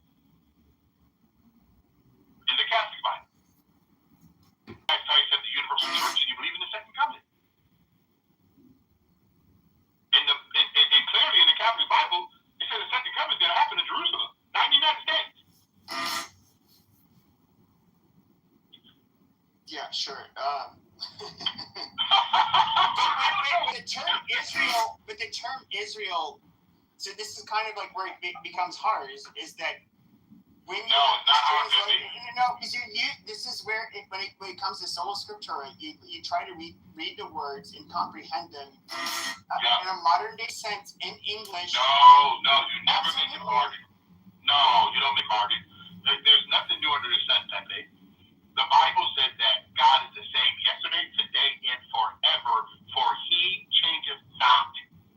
But God didn't speak English. He spoke, or Jesus, excuse me. No. He spoke Aramaic. You got it. And there's 7,139 languages worldwide. Do you think that God don't speak to all people? That's the total number of languages right now, Pepe. 7,139 languages worldwide. Do you think that God doesn't speak to anybody but those who speak Hebrew and Aramaic and Greek? Well, obviously God would be able to speak all those languages. Exactly. You know what? He didn't leave. Okay, but unfortunately, God didn't translate those fucking books. Men did. I know. So, Pepe, at the end of the day, I'm going to ask you a question. What book have you read that wasn't written by a man, Pepe? There are no books. Okay, so Pepe, let's not use that anymore, because everything you and I have today was written by somebody. They call art. Okay, sure, but I'm the one who will agree on the claim that it was written by somebody. But hold on, I'm the person that will also say that nobody can prove, and this is a fact. And you know this. Nobody can prove. No, hold on. No, prove these were the words of God. And like, first of all, I'm just going to be very frank with you. We can look at Judaism. It's like what, a bunch of Canaanite bullshit mixed with the Zoroastrians. A whole lot of shit. A whole lot of things that were. There is very little that is original about Judaism. But what you see throughout the world, okay, is you see these reiterations of different religions, and it's observable. And I do think there's something weird, or perhaps there's this divine thing where humans, we do believe in a higher being, and I don't know, but if we look at these religions, and even let me ask you this question though: is you to believe about Adam and Eve, but evolution would go absolutely against that. We know that, and you can't really scientifically disprove it. We had archaic hominids that were. We can look at the Neanderthals, the Denisovans. We can look at all of these people. When did these all start? When we were monkey people. Pepe, hold on, Pepe, you go on multiple things, Pepe. Okay. So, Pepe, how many times do you think that just because man has written something down, that is true? I never will expect it to be true. It has to. Okay, so I'm gonna just ask you a question. Do you know the first word of the Old Testament? You don't even know. He's not gonna fuck with us. Nope. It says, in the beginning, God created the heavens and the earth. Do you know what that means?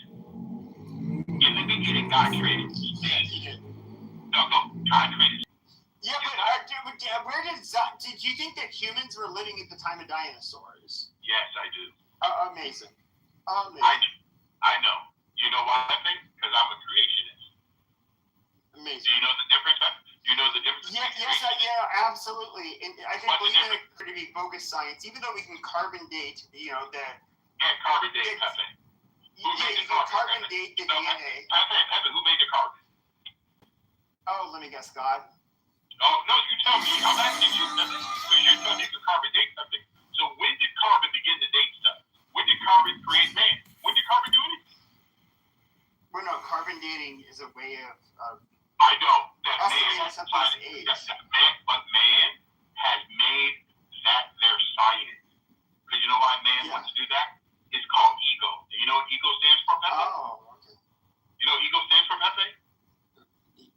Edging God out. No, edging God out. See, man wants to edge God out of all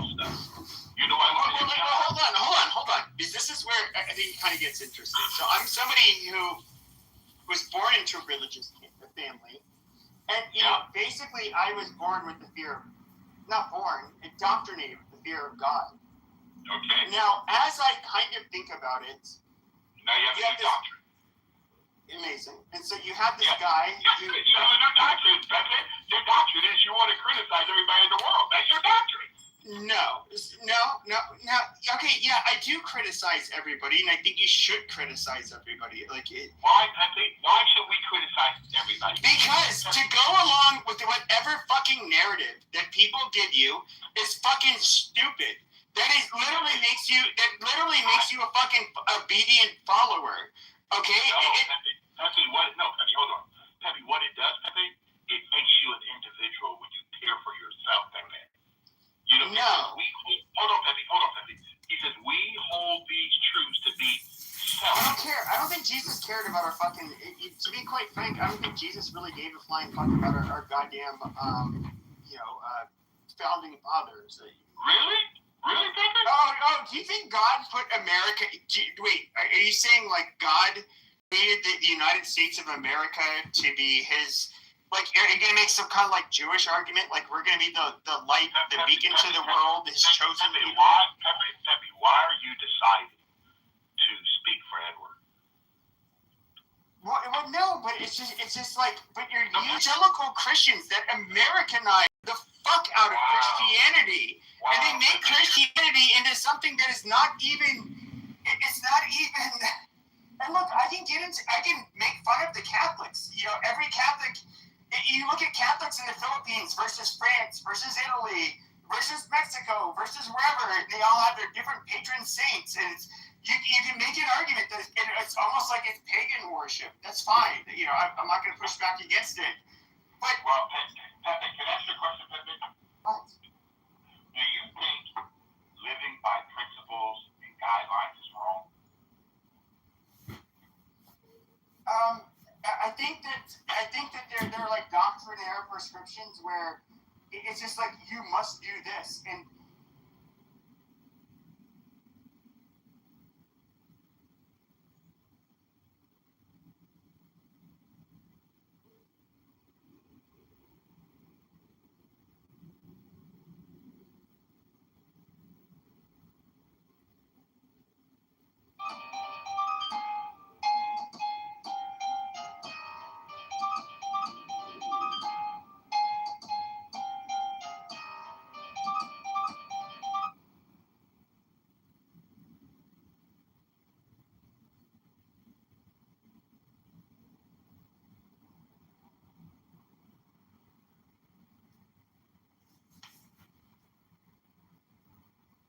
Bro, no way! You found my channel.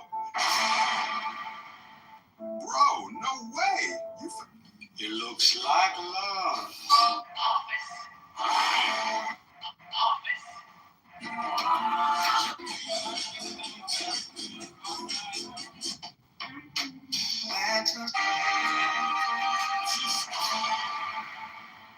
We promised already.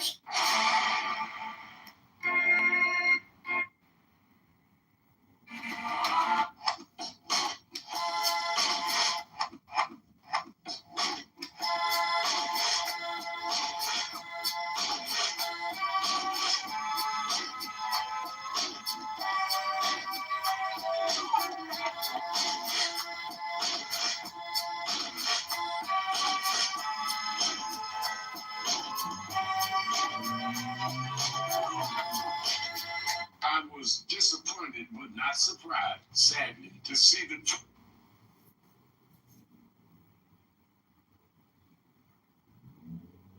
Our farmers are struggling, often trapped in a system. I was disappointed.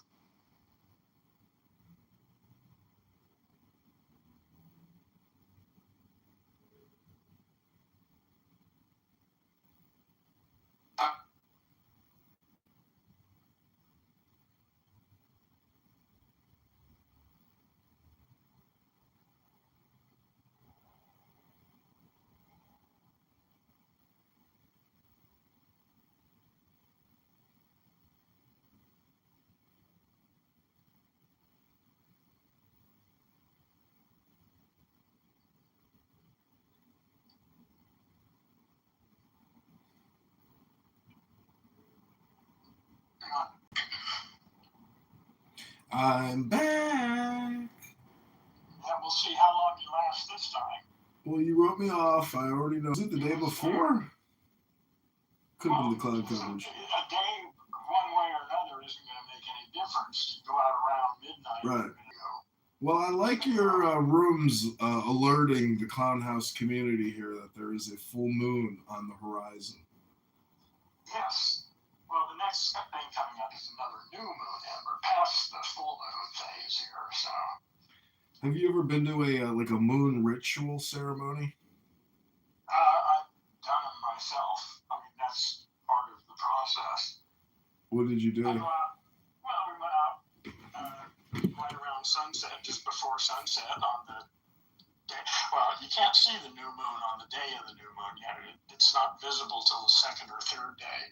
So anyway, we can go out at sunset and view that thin little slice of moon that you see in the west just before it. A lot of people have never seen a really new moon. I mean, they've seen thin crescents, the second or third day. It's pretty obvious. Somehow connected, or you Oh know? yeah, so you ever heard of that guy Muji?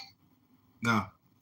Oh, okay, well, no, if I'm making this up, I don't know. I don't. Maybe multiple meanings. I just like it'd be very cool to. Go ahead.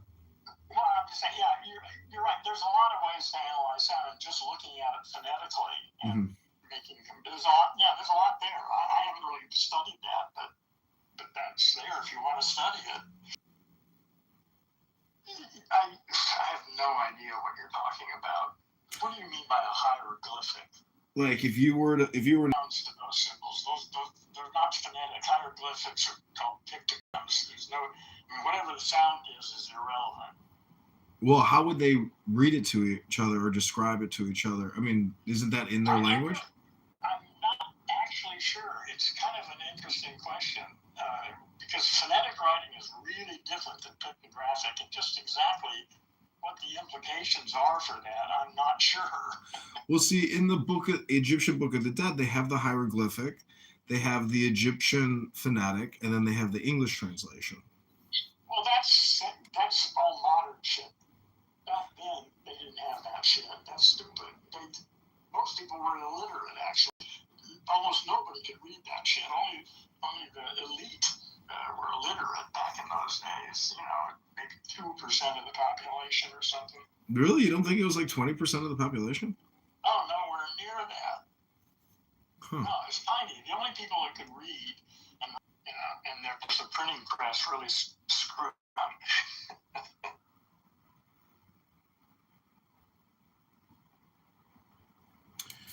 Well, I don't know. Nothing's really new here. Yesterday, I was listening to Jensen Huang from NVIDIA at like some kind of computer conference, talking about the AI agent hardware, and it seems like that guy bought, I think he said 25% of NVIDIA for $200 when he first got involved in the company, and that investment now is worth hundreds of billions. And he's got such a great demeanor, and he's such an excellent communicator. Yeah, he's good. Yeah, these like big corporations and their quarterly or annual events, the CEO is like a showman. Same thing with Jobs and Gates. All these mega corporations have always done these big shows to present their products, services, and sometimes they have errors and faux pas, and sometimes it's just like, wow, excellent. But are you throwing that out as some sort of reasonable statement? Well, he keeps in marketing and business to make claims of new. In the next year or two, it's going to be interesting to see what happens.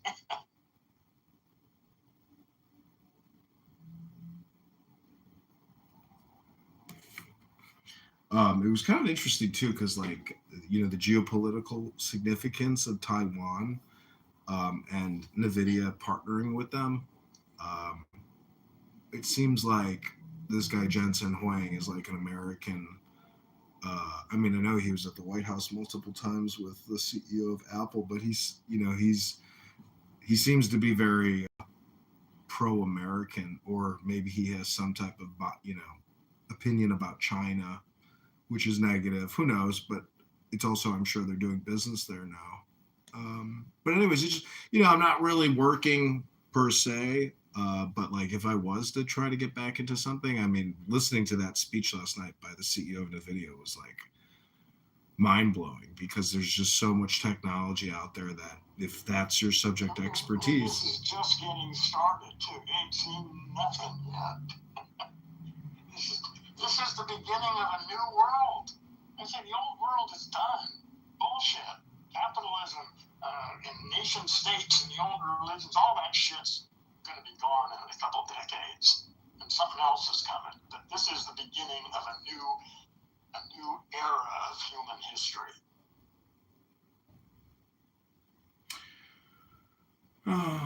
Well, do you think there will be a population collapse, though? I hope so. Why do you say you hope so? We don't need, fuck, how many friends do you need? 8 billion? Jesus Christ. How many people do we need? We need to figure out what's a reasonable population on this planet so that we can maintain the environment and live at a high level of sophistication and pleasure. That's too many fucking people. Well, I mean, we could afford to keep that many people, but what the fuck for? Yeah, but how, I mean, who are you to determine the fate of Africa? No, they will decide. It's not up to me. Right, so I mean... Listen, the population rate's going down. Japan is losing population now. Yeah, There's several... That's all beginning to change. It's you know, they know that Africa, they'll figure it out, you know? They got too many people for what they got. It ain't working. Well, do you think it's a cultural thing? Not necessarily like... I mean, to me, it just seems like it's historical. This is part of Earth. This isn't something we are doing. We are embedded subsystems in a living organism of some sort that's undergoing some sort of metamorphosis. This ain't our doing. What do you mean this is not our doing? I'm just talking about a category, nothing about the Earth being a sentient living organism doing all this. A lot of propaganda about lunar colonies.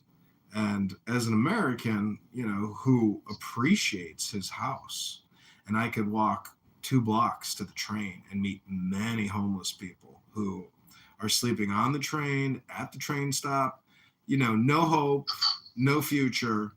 That's where they're at. And that's in America. Yeah, so... You can imagine what's going on in other parts of the world. Yeah, I mean, even, you know, at scale beyond belief, but...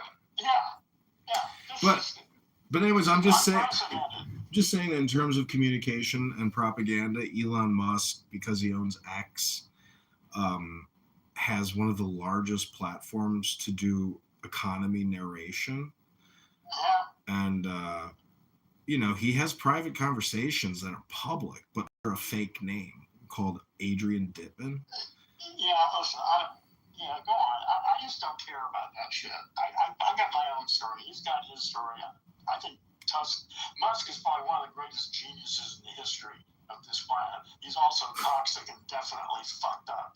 Yeah. So I don't know how much of a genius he is, though, because if you listen to him, he's a schmuck. I mean, it's real. He plays video games. Listen, he's on the autism spectrum. He's fucked up. That's what it is. But he didn't build Tesla. He didn't start that company. He bought a bankrupt company. He bought a bankrupt company that already had the pre-existing. Yeah. Anyways, I'm not like, you know, shitting on the guys. He did start SpaceX. Yeah. Anyways, I'm not really like shitting on him. I'm just saying, like, as an American, he is not. Do you think of yourself as an American? Yeah, absolutely. Really? Okay. Well, I wonder if we can't talk. Well, I like the game. I like playing that game. You know, that's. I don't. That game is toxic. I don't want anything to do with that game. I want to talk with Earthlings. Fuck Americans and Chinese and French and Germans. Fuck them. And you do.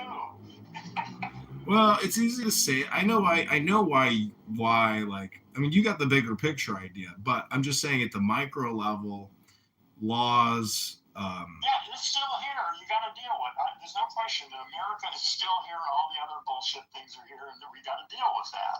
And Yeah. if you want to deal with that and think you can contribute something, I think that's great. I just don't want anything to do with it. I'm more interested in creating the butterfly than maintaining the caterpillar. Yeah. I mean, I think I can do both, though. That's what. Yeah, you probably can. Yeah, I don't think there's one limits the other or anything. You got to keep them separate, though. Well, I don't know. So I don't know what you can do. Like I don't know. I just think the future America will be. There won't be any future America. It's gonna be gone in certainly 20 years, maybe 10. No, but transformation is obviously going to happen at a very rapid rate. Yeah, how it's gonna transpire, I don't know. It could be really fucking ugly, or it might not be bad at all. Who knows? Well, in the history books, new nations on.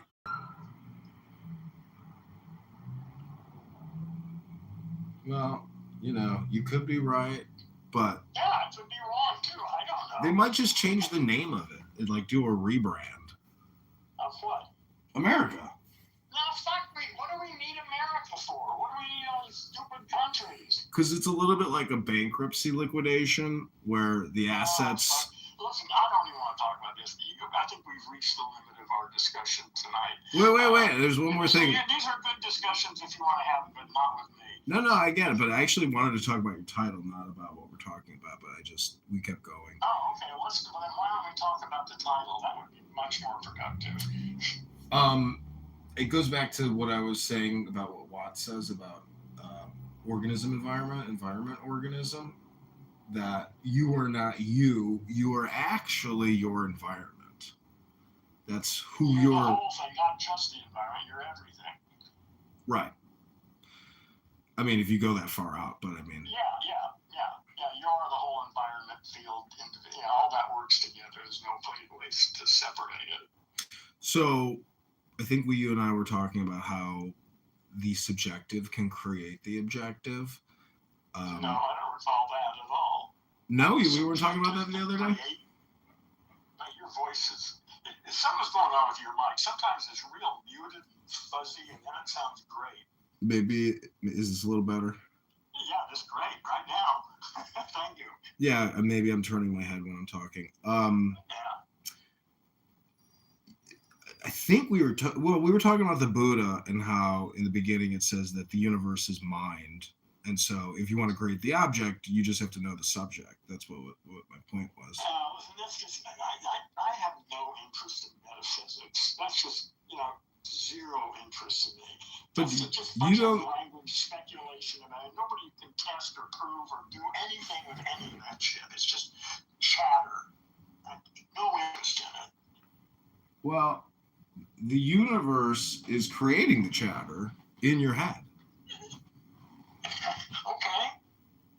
So, what my point is if you want to change the universe, you have to change yourself. So, if you want to improve the world, the most logical, most efficient place to start is with yourself. Yeah, absolutely. You can start by cleaning out your fucking language machine. Agreed. That's the whole game, right? As far as I'm concerned, clean up your fuck. And I'm expecting that to happen. I'm expecting a sort of mass outbreak of people paying attention to their language machines over the next couple of years and literally waking from the trance of language. That's what I'm expecting. I know it's outrageous, but that's the plan. Humans are about to wake up from the Paleolithic trance of language. That would be. We'll see. Maybe I'm wrong. Talking to each other, and they use AI to communicate with one another. Oh, there's all sorts of possibilities. I don't think we need to worry about it. I think Earth is just ripening right on schedule, and I think, the caterpillar is well on its way to collapse, and the butterfly is beginning to assemble, and everything's going according to plan. This is great. Well, I mean, how certain are you of your opinion? I'm not certain at all. It's just the best story I can come up with. Well, let me ask you one more question. What do you think is going to happen? Do you think everybody's existence or outcome after your last breath is the same? I don't understand the question. Meaning, at death, is the result always the same? What result? Whatever that result is at death, which I assume is just nothingness. You mean for me, is it you? I don't know. Are you talking about Earth, or are you talking about me, or what? I don't get it. Yeah, man. A man or mankind? Men and women, yeah, mankind. So what happens after we die? Is that what you're asking me? The question was, do you think it's universal? Meaning that the end is universal? The end of your life. Oh, I have no idea. Who cares? Well, it seems to me like a pretty I think it's very mysterious. I'm looking forward to it. Actually, I'm beginning to think, this might be kind of interesting. And as long as there's no pain and I'm comfortable, then I'm up for death, man. I think it's probably going to be interesting. But fuck, what do I know? I don't know anything. Well, it's gotta be interesting. It's gotta be interesting, but if it's nothing. It could be nothing. Yeah, I think there's probably a very good chance that it's nothing, but that nothing is not necessarily what we would call nothing in language. Nothing, then, is it? It's still a little bit like nothing, because if you go to sleep, and then you wake. Yeah. Listen, we don't know. It's a mystery. We don't fucking know. Everybody's got stories. Nobody knows what the fuck is going on here. I know. And maybe we'll find out when we die, or maybe we won't. I always, people on this app, I always ask them, or I say, that's your opinion. And they go, no, that's a fact. Yeah. No, so you talk to weird. I don't know why you waste your time talking to people. They're all a bunch of fucking brain damaged language monkeys. It's a waste of your time to talk to most of them. It's a waste of their time too, but everything's a waste of their time. Well, I keep bringing up in these religious debate rooms that what's actually. Listen, I don't want to hear it. Well, wait, I think this is interesting. Maybe you think it's interesting. It's interesting, but I've got stuff to do here. I mean, I've got a life here, and I've got all these projects, and I could be working on them at the moment, you see. Well, you got to walk and chew gum at the same time. Huh? Anyways, all right, I'll leave you to your study, and it's a pleasure chatting with you as always.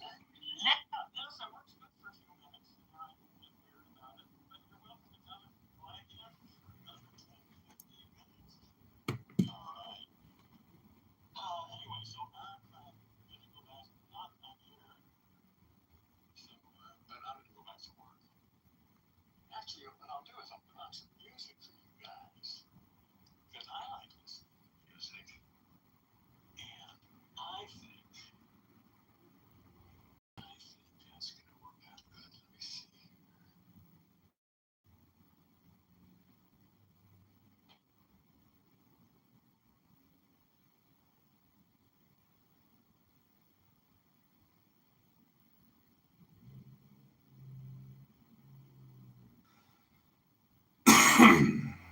Gift for a gift. Gift for a gift.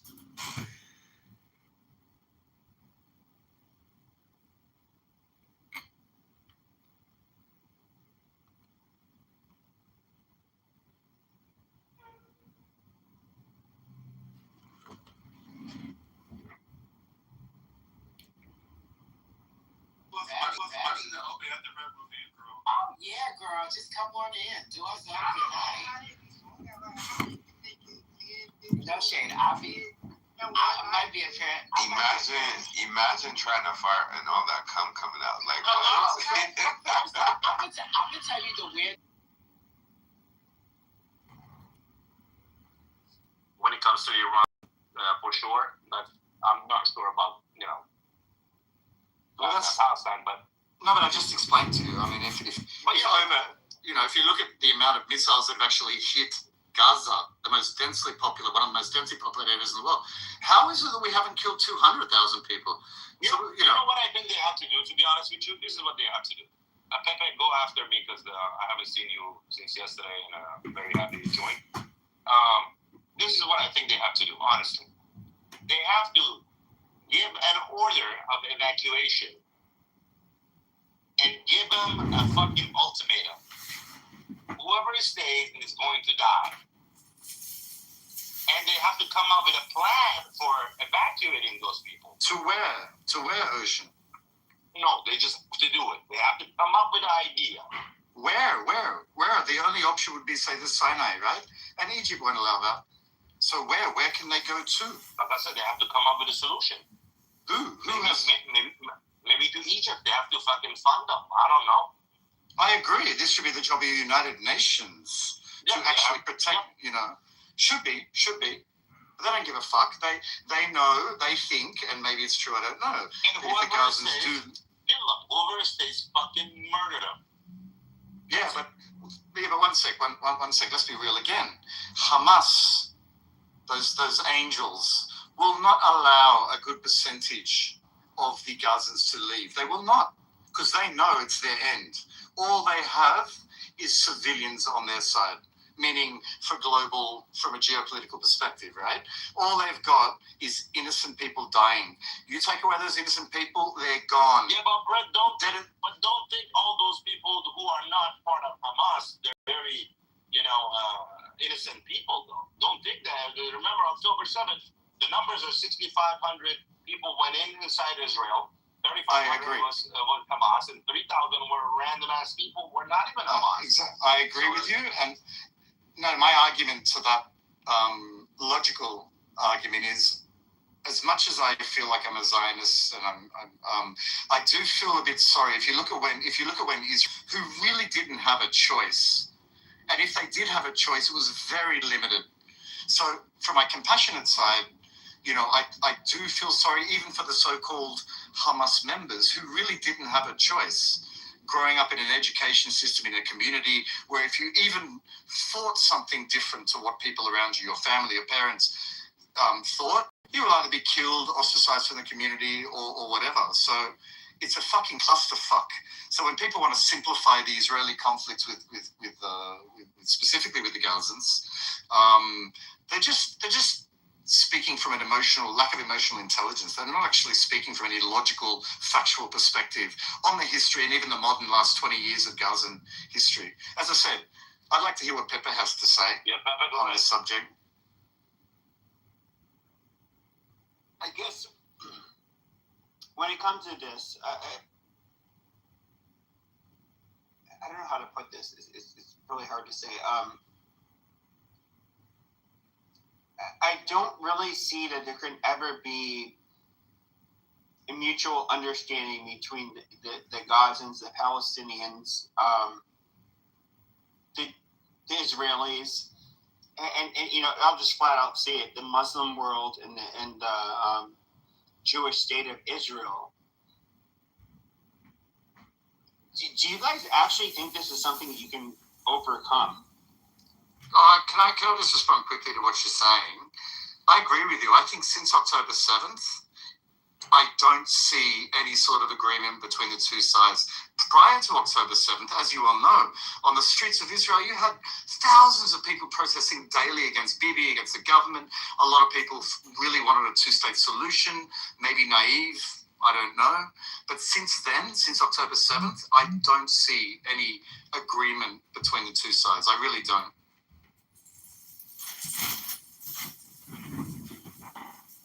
They literally shot themselves in the fucking foot, you go back to what I said, you have to get rid of them. Who did?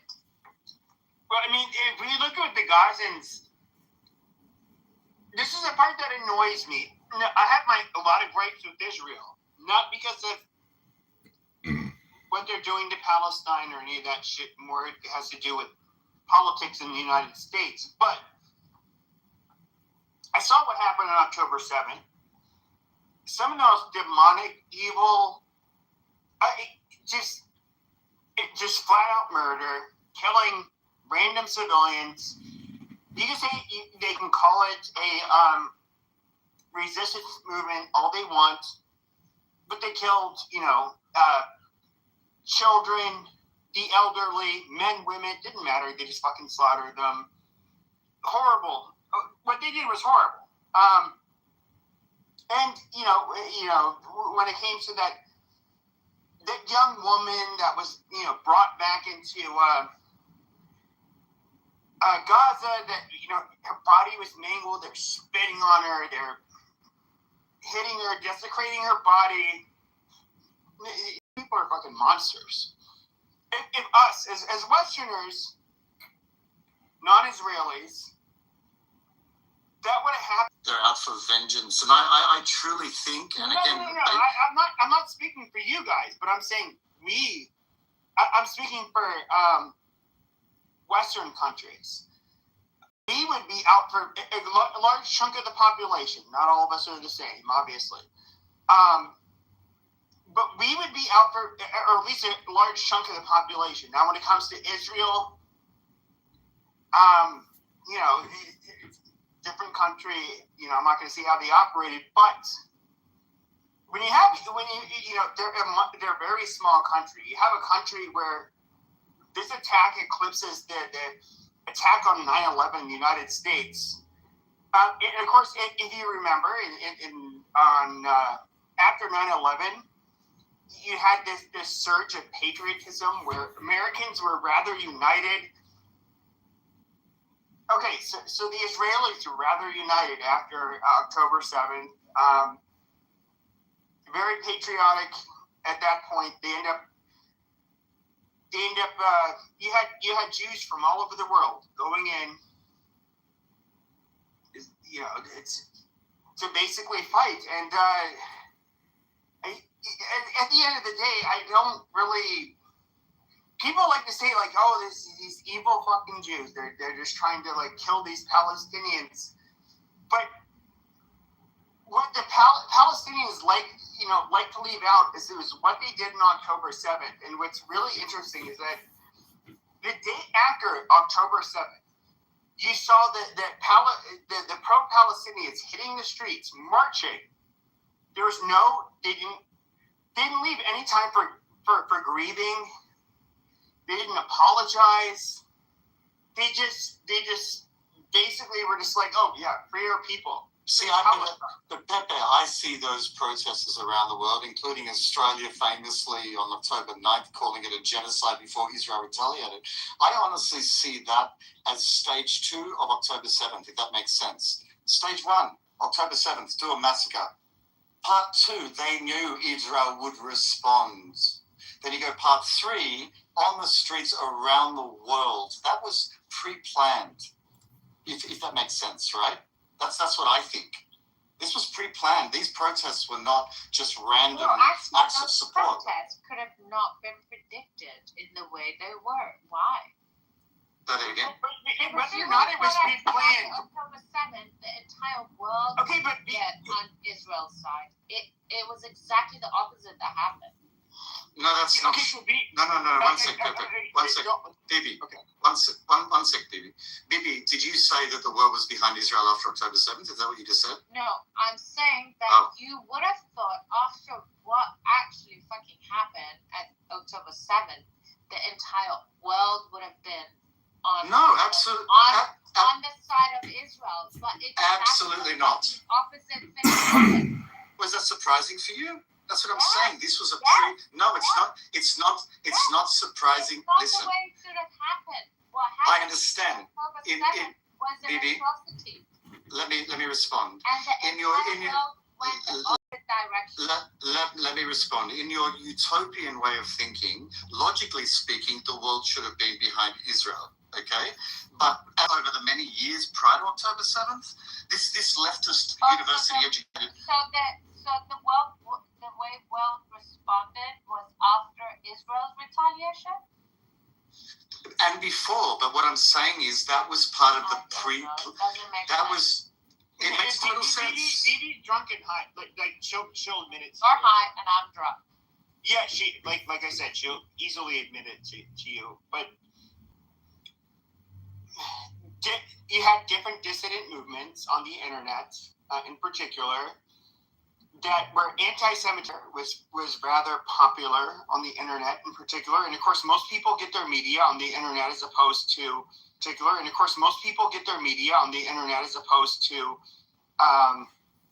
legacy media. And then you have October 7th happened, and you did see there's obviously information warfare that is happening where a lot of you get people, for example, like, do you know who Jackson Hinkle is? No. He's an American who has over 1 million followers, who he holds every anti-American position. He gets to go to after Nicolas Maduro supposedly had a democratic election, the fat fuck who's never had a fair democratic election. He was arrested. He was there at the Miraflores Palace a few years ago, where he was somehow granted access to ask him a bunch of questions. He was in Russian tanks a few years ago. After the invasion of Ukraine, he gave a speech to millions of the Yemeni people live. Hold on. Can I play a clip for Rio and the retarded IRGC nuts? No. I want to play a clip from Jonathan Pollard. Jonathan Pollard. You should, because if you're talking about Israel and being the resistance, hold on. If you're talking about being the only resistance, I think you need to understand from a really good spy, right, and a devoted Israelite, right? What you should listen to what a spy, a devoted Israelite that is deep in the intelligence community. I don't care about that. Right? Well, you are. No, he's an expert in this matter. Oh, so great. Our experts. Okay, nice. He's in the matter of his own country's national defense, yes. Like you specialize. Okay, so listen to what he has to say. How about that? I want to listen to an Israeli fucking terrorist. I don't want. Me out the room. You put me out the room. And you can't even say the nigga. You ain't even black, dude. You should how dare you? How dare you? You son of a motherfucker. It's weird to us. It's about me big, but my money and my dick, bitch, and my ass. Oh, you thought you ate? That's all you do. You only eat, you fat piece of shit. Fuck you. I'm not gonna do. Okay, kick him then. Potato, stop talking to me. No. Don't even mention me, bitch. Stop talking to me. I gave you a command. Stop talking to me, Potato. Stop talking to me. Oh my God. See, yeah, this was gonna do the fuck out of here. You are. I'm not gonna keep listening to you. Because you're gonna kick me. No, I'm not gonna kick you. I'm not gonna kick you. You're gonna go down to the goo and you're gonna sit there like a goo. Out of where you came out of. You're gonna sit down there like a goo. That's okay, Potato, because I'm gonna pack up Hippie. You ain't gotta worry about it. I'm gonna make Hippie into a motherfucking Subway sandwich. First, I'm gonna take the motherfucking guacamole. Now what? Now what? Oh, yeah, you hate it. Nah. You hate it. Bitch, shut the fuck up. They are wrong. Nobody hates me. You go down there for you. Nobody hates me. You're oh, yeah, they do hate you. Oh, no, they hate you. Motherfuckers want to protect you. No, Hold on a second here. Jolani is in power because of Turkey, because of Turkey's support. This is what's not bringing you Khalifa. Taco Bashar. Jolani is in power because of Turkey. Yes. So it's a puppet. Jolani is a puppet. Yeah, he's a puppet for Turkey.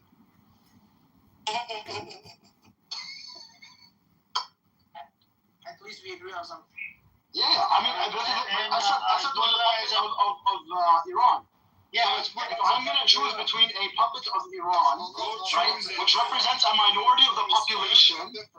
Hold on. Think about it logically. Like, I'm not even, bro, I'm not even Muslim. Listen, man, I'm not even Muslim. Right? Yeah. But, no. Okay. No, I'm talking about Syrian issues. I'm not talking about Muslim issues. Go back to Syria. So if I'm gonna choose between if I'm gonna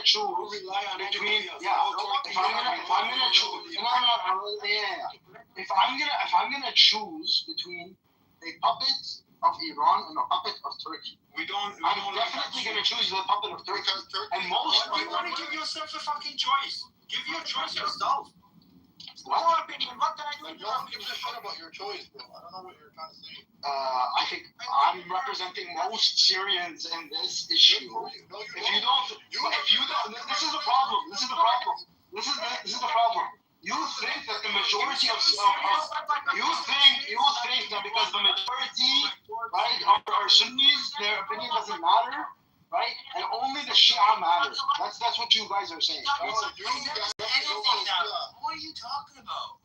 You represent no one. We never said as Sunni. Okay. So why is it that my opinion as a Syrian, representing the majority of the Syrian population? Because you're not the fucking majority. I'm telling you that this is what the majority feel. Fools, get the fuck out of here. Fuck Russia, fuck China. Half the fucking country doesn't even like the government. That's false information. Listen, get your own country running.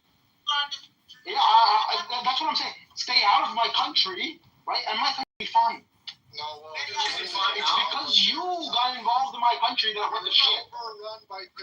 You are the reason for our civil war. That's what you have to fucking understand. They're literally overrun by terrorists, bro. You cannot talk about. Bro, we were overrun by terrorists before that. They were just called Asadis. They were called Shabbiha. They were called fucking Alawi. That's what they were called. Not exactly. They're called the Alawis. There you go. Hey, Alawi, yeah. This is what I'm talking about. This is why we went in and put our boots down your throat for 14 years, because you guys are sectarian. Sectarian? Oh, when you have a group of people oppressing the vast majority, yeah, obviously people are going to get developed sectarian tension. Oh, shit. About Shias.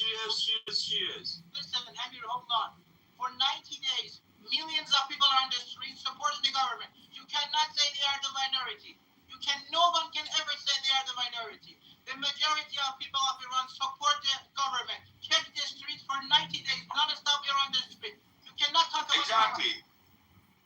So I'm not saying anything come out of Iran. That's not true, right? I don't know where you're getting these videos every day from, but I don't see anything coming out of Iran. Ryan, there's a lot of people that support Reza Pahlavi, right? You don't like Reza Pahlavi? There's a lot of people that don't support Pahlavi, but don't support the IRGC either. I would say the majority don't. They don't like There's a lot of people Javed Shah. Get the fuck out of here. They say Javed Shah. You don't like Reza Pahlavi, Ramir? Of course not. What are you talking about? He's the best leader we have. You know, that's all you got. That's the best leader. He's trolling. Is that what you think? He's trolling. No, I'm asking, isn't it a good leader? But Reza Pahlavi is the best leader out there. Yeah, 2 times. Sure, Pahlavi, why not? Honestly, Pahlavi would be a piece of shit. Like, I'm not even gonna lie. But the IRGC business, dude, you guys are, you're on something. Much better. Like, this is why, listen, I have my issues with Turkey. Turkey is by far, like, by no means an innocent country, and they continue to do some fuck shit. I'm not gonna lie, right? But if I'm gonna choose between those two, no, I'll take the little bit more lenient ones. I'm happy. As long as it's a Muslim country, I'm happy. But you not, obviously. I don't give a shit. I mean, it's the majority. Listen, man, it's the majority population. I can't blame them for being. Let's just say Syrians right now turn on all the Christians, like your family Christians in Syria. Sometimes majority go like most, you know, I'm a convert, right? But I'm just saying, Christians. No, I wouldn't like that. Obviously, I would not like that. The statues of Israel did that. What about that? Yeah, I don't like that. I don't defend Israel. I think I'm here defending Israel. Come on. Especially Rio is defending Israel. Are you saying that Iran is a partner with Israel right now? Iran did work with Israel. They bought weapons, quote unquote, from the black market. And the UN, you Arab brothers, and they're allowing Egyptian ships into Israel, by the way. What about? Okay, you have no proof of that. That's a That's lie. I guess what's up? No proof. Okay, you want me to source up on that? Every time they say that, then they get slapped in the face. Yeah, he gets slapped in the face like every time. He didn't know about Contra Affair. I'm like, bro, you're telling me right now. He was safe, and now you're getting cooked. That's another Lebanese that's getting cooked, man. I can't believe this, bro. I'm here right now. What are you laughing at, bro? What are you laughing at? I'm laughing, bro. I'm laughing at it. We had shit. We got cooked earlier multiple times. Now you're getting cooked, brother. How am I getting cooked? You're telling me that Iran is literally dealing with Israel now? I said they allowed the ships. What does that have to do? Throughout this genocide, hold on. Through this genocide, Rio. While this genocide was ongoing, they allowed ships. Gaza. Genocide of Gaza back then? No, from 2023, they allowed ships to go through from UAE, using Strait of Hormuz to go to Israel. Because when you are a big Iran country against two superpowers, you gotta take your plan. It's a fact. It's a fact. Think Iran owns the Straits of Hormuz? Oh my! No! Whoa! Listen to this. I thought it was international waters. All of a sudden, now Iran didn't own the fucking Strait of Hormuz. Now they're charging. Now they do. Before it was a waterway that was used by everyone. Oh my God! Listen to this, guys. This is ridiculous, man. How is this ridiculous? This is crazy. They gave threats multiple times. Oh my God! Is there a port with the UAE in the Straits of Hormuz? Yes or no? I can't believe it, man. Say yes or no. It's an easy thing because they attacked us, and now we are defending ourselves and we are restoring our rights. The right to pay money. In Panama, they asked for money. In Suez, they asked for money. We could do the same, but we didn't. But now you attacked us. You play with the. If I were Iran, I would destroy the UAE completely. Make it just go away. All the people could go to. I mean, a lot of Iranians, they would do a lot of business through UAE. What are you talking about? Doesn't matter. Now they're enemies. No. The UAE made Iran. UAE made Iran a lot of money, by the way. There's a lot of land that's Iranian in the UAE. They should take it back. Did you know that thanks to UAE, you guys were making a lot of money? Bro, the UAE made a lot of money. There should be no Iranian in the US still living. No, I'm telling you because of the sanctions. Most of the money was being made from China. Oh my God! No, the UAE is a free trade port.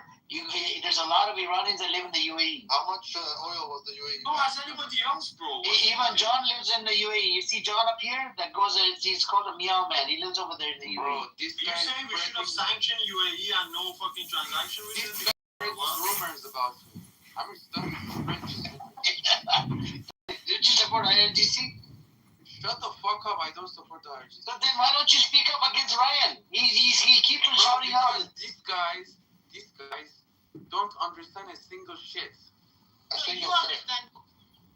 You're no better than anyone else. This is another Syrian living in Iran.